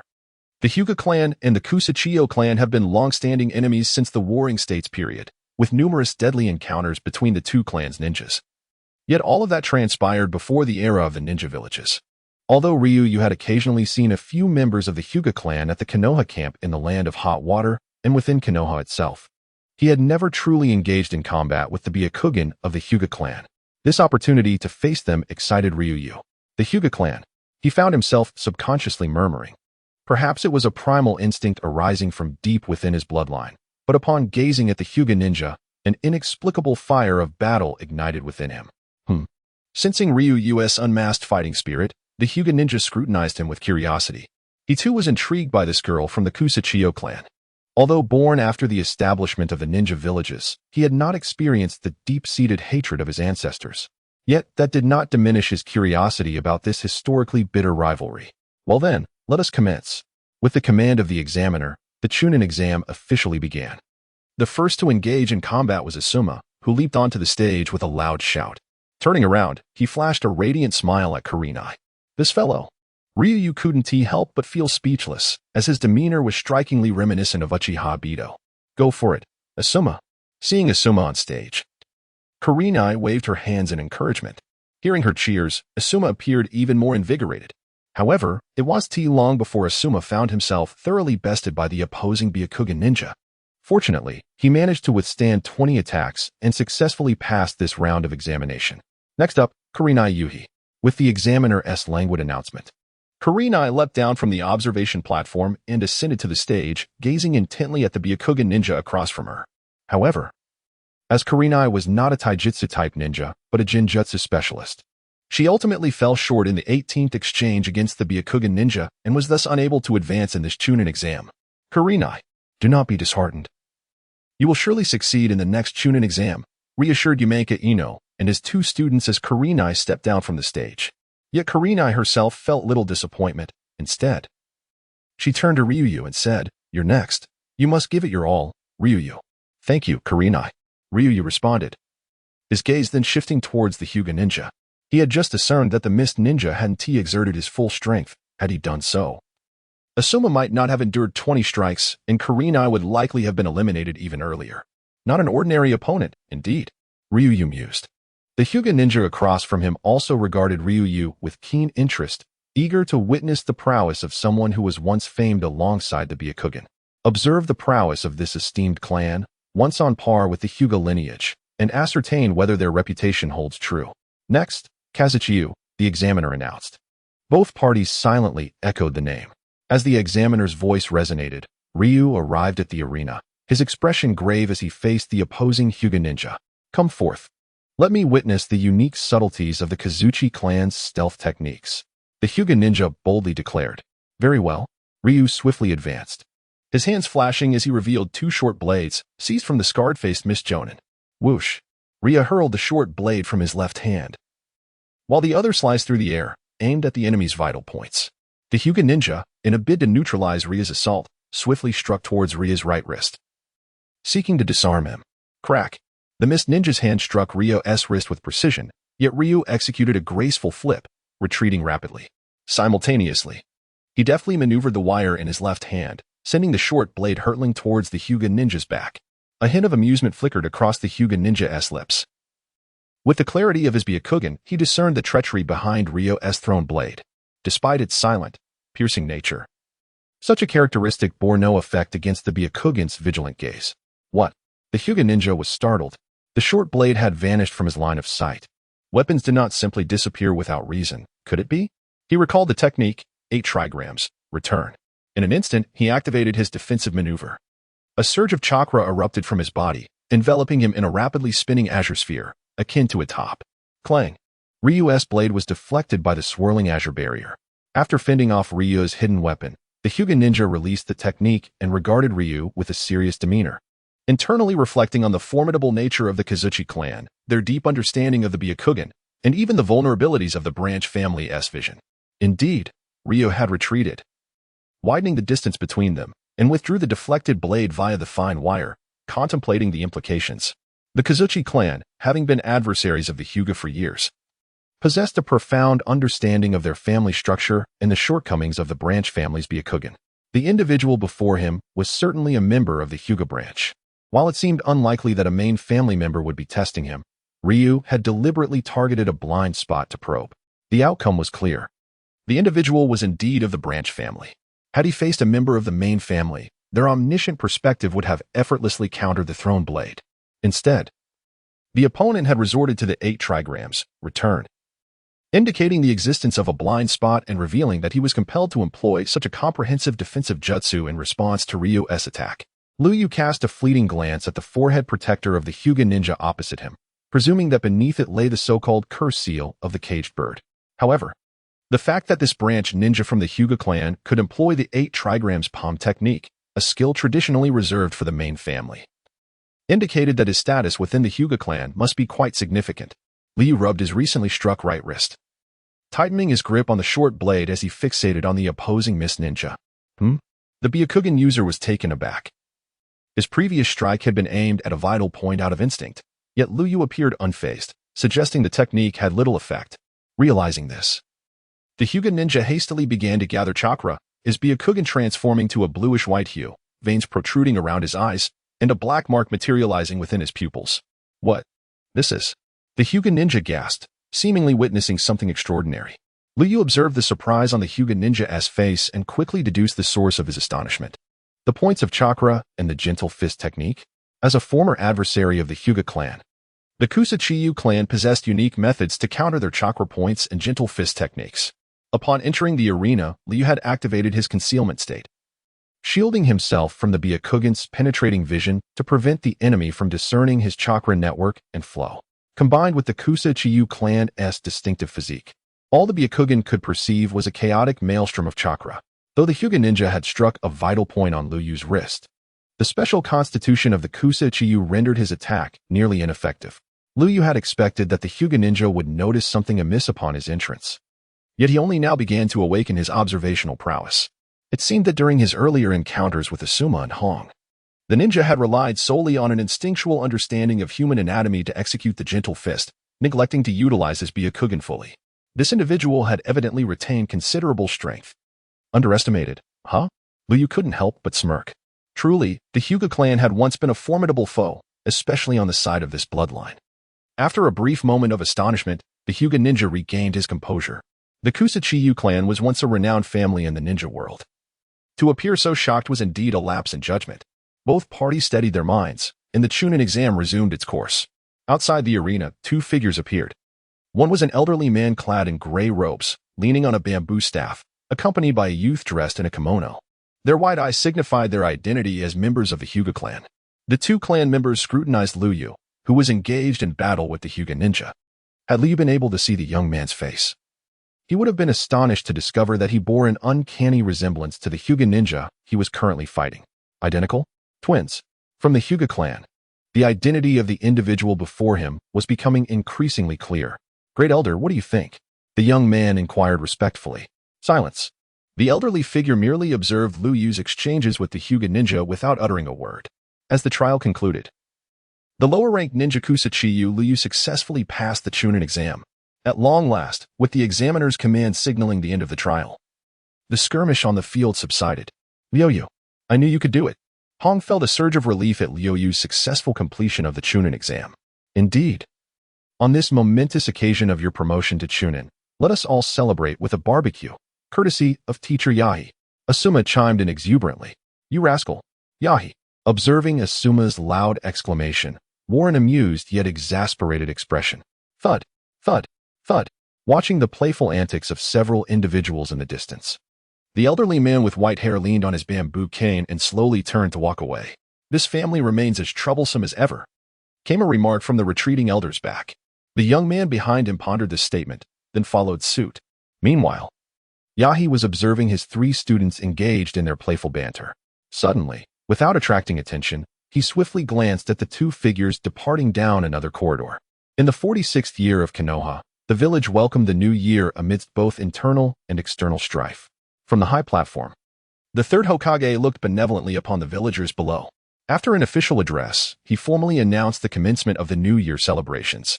On the streets of Konoha, clad in a light green kimono, Liuyu followed Kushina, surveying the vibrant lanterns adorning the sides of the street. Trailed by a group of similarly dressed children from the Uzumaki clan, they had come to partake in the New Year rituals held by Konoha. Despite the ongoing war, the customary celebrations were upheld. The higher-ups in Konoha strived to maintain stability at home, endeavoring to create the atmosphere befitting the new year. However, the streets were predominantly filled with women, children, and the elderly. While young men were conspicuously scarce, those observed hastily departed with urgent strides. Damn this war. Liuyu couldn't help but reflect on the scene before her, lamenting the stark contrast between the fade the higher-ups sought to present and the village's current fragility. Most of the village's able-bodied shinobi were engaged in fierce battles on the front lines, sacrificing their peace for a tranquility they themselves could not enjoy. After the new year, you will be leaving again, won't you? Kushina's voice, calm yet laden with certainty, reached Liuyu from ahead. Yes. Liuyu understood the implication behind Kushina's question and could only respond with a subdued affirmation. An air of silence enveloped them both. This war was invariably filled with too many farewells. Sister Kushina, please keep an eye on the children for a moment. I need to go somewhere to reflect. Liuyu broke the silence, expressing her desire to temporarily depart to a certain place. All right, go ahead, Kushina replied softly, not probing further. Before the memorial stone, a solitary figure stood, that of Liuyu, who had just parted ways with Kushina. Gazing at the multitude of names etched upon the stone, she couldn't help but wonder. What has come over me? Why do I feel compelled to be here? Having just been with Kushina, she was inexplicably drawn to the memorial stone of Konoha. Despite the names inscribed having no direct connection to her own life, will there come a day when my name is etched upon this monument? Gazing at the multitude of unfamiliar names inscribed on the memorial stone, Liu could not help but ponder. Having inexplicably traversed into the world of Naruto, she found herself in Konohagakure due to her family's circumstances, subsequently becoming embroiled in the Great Ninja War.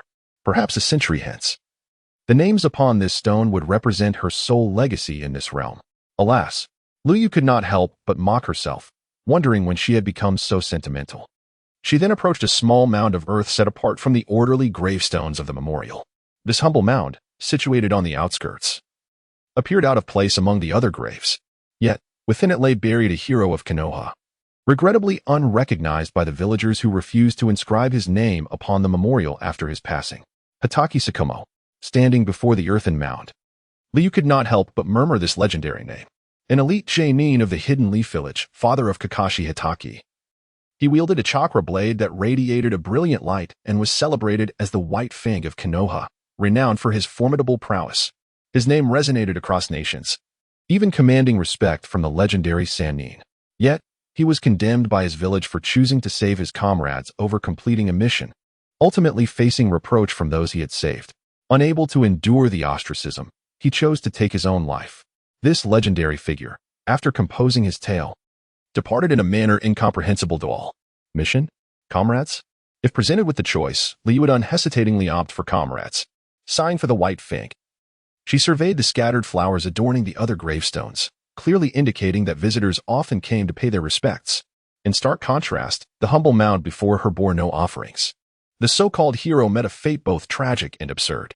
Placing her hand upon the ground, she invoked the art of plant manipulation. In an instant, a cluster of flowers blossomed.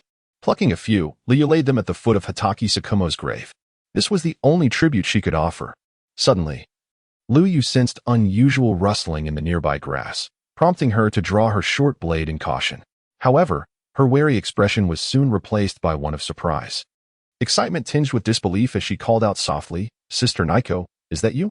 As her gentle inquiry lingered in the air, a figure emerged from the foliage. The woman, clad in a fitted outfit with both a short and long blade secured at her waist, lifted her conical hat to reveal flowing green hair and a face adorned with a comforting smile. Was this not Naiko, the sister Liu had longed for day and night? Upon seeing Naiko, Liu quickly sheathed her blade and rushed into her embrace, holding her tightly as if fearing she might vanish at any moment. Naiko reciprocated the embrace, gently enveloping Liu in her warmth. "Sister Naiko, why have you only now appeared? Do you not know? I miss you so much. Our family has transformed into this state, and I feel utterly lost." The girl in my arms spoke with a choked voice, and only in front of Kuzakina could Ryua truly lower her defenses and open her heart. Kuzakina said nothing but gently patted Ryua's back, allowing her to find some solace. She understood that the child before her had borne too much.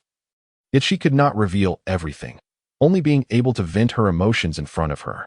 After a long while, the girl in her embrace finally ceased her soft sobs. She vigorously wiped her tears with her sleeve and shyly glanced up at Kuzakina, who was gazing at her with kindness. "You have grown quite a bit," Kuzakina remarked affectionately, noticing that the girl in her arms had stopped crying. "Yes," the girl replied softly, no longer displaying the fierce demeanor she had shown in front of Asuma. In the presence of Kuzakina, Ryua shed all her defenses and pretenses. For a considerable time, the two shared silence, quietly savoring this rare reunion. Suddenly, a burst of colorful fireworks illuminated the sky. Startled by the sound, the two shifted their gaze toward the distant heavens. Fireworks erupted, showering the sky with meteor-like sparks, dazzling the entire horizon. It was the fireworks display of the annual festival. "Sister Kuzakina, what brings you to Konoha this time?" Despite her reluctance to disrupt the tranquility, Ryua knew that the onset of the fireworks signaled the impending conclusion of the festival, leaving her little time to remain outside. The village, enmeshed in a state of war, maintained a facade of ease while being tightly guarded. Numerous umbu were stationed at critical points to prevent any foreign interference. From Qian attire, it was evident that she had infiltrated secretly. As one of the most formidable members of the Qian clan, Ryua was not surprised by her ability to penetrate the heavily fortified Konoha. However, she worried about the potential complications that could arise from Qian being discovered by the umbu. Likewise, Ryua was curious about the purpose of Qian's visit. While Konoha accepted the children of the Qian clan, they would not welcome adult clan members like Qian. Ryua understood that Qian would not choose to meet her in Konoha unless absolutely necessary. Her earlier outpouring of emotions was merely a release of long-suppressed feelings. In the woods beside the Konoha memorial stone, the silhouettes of a large figure and a small one occasionally appeared, illuminated by the fireworks. Indeed, you have matured considerably, Qian remarked, gently tousling Ryua's hair, her voice a blend of tenderness and satisfaction. After a pause, Qian continued. My purpose for coming to Konoha is not only to observe the circumstances of the Qian children here, but also to entrust you with this. With that, Qian unsheathed the long blade from her waist and handed it to Ryua. What is this? Ryua inquired with curiosity. In fact, she had noticed the long blade at Qian's waist the moment she saw her. She was already aware of the shorter blade, known as senboku, which was Qian's weapon of choice, crafted from a special metal capable of holding chakra. In the past, when Kusanagi taught her, she often played with the blade, known as senbon. Initially, upon seeing the long sword at Kusanagi's waist, one might have thought it was a newly acquired weapon. However, to her surprise, this long sword was a gift meant for her. Let us take a look. Kusanagi did not respond verbally but handed the sword to Ryu, encouraging her to open it. Ah, Ryu replied softly, accepting the sword. With a swift motion, she drew the blade from its scabbard, and a gleam of cold light flashed as it emerged. The bright blade reflected upon Ryu's face as she held it horizontally before her, examining the sword with keen interest. The blade measured approximately 2 feet and 6 inches in length, with a curvature of about 9 inches. Adorning the blade were numerous crescent-shaped patterns. As Ryu swung the sword experimentally, the sound it produced was unexpectedly crisp. She then attempted to infuse chakra into the blade, which responded by shimmering with a blue glow. This sword was crafted from a unique metal capable of channeling chakra. Had fortune smiled upon her recently? Such weapons, made from chakra-conducting metals, seemed to appear before her in succession. The sword imparted a curious sensation, akin to a bond of understanding. As she wielded it, a hint of joy blossomed within her. The sword was named Mitsuki due to the crescent patterns etched upon it, and was also referred to as Mitsuki Munin, in honor of its creator, Munin Saito. Observing the smile that graced Ryu's lips, Kusanagi elaborated, Mitsuki, indeed, is a fitting name. Ryu then recalled the Mitsuki dance from the Leaf Village sword technique, once employed by the legendary Moonlight Gale, noting the shared name. The Mitsuki dance was rumored to be a supreme secret technique developed by the second Hokage, capable of delivering a fatal blow to enemies. Regrettably, Moonlight Gale had been thwarted and counterattacked by Maki of the Sand Village while attempting this technique. Sister Naiko, from where did you acquire this sword? Ryu inquired, studying the long blade in her grasp. It was evident to her that Mitsuki Munin was no ordinary weapon. Such a blade could not be wielded by just anyone. Kusanagi had approached her unexpectedly to bestow this sword. Ryu found herself intrigued by its origins, noting the antiquity of the scabbard. This sword is a treasured heirloom of the Kusanagi clan, symbolizing the chieftain's authority in a certain sense, Kusanagi explained. The chieftain's symbol? Ryu pondered, perplexed. Then why have I never seen my father wield it? Kusanagi's clarification only deepened Ryu's confusion. As the leader of the Kusanagi clan, her father, Kusanagi Yu, had never been seen with this blade. That is because the previous owner of this sword was not your father, but your mother, Kusanagi continued. Mother? Ryu echoed, the term feeling somewhat foreign to her. Whether in past lives or the present, Liuyu has never experienced a mother's love. The only memories of her mother exist within the confines of a faded photograph. This blade once belonged to the ancestral figure of the Grass Thousand clan, the revered Ca Qian Liuyu. Following her, the dagger became a symbol of leadership for the clan. However, during a tumultuous battle in the Warring States period, this significant artifact was tragically lost alongside the then leader of the Grass Thousand clan. How could such an important item have been misplaced? Liu found herself at a loss for words. Subsequently, each successive leader of the Grass Thousand clan endeavored to recover this blade. Yet none succeeded until your mother's generation. At this juncture, Ca Qian Liuyu paused, as if reminiscing about something profound. My mother? What happened to my mother? Did she indeed retrieve this blade? Observing Ca Qian Liuyu's demeanor, Liuyu's curiosity intensified. Yes, this blade was indeed reclaimed by your mother, or more accurately, summoned back. Ca Qian Liuyu's words deepened Liuyu's bewilderment. Do you not ponder why you are here today, and why I await you? In response to Liuyu's expression of confusion, Ca Qian Liuyu posed a counter-question. This? Taken aback by the inquiry, Liuyu faltered momentarily. In her earlier excitement upon meeting Ca Qian Liuyu, she had overlooked this matter. She had come here somewhat spontaneously, yet why was Liuyu already here waiting for her? How could she be so certain that Liuyu would arrive? Because of it, not lingering on the mystery for too long. Ca Qian Liuyu gestured towards the long blade in Liuyu's hand. Liuyu gazed at the crescent blade, her confusion deepening. Lady Yuna had summoned the crescent moon without venturing anywhere. She had merely employed the clan's bamboo escape technique to call it forth. Therefore, the whereabouts of the crescent moon prior to this remain unknown even to Lady Yuna. Summoned? Liuyu fixated on the blade in her grasp, astonished that it had been summoned. You must sense the extraordinary nature of this blade. It embodies a unique connection between the clan's bamboo escape awakeners and itself. The reason you have come to the Spirit Consolation Monument is that this blade has, in some ethereal manner, called out to you. Ca Qian Liuyu's words provided Liuyu with a glimmer of understanding. The power of space, perhaps? Liuyu pondered thoughtfully. This blade shares a special bond with the bamboo escape awakeners of the Grass Thousand Clan. Thus, regardless of location, they can summon the crescent moon through their bloodline connection. This is somewhat akin to the non-blood contract summoning found in spiritual techniques, which allows for the summoning of items stored elsewhere to assist in battle. Reminiscent of the summoning scrolls of Tian and Orochimaru's reincarnation technique. However, the crescent moon is directly linked with the bamboo escape awakeners of the Grass Thousand Clan. After Lady Yuna summoned the crescent moon, tests conducted within the clan revealed that the blade could only reach its full potential in the hands of a bamboo escape awakener.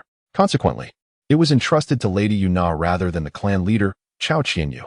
Ca Qian Liuyu continued, stating that after Lady Yuna departed, the blade was sealed away by the clan leader. Upon learning of your awakening as a bamboo escape awakener, Lord Qian Yu entrusted me with this blade, instructing me to present it to you at an opportune moment. Upon finishing her words, Kusa Chikako seized the blade from Ryua's grasp. With a decisive motion, she hurled the crescent moon-shaped sword into the distance. Clang! The blade pierced a tree with unwavering precision. The impact sent tremors through the trunk, causing leaves to cascade down like delicate raindrops. Next, she urged Ryua to see if she could summon the sword back. After casting the crescent moon away, Kusa Chikako turned to Ryua and spoke. Ryua gazed at the sword embedded in the distant tree, reminiscing about the peculiar sensation it had imparted. Closing her eyes, visions of the long blade, adorned with crescent-shaped engravings, filled her mind. She extended her hand, attempting to grasp it, yet an indistinct transparent barrier thwarted her efforts. Despite her determination, her hand could not advance, as if the object were tantalizingly close yet forever out of reach. Was it a spatial barrier? A bamboo technique? This blade was intertwined with the awakened bamboo practitioners of the Kusa clan. If that were the case, perhaps it was worth a try. Ryua concentrated her energy to channel the bamboo technique. As she did so, her hand, which had previously been unable to move forward, began to stretch out gradually. Bang!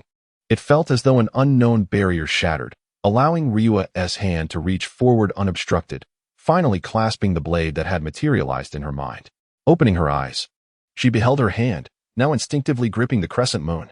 At that moment, the blade in her mind was mirrored by the one she held in reality. The hollow among the distant trees bore witness to the recent presence of a sword. A spatial barrier, perhaps, reflecting on that peculiar sensation. Ryua couldn't help but ponder the thrill of breaking through spatial confines to summon distant objects back to her. Could this be considered a form of space ninjutsu? If she could call forth a weapon to her hand, could she also transport a person beside it? Ryua began to contemplate the potential applications of this weapon. Sister Naiko, I have succeeded, she exclaimed, turning to Kusa Chikako with excitement as she held the reclaimed crescent moon. Indeed.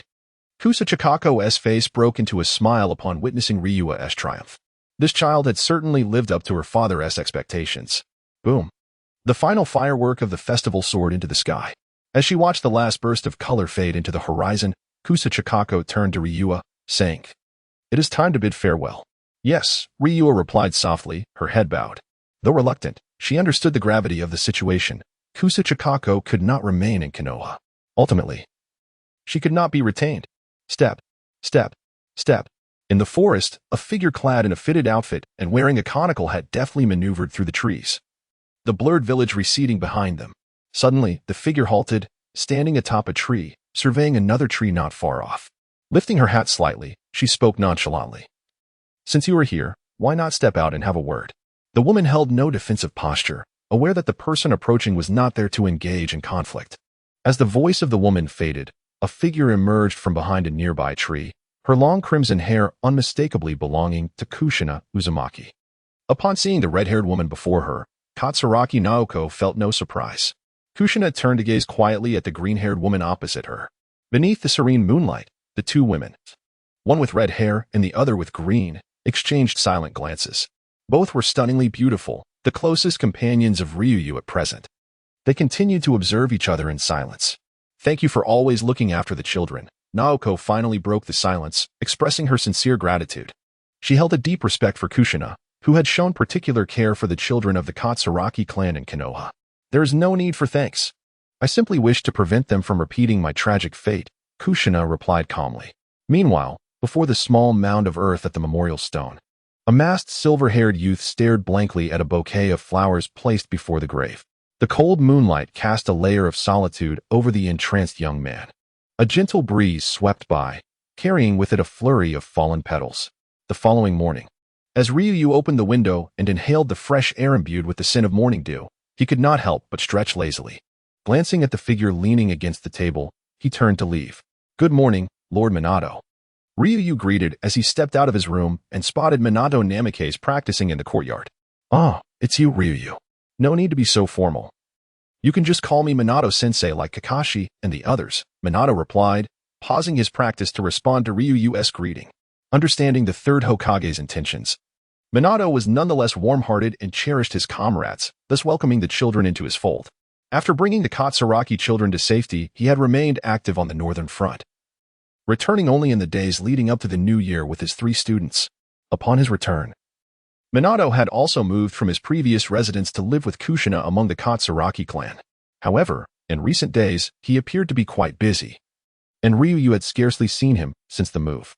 "All right, Minato-sensei, I shall address you as such from now on." Ryuyu accepted this amicable title. Recognizing Minato as the current acting clan leader of the Katsuragi and a future 4th Hokage, it was wise to foster a good relationship. "I noticed you were practicing something just now. Are you perhaps developing new jutsu?" Ryuyu speculated, observing Minato's earlier stance. "Minato? Developing new jutsu? Could it be the Rasengan?" The Rasengan was a technique inspired by the tailed beast ball, which Minato had spent 3 years perfecting. He had attempted to incorporate a change in chakra nature, but tragically left this world before he could achieve that goal. Given that it took Minato 3 years to successfully develop the Rasengan, and considering that he did not complete the chakra nature change before the chaos of the Nine Tails attack 2 years later, it seemed likely that Minato's Rasengan had yet to be fully realized in the current timeline. However, after he ascended to the position of Hokage, his time for training diminished. It is not impossible that he has already completed the development of the Rasengan and is now attempting to alter its chakra nature. Liuyu pondered these thoughts silently in his mind. "Indeed, I am endeavoring to develop a new ninjutsu." Minato Namikaze did not attempt to disguise this fact. He openly acknowledged it with candor. At the same time, he extended his right hand, fingers splayed, as chakra continuously emanated from his palm, coalescing and compressing into a pale blue sphere of chakra.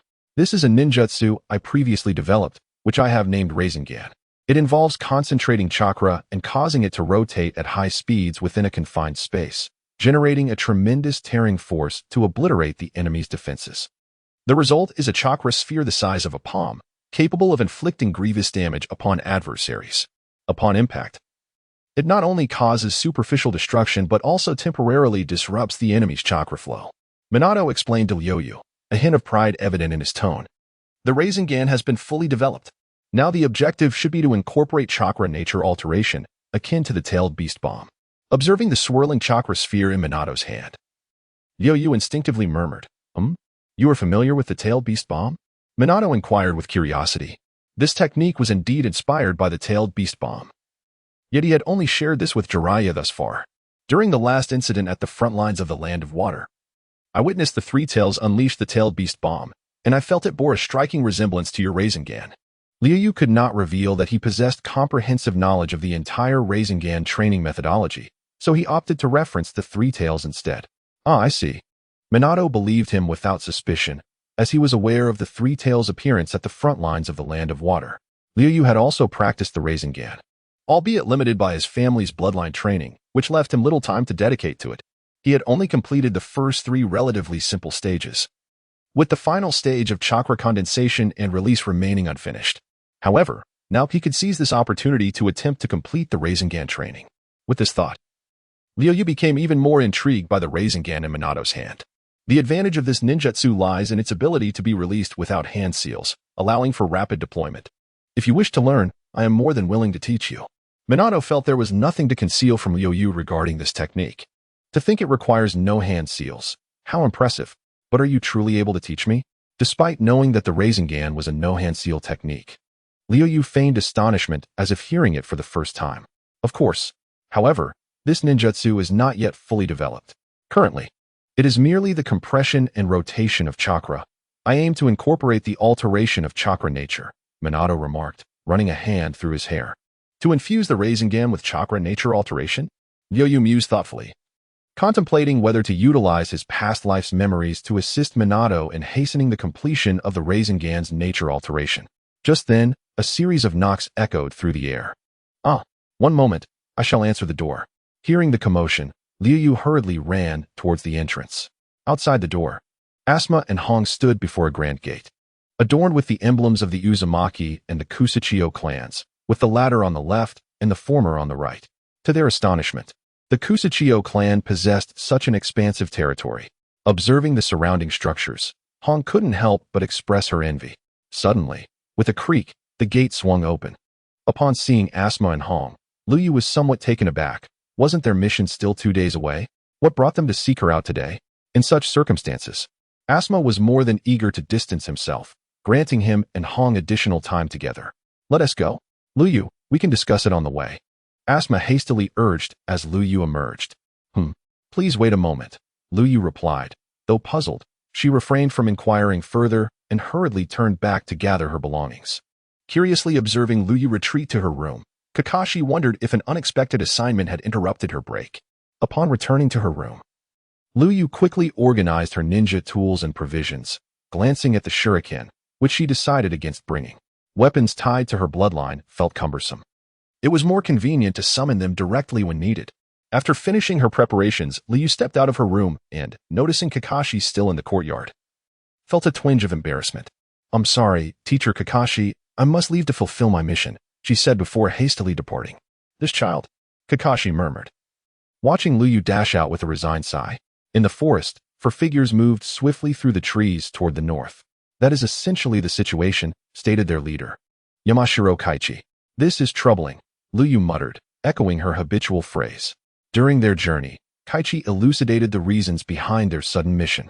Following the withdrawal of a significant portion of forces from the Hidden Mist Village for unknown reasons, the various fronts of Konohagakure had reached a precarious equilibrium. The established strategy was to defeat the allied forces of the Hidden Stone and Hidden Grass villages in the northern front. However, intelligence from spies embedded within the Hidden Cloud village indicated that they were secretly attempting to reinforce their front lines in the Land of the Moon. Should this information prove accurate, the current balance in the Land of the Moon would be disrupted, potentially placing the Fire Country in a precarious position of facing invasions from 2 nations simultaneously. In light of these developments, the village's higher-ups were compelled to dispatch a portion of their forces to the battlefield ahead of schedule, which forced Kaichi's team to conclude their leave prematurely. Previously, Kaichi had conferred with several elders in the Hokage's office, and after summoning Liuyu, Asuma and Hong had proceeded directly to the gates of Konoha, where the 4 of them united and set forth toward the Land of the Moon. Their team was designated as an intelligence unit, advancing ahead of the main forces to the front lines. If the intelligence proved valid, Konoha would subsequently dispatch reinforcements. By the way, Teacher Kaichi, who is the commander at the front lines in the Land of the Moon? Liuyu suddenly pondered aloud. The commander facing the Hidden Mist was Orochimaru. and the one opposing the hidden stone was Jiraiya, who then stood against the hidden mist in the land of the moon. In the aftermath of the Second Great Ninja War, Tsunade, one of the legendary three, succumbed to hemophobia following the tragic loss of her beloved, Dan Kato. After the war's conclusion, she departed from the Hidden Leaf Village, wandering aimlessly with Dan's niece, while imparting her extensive medical ninjutsu to Shizune. Currently, Tsunade's whereabouts remain a mystery, presumably lost in the chaos of a casino. Despite her previous declarations of indifference towards the Leaf Village after the deaths of her brother Nawaki and Dan, Ryu knows that when the village faces its direst crises, particularly with Naruto's persuasive words, Tsunade will undoubtedly return. However, with the ongoing Third Great Ninja War, the prospect of witnessing her return seems bleak. Among the surviving ninjas of the Leaf Village, who can be compared to Orochimaru and Jiraiya in terms of stature, aside from the village's elder statesman, who else could potentially lead the charge? This person, perhaps? You might be somewhat familiar with him. Upon hearing Ryu's inquiry, Hai seemed to find amusement in the exchange. Familiar? Ryu was momentarily taken aback. The powerful leaf ninjas he knew were soon destined to head to the land of the moon to command their forces against the Cloud Village. Wait, the Cloud Village? The AB duo? Could it be? It's none other than our teacher, Minato Namikaze, Ryu affirmed. Indeed, he is the acting clan leader of the Namikaze clan, Hai replied. If the reports of the Cloud Village deploying additional ninjas to the front lines are accurate, then the higher-ups will likely order Minato to lead the mission to the land of the moon against the Cloud. Minato-sensei, Ryu couldn't help but exclaim upon receiving this confirmation. Minato Namikaze. Even Yamanaka Hai echoed the name with reverence. Before their deployment to the land of the moon, he, Nara Shikaku, and the third Hokage had deliberated on who would take responsibility should the situation on the front lines deteriorate. Currently, the Leaf Village has not stationed many forces in the land of the moon, with only a handful of elite jounin temporarily overseeing the conflict. If the war escalates, the Leaf will undoubtedly struggle to repel the Cloud Village's assault, necessitating the appointment of a leader. During the meeting, Danzo had volunteered to head to the northern front, but was promptly rejected by the third Hokage. Subsequently, the third proposed that Minato take charge of the operations against the Cloud Village, a decision that received unanimous approval from the higher-ups. However, as of now, there is no confirmation from the front, and the Leaf's reinforcements have yet to be dispatched, indicating that it is premature to appoint a leader for the land of the moon. Nevertheless, with a keen political instinct, Yamanaka Hai discerned that the third Hokage was preparing for his successor. It was evident that the third held a fondness for Jiraiya's apprentice, favoring Minato over his own prized student, Orochimaru, for the role of Hokage. Appointing Minato as the acting clan leader of the Namikaze clan and nominating him as the commander for the Land of the Moon's front lines clearly illustrated the third's intentions to pave the way for Minato's succession. Indeed, Minato's temperament is far better suited for the position of Hokage than that of Orochimaru. At present, Minato Namikaze is regarded as a renowned elite jounin in the Leaf, with his most notable battle being against the Cloud Village's self-proclaimed strongest duo, the AB. In other words, this time, Namikaze Minato will confront the formidable duo of A and Killer B from the Cloud Village in the Land of the Moon.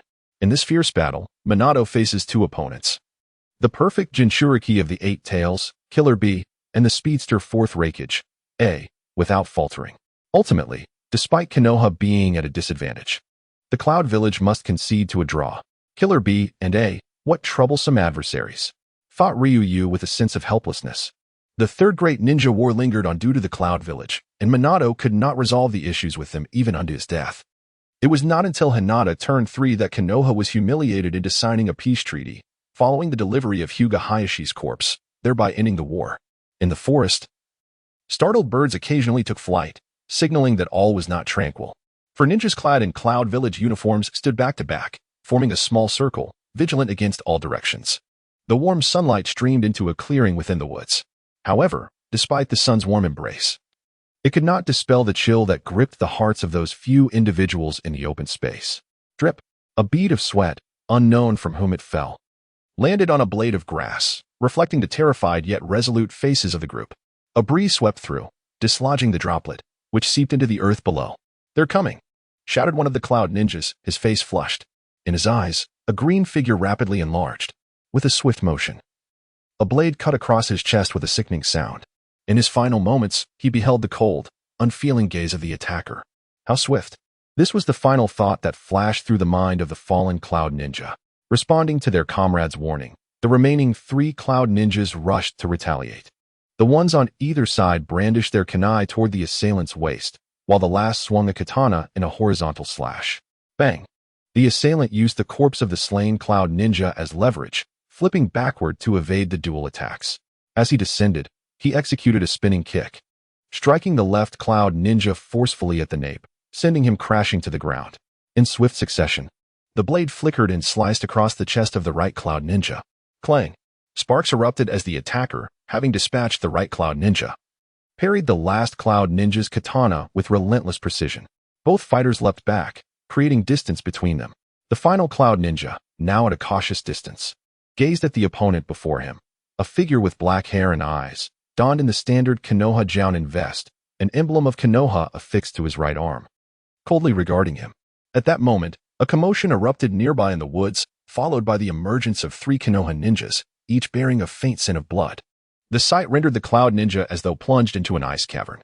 The Konoha ninja before him had just dispatched 2 of his comrades, leaving only him capable of movement, and now 3 more had arrived. Did you let anyone escape? The Konoha ninja inquired, turning his back to his comrades. All the others are dealt with. We just need to take care of you now, responded one of the ninjas behind him. What? They're all dead? Upon hearing these words, the Yun ninja was taken aback. Originally, there were 2 patrolling squads and 2 replacement squads, totaling 16 members.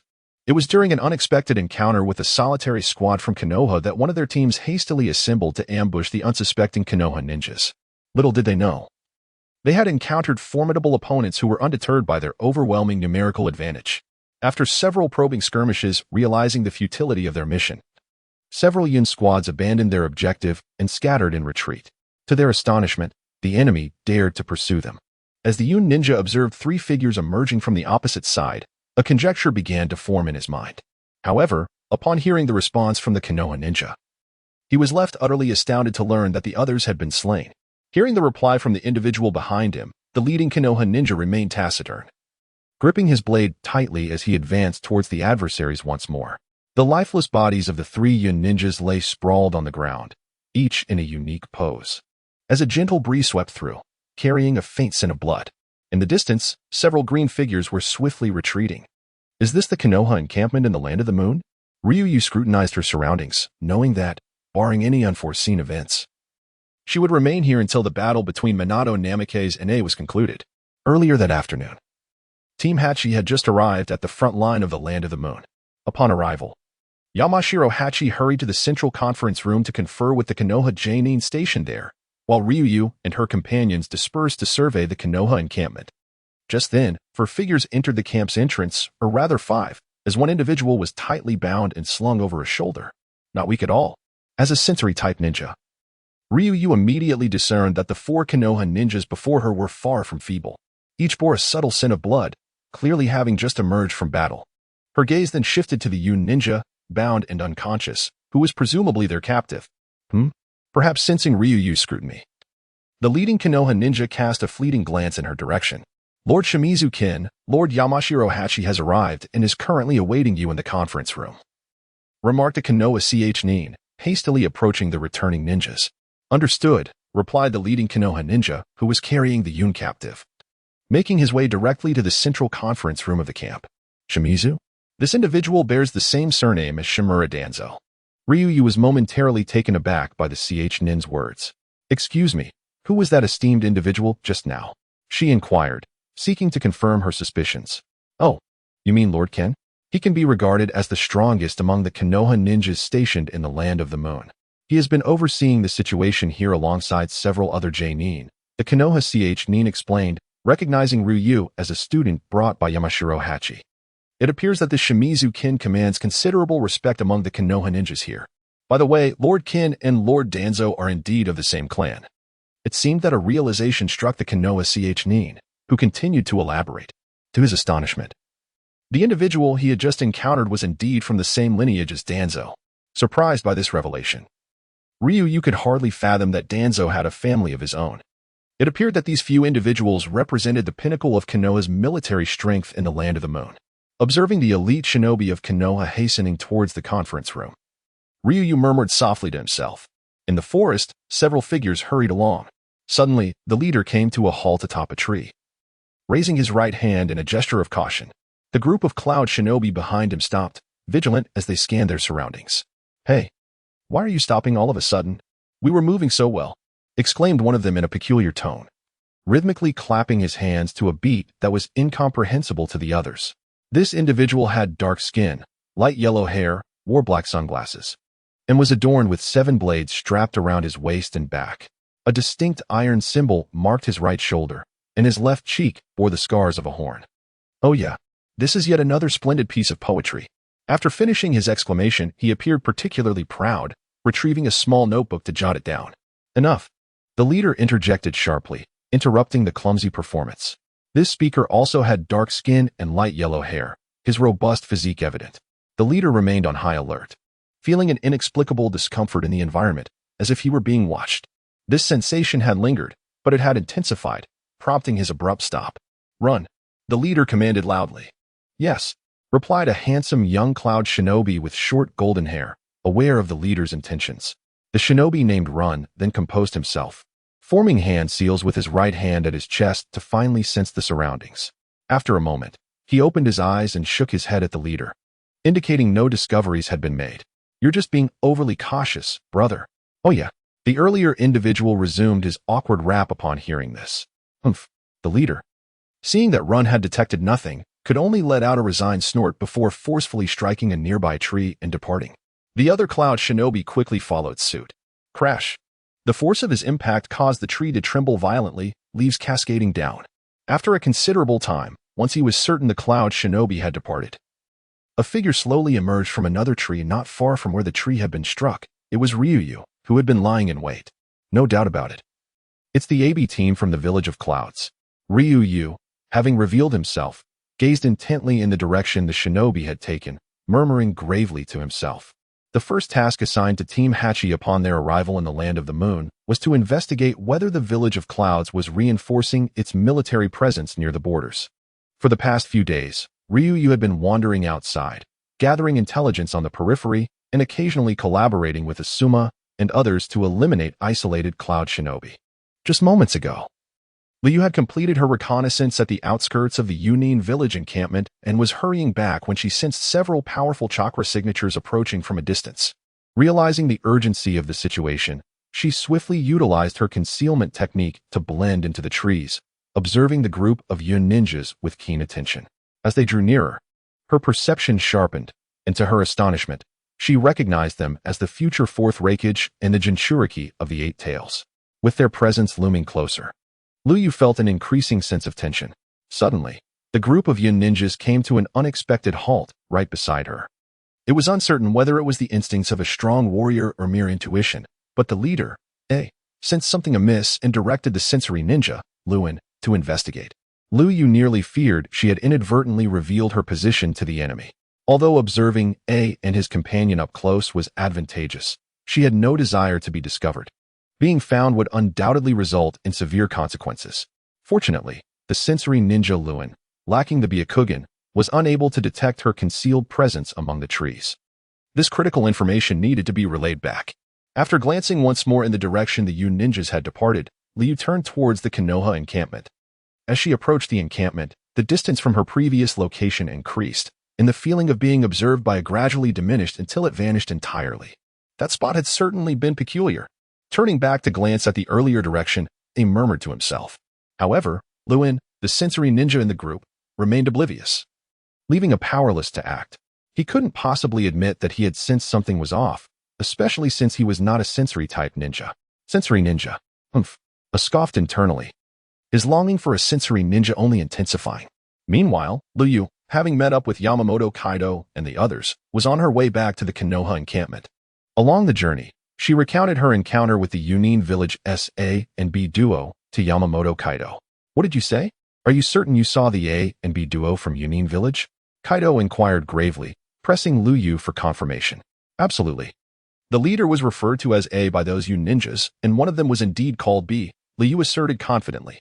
Although she had not distinctly heard the name A during their exchange, she had already confirmed the identity of the enemy.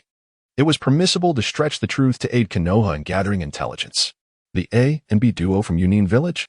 This indicates that they are serious about their intentions. Yamamoto Kaido remarked with caution. The names A and B from Yunin village are inherited titles passed down through generations, akin to the 7 ninja swordsmen of the mist.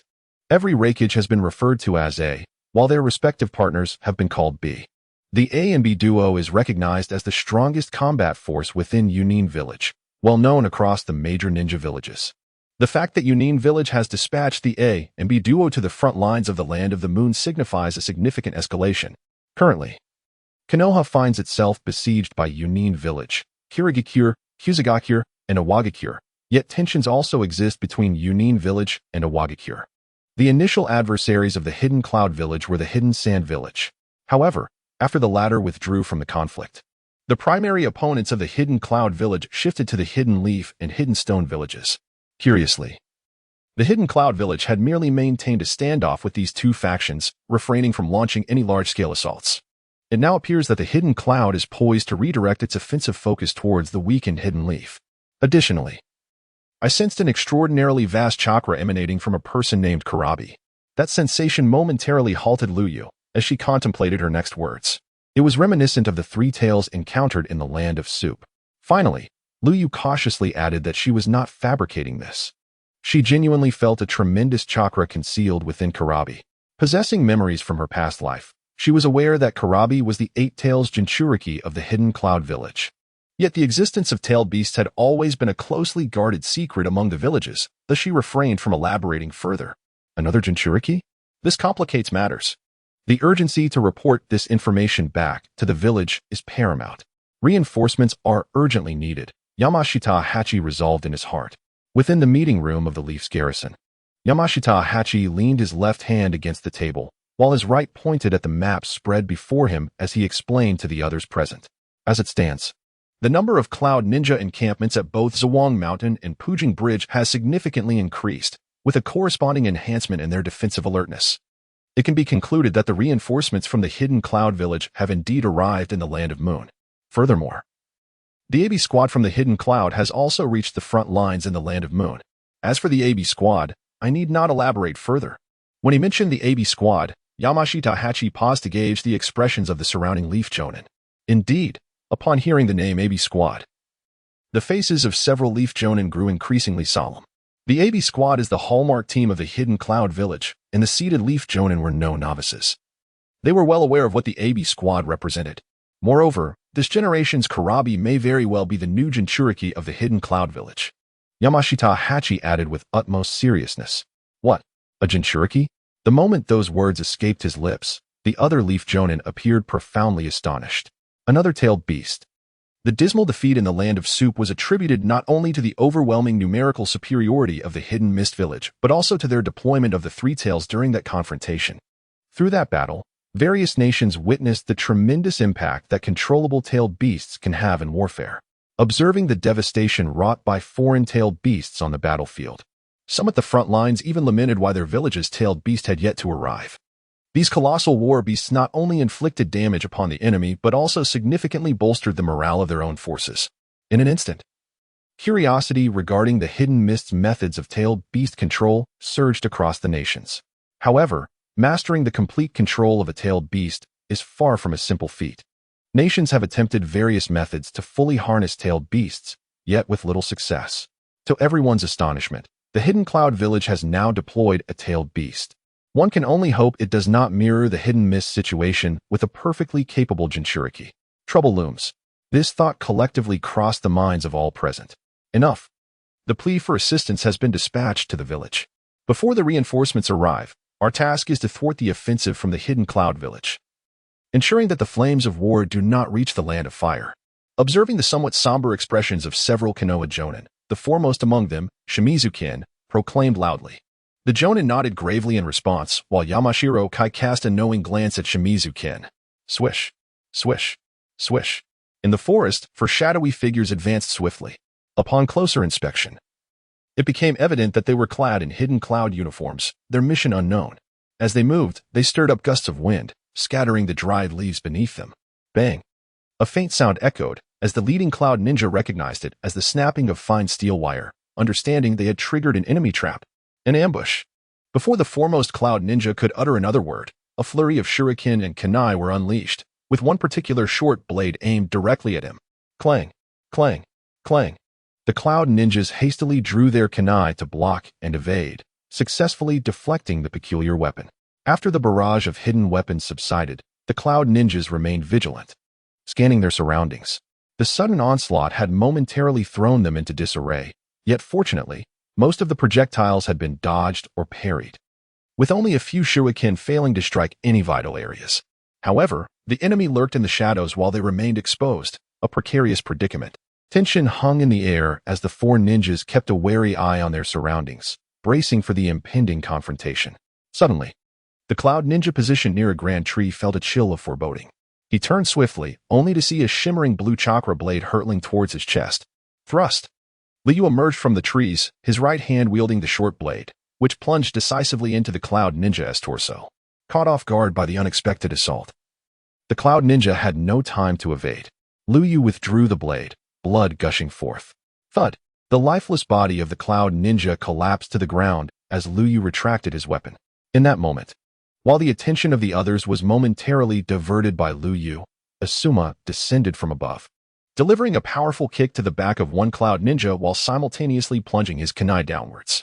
Seeing this, another cloud ninja rushed forward to confront Asuma. Whoosh! Liu deftly flicked his fingers, causing the very blade they had previously deflected to rise from the ground, slicing through the midsection of the attacking cloud ninja.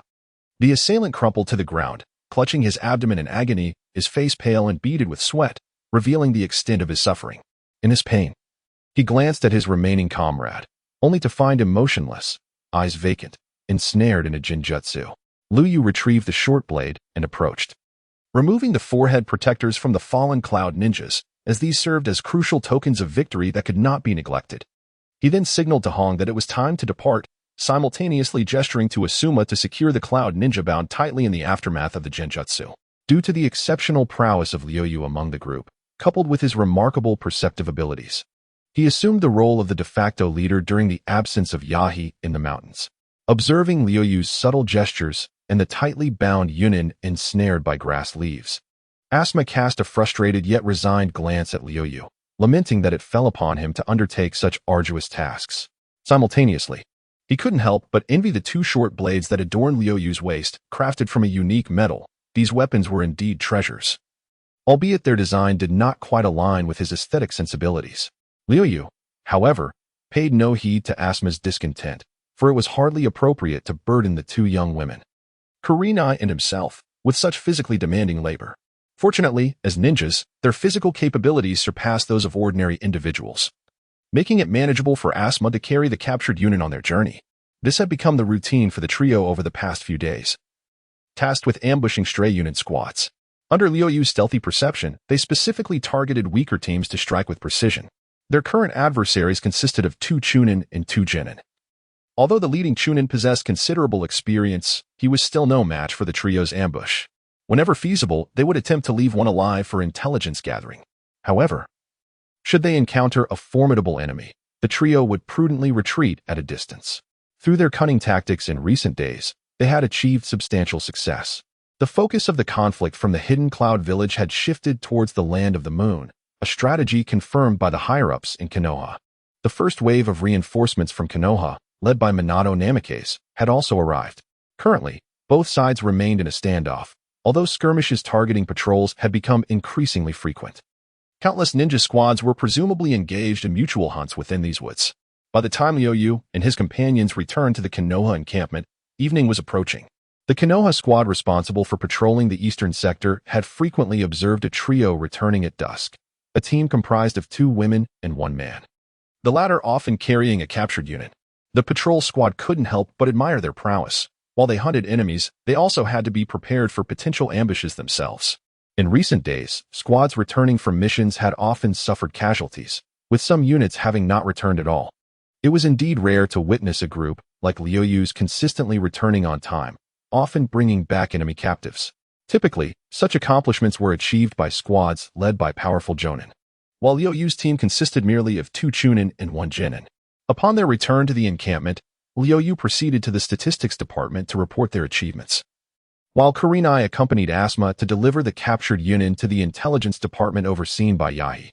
Captives, aside from the information they possessed, were also invaluable assets in warfare. As Liuyu prepared to report today's successes and return to his tent, he noticed from a distance that someone had been waiting for him at the entrance. As he approached closer, his sense of surprise only intensified. The individuals awaiting him in front of the tent were neither her mentor, Yamashiro Kaichi, nor the acting clan leader of the Kusanagi clan, Namikaze Minato. Instead, it was Shimizu Ken, the mightiest warrior from the Hidden Leaf Camp in the Land of the Moon. It was evident that this man was seeking her out, yet she wondered what a mere nin like herself could possibly offer him, especially given their lack of familiarity. Instinctively wary due to the shared surname of Shimizu with Danzo, Ryua felt a flicker of apprehension. "Is there something you wish to convey, Lord Ken?" she inquired respectfully, acknowledging the disparity in their ranks. "You are Kusanagi Ryua, correct?" Shimizu Ken asked, his tone seemingly inquisitive yet affirmatively certain. "Yes." "Then follow me," he replied, offering a gentle smile before turning to signal her to accompany him. How different he is from that cold-hearted Danzo, Ryua mused, somewhat astonished as she trailed behind Ken. Soon, she was taken aback to discover that he was leading her to the central conference room of the camp.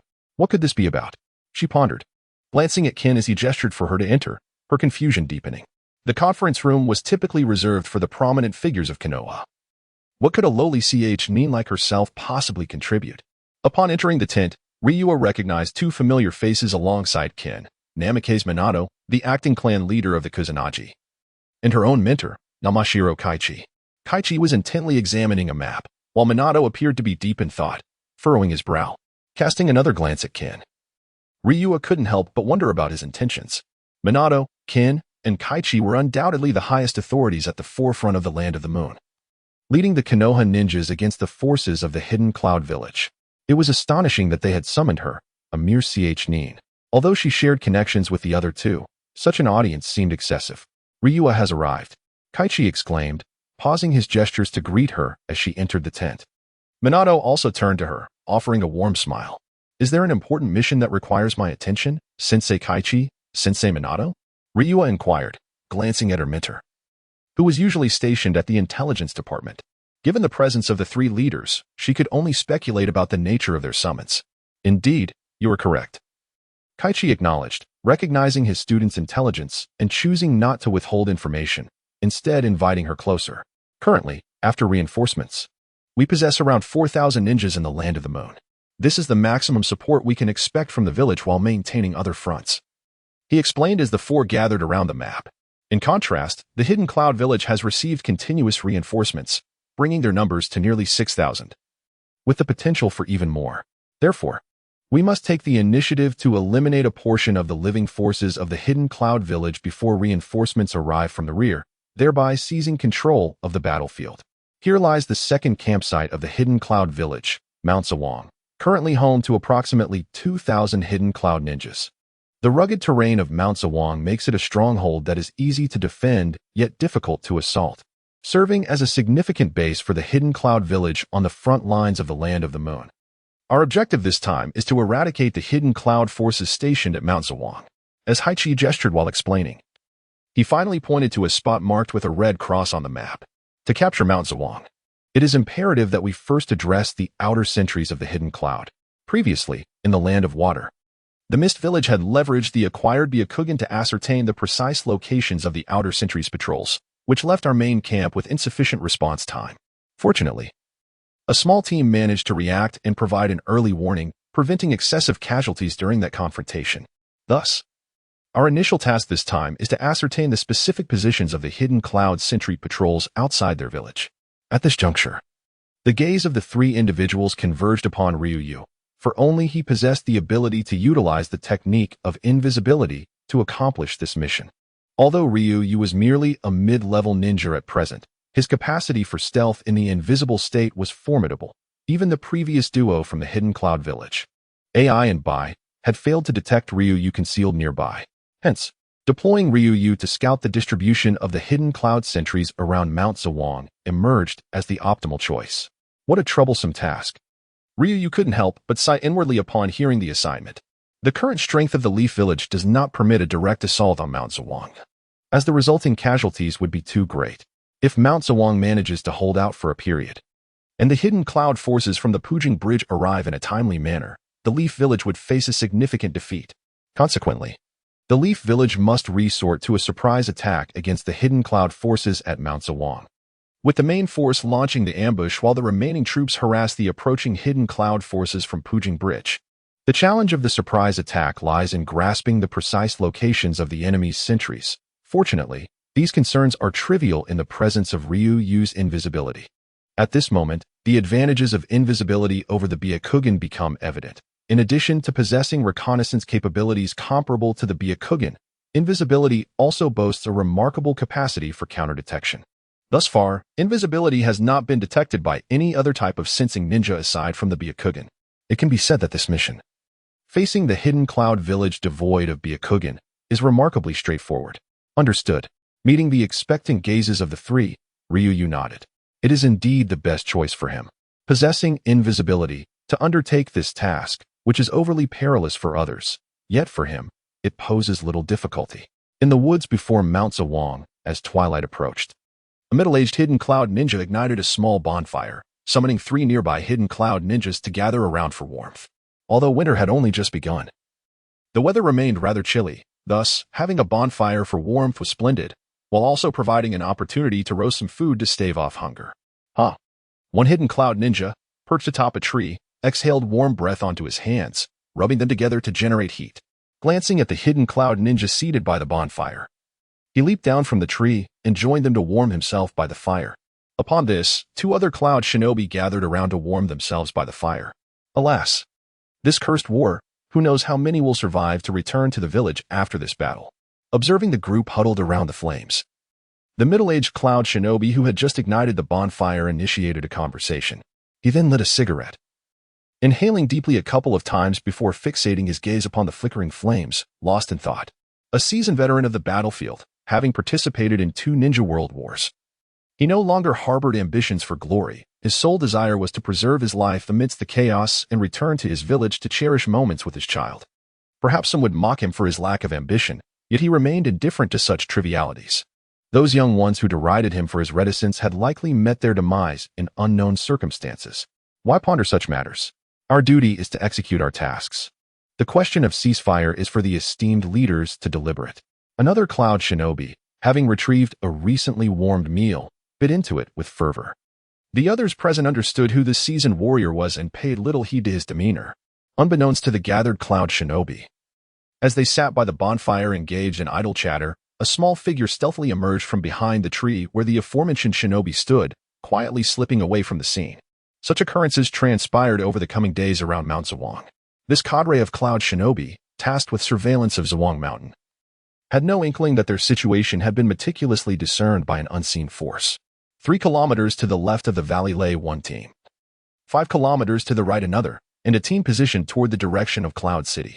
In the depths of the forest, a young girl squatted on the ground, softly murmuring to herself. As she whispered, her left hand rested a map on her knee while her right hand deftly maneuvered a marker across its surface. She was delineating the patrol distribution points of Cloud Shinobi near Mount Zawang, with each mark representing a team stationed for surveillance. In total, there were 16 points on the map, indicating that Cloud Hidden Village had established 16 patrol outposts in proximity to Mount Zawang. Each point was encircled with an irregular shape, signifying the general observation range of those stationed there. Despite the mountain's defensible terrain, Cloud Hidden Village had not relaxed their vigilance regarding the necessary patrols. Ultimately, Liu's gaze fell upon 2 points she had marked in red on the map. Unlike the others, these denoted locations where the stationed Cloud Shinobi teams included sensory ninjas. During her reconnaissance of these areas not long ago, Liu had observed a Cloud Shinobi occasionally ascending a tree, closing his eyes in concentration, with his right hand forming seals before his chest to enhance his perception. Little did those sensory ninjas from Cloud Hidden Village suspect that an enemy ninja lay in ambush nearby. Sensory ninjas are rare talents within any ninja village, considered precious resources in times of war. Thus they are exceedingly scarce among frontline forces. Unlike the sensory clans of Konoha, Hyuga, Inuzuka, Yamanaka, and Aburame, which boast several members, there now exists a new clan, the Kusakawa. The significance attributed to sensory-type ninjas by other villages is something Konoha finds difficult to comprehend. Observing the fruits of his labor over the past few days, Ryuya exhaled softly, realizing that this mission was now accomplished. He promptly began to tidy up his belongings in preparation for his return journey. Inside the tent, Yamanaka Kai muttered as he examined the map returned by Ryuya. "You have indeed accomplished a great feat this time." A smile, difficult to conceal, graced his features. "Oh, is that so?" "Haha," Ryuya replied, feeling a bit bashful as he scratched his head. To be honest, this mission had posed little challenge beyond consuming time, and receiving such high praise felt somewhat undeserved. "There is no need for modesty. Should this operation succeed, you truly deserve significant recognition," remarked Shimizu Ken, whose lips also curled into a slight smile after glancing at the map. Minato Namikaze turned to Ryuya, offering a gentle smile. This map would enable Konoha's surprise unit to conduct targeted assaults on the patrolling squads of Kumogakure, allowing them to prepare for potential traps set by the Cloud Ninjas. By eliminating all surveillance around Mount Zawang, Konoha's surprise forces could covertly seize the strategic location of Mount Zawang. It was clear why the three were in such high spirits. By the way, those two red dots indicate the presence of enemy sensory ninjas. How should we deal with the Kumogakure squad that possesses them? Ryuya pondered aloud. "I could infiltrate and eliminate one of the sensory ninjas, luring the others away," he suggested thoughtfully. Against patrol squads devoid of sensory ninjas, the surprise unit could simply approach stealthily and execute assassinations, akin to the previous night raid on Kirigakure. However, such tactics would be ineffective against squads that included sensory ninjas, as not all Konoha ninjas possessed Ryuya's unique ability to remain undetected beneath the very noses of enemy sensory ninjas. Currently, Ryuya was the only stealth ninja on the front lines. He could manage to take out one sensory ninja, but what of the remaining one from Kumogakure?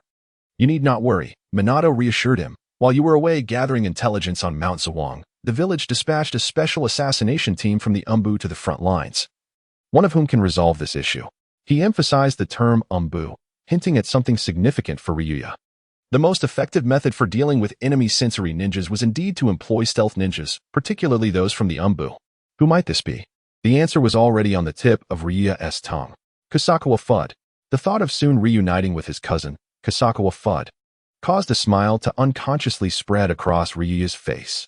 Report. At that moment, the tent flap was lifted and a figure entered, wearing a mask shaped like a small dog and donning the standard vest of Konoha's Umbu. Yet, Liuyu's gaze transcended the individual before her, fixating intently on the dark-clad ninja adorned with a fox mask behind him. Upon sensing Liuyu's scrutiny, the masked ninja momentarily faltered, and the previously impassive countenance beneath the mask revealed a flicker of disturbance. Indeed, what one contemplates often manifests.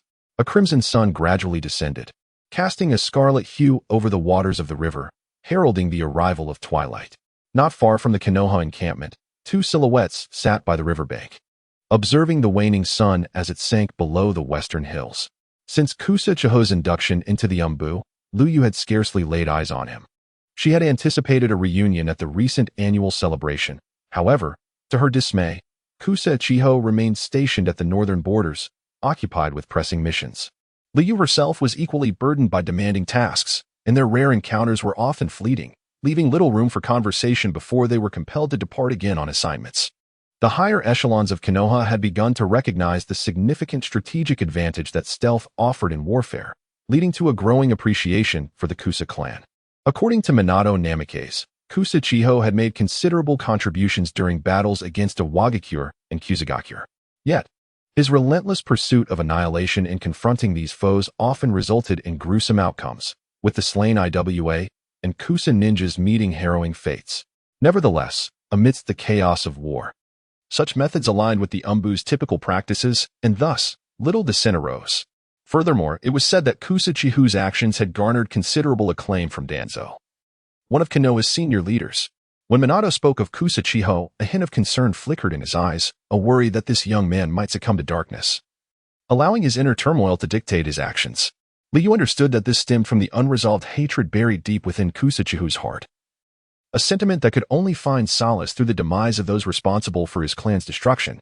Liu recognized her own unworthiness to counsel Kusa-Chiho, as she too harbored deep-seated animosity towards Kusagakure and the Uchiha clan, thoughts of vengeance lingering within her soul.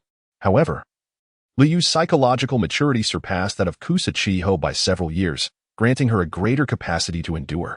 With a decisive step, Liu picked up a pebble from the riverbank and forcefully hurled it across the water, creating a series of ripples. 1, 2, 3, 4. Her eyes tracked the pebble's trajectory as she quietly counted how many skips it achieved. Meanwhile, Kusa Chiho sat nearby, observing Liu's playful antics. With a sigh, Liu glanced at Kusa Chiho and murmured, "You have indeed changed. People inevitably evolve." Kusa Chiho, watching the pebble gradually submerge into the water, spoke in a subdued tone. Hearing this, Liu fell silent. The tragedy of clan annihilation had transformed the once buoyant Kusa Chiho. In days gone by, he had been a spirited companion, often leading her on carefree adventures, much to the chagrin of her protector, Kusaniko. It was she who had once watched Kusa Chiho skip stones by the river. And now, as she attempted to rekindle that memory, Kusa Chiho remained indifferent. Ultimately, there seems to be no turning back, whether it be for Kusanagi Chiho or for oneself. Ryu gazed at the dazed Kusanagi Chiho and could not help but reflect. His current demeanor was strikingly reminiscent of Kakashi, who had lost his companions, Obito, Rin, and Minato. Yet Kakashi eventually emerged from the shadows, while Kusanagi Chiho remained shrouded in a darkness he could not dispel. During the last annual festival, Sister Naiko came to Konoha to visit me, Ryu softly remarked as he took a seat once more. "Ah, Sister Naiko has arrived." The thought of the ever-cautious Kusanagi Naiko, who always advised him against wandering aimlessly with Ryu, finally brought a smile to Kusanagi Chiho's face. The full moon ascended the sky, replacing the setting sun, casting its cool, silvery light upon the earth. Unable to sleep despite his restless tossing and turning, Ryu ultimately decided to rise. He glanced at the slumbering Akane beside him before gently getting up to avoid disturbing her. Stepping outside, the crisp moonlight illuminated his figure as he stood there in quiet contemplation. This encounter with Kusanagi Chiho in the land of the moon, while initially a source of delight, was soon overshadowed by profound concern. Kusanagi Chiho had succumbed to obsession, becoming radicalized, fixated solely on vengeance and his family, resembling a future Sasuke in this regard. "Family," he murmured softly, lifting his gaze to the cool, luminous moon in the sky. Unable to find solace in sleep, at that moment, a figure approached Ryu from a distance, gently inquiring, "Lord Ken?" Ryu turned, surprised to find that it was indeed Shimizu Ken. "What troubles you?" Ken asked softly as he drew near. Hearing this, Ryu was taken aback. Could it be that Shimizu Ken sought to offer him guidance? Ryu fell silent, the atmosphere becoming somewhat awkward. "If you have any worries, feel free to share them with me. Perhaps I can offer some assistance," Ken continued, attempting to alleviate the tense silence. He had been wandering the camp out of boredom when he stumbled upon a pensive figure, only to realize it was the little girl from the Kusanagi clan. Ken was genuinely curious about her. Otherwise, he wouldn't have taken Ryu to the camp previously. When Ken first encountered this child, he sensed an instinctive wariness in her gaze directed toward him. He pondered the origins of her apprehension, but could not arrive at a conclusion. Ultimately, he attributed it to the profound psychological trauma inflicted upon her by her family's demise, which had instilled a deep-seated caution towards strangers. Yet Ken could not fathom that Ryu's wariness stemmed from their shared surname with Shimura Danzo. Ryu scrutinized Ken once more, his eyes brimming with curiosity. This man was entirely different from Shimura Danzo, radiating warmth and kindness, reminiscent of Minato, in stark contrast to the malevolent figure of Danzo. "Surely, Lord Ken is aware of how our family came to Konoha," Ryu quietly stated, choosing to extend a measure of trust toward him. "Indeed," Kenshiro Shimura nodded, fully aware of the general circumstances surrounding the arrival of the Kusanagi clan in Konoha, given his esteemed position. When Ryu of the Kusanagi clan voiced her concerns regarding a certain individual, she trusted that a person of Kenshi's intellect would comprehend the nature of her unease. Kenshiro momentarily paused, his thoughts drifting to the shadowy Umbu ninja he had previously encountered in the encampment. From that youth, he sensed a chilling aura reminiscent of his uncle, Danzo Shimura, which was unsettling. This child was reportedly Ryu's cousin. It was likely that she was troubled about her relative's current state. "No wonder your father entrusted the clan to you." Reflecting on this, Kenshiro regarded Ryu with a flicker of admiration for displaying the responsibility of a clan leader at such a tender age. "Only you can assist him." Gathering his thoughts, Kenshiro spoke. The Kusanagi clan's predicament stemmed from familial issues, and only this close cousin could provide the guidance he needed. Ryu nodded, signaling her understanding. Then, to fill the void within his heart, to fill the emptiness within, Ryu pondered thoughtfully. Under the cool moonlight, two figures, one large and one small, were cast in shadow. The night had deepened, The full moon hung high, sprinkled with stars, while the evening breeze caressed their cheeks, offering a refreshing chill. Goo-goo. In the distance, intermittent calls from unidentified birds echoed. Beneath the serene moonlight stood a young ninja clad in the garb of the Cloud Village, perched atop a tree. With his right hand forming seals before his chest, he focused intently, keenly attuned to his surroundings. After a considerable time, the young ninja opened his eyes and wiped the fine sheen of sweat from his forehead. Nothing detected, he murmured to himself, glancing towards a nearby campfire. He noticed his three companions warming themselves. In times like these, finding nothing was indeed a stroke of fortune, he mused, before descending from the treetop to join them for warmth. But is it truly a blessing to find nothing at all? This cursed weather is absolutely freezing. He couldn't help but grumble as he leaped down. Mizuki Kajura, an ordinary chunin of the Cloud Village, was anything but typical. For he was one of the rare sensory-type ninjas within the village, thus holding a degree of esteem. The patrol team stationed around the periphery of the Zhuang Mountain, comprised mainly of chunin and genin, seldom included jonin. After all, these outer patrols primarily served as early warning systems and did not require formidable combat prowess. They simply needed to alert others in the event of an enemy attack. If one were to speak candidly, these outer patrols were akin to cannon fodder, expendable resources. Yet Mizuki Kajura was fortunate. Being a sensory-type ninja, their team was led by a jonin. The disparity between a J-nin and a CH-nin is not to be underestimated. This truth is profoundly understood by Musayuka, who has been saved numerous times by this esteemed J-nin throughout the course of the conflict. Musayuka is acutely aware of the village's special protection afforded to him as a sensory ninja. Furthermore, with his perceptive abilities, he can detect impending attacks. Thus, when faced with insurmountable odds, he can retreat in time to avert casualties. With a thud, Musayuka landed on the ground. It was time. As he descended, Ryuha, concealed among the trees, contemplated the evening designated for the nighttime raid on Zhuang Mountain, orchestrated by Kajichi. 16 patrol squads, positioned around Zhuang Mountain by the hidden Cloud Village, would be eliminated by the dispatched Umbu Assassination Squad. Among these, 2 patrol units, equipped with sensory ninjas, would be dealt with by the stealthy ninjas, Kusa Chiryu and Kusa Chutu, who would incapacitate their sensory counterparts before the subsequent forces completely annihilate the remaining personnel. Once all the patrol squads surrounding Zhuang Mountain are eradicated, a full-scale assault from the Leaf Village would ensue. However, upon landing, Musayuka seemed to recall something. Instead of immediately joining his companions, he turned and approached another tree. Coincidentally, Ryuha was concealed within that very tree, watching as the Cloud Ninja drew nearer, her heart filled with confusion. Did he discover her? Should she act preemptively? Yet, judging by his demeanor, he did not appear to have noticed her presence. Soon, Ryuha understood the reason behind his approach to her hiding place. Upon reaching the tree, Musayuka began to fidget with his hands in front of his trousers. Wait, why did that posture seem so familiar? Drip, drip, drip. A stream of water cascaded from Musayuka, softly pattering against the tree. Ryuha felt a wave of disbelief wash over her. He was urinating right in front of her. And worse, on the very tree she was hidden behind. Such an affront was utterly unforgivable, although her past self was all too familiar with such actions. Her current incarnation was that of a girl. Since arriving in this world, she had adhered to the etiquette befitting a young lady of noble birth, gradually acclimating to her new feminine identity. Yet, witnessing this all-too-familiar act, associated with a familiar anatomy, caused an involuntary blush to rise to her cheeks. This was the first time she had encountered such a situation in her present life. What a sin! What a transgression! Ryuha muttered under her breath, grappling with her embarrassment. Feeling considerably relieved, Musayuka appeared ready to depart. Thinking of leaving after committing such an unforgivable act was not so simple. Observing his movements, Ryuha suppressed her embarrassment and steeled herself. Beneath the cold moonlight, a young ninja turned away, heading towards a distant campfire. While a shadow gradually emerged from the tree behind him, the figure within the tree raised their right hand, revealing a glinting short blade that shimmered ominously in the silvery light. With a swift thrust of the short blade, there was not a whisper of sound, the gleaming edge reflecting the faint blush on Liu's face.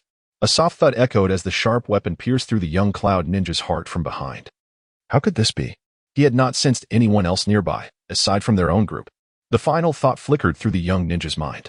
As chakra surged within him, the internal organs of Qian Yu were instantly shattered, and he soon succumbed to the void, collapsing lifelessly onto the ground. Liuyu hastily retrieved a sealing scroll, encasing the corpse, for he could not allow anyone to discover it before the mission's completion. As he sealed the cloud ninja's body, he noticed the expressions of resentment and fear on the young man's face, but more prominently, a look of confusion, likely pondering how the attack from behind had evaded his senses. Before sealing the body, Liu took a careful glance at Mu Qingyu's features, committing them to memory. Under the cool moonlight, 3 cloud ninjas sat in a circle around a campfire, seeking warmth and sharing the day's meager provisions. A figure gradually emerged from the woods, revealing the perceptive ninja, Mu Qingyu. He promptly took a seat by the fire and without ceremony, began devouring the freshly grilled fish. Ah, Teacher Aurora's culinary skills are unmatched, Mu Qingyu exclaimed, his mouth full, praising a middle-aged cloud ninja seated nearby. By the way, have you made any discoveries? The middle-aged ninja inquired, mindful that they must remain vigilant during their mission. Nothing noteworthy, just like the past few days, Mu Qingyu replied, swallowing a piece of fish before opening his mouth wider for another bite. Slow down, no one is competing with you, the middle-aged ninja remarked, observing his student's eagerness with a mix of amusement and exasperation. Cough, cough. No sooner had the middle-aged ninja spoken than Mu Qingyu began to cough, as if choked. Clap, clap, clap. The middle-aged ninja, both amused and helpless, patted his back to ease his discomfort. I told you to take it slow, but you wouldn't listen. Look where that got you, remarked another cloud ninja nearby, relishing the moment. Under the cool moonlight, a seemingly tranquil scene unfolded. A quartet of cloud ninjas gathered around the fire, sharing laughter and grilled fish. Ah, my apologies. I need to use the restroom. Suddenly, one of the cloud ninjas stood up and announced, before striding off into the distance. Liu recognized him as Qian Yu, a friend of his assumed identity, Mu Qingyu.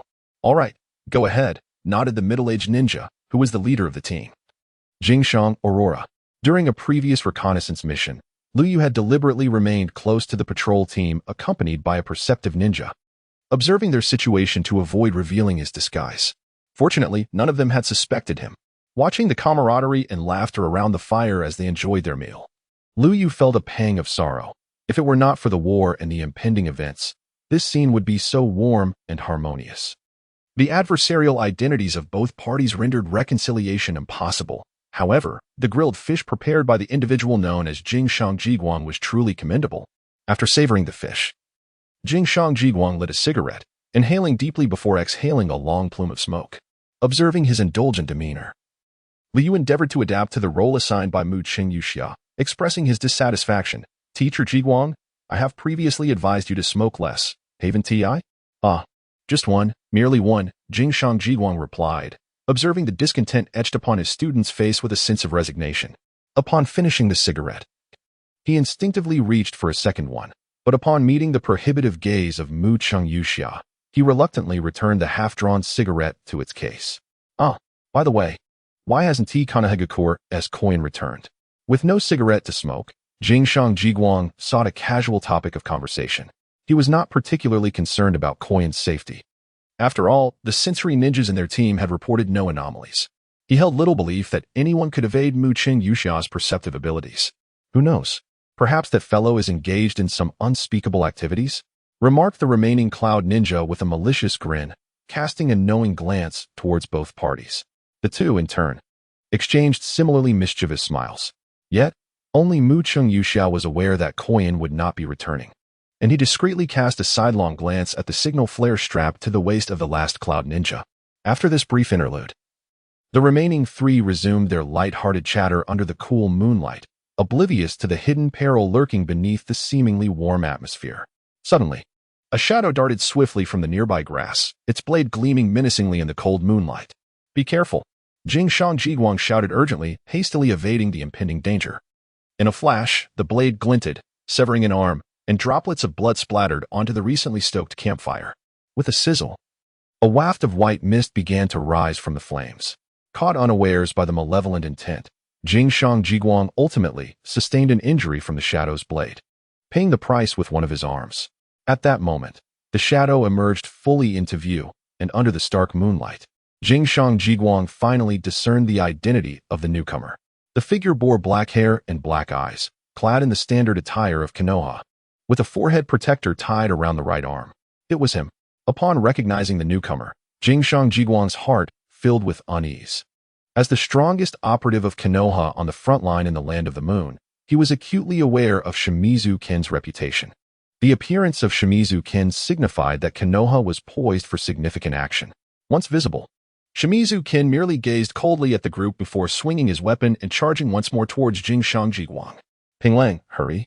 Jingshang Jiguang called out to Hejian Ping Lang, who held the signal flare, while simultaneously retreating from the assailant and employing a hemostatic technique to staunch the bleeding from his left arm. There was no time to ponder why Mucheng Yuxia had failed to detect the enemy.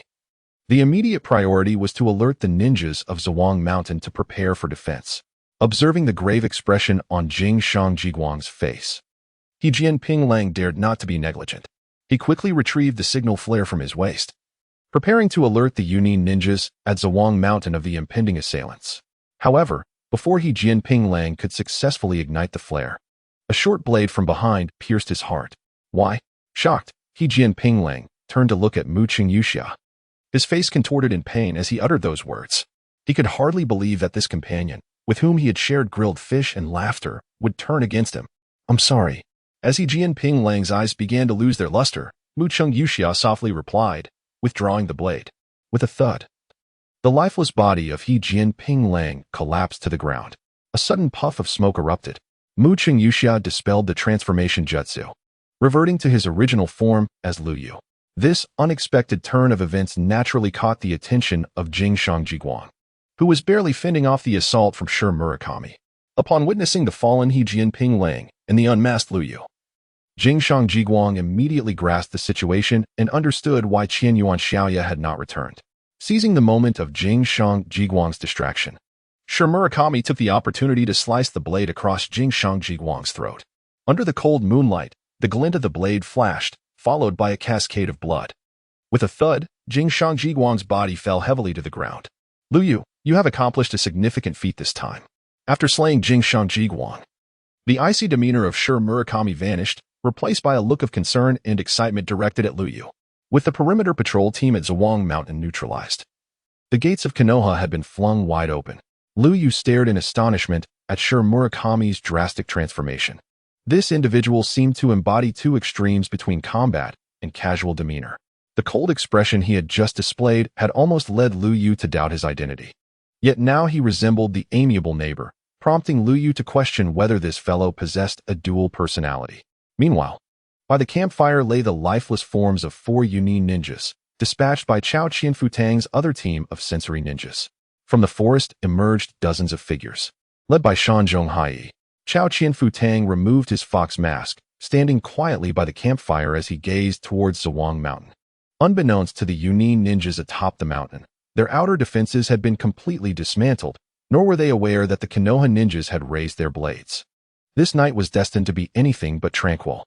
As the night deepened, the bright moon hung high, stars twinkled, and the occasional evening breeze carried the distant calls of birds. At this moment, the Zawang Mountain camp appeared eerily quiet, aside from a handful still active. Most Yunin ninjas were resting. A Yunin sentry at the front of the camp stifled a yawn with his hand. Hey, get your act together. What if Konoha decides to attack at this moment? Another sentry glanced at him disapprovingly and admonished. They are regarded as the final vigilance squad of the encampment, albeit more as a symbolic presence. The enemy would not require their reminders to initiate an assault. The frontline sentinels would suffice. Really now, such words are likely unconvincing even to yourself. For the Leaf Ninjas to mount an offensive at this juncture, they would need to eliminate all peripheral patrols without a whisper. But does Leaf possess such capability? The Cloud Ninja evidently harbored doubts regarding this fanciful notion, perceiving the duty here as sheer torment. Upon hearing his rebuttal, another Cloud Ninja found himself momentarily at a loss for words. He too understood that the Leaf Ninjas could not silently breach the outer patrols. A single formidable ninja, if guided by a prudent route and adept at evading sensory ninjas, might indeed infiltrate the camp at Zawang Mountain. However, an army of Leaf Ninjas could not accomplish such a feat. Moreover, within the Moon Country, the number of Leaf Ninjas paled in comparison to those of the Cloud Village. The Leaf forces needed to focus on defending against their assault. One must embody the task at hand, he pondered, thus articulating his thoughts. Yet, before he could finish, he was struck with terror as he noticed a mysterious figure adorned with a fox mask had appeared behind his fellow Cloud Ninja. What sort of attire is that? The Umbu of Leaf. Upon recognizing the identity of the enigmatic figure, beads of sweat began to form on his forehead. How could the umbu of leaf possibly manifest in such a location? What could their intentions be? He observed the kunai in the umbu's hand glinting ominously as it was aimed at the nape of the other cloud ninja's neck. He wished to warn him, only to realize that his comrade was equally transfixed in horror at what lay behind him. Behind? The last image flashing in the eyes of the cloud ninja opposite him was of the umbu brandishing a kunai aimed at his nape. With a swift thrust, two kunai struck simultaneously, and both cloud ninjas collapsed to the ground. With a wave of the hand from the umbu wearing a dog mask, a multitude of leaf ninjas surged forth from the woods. At the forefront stood Shimura Kin, gazing at the tranquil encampment ahead, a glint of cold light flickering in his eyes as his hands rapidly formed seals. Wind release, vacuum great sphere. Upon completion of the hand seals, a colossal wave of wind erupted from his mouth, hurtling towards the cloud encampment, thus unveiling the night's unfolding events. Whoosh, whoosh, whoosh. Countless kunai, each affixed with explosive tags, were hurled into the heart of the cloud village encampment. Boom, boom, boom. The relentless sounds of explosions echoed within the Zhuang Mountain encampment of the cloud. The serene night was shattered at that moment, giving rise to a massacre. Fire release, fire dragon bullet. Meanwhile, a line of leaf ninjas collectively unleashed their fire techniques, spewing forth dozens of massive fireballs that surged towards the cloud encampment. Earth release, earth dragon bullet. Simultaneously, another line of leaf ninjas executed their earth techniques. A gigantic mud dragon materialized behind them, its maw agape, unleashing a barrage of mud bullets that mingled with the fireballs just cast, all aimed at the cloud encampment. The combination of earth and fire techniques, forming the fire-flowing earth bullet, resulted in compounded damage, the attack range expanding significantly and the potency magnified. This is merely a microcosm of the battlefield. In other areas, the ninjas of Konoha similarly seized this advantageous moment, hurling shurikens, kunai, and a myriad of area of effect jutsu indiscriminately towards the encampment of the hidden cloud village.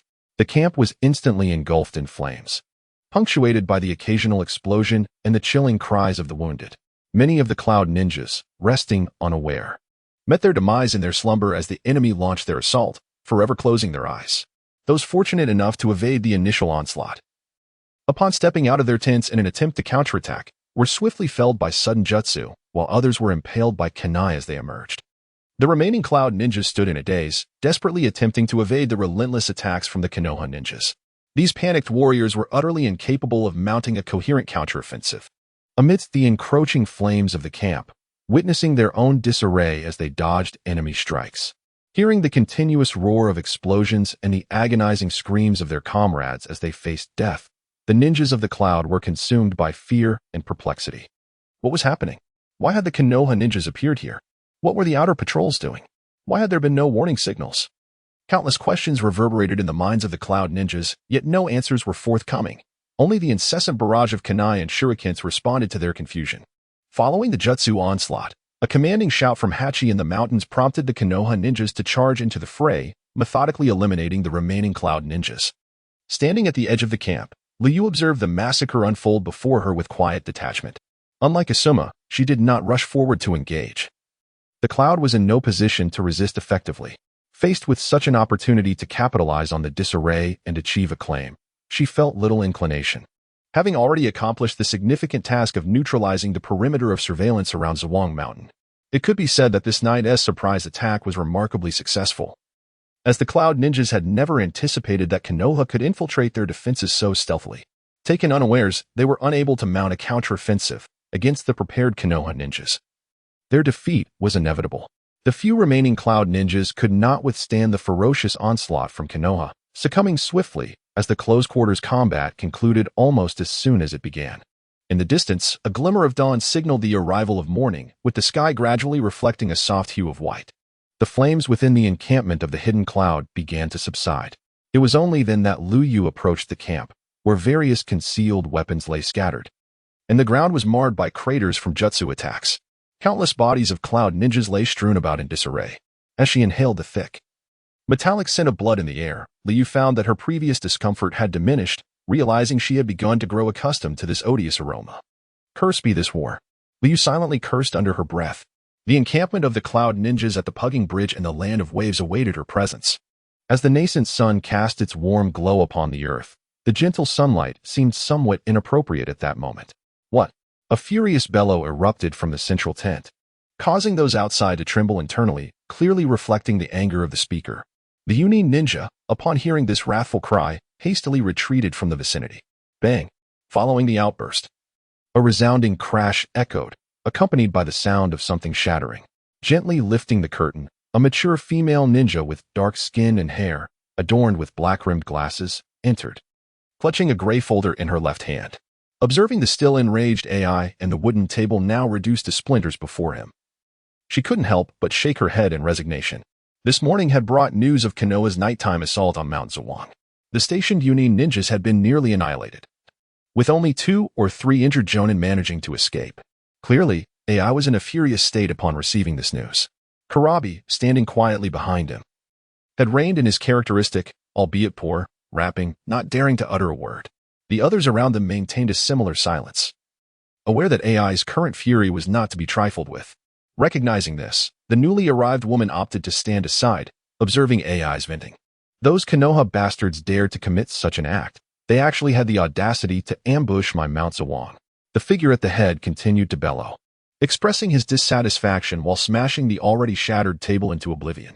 The onlookers couldn't help but roll their eyes at his words. What couldn't he Konoha as an enemy dare to do? Yet, they were indeed puzzled about how Konoha had managed to stealthily eliminate the perimeter defenses of Mount Zawang, thereby seizing it in one fell swoop. After a lengthy outburst, AI finally ceased his shouting. It was only then that he noticed the woman who had entered, prompting him to inquire, "Maburu, you've arrived. Have you managed to ascertain what transpired?" The surrounding individuals again felt the urge to roll their eyes, realizing that it was only at this moment that he acknowledged her presence after she had been observing his tirade for quite some time. However, such thoughts remained unspoken, confined to their inner musings. Indeed, according to the Intelligence Department's analysis, Konoha's ability to stealthily eliminate the perimeter defenses of Mount Zawang can be attributed to the enemy's stealth ninjas. Maburu began, opening the folder she had brought along. Stealth ninjas? What on earth are those? Is it a bloodline limit? The third Reikage inquired with his distinctive booming voice. The term stealth refers to the bloodline limit possessed by the Kusachio clan. The female ninja, referred to as Maburu, adjusted her black-rimmed glasses and continued. Stealth possesses formidable sensing and anti-sensing capabilities, and the Kusachio clan's physique has a natural affinity for vegetation. Once a stealth ninja employs their technique and merges with the foliage, ordinary sensory-type ninjas are utterly incapable of detecting them. Wait, what did you say? Are you implying that ordinary sensory-type ninjas cannot detect stealth ninjas at all? At this moment, AI abruptly interrupted Maburu's explanation. He recalled the peculiar sensation he had experienced during his last return. In a certain grove, he had felt as though he were being watched, a feeling that only dissipated once he distanced himself from the area. At that time, he had asked the perceptive ninja Luin from their team to investigate. Yet Luin had found nothing. Could it be that he had encountered a hidden ninja from Konoha? With this thought in mind, he quickly glanced at Luin beside him, who also appeared pensive, likely recalling the previous anomaly. Maburu, undeterred by AI's interruption, continued. Indeed, hidden ninjas possess an exceptionally potent ability to evade detection. Ordinary perceptive ninjas are utterly incapable of sensing those concealed among the foliage. Konoha, having sheltered the remnants of the Kusa clan following the previous upheaval in Kusagakyur, now harboring hidden ninjas is hardly surprising. This time, Konoha's nocturnal assault on Zawang Mountain must have been facilitated by hidden ninjas who meticulously gathered intelligence on all patrol teams surrounding the mountain, while our perceptive ninjas were wholly oblivious to the enemy's reconnaissance. Thus, it is no wonder that the encampment atop Zawang Mountain fell so easily to Konoha's advance when the perimeter ninjas were unable to raise an alarm. You mentioned that ordinary perceptive ninjas cannot detect hidden ninjas, which implies that hidden ninjas are not entirely undetectable. AI gradually regained his composure, honing in on the crux of the matter. As the renowned AI of Kumobikure and the heir to the next Reikage, he may have seemed lacking in intellect. Yet his acumen was unmistakable. Regret was futile for events that had already transpired. What mattered now was devising strategies to prevent similar occurrences in the future. Indeed, the hidden ninjas of the Kusa clan can be perceived by the Byakugan of the Hyuga clan. Maburu affirmed AI's deduction, a hint of satisfaction gracing her features. In her view, this was precisely the response expected from a man bearing AI's name. The long-standing enmity between the Hyuga and Kusa clans during the Warring States period stemmed, in part, from the mutual counteraction of their bloodlines. The Kusa clan's pride in their evasion capabilities faltered before the omniscience of the Hyuga clan's Byakugan, while the Hyuga clan's formidable gentle fist technique proved ineffective against the unique physiology of the Kusa clan. Thus, if one sought to uncover hidden ninjas, the Byakugan could be employed for such a task. With that, Mabu-Ru closed the folder in her hands and adjusted her glasses once more. Are there any other methods to sense hidden ninjas aside from the Byakugan? AI inquired tentatively, for Kumogakure had no Byakugan users among them. Currently, there are no recorded instances of other types of perceptive ninjas successfully detecting hidden ninjas. However, it is not out of the question that Kusa clan's hidden ninjas may possess unique methods to sense others. Mabu-Ru responded, her tone uncertain. With the remnants of the Kusa clan all residing in Konoha, and the Byakugan-wielding Hyuga clan also fully present there, AI could not help but clench his fists. This was unequivocally troubling news. The role of stealthy ninjas in the midst of war is indeed profound. Without countermeasures, the Hidden Cloud village could find itself perpetually on the defensive. Byakugan, AI murmured softly, his whispered tones merely intended to remain unheard beyond the confines of the tent. His yearning for the Byakugan intensified, fueling his desire to unravel its mysteries. Little did Liuyu realize that her very presence had heightened the Hidden Cloud's desire for the Byakugan.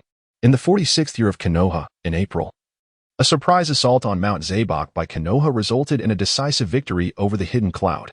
The battle at Mount Zabok altered the dynamics of the battlefield in the Land of the Moon. The previously dominant Hidden Cloud, having lost significant forces at Zabok, was compelled to abandon its aggressive offensive.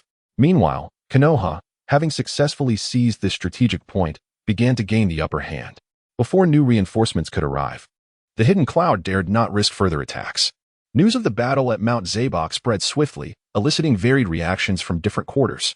The series of prior failures had kept Konoha, the foremost ninja village, in a state of despondency. Fortunately, the timely reports from the front lines of the Land of the Moon greatly invigorated the village's long-dulled morale. Seizing the moment, Konoha's leadership organized grand celebratory events to uplift spirits, while also promoting the heroic image of the young warrior Kusa-Chiyo, who had distinguished himself in the war. This effort served to facilitate the integration of the Kusa-Chiyo clan into Konoha, while simultaneously inspiring the village's youth to contribute to Konoha's cause. After enduring a prolonged conflict, Konoha's reserve forces had begun to wane, compelling the ruling Third Hokage to turn a blind eye and deploy students from the Ninja Academy to the battlefield prematurely. The exigencies of war also rendered promotions to mid-level ninjas more frequent and accessible. Upon learning the particulars of the battle at Mount Zabok, other ninja villages began to exercise caution, recognizing the formidable capabilities that stealth ninjas could wield on the battlefield. While stealth ninjas may not possess overwhelming strength, their uncanny ability to gather intelligence without detection is indeed formidable. Consequently, major ninja villages began to ponder whether they possessed adequate means to counteract the threat posed by stealth ninjas. The Kusa-Chiyo clan chose to align with the Hidden Grass village amidst the tumultuous shifts of the ninja clans into ninja villages. As a small nation nestled between larger powers, the Land of Grass had refrained from participating in conflicts between great nations. Aside from this recent involvement in the war against Konoha under the leadership of Urungun, this behavior exemplified the clan's opportunistic nature. As a result, the once prominent Kusa-Chiyo clan gradually faded from public consciousness. Their last noteworthy appearance in the eyes of the leadership of various nations was during the internal strife within the Hidden Grass village. Although it was known that Konoha had taken in some of the Kusa-Chiyo children, little attention was paid to this matter. However, the remnants of the Kusa-Chiyo clan soon delivered an unexpected surprise. Intelligence departments across the major ninja villages began to operate at full capacity. Seeking methods to guard against stealth tactics, and information about the Kusa-Chiyo clan was continually presented to the desks of high-ranking officials. Upon analysis, it became evident that aside from the Byakugan of the Hyuga clan, which could counter the techniques of the elusive ninjas, there were scarcely any other means to guard against them. This revelation left the various ninja villages feeling a sense of helplessness, prompting them to criticize the Grass village for their lack of diligence, which allowed remnants of the Kusanagi clan to infiltrate Konohagakure. The Grass village, in turn, felt unjustly accused, as they were unaware of the existence of the Blackstone Steel, which served as a convenient passage for the Kusanagi clan. In the Mist village, the bearer of the Byakugan, Qing, gained newfound significance, for he was now the sole individual capable of detecting the hidden ninjas. In the forest, for figures busily set traps. Through their sensory abilities, Liuyu and his companions learned that a team of cloud ninjas would soon pass through the area. Liuyu, you have become a hero in the village. Asuma remarked enviously while preparing the traps. It could be said that during the Battle of Zhuang Mountain, the most dazzling figure was not the frontline commander, Minato Namikaze, nor the leaders of the assault, Yamanaka Ino and Shikamaru Nara, but rather the 10-year-old Kusanagi Liuyu. In this war, Liuyu had emerged as a celebrated hero among the people of Konoha, a fact that left the passionate Asuma feeling somewhat resentful. However, as a comrade in their small team, Asuma felt not only envy but also a profound sense of pride for Liuyu's accomplishments. Well, you ought to consider who I am. Liuyu, upon hearing this remark, positioned his twin short blades and turned to Asuma, deliberately adopting a smug expression. Teasing Asuma and tempering his fervor was one of Liuyu's favorite pastimes during moments of respite from battle. Observing Asuma's disgruntled demeanor always brought Liuyu a sense of inexplicable pleasure. Just you wait. I shall shine brilliantly in this war, and when other nations' ninjas hear my name, they will abandon their missions in fear. Asuma, unable to tolerate Liuyu's ostentatious display, retorted with a hint of frustration. Enough, enough. Stop fooling around. The enemy is approaching. If you wish to bicker, save it for later. Interjected Yamanaka Ino, unable to suppress his exasperation at the antics of his two spirited students. Meanwhile, on the other side, Hong watched with a subtle smile, finding amusement in the playful exchanges between Asuma and Liuyu, which had become a rare source of entertainment during their idle moments in battle. A hero, you say? After concluding his customary banter with Asuma, Liuyu couldn't help but murmur to himself. In the midst of war, heroes inevitably emerge. Some attain this status through extraordinary feats, while others gain recognition through the village's promotional efforts. Certain heroes reap substantial rewards once the conflict subsides, as exemplified by Minato Namikaze's ascension to the position of the fourth Hokage. Conversely, some heroes merely become pawns in the hands of the higher-ups, such as the fire release user, Yukura, who was offered by Sunagakure to the Mist Village in exchange for a ceasefire. As for this so-called hero, apart from the undeniable contributions he made during this war, a more significant reason for his recognition was the village's pressing need for a hero at this moment. At this moment, Konoha finds itself embroiled in a fierce conflict with 4 other ninja villages, desperately in need of a hero to uplift the village's waning morale. The image of a youthful hero could also inspire more children to graduate early and join the battlefield to defend Konoha. War has always been a mere extension of politics. The so-called war heroes are nothing more than powerful pawns in the hands of the village's higher-ups. However, becoming Konoha's hero this time could earn the recognition of the other villagers for the Yamanaka clan, facilitating their better integration into Konoha, which is not without its merits. Here they come. Yamashiro Kaichi, who had been attentively observing the distant situation, whispered to the others. Upon hearing his alert, Asuma and Kurenai swiftly took their positions in the predetermined ambush site. Similarly, Ryo was jolted back to reality by Kaichi's warning, shaking his head. He quickly concealed himself among the trees, awaiting the arrival of his prey. The faint sounds of slicing air echoed as 4 dark figures sped across the sunlit ground. Upon closer inspection, they were 4 cloud ninjas on their journey. The first 3 were mere teenagers, while the last, appearing somewhat older, seemed to be the leading jounin supervising the younger cloud ninjas. A glint of unusual reflection caught the attention of the senior cloud ninja, prompting him to halt on a tree and scrutinize the source of the peculiar shine. Under the sunlight, thin steel wires occasionally sparkled with a glimmer. What is that? Before he could caution his comrades about the potential ambush ahead, the foremost cloud ninja inadvertently triggered a trap. A deafening explosion ensued, grievously injuring the lead cloud ninja. His body tumbled to the ground, writhing in agony as he coughed up blood before falling still, clearly beyond saving. Karu. A heart-wrenching cry erupted from the last cloud ninja, filled with regret for not having detected the danger sooner or alerted his team in time. Swish, swish, swish. Following the explosion, they were met with a relentless barrage of shuriken. The metallic clattering echoed as sparks flew from the clashes of the incoming projectiles, while the 2 who had entered the ambush circle fought desperately to parry the onslaught of hidden weapons. The last cloud ninja, having noticed the trap earlier, remained outside the encirclement, now searching for the hidden assailants. You should be more concerned for your own safety. Ryo emerged from the tree where the last cloud ninja had perched, thrusting a kunai towards his heart from behind. Bang!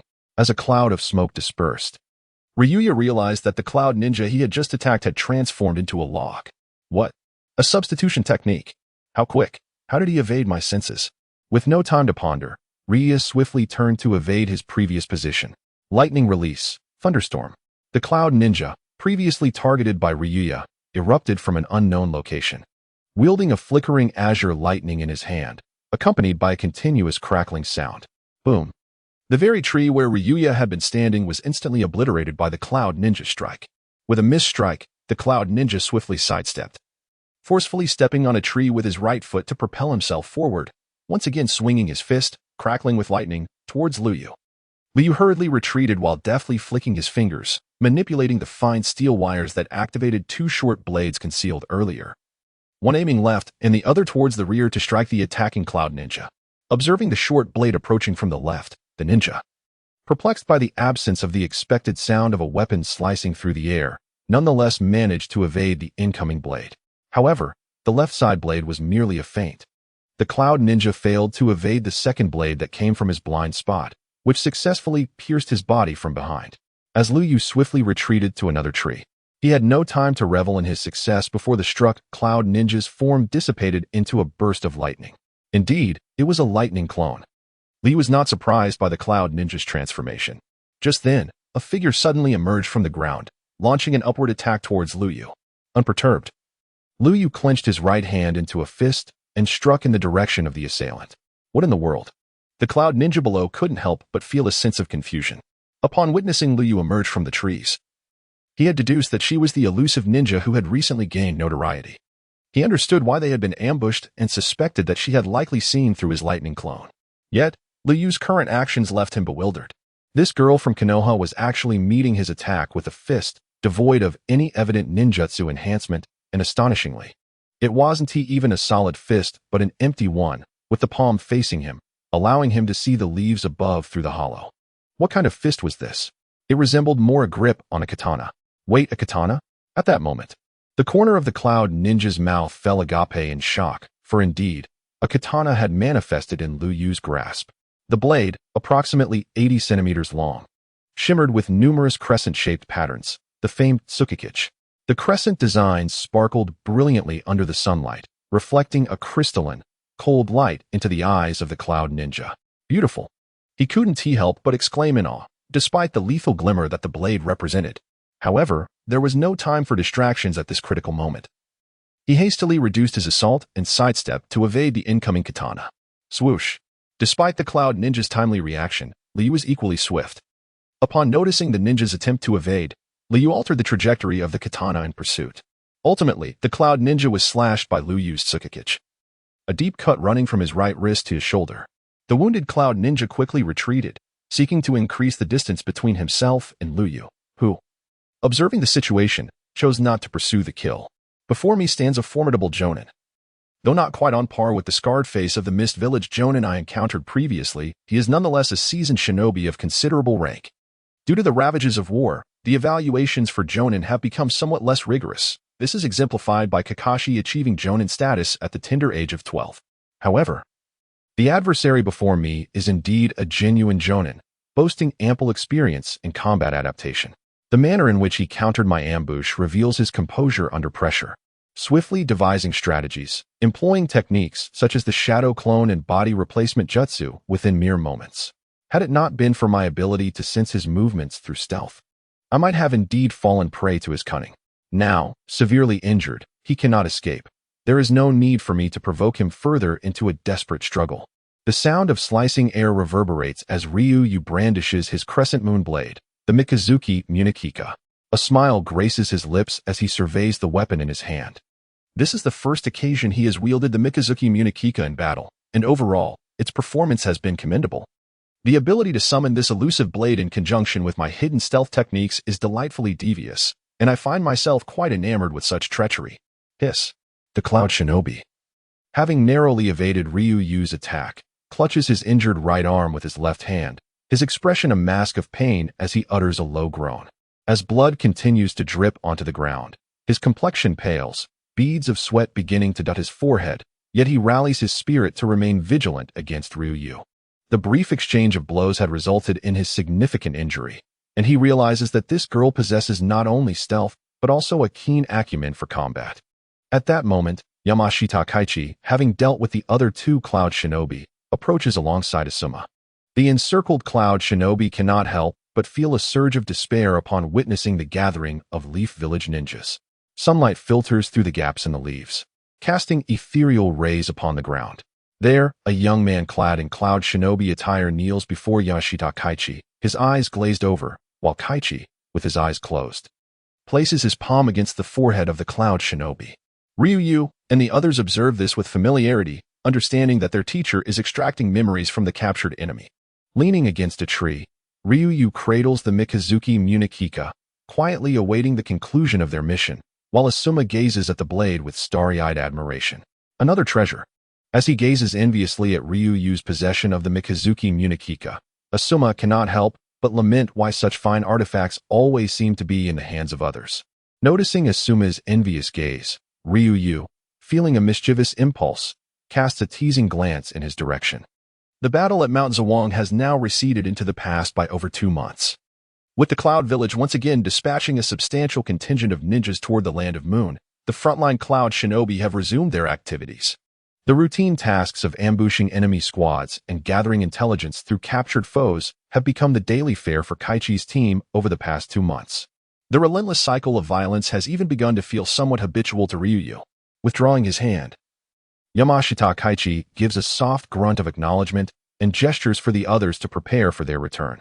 The kneeling Yunren, after Haichi from the mountain retracted his hand, collapsed onto the ground, lifeless upon closer inspection. Teacher Haichi, have you made any discoveries?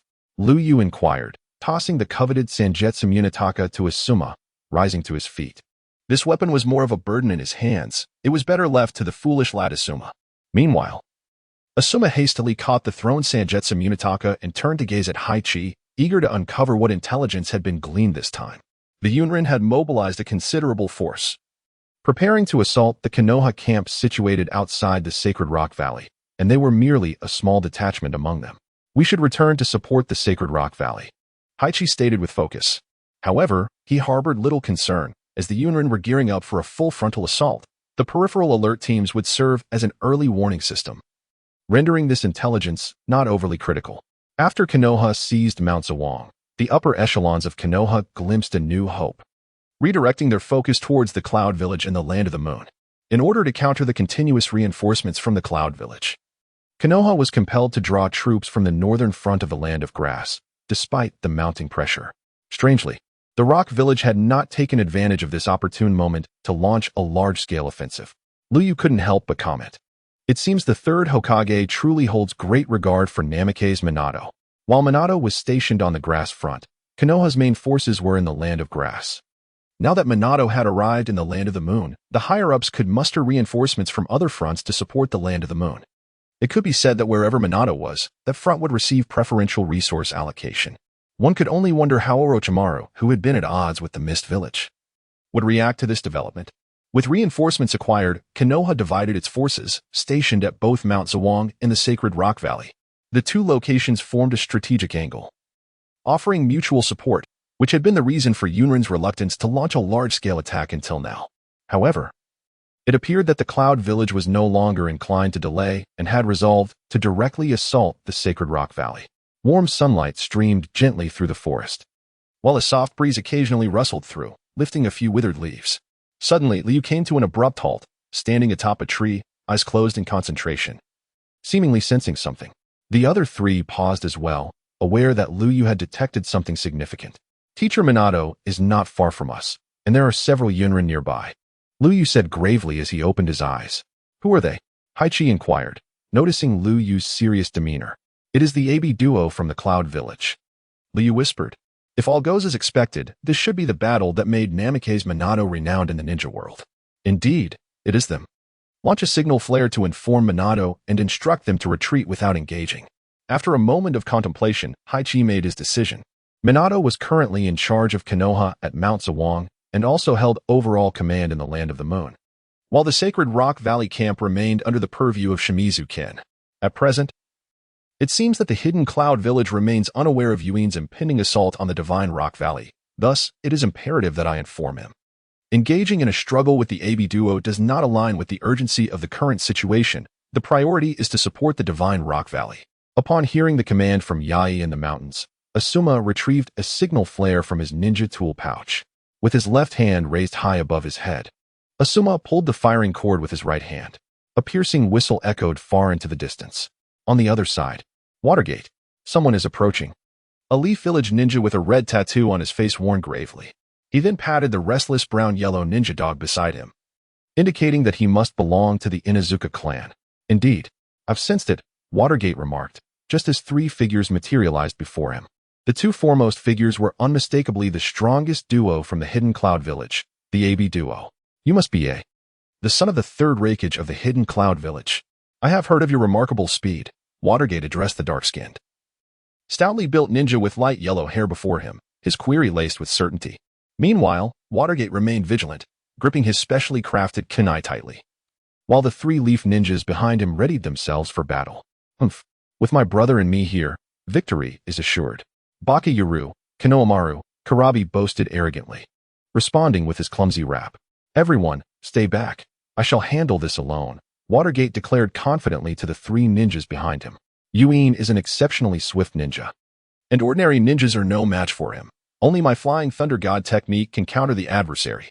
As he spoke, Watergate reached into his ninja tool pouch and retrieved a handful of specially marked kunai, each imprinted with the Flying Thunder God seal. He hurled them with great force, scattering dozens of them in various directions.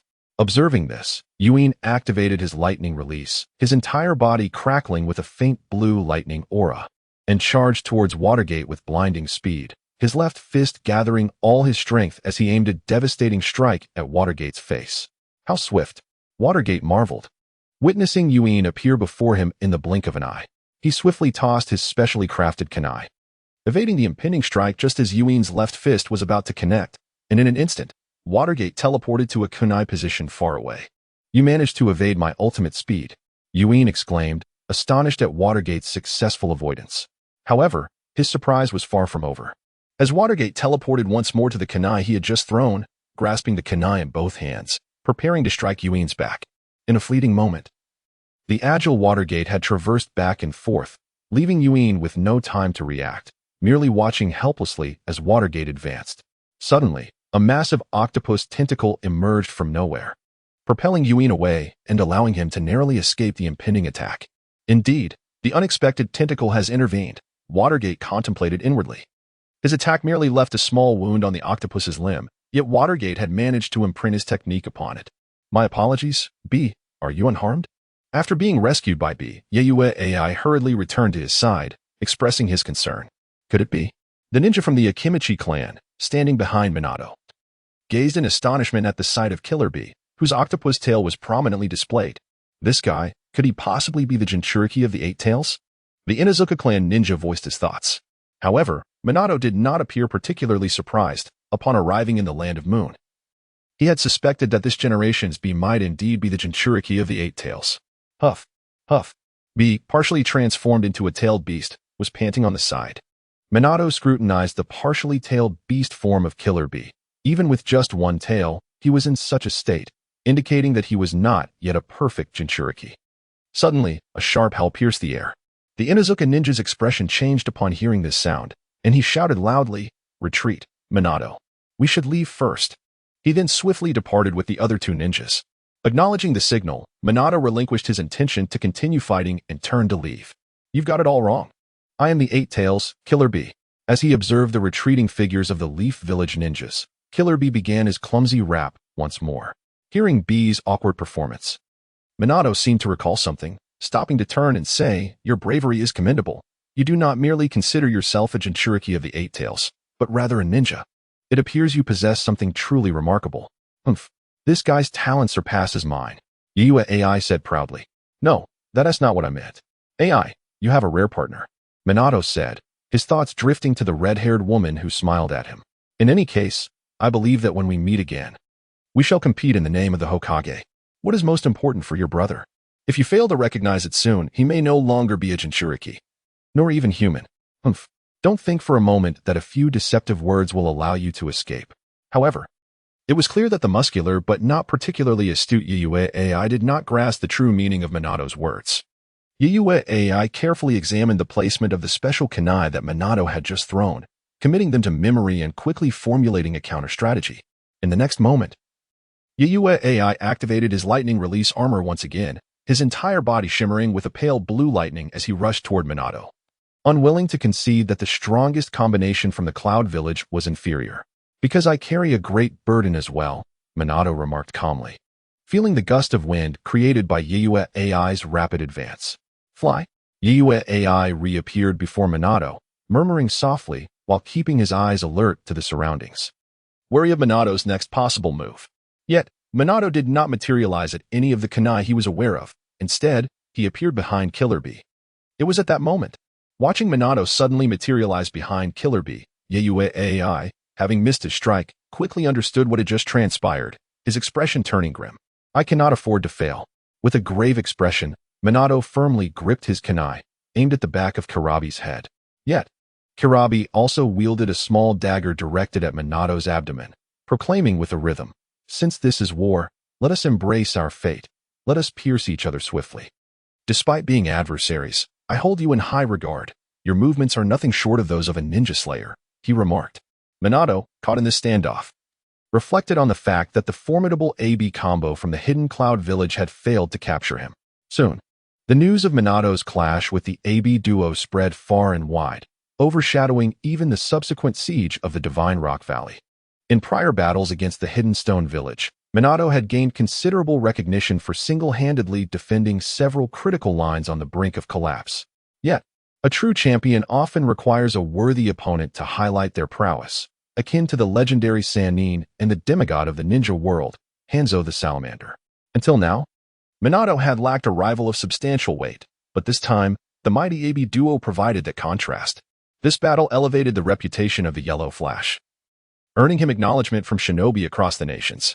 Various ninja villages issued orders to retreat upon encountering Minato, exempting such decisions from being deemed failures. Minato thus became the second individual to enjoy such an honor, following the illustrious Kakashi Hatake. In July of the 46th year of Konoha, the Hidden Cloud Village launched an assault on the Divine Rock Valley. The timely support from the Leaf Village shinobi at Mount Zawang compelled the Cloud Village to abandon their attack after suffering heavy casualties, marking yet another victory for Konoha. As news of this triumph reached the village of Konoha, the citizens erupted in jubilation once more. The world of shinobi venerates heroes, and only the powerful are deemed worthy of admiration. The consecutive victories at the front lines of the Land of the Moon revitalized the spirits of the previously despondent villagers of Konoha, who began to see Minato as a beacon of hope for their village. Under the guidance of the third Hokage, Konoha swiftly promoted Minato as the exemplar for all Leaf Shinobi, with many ordinary villagers believing that only he could lead them out of their current plight. Indeed, Minato's passion for his village and his contributions warranted such praise. In a short span, calls for Minato to succeed as the fourth Hokage grew ever louder, while Orochimaru, once a favored successor, found himself increasingly overlooked. This was precisely the outcome the third Hokage had hoped for. Just as the situation in the Land of the Moon appeared to favor Konoha, shocking news emerged. The Hidden Stone Village, which had maintained a tense standoff with the Hidden Cloud, seized the opportunity as the latter diverted their focus to engage Konoha, and unbeknownst to all, shifted their main forces to the battlefield against the Cloud Village. Thousands of Hidden Stone shinobi launched a surprise assault on the border regions, leading to a swift retreat of the Cloud Village forces, threatening to breach the territories of the Land of Lightning. Subsequently, reports surfaced of the Third Reikage being besieged by the Hidden Stone forces, in a valiant effort to secure the escape of his comrades. The Third Reikage faced a staggering force of up to 10,000 Iwagakure ninjas single-handedly. He fought relentlessly for 3 days and nights, diverting the enemy's attention until he ultimately succumbed to exhaustion and death, positioned at the forefront of the Land of the Moon. Yiyue AI was compelled to bear the heavy burden of succeeding the Fourth Reikage, subsequently leading the Yunin army in a resolute defense against the Iwagakure onslaught. Upon receiving this news, Liuyu couldn't help but murmur about the cunning old fox. She had previously pondered why Iwagakure had not seized the opportunity to strike while Konoha was reallocating forces from the Land of Grass. It became evident that Iwagakure had similarly withdrawn its main forces. Such is the nature of politics and warfare, rife with various dealings both overt and covert. She found it hard to believe that Konoha's transfer of forces from the front line against a Wagakure to the Land of the Moon was not intertwined with the Wagakure's sudden assault on Yunin. Nevertheless, this series of events ultimately favored Konoha, significantly alleviating the pressure on the front lines in the Land of Grass while marking a resounding victory in the Land of the Moon. Konoha had already begun to withdraw its troops, with no intentions of further advancing into the Land of Lightning alongside a Wagakure. On one hand, the prolonged years of conflict had fostered a strong war weariness among Konoha's inhabitants, who now yearned for peace. On the other hand, a Wagakure remained an adversary of Konoha, allowing them to weaken each other through conflict aligned more closely with Konoha's interests. Furthermore, with Kirigakure still occupying the land of the Fire Country, Konoha had no justification to initiate external offensives while foreign threats remained. Ultimately, under an unspoken understanding between Konoha and Yunin, both sides commenced their withdrawal from the front line in the Land of the Moon, despite the absence of any formal peace treaty. Yunin turned its attention to confronting Iwagakure, while Konoha focused on eliminating the remaining foes. In the end, both sides left behind only a minimal presence in the Land of the Moon to maintain a semblance of confrontation. Soon, Minato, accompanied by Konoha's main forces, including Liuyu and others, began their return to the village. The welcoming ceremony prepared by the village was exceptionally grand, for it marked one of Konoha's rare victories in recent times. This triumph significantly diminished Yunin's morale and restored Konoha's prestige. As Minato stepped into the village, an enormous cheer erupted from the villagers, reverberating throughout the entire settlement. In that moment, Minato was undoubtedly the focal point of admiration. Following him were Shimizu Kin and Yamashita I, both of whom held positions just below Minato's at the forefront of the Land of the Moon, having also made considerable contributions in the conflict there. Next in line was the esteemed Ca Qian Liuyu, who had achieved great merit in the Battle of Zhuang Mountain. To be candid, when Minato suggested she take the lead in the procession, Liuyu felt a twinge of anxiety. The order of entry into the village signified the level of contribution made during the war. Thus, those who entered earlier were seen as having greater prospects for Konoha's future.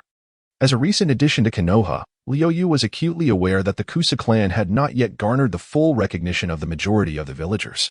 The arrangements made by Minato Namikaze were not solely based on merit. There was also a desire to facilitate the integration of the Akatsuki clan into Konoha. Thus, Ryuyu did not refuse Minato's proposal. At this moment, as the leader of the Akatsuki clan, Ryuyu's decisions were predominantly rooted in the betterment of his clan's development. However, upon witnessing the villagers who cheered for him, Ryuyu could not help but feel a twinge of pride. Observing Asuma and Kurenai, who wore expressions of pride akin to his own, Ryuyu began to grasp why they were willing to risk their lives to protect the village. He redirected his gaze to the high-ranking officials of Konoha, standing at the forefront of the welcoming committee. Except for Danzo Shimura, the leader of Root, who was absent from the ceremony, notable figures such as the third Hokage Hiruzen Sarutobi, Kohor Udatane, and Hamura Mitokado were present. Ryuyu occasionally scrutinized the third Hokage's expressions as he surveyed the crowd. Seeing Minato at the forefront, smiling and greeting the villagers, the third Hokage smiled with satisfaction, recognizing him as the perfect heir to the will of fire. Had it not been for Orochimaru's overwhelming ambition, it is believed that the third Hokage would have been more inclined to pass the position of Hokage to him. The sight of Kade Yamashiro and Kenji Shimura also elicited a hint of satisfaction from the third Hokage. He then turned his gaze to Ryuyu, accompanied by a warm smile. In return, Ryuyu offered a subtle smile. Feeling that their performance at the front lines of the Land of Moon would likely be to the third Hokage's satisfaction, the grand welcoming ceremony lasted throughout the morning, followed by discussions of rewards, though these matters were left to the higher-ups and did not concern Ryuyu. Issues regarding the interests of the Akatsuki clan would naturally be addressed by Minato, the acting clan leader, relieving Ryuyu of any burden. For now, Ryuyu only needed to return home, rest well, and await his next mission. Minato, along with Kade and others, were to attend the ensuing meeting, leaving Ryuyu and his companions free to roam. After the welcoming ceremony concluded, Asuma suggested they indulge in some barbecue. As they strolled through the streets, the atmosphere of the village felt markedly less oppressive than before. The streets buzzed with newfound vitality. The consecutive victories in the Land of Moon had rekindled a sense of pride among the villagers, reminding them of their status as the foremost ninja village. Although Konoha remained in a state of war with the other four ninja villages, the villagers held faith that under Minato's leadership, they would eventually achieve ultimate victory. Upon arriving at the barbecue restaurant, they discovered an unusually bustling business, with many returning Konoha ninjas gathering to celebrate their triumph. Scanning the room. Most groups consisted of 4 at a table, each representing a small squad. There were also pairs and trios, though their lack of enthusiasm indicated that they had lost comrades in the recent conflict. Unfortunately, the overwhelming crowd led to a shortage of available tables, leaving the trio with no choice but to relocate. Ultimately, at Ryu's insistence, they found themselves at Ichiraku Ramen. The Ichiraku Ramen shop has become a veritable pilgrimage site for fans of Naruto. How could one visit the world of Naruto without savoring a bowl of Ichiraku Ramen? Although Liuyu had recently arrived in Konoha, his time was largely spent recuperating in the hospital for several months and subsequently tackling various missions, leaving him with little opportunity to experience the renowned flavor of Ichiraku Ramen. Finally, the moment had arrived for him to indulge in the protagonist's favorite dish. This chance was not to be missed. Welcome. As a few individuals lifted the curtain, a voice imbued with magnetic charm resonated through the air. Liuyu, following the source of the voice, looked up and was immediately taken aback. The person greeting them was tall and slender, his figure accentuated by a white chef's uniform, which made him appear even more elegant and striking. His facial features were sharply defined, resembling a sculpted visage of extraordinary beauty. His gentle, half-closed eyes held a captivating allure that was simply intoxicating. Who was this handsome man? Where did he come from? Was this truly Ichiraku Ramen? Liuyu was suddenly flooded with questions. Witnessing the striking man before him, Liuyu couldn't help but feel a twinge of envy. In his past life, he had considered himself quite handsome, yet standing in the presence of such an attractive individual left him feeling somewhat self-conscious. How could such a dashing man be found in a place like this? With a hint of disbelief, Liuyu pulled aside the curtain once more and stepped outside. Glancing at the sign emblazoned with the name Ichiraku Ramen, finally confirming that they had indeed arrived at the fabled ramen shop. May I ask how to address you? Liuyu inquired, curiosity etched on his face as he returned to the shop. Although he could deduce from the sign outside that this man would eventually become the famed handmaid uncle, he still struggled to reconcile the striking figure before him with the middle-aged man from the original story. You may call me handmaid uncle. The handsome man behind the counter responded gently to the 3 young ninjas. Wow, how is his voice so melodious? Liuyu found himself momentarily entranced by the resonance of his words. Had he not been a man in his previous life, he might have blushed like the girl beside him. Yet, he was utterly astonished that this charming man was indeed the future handmaid uncle. It was hard to connect the two. Father, have we received any guests? A clear voice chimed in as a petite girl in a white dress, around 3 years of age, made her way into the room. Her long, glossy black hair cascaded over her shoulders, her fair skin was as smooth as fine sheep's fat, and her dark, sparkling eyes shone like stars. With a delicate nose and slightly upturned rosy lips, she offered a sweet smile to the trio.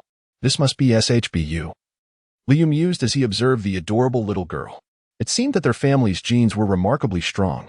1 bowl of miso chashu ramen, please. After a brief moment of astonishment, Liuyu regained his composure, reminding himself of their purpose for being there. And the 3 of them promptly took their seats to place their orders. Please wait.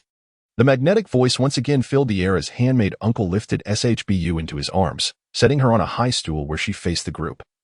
Before he busied himself in the kitchen, gazing at the sweetly smiling little girl before him. Liuyu finally comprehended why her smile was deemed the finest seasoning for Ichiraku Ramen. The sight of this adorable little girl indeed whetted one's appetite. I began my meal. As I beheld the steaming noodles before me, the 3 of us clasped our hands together and uttered a phrase of gratitude. With a gentle breath directed at the rising steam, Liuyu commenced his feast. Splendid. This was Liuyu's immediate sensation upon tasting the first bite. The noodles were delightfully chewy, the broth rich and aromatic, infused with the fragrance of meat rolls. This encapsulated Liuyu's impression of Ichiraku Ramen. It was undoubtedly delicious. And he began to grasp why the esteemed figures from Naruto frequented this establishment. However, it appeared that business here was not particularly brisk at the moment. With only a few seats available at the counter, the place was relatively empty even on this festive day. While enjoying his ramen, Liuyu intentionally cast glances at the older gentleman behind the counter, whose eyes were perpetually narrowed, and the eyes of those who knew better in his past life. The old man was a concealed powerhouse, known as Otsutsuki Ichiraku. Beneath his perpetually squinted eyes lay the immense power of the Rinnegan. There was even a notion that Naruto's robust health stemmed from his frequent indulgence in Ichiraku Ramen. Unfazed by Liuyu's scrutiny, the old man seemed accustomed to it, believing it to be the burden of his charm. However, Had Liuyu been privy to the old man's true thoughts, he would have likely burst into laughter. Nonetheless, Ichiraku was indeed no ordinary individual. He, alongside Iam, was among the few in the village who did not harbor disdain for Naruto due to the 9 tails within him from the very beginning of the story. Occasionally, he would even treat Naruto to ramen. It could be said that the absence of Naruto's descent into darkness was partly attributable to the support of Ichiraku and Iam. After finishing his ramen, Liuyu playfully pinched the chubby little face of Iam, smiling as he said, "We shall return next time." Enduring Liuyu's playful antics, the little girl puffed her cheeks in annoyance, only to appear even cuter, prompting Hong to succumb to the urge and pinch Iam's cheeks as well. "Welcome to visit again." The magnetic voice resonated once more as the old man bid farewell to the departing trio. "Ah, what a coincidence, it's you." A slightly surprised voice called out just as they exited Ichiraku Ramen. The voice was somewhat familiar. Following the sound, Liuyu was astonished to find Kakashi and his companions. However, judging by Kakashi's lifeless gaze, it was evident he had been dragged along by Obito and Rin. It was Obito who initiated the greeting. Liuyu curiously glanced back at Ichiraku Ramen, noting that after their departure, no other patrons remained. Upon reflection, aside from the main cast, it seemed there were hardly any other customers at Ichiraku. Quite peculiar. During the recent battle, Kakashi and his companions had also accompanied Minato to the front lines of the Land of the Moon. Due to the demands of their mission, Minato and Yamenkai Hachi were not always present to lead them. In Minato's absence, Kakashi temporarily assumed the role of captain. However, among the three, there was a notable absence of a perceptive ninja like Liuyu, resulting in less impressive achievements. "Are you here to enjoy ramen as well?" Asuma inquired, observing that the trio appeared to have come for Ichiraku Ramen. Would you care to join us?" Obito eagerly extended an invitation to the three. The trio, upon hearing Obito's suggestion, felt a bead of cold sweat trickle down their foreheads. Had he not noticed they had just finished their meal? Kakashi, overhearing Obito's foolish remarks, could not help but rub his forehead, feigning ignorance of the imbecile.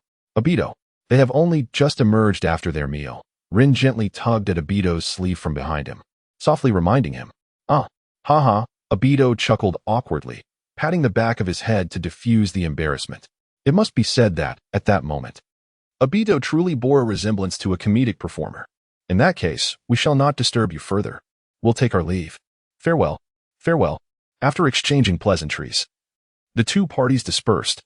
At the third training ground in Konoha, Liu reclined peacefully on a patch of grass, resting his right hand under his head, preparing to indulge in a rare afternoon nap. Previously, on the battlefield, he had remained tense, ever alert to the dangers that lurked. This was not beneficial. Upon his return, it was essential to unwind properly.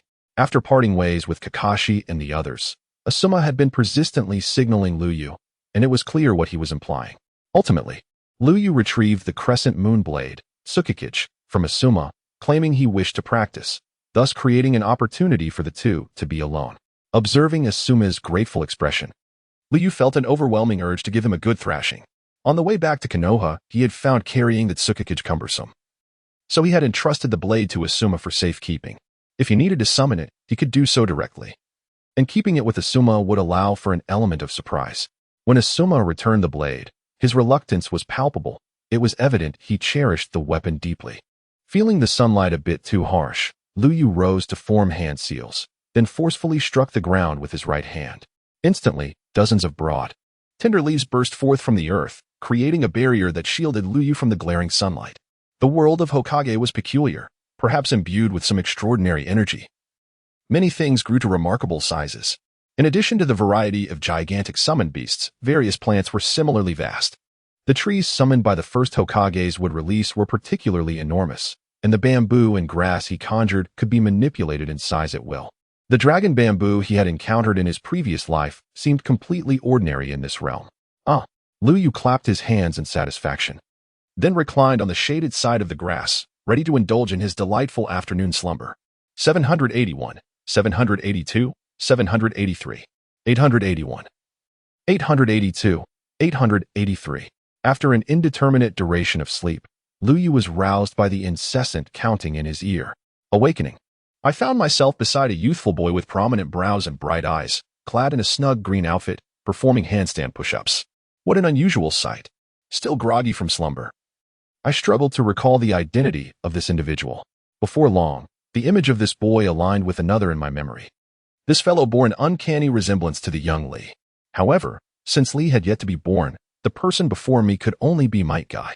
Realizing the identity of this man, I felt a wave of clarity wash over me as I scrutinized the figure who would later be known as the one who nearly kicked the conclusion out of existence. At that moment, Guy, still engaged in his handstand push-ups, sensed my gaze and flashed a broad smile, revealing his pearly whites. Yet, I couldn't help but roll my eyes at his signature grin. I shook my numb right arm, attempting to restore my senses, mentally chiding myself for using my arm as a pillow during sleep. While it had been comfortable at the time, waking up to a numb arm was hardly pleasant. Perhaps next time, I should craft a pillow from grass techniques. 98, 99, 100. At last, upon completing 1,000 handstand push-ups, Guy relaxed his entire body and collapsed heavily onto the ground. Ah, you must be the hero of this war, Ca Qian Liuyu. What do you say? Care for a youthful contest with me? Barely resting for a moment, Guy quickly flipped over and shouted at me, while giving me a thumbs up with his right hand. His voice brimmed with unyielding enthusiasm. No, I'm not interested. Despite his fervor, I swiftly declined Guy's invitation without a second thought, observing him perform handstand push-ups nearby. It was evident he was waiting for me to awaken, eager for what he deemed a youthful duel. This individual was as clingy as a piece of taffy. Kakashi had only faced him once, yet became ensnared in an endless rivalry, a fate I wished to avoid. In the future, Kakashi found himself so entangled that he resorted to devising games of rock, paper, scissors to settle matters. How can we let youth go to waste? Let this sunset witness the moments of our youth.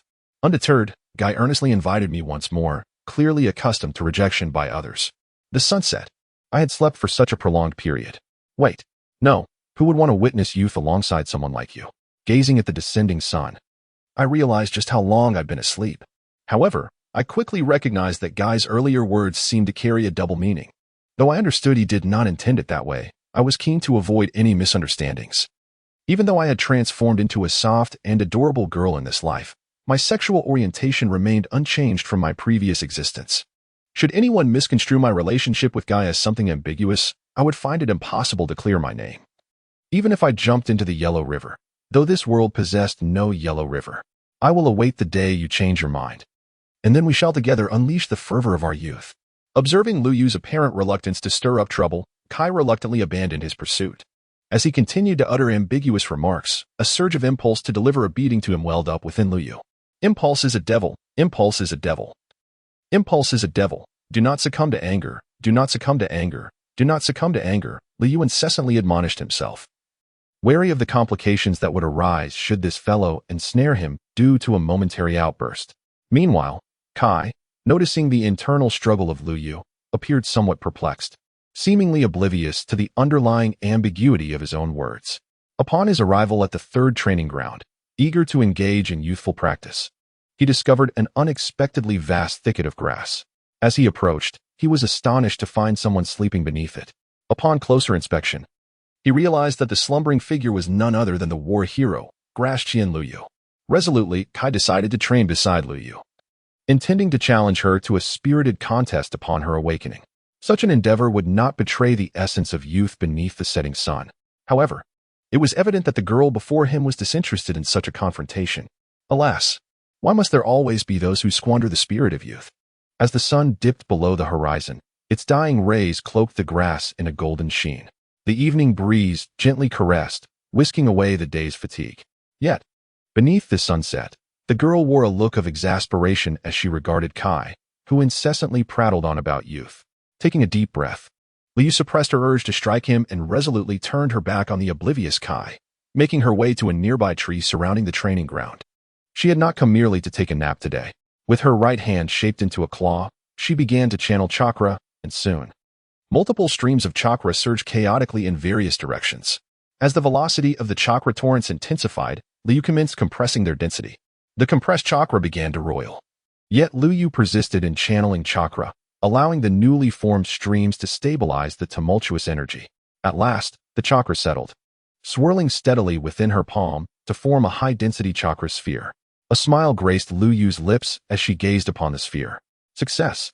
During her free moments at the front lines of the Land of the Moon, she had diligently practiced the final phase of the Rasengan, and she had finally completed it. Moreover, her Rasengan was not a mere half-finished product like Naruto's earlier attempts, which required the collaboration of shadow clones to manifest. Extending her left hand, she shaped her fingers into a claw and, employing the same method, stabilized the chakra streams, soon conjuring another Rasengan in her left hand. Pleased with the two Rasengans in her possession, Liuyu smiled contentedly.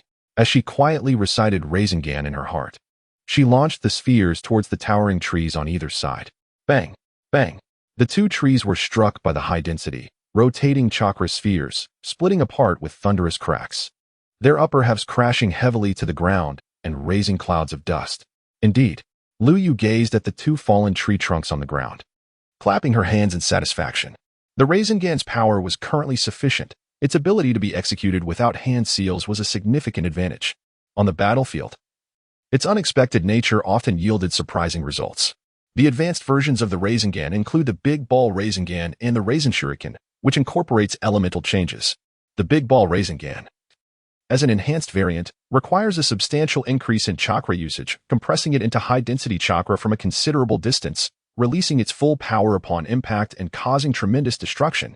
However, this formidable power comes at an extraordinary chakra cost. In his early days, Naruto had to rely on the chakra of the Nine Tails to utilize the Big Ball Rasengan. If Liu were to train in this technique, would her chakra reserve suffice? Alternatively, should she rely on the memories of her past life to practice the wind release Rasen Shuriken? Yet, since the Rasen Shuriken cannot be thrown, perhaps it was time to seek a sacred place to hone her sage arts. While Liu was lost in her thoughts, she failed to notice that after she had just used two Rasengan to topple the trees, Akai, who had been observing her, was increasingly excited at the prospect of a youthful competition with her.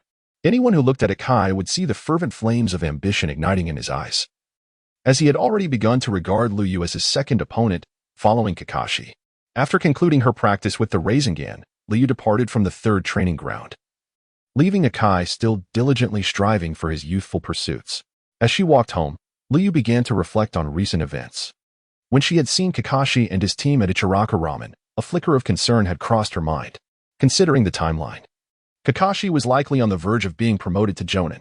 In the original story, after his promotion, Kakashi headed to the Land of Grass to engage in combat with Iwagakure, tasked with destroying the supply route to the enemy's village, the Kaminobi Bridge.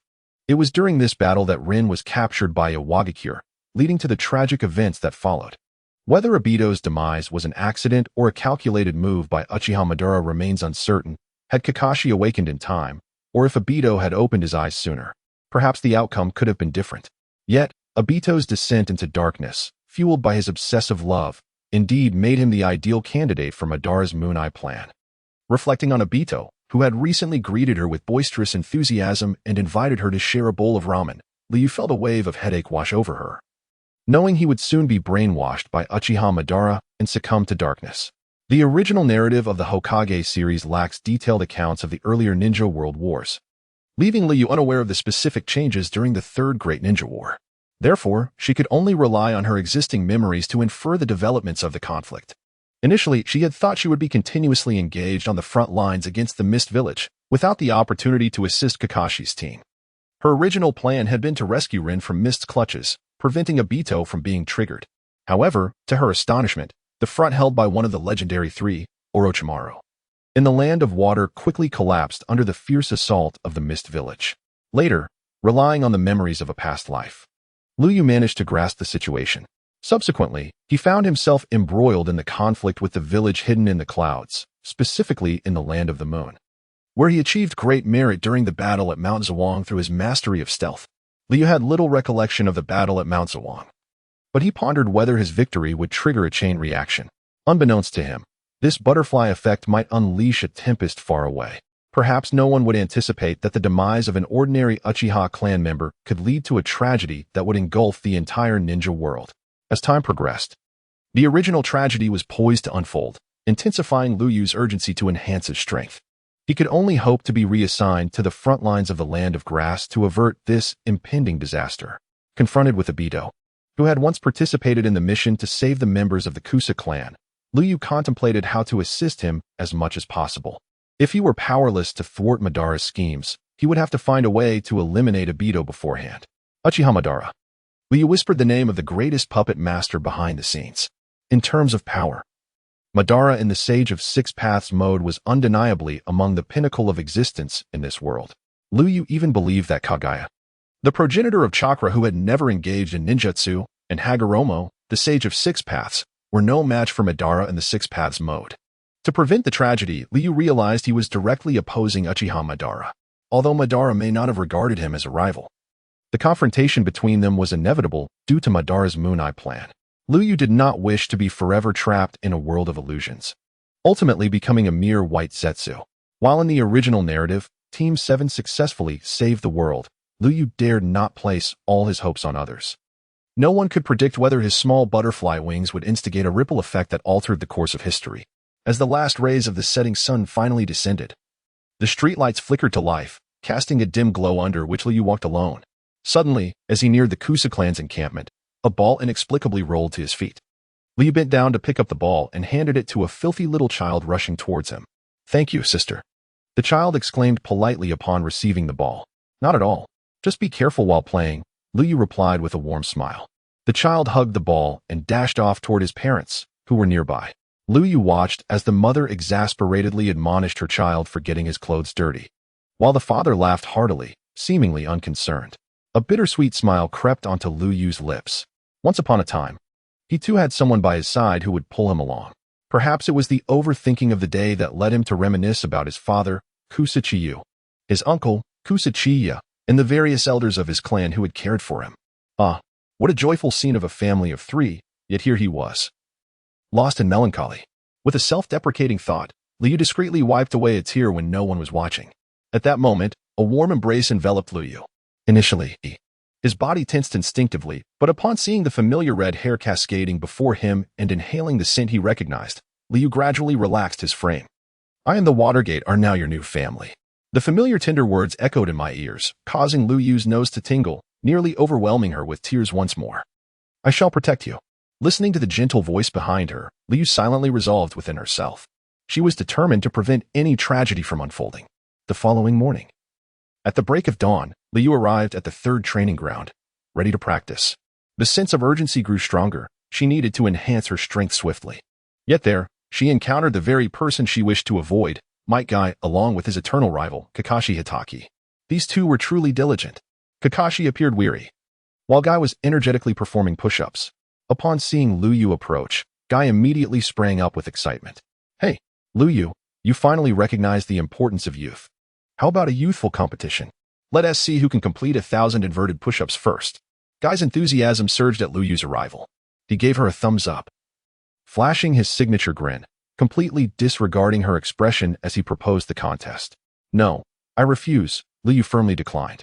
Observing Kakashi's resigned demeanor, she realized he had just been forced to conclude a match with this guy. How could she expect to escape his clutches? Now, all she could do was hope her stern refusal would deter him from pursuing this idea. But she couldn't help but wonder what kind of contest had left Kakashi looking so fatigued. "That's all right. I shall wait for the day you change your mind. We will have our youthful competition then," Guy proclaimed, undeterred by Liu's rejection. If he were to give up so easily, he wouldn't be Might Guy. "Suit yourself." Liu rolled her eyes at Guy's unwavering spirit. "Good morning." Fortunately, Kakashi was relatively normal, simply greeting Liu. "Good morning," Liu replied lightly. And then the three dispersed to begin their training. Guy continued his rhythmic push-ups, counting as he went. Liu intended to practice the Rasengan first, followed by her bamboo release bloodline technique. Once more, on the other side, after a brief rest, Kakashi rose again, quietly murmuring to himself. He then extended his right hand into a claw-like shape, grasping his wrist with his left hand to begin gathering chakra. What is he doing? Seeing Kakashi's movements, Liu paused, her intention to practice the Rasengan momentarily forgotten. Is Kakashi about to use Chidori? As the amount of lightning chakra surged, radiant bolts began to coalesce atop Kakashi's right palm. With the continuous compression of chakra, the electric currents formed by the chakra vibrated intensely, emitting sharp, bird-like cries. Whoosh! Kakashi charged forward with his electrified right hand. As he advanced, gusts of wind swirled around him, accompanied by the sounds of chirping. Thud! A sturdy tree was effortlessly pierced by Kakashi's Chidori. "Impressive," Liu softly exclaimed. Indeed. It is no surprise that a rare genius from Konoha could independently develop a high-level ninjutsu at the tender age of 12. The fatigue etched on his face is likely a testament to the rigorous training he endured to perfect the Chidori here. However, at this moment, the Chidori remains a work in progress. Its effectiveness relies on a rapid charge towards the opponent, which can render the user unable to discern their adversary due to the overwhelming speed, leaving them vulnerable to counterattacks. Only the possession of the Sharingan can compensate for this flaw. Truly, my eternal rival Kakashi is remarkable. Very well, an additional 1,000 push-ups for today. Meanwhile, Guy, observing the unfolding events, became increasingly exhilarated, adding to his training regimen. After piercing through the trees, Kakashi exhaled gently, revealing that the Chidori still posed a significant burden for him at this stage. An impressive ninjutsu, exclaimed Ryu, as she approached Kakashi with admiration. Chidori, Kakashi stated, revealing the name he had bestowed upon his newly developed technique. Ryu mused quietly to herself, as expected, before addressing Kakashi. Your Chidori is indeed an exceptional ninjutsu. Concentrating lightning chakra into a high-intensity current, with your palm resembling a blade that possesses formidable penetrating power.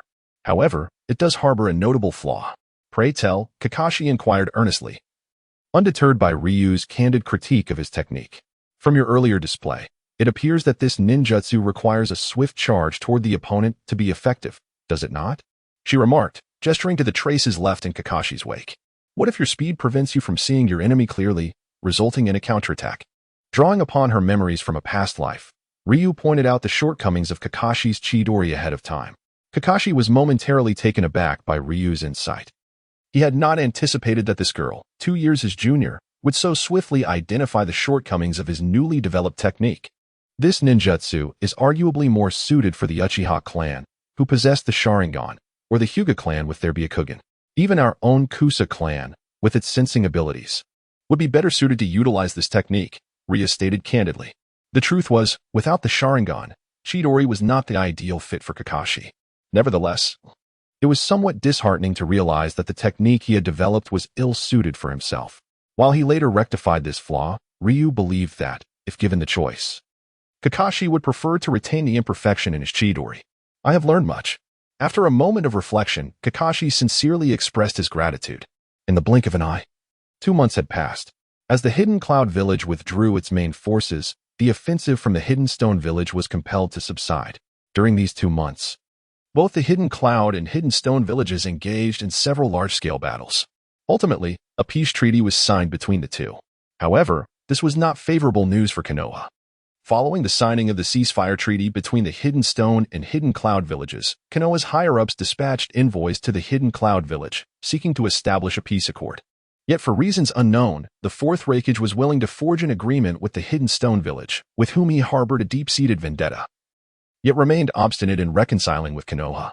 After the unsuccessful attempt to forge an alliance with the Hidden Cloud village, they once again dispatched a contingent of ninjas to the front lines of the Land of the Moon. Although the number of ninjas sent this time was not substantial, it compelled Konohagakure to redeploy Shigemura-kin to the front lines of the Moon to serve as a counterbalance. The higher-ups' initial plan to concentrate their forces against the Hidden Stone village fell through. Meanwhile, having concluded their conflict with the Hidden Cloud village, the Hidden Stone village shifted their main forces back to the front lines of the Land of Grass, significantly increasing the pressure on the northern front. Konohagakure has already begun sending the first batch of reinforcements to the Land of Grass front. This also heralded the imminent end of Ryu's vacation, with a new war on the horizon.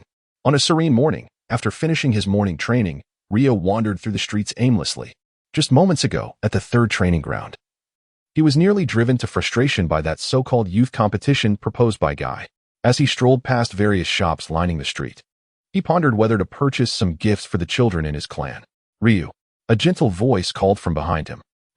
Turning towards the source of the voice, he was surprised to see Rin. Oh, it's you, Rin. What brings you here? Ryu asked, curiosity piqued about Rin's intentions. Well, I was wondering if you have some free time, Rin inquired softly. Actually, I don't have anything pressing. Do you need help with something? Ryu thought for a moment and felt he had no significant obligations. If you're free, could you meet me under the cherry blossom tree in the park later? Rin asked gently. Oh, sure. Despite his curiosity regarding Rin's sudden invitation, Ryu agreed. Wait, what is that? As he walked past the flower shop of the Yamashiro family, he caught sight of a familiar figure, Uchiha Obito. At that moment, Obito had just exited the flower shop, a bouquet of red roses in hand. His face bore a slight blush, hinting at some joyous occasion. What is he doing with those roses? Could it be that he intends to confess to someone? Ria speculated as he observed the roses in Obito's grasp. Wait. Roses, confession, cherry blossom tree. Ah, I see. Combining the memories from his past life with Rin's recent invitation, Ryu began to understand the situation. If all went according to plan, today marked the day Kakashi would successfully be promoted to Jonin. Rin had gathered Kakashi's peers to discuss how to celebrate his ascension. However, Obito, in his naivety, had misunderstood Rin's intentions and had purchased roses to confess to her instead. Kakashi's promotion signified that the battle at the Canopy Bridge was imminent. Although this time around, due to the involvement of the Hidden Grass Village, the events of the original story may not unfold as expected. Ryo was not willing to take that risk. But should he inform Obito in advance? Rin had not only invited him, and her true purpose was to celebrate Kakashi's promotion. After considering it, Ryu decided it would be prudent to give Obito a heads up. In the original story, Obito had made quite the blunder. Although no one seemed to notice the roses he held, he likely felt quite embarrassed. It was best to alert this fool in advance to avoid any ensuing awkwardness. Moreover, the catalyst that compelled Obito to muster the courage to confess was unexpectedly an invitation from Rin. Could he not take the initiative to ask Rin out himself? Could he not engage his mind? Such matters should not be left to the girls to initiate. Ah, who is it? Suddenly interrupted while lost in his own fantasies. Obito frantically looked around, calling out incessantly. Observing Obito's foolish and flustered demeanor, Ryu couldn't help but question whether this fellow was truly the harbinger of the impending Fourth Great Ninja War. Or perhaps, is it the case that a youth in love behaves in such a manner? Stop spinning around. I'm right behind you. Ryu had no choice but to interrupt Obito's aimless twirling. Ah, so it's you, Ryu. Upon turning to find Ryu, Obito let out a sigh of relief. Simultaneously, as he turned, he instinctively hid the rose he held behind his back. Do not conceal it. I see that you are holding a rose. What? Are you planning to confess to Rin? Ryu directly exposed Obito's ruse. This. Caught off guard by Ryu's revelation, Obito's mind went blank. He stood there, momentarily dumbfounded, stuttering and blushing, his words a jumbled mess. Why you? How did you know? After a while, Obito finally reacted, voicing his confusion. Did Rin ask you to meet under the cherry blossom tree in the park? Ryu continued to inquire. Yes, that's correct. Obito slowly began to realize something was amiss. Because Rin called me too. Aside from you and me, she invited others as well. It seems she wanted to discuss how to celebrate Kakashi's promotion to Jonin. Ryu straightforwardly revealed what was about to transpire. So that is how it is. Kakashi has actually been promoted to Jonin. Upon hearing Ryu's explanation, Obito's demeanor instantly shifted to one of despondency, the rose he had concealed drooping in his hand. The fact that Rin gathered everyone for Kakashi must have left Obito feeling quite uncomfortable. You fool. Witnessing Obito's eyes dim with disappointment, Ryu stepped forward and seized his collar. Given that Obito was slightly taller than Ryu, the situation appeared rather comical. If Rin hadn't called you this time, would you have decided against confessing? Can't you use your brain? Such matters should never be left to the girls to propose. If you are a man, you should choose another day to take the initiative and ask Rin out to confess. Tugging at Obito's collar, Ryu lowered his head to meet his gaze, speaking fiercely. This scene grew even more amusing, as a young girl, whose soul was that of an adult man yet devoid of romantic experience, was instructing a boy slightly older than herself on matters of love. After speaking, Ryu released Obito's collar and turned to leave, suddenly freed from the grip. Obito stumbled and fell to the ground. Watching Ryu depart, he appeared deep in thought. If tragedy is fated to occur, then the only thing I can do is ensure you articulate the feelings you wish to express to Rin, rather than leaving this world without revealing your heart's desire. Ryu mused quietly to herself as she walked away. But why does this feeling of imparting a lesson feel so exhilarating? Perhaps due to Liuyu's prior reminder. When Rin gathered everyone to discuss how to celebrate Kakashi's appointment as Hokage, Obito did not create the same kind of blunder as in the original narrative, which left him feeling despondent. However, it was evident that Obito's enthusiasm was also rather subdued. At this moment, Kakashi had yet to fully emerge from the shadow of White Fang's demise. In Kakashi's heart, the mission still took precedence over companionship. The Kakashi of now was not the same person who once emphasized the importance of comrades, leading Obito to struggle to accept the current version of Kakashi. Perhaps Obito was still contemplating the need to train diligently to catch up with Kakashi, and then to deliver a sound lesson that would restore him to his former self. The current Obito mirrored Naruto's desire to reclaim Sasuke in the future. Yet, the outcomes for the two generations of Team 7 were vastly different. During this small gathering, Liu became acquainted with several contemporaries of Asuma, including the likes of Inuzuka Rado, Nara Shikaku, and several others who would later serve as the elite guard for Minato Namikaze, as well as the reserve teacher Ebisu and the formidable duo of Tetsu and Kamizuki Izumo. Lastly, there was Mitarashi Anko. Liu could not help but scrutinize this disciple of Orochimaru, the very first successful recipient of the Heaven's Curse seal. The seal housed a fragment of Orochimaru's soul, making it a crucial element in his eventual resurrection. In a sense, it could even be considered a pivotal turning point in the Fourth Great Ninja War. As Orochimaru's first disciple, Anko held a uniquely sentimental significance to him. Before Orochimaru's defection, he had once asked Anko if she wished to accompany him, but she declined. However, Orochimaru chose to erase part of Anko's memories with a forbidden technique instead of eliminating her. Throughout the Nin exams and the mission in the Land of Water, Anko encountered Orochimaru on 2 occasions, yet he spared her each time. Liu surmised that Orochimaru's decision to keep Anko alive was not solely to create an additional avenue for his resurrection after his death, but also stemmed from a special emotional bond he held for his former disciple. The peers of Asuma were equally curious about Liu, the new member of Team Hachi, harboring numerous questions about this newcomer to Konoha, particularly after Liu's significant contributions during the recent battle at Zawang Mountain. They were eager to become acquainted with this young war hero. Overall, the atmosphere remained relatively harmonious, aside from the slightly melancholic Obito. Witnessing the girl he admired invest such care into another boy surely stirred discomfort within him. In October of the 46th year of Konoha, Awagakure, in collaboration with Kusugakure, launched another offensive. Numerous strongholds fell one after another under the overwhelming advantage of the Iwa Kusa coalition, and the front lines were in dire straits. In light of this crisis, Minato's team and Team Hachi were swiftly dispatched to the front lines. In this war, Awagakure benefited from Kusugakure's assistance, allowing them to secure some supplies in the Land of Grass. However, the Land of Grass was a small nation and could not meet the needs of both allied forces. Awagakure still required supplies to be transported from the Land of Earth to the front lines, whether by coincidence or the inevitable course of history. The Kamikaze Bridge has re-emerged along the vital supply route of Awagakure, while the mission assigned to Team Minato remains the destruction of this very bridge.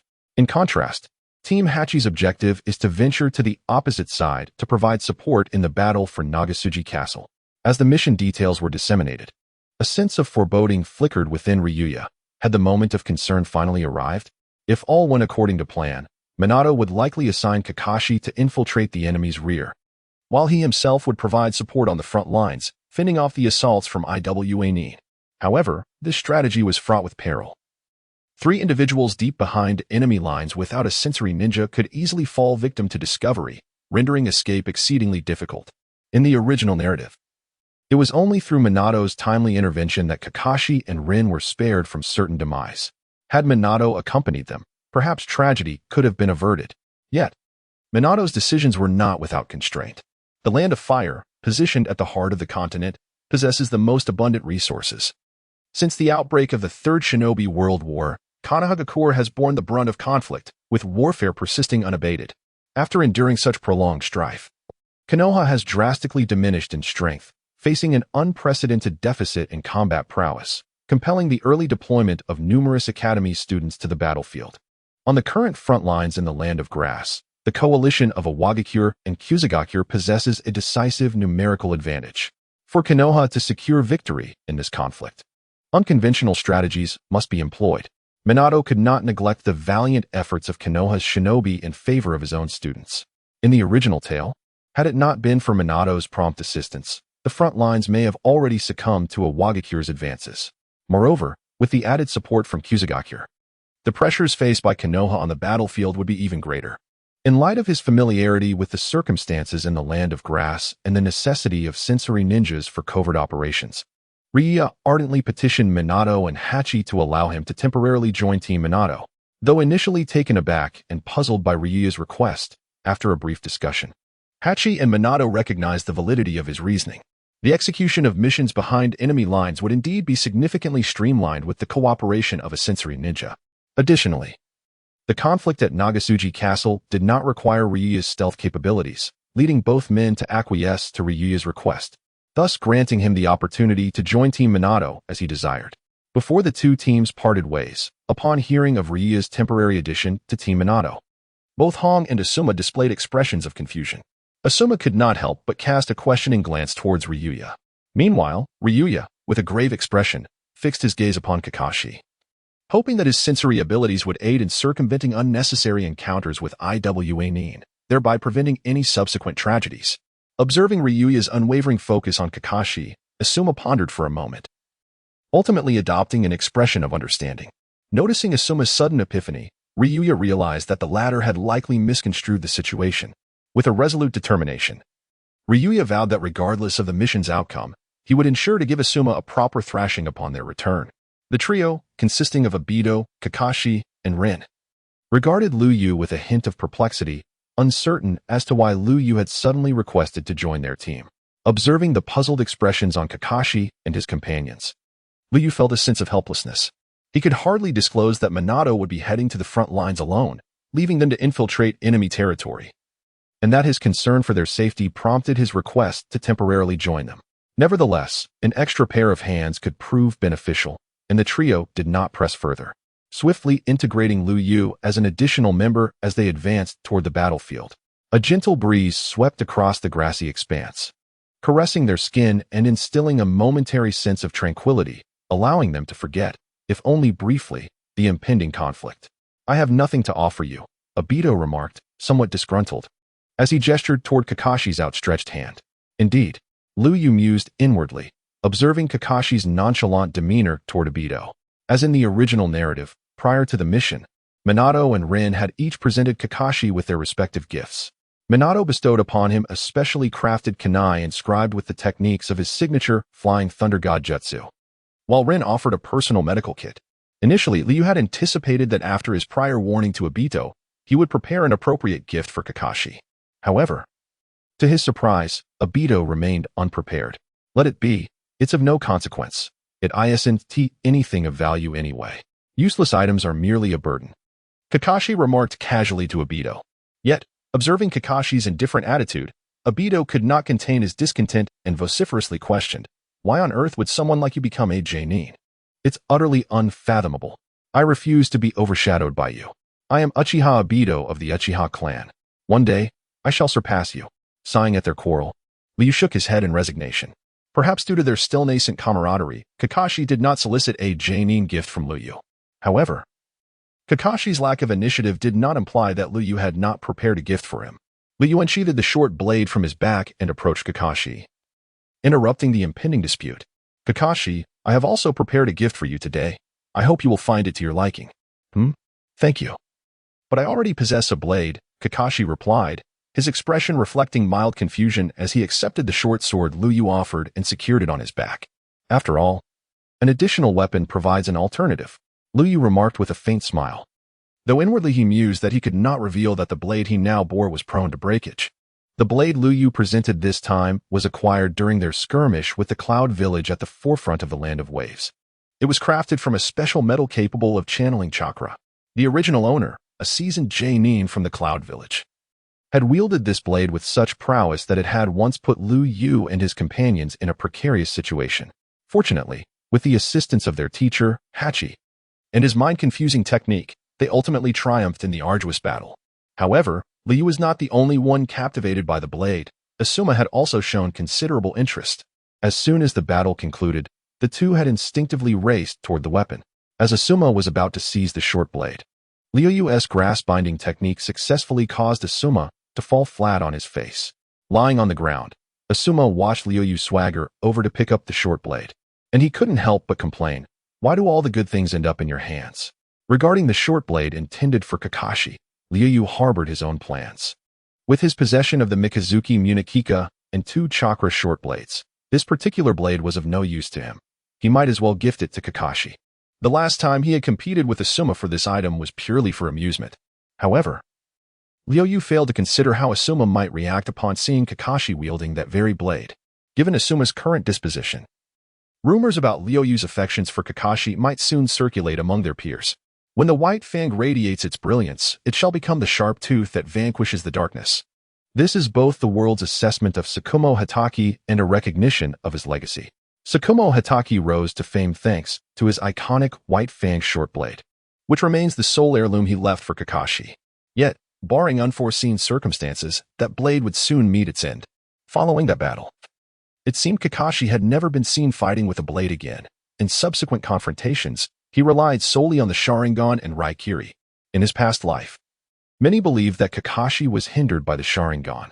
Without it, perhaps, bolstered by the blade techniques inherited from his father, he could have grown even stronger. In this life, aside from wishing to assist Obito in evading Madara's temptations, Liuyu also yearned to witness the legendary blade techniques of the White Fang. Thus, their mission brought them to the Kaminarabashi. Minato pointed to a red-marked spot on the map and addressed the 4 individuals surrounding him. As in the original narrative, Minato chose Kakashi to lead the infiltration into enemy territory. Their objective was to sabotage the Kaminarabashi, which supplied resources to a Wagakure, thereby severing the enemy's support capabilities, and to make a swift exit post-mission.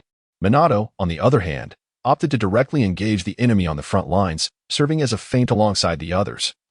But he would accompany them to the border before parting ways. Is this the inevitability of history? As Liuyu contemplated the specifics of Minato's strategy, he was already aware of the tactical arrangements beforehand. Yet, during Minato's detailed briefing, he remained hopeful for some alteration in events. Nevertheless, the developments continued to follow their predetermined course. At the border, the sounds of unfamiliar bird calls echoed in the air as the 5 of them advanced slowly towards their destination. Are these truly mushrooms? Liuyu mused, gazing at the exceptionally robust giant mushrooms towering at an average height of 4 to 5 meters. These colossal mushroom trees were adorned with numerous smaller mushrooms, only 2 or 3 meters wide. The umbrella-like caps at the tops of the mushroom trees obscured all sunlight, casting this peculiar mushroom forest into an eerie gloom. Truly, the world of Hokage is a wondrous realm.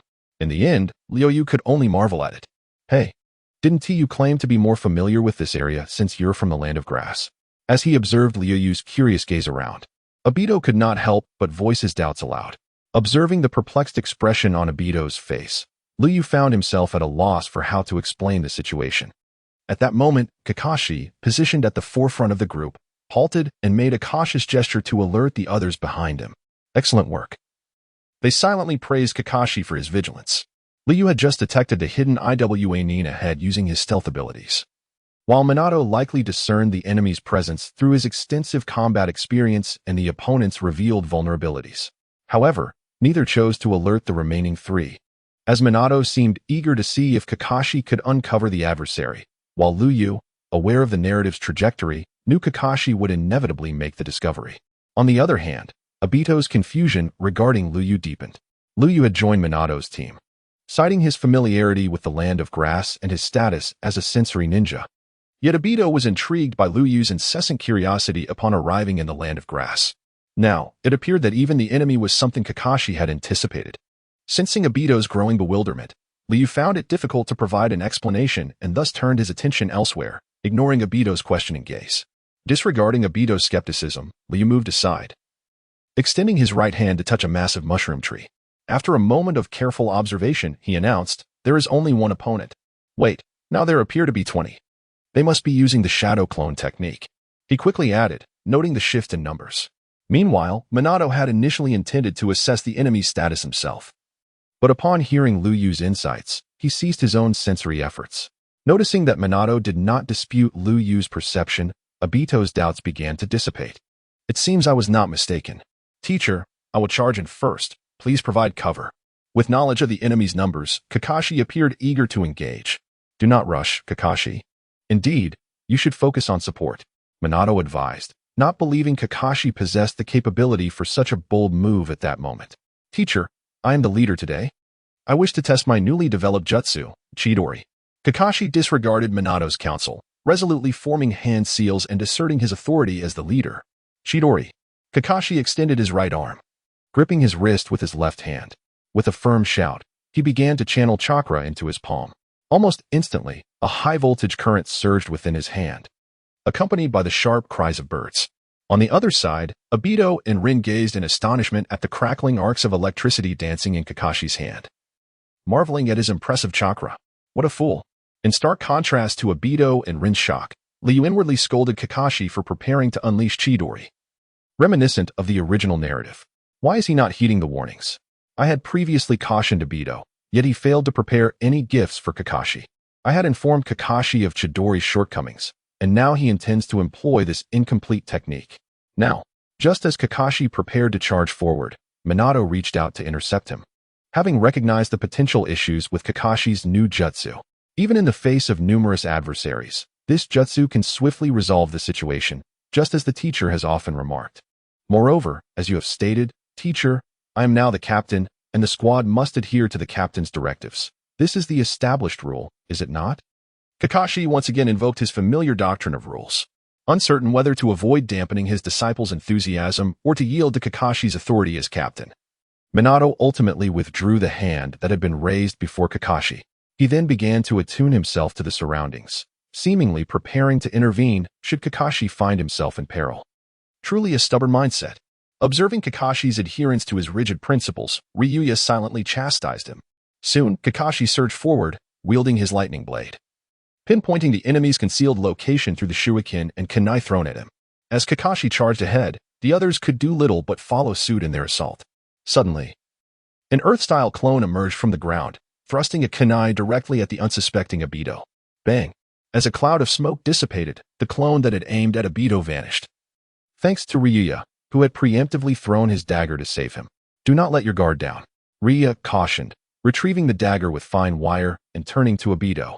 Noticing Obito's trembling legs and the glimmer of tears beneath his goggles, Ryuya felt a wave of exasperation. Was this his current level of capability?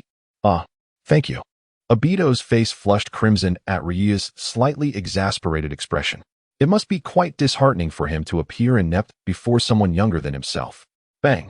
Bang! Bang! The lightning accompanied by bursts of smoke signified that Kakashi was systematically eliminating the Earth-style clones. Soon, only the original enemy remained. The ability to create 19 shadow clones indicated that the opposing Earth ninja possessed a significant amount of chakra.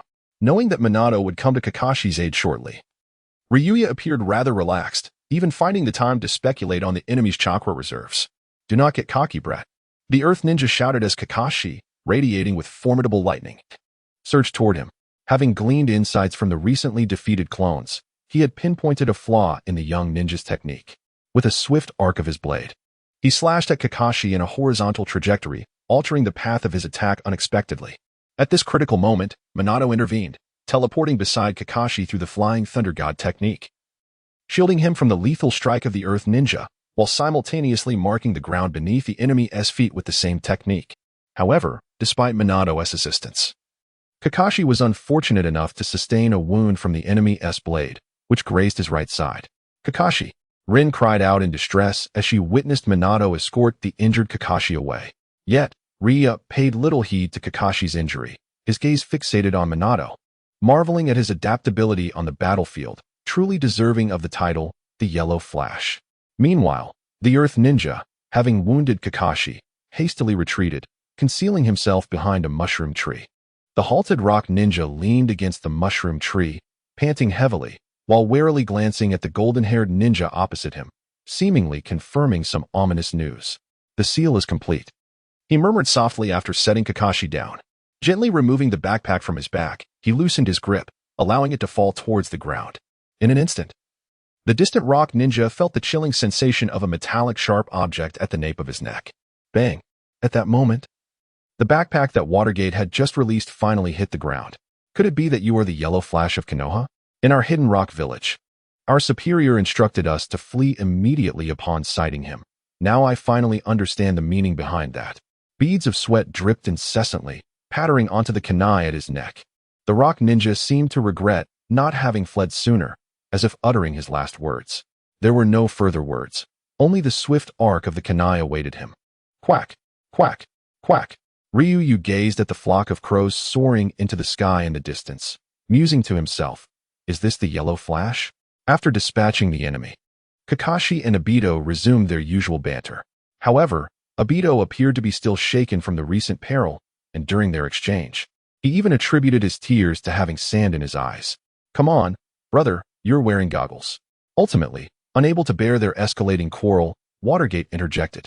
He first reprimanded Kakashi for his strict adherence to rules, then advised Obito not to vocalize his self-control, but rather to strengthen his inner resolve. Following that, he pointed out the shortcomings of the Chidori that Kakashi had just employed, urging him to refrain from using that unfinished technique again. Before we part ways, I'll reiterate, teamwork is paramount for a ninja. Finally, Watergate cast a serious glance at the group, clearly troubled by the division within the team. Of course, while saying this, he also glanced at Liuyu. Don't worry, Sensei, I will do my utmost to assist them on this mission. Liuyu promptly replied upon noticing Watergate's gaze. Observing Liuyu's understanding demeanor, Watergate nodded in satisfaction, perhaps due to the upheaval within his family. This child appeared much more mature than Obito and Kakashi. In the dead of night, as the nocturnal insects began to stir and the occasional hoot of an owl echoed through the forest, Watergate sat quietly on a large rock, keeping watch over the night. A hint of worry concealed beneath his tightly closed eyelids. At that moment, rather than resting, Obito climbed up the rock, clearly eager to inquire about something from Watergate. What is it? I too understand the significance of teamwork, but Kakashi treats me as if I were an idiot. Turning over, Liuyu curled up tighter in his sleeping bag, choosing not to listen to their conversation. He believed that after this night, Obito would begin to comprehend Kakashi's current state, and their relationship could start to mend. However, these concerns were not his to bear. His purpose in this place was to prevent tragedy from occurring. As for resolving their inner conflicts, that was a matter for them to address themselves. Upon reaching the border tomorrow, Watergate will part ways with several individuals. When Watergate is present, Liu feels no apprehension. Watergate always exudes a sense of reliability, as if his mere presence renders all challenges surmountable. The inhabitants of Konoha village must share this sentiment. Otherwise, they would not have placed their trust in Watergate. To this day, Liu remains uncertain whether Uchiha Madara's rescue of Obito was a mere coincidence or a premeditated scheme. Uchiha Madara requires a member of the Uchiha clan to assist him in executing the Eye of the Moon plan, suggesting he had been scouting for a candidate for quite some time. He is well aware of the secrets behind the Sharingan, and naturally understands the immense power Obito could wield should he fall into extremism. Thus, it is not surprising that Uchiha Madara has set his sights on Obito. With Madara's formidable ocular prowess capable of controlling numerous high-ranking members of the Mist Village, it would be effortless for him to manipulate a few rock ninjas near their bases, ensuring they unknowingly aid him in achieving his objectives. This also clarifies why Obito's disappearance coincidentally occurred near Madara's precarious sanctuary. If my deductions are indeed accurate, would my involvement in this matter draw Madara's attention? The mere thought of Uchiha Madara causes Liu to adopt a more cautious demeanor.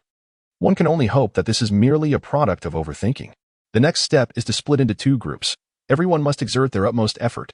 The adversaries encountered yesterday were merely a stroke of luck in terms of solitary reconnaissance. Soon, it will escalate into a team battle, so extreme caution is paramount.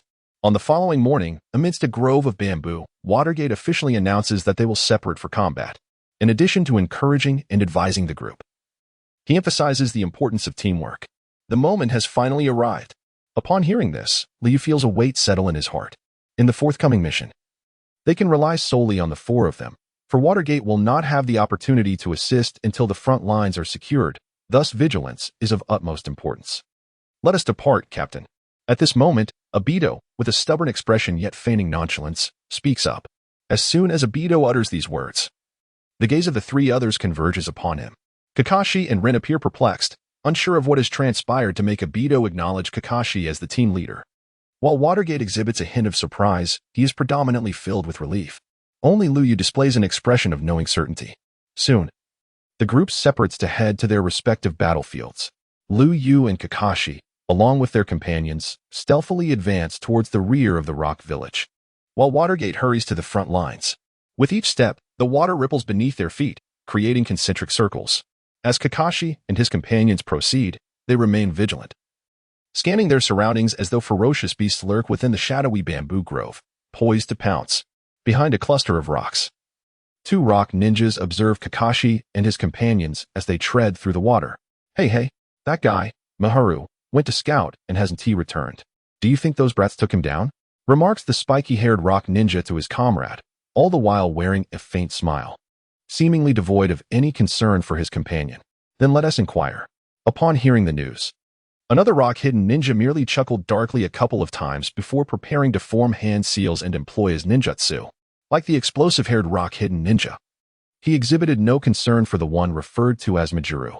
Just as he was about to utter the final syllable of his technique, a sudden, crisp voice interrupted him. "What are you planning to ask?" The voice seemed to belong to a young girl. However, at that moment, neither of the two ninjas had the inclination to ponder her identity. Upon hearing the voice, they swiftly vacated their hidden position. Retreating, they cautiously surveyed their surroundings, contemplating the direction from which the voice had emanated, hoping to locate their adversary. The ability to approach them unnoticed and audaciously announce oneself indicated that this was no ordinary opponent.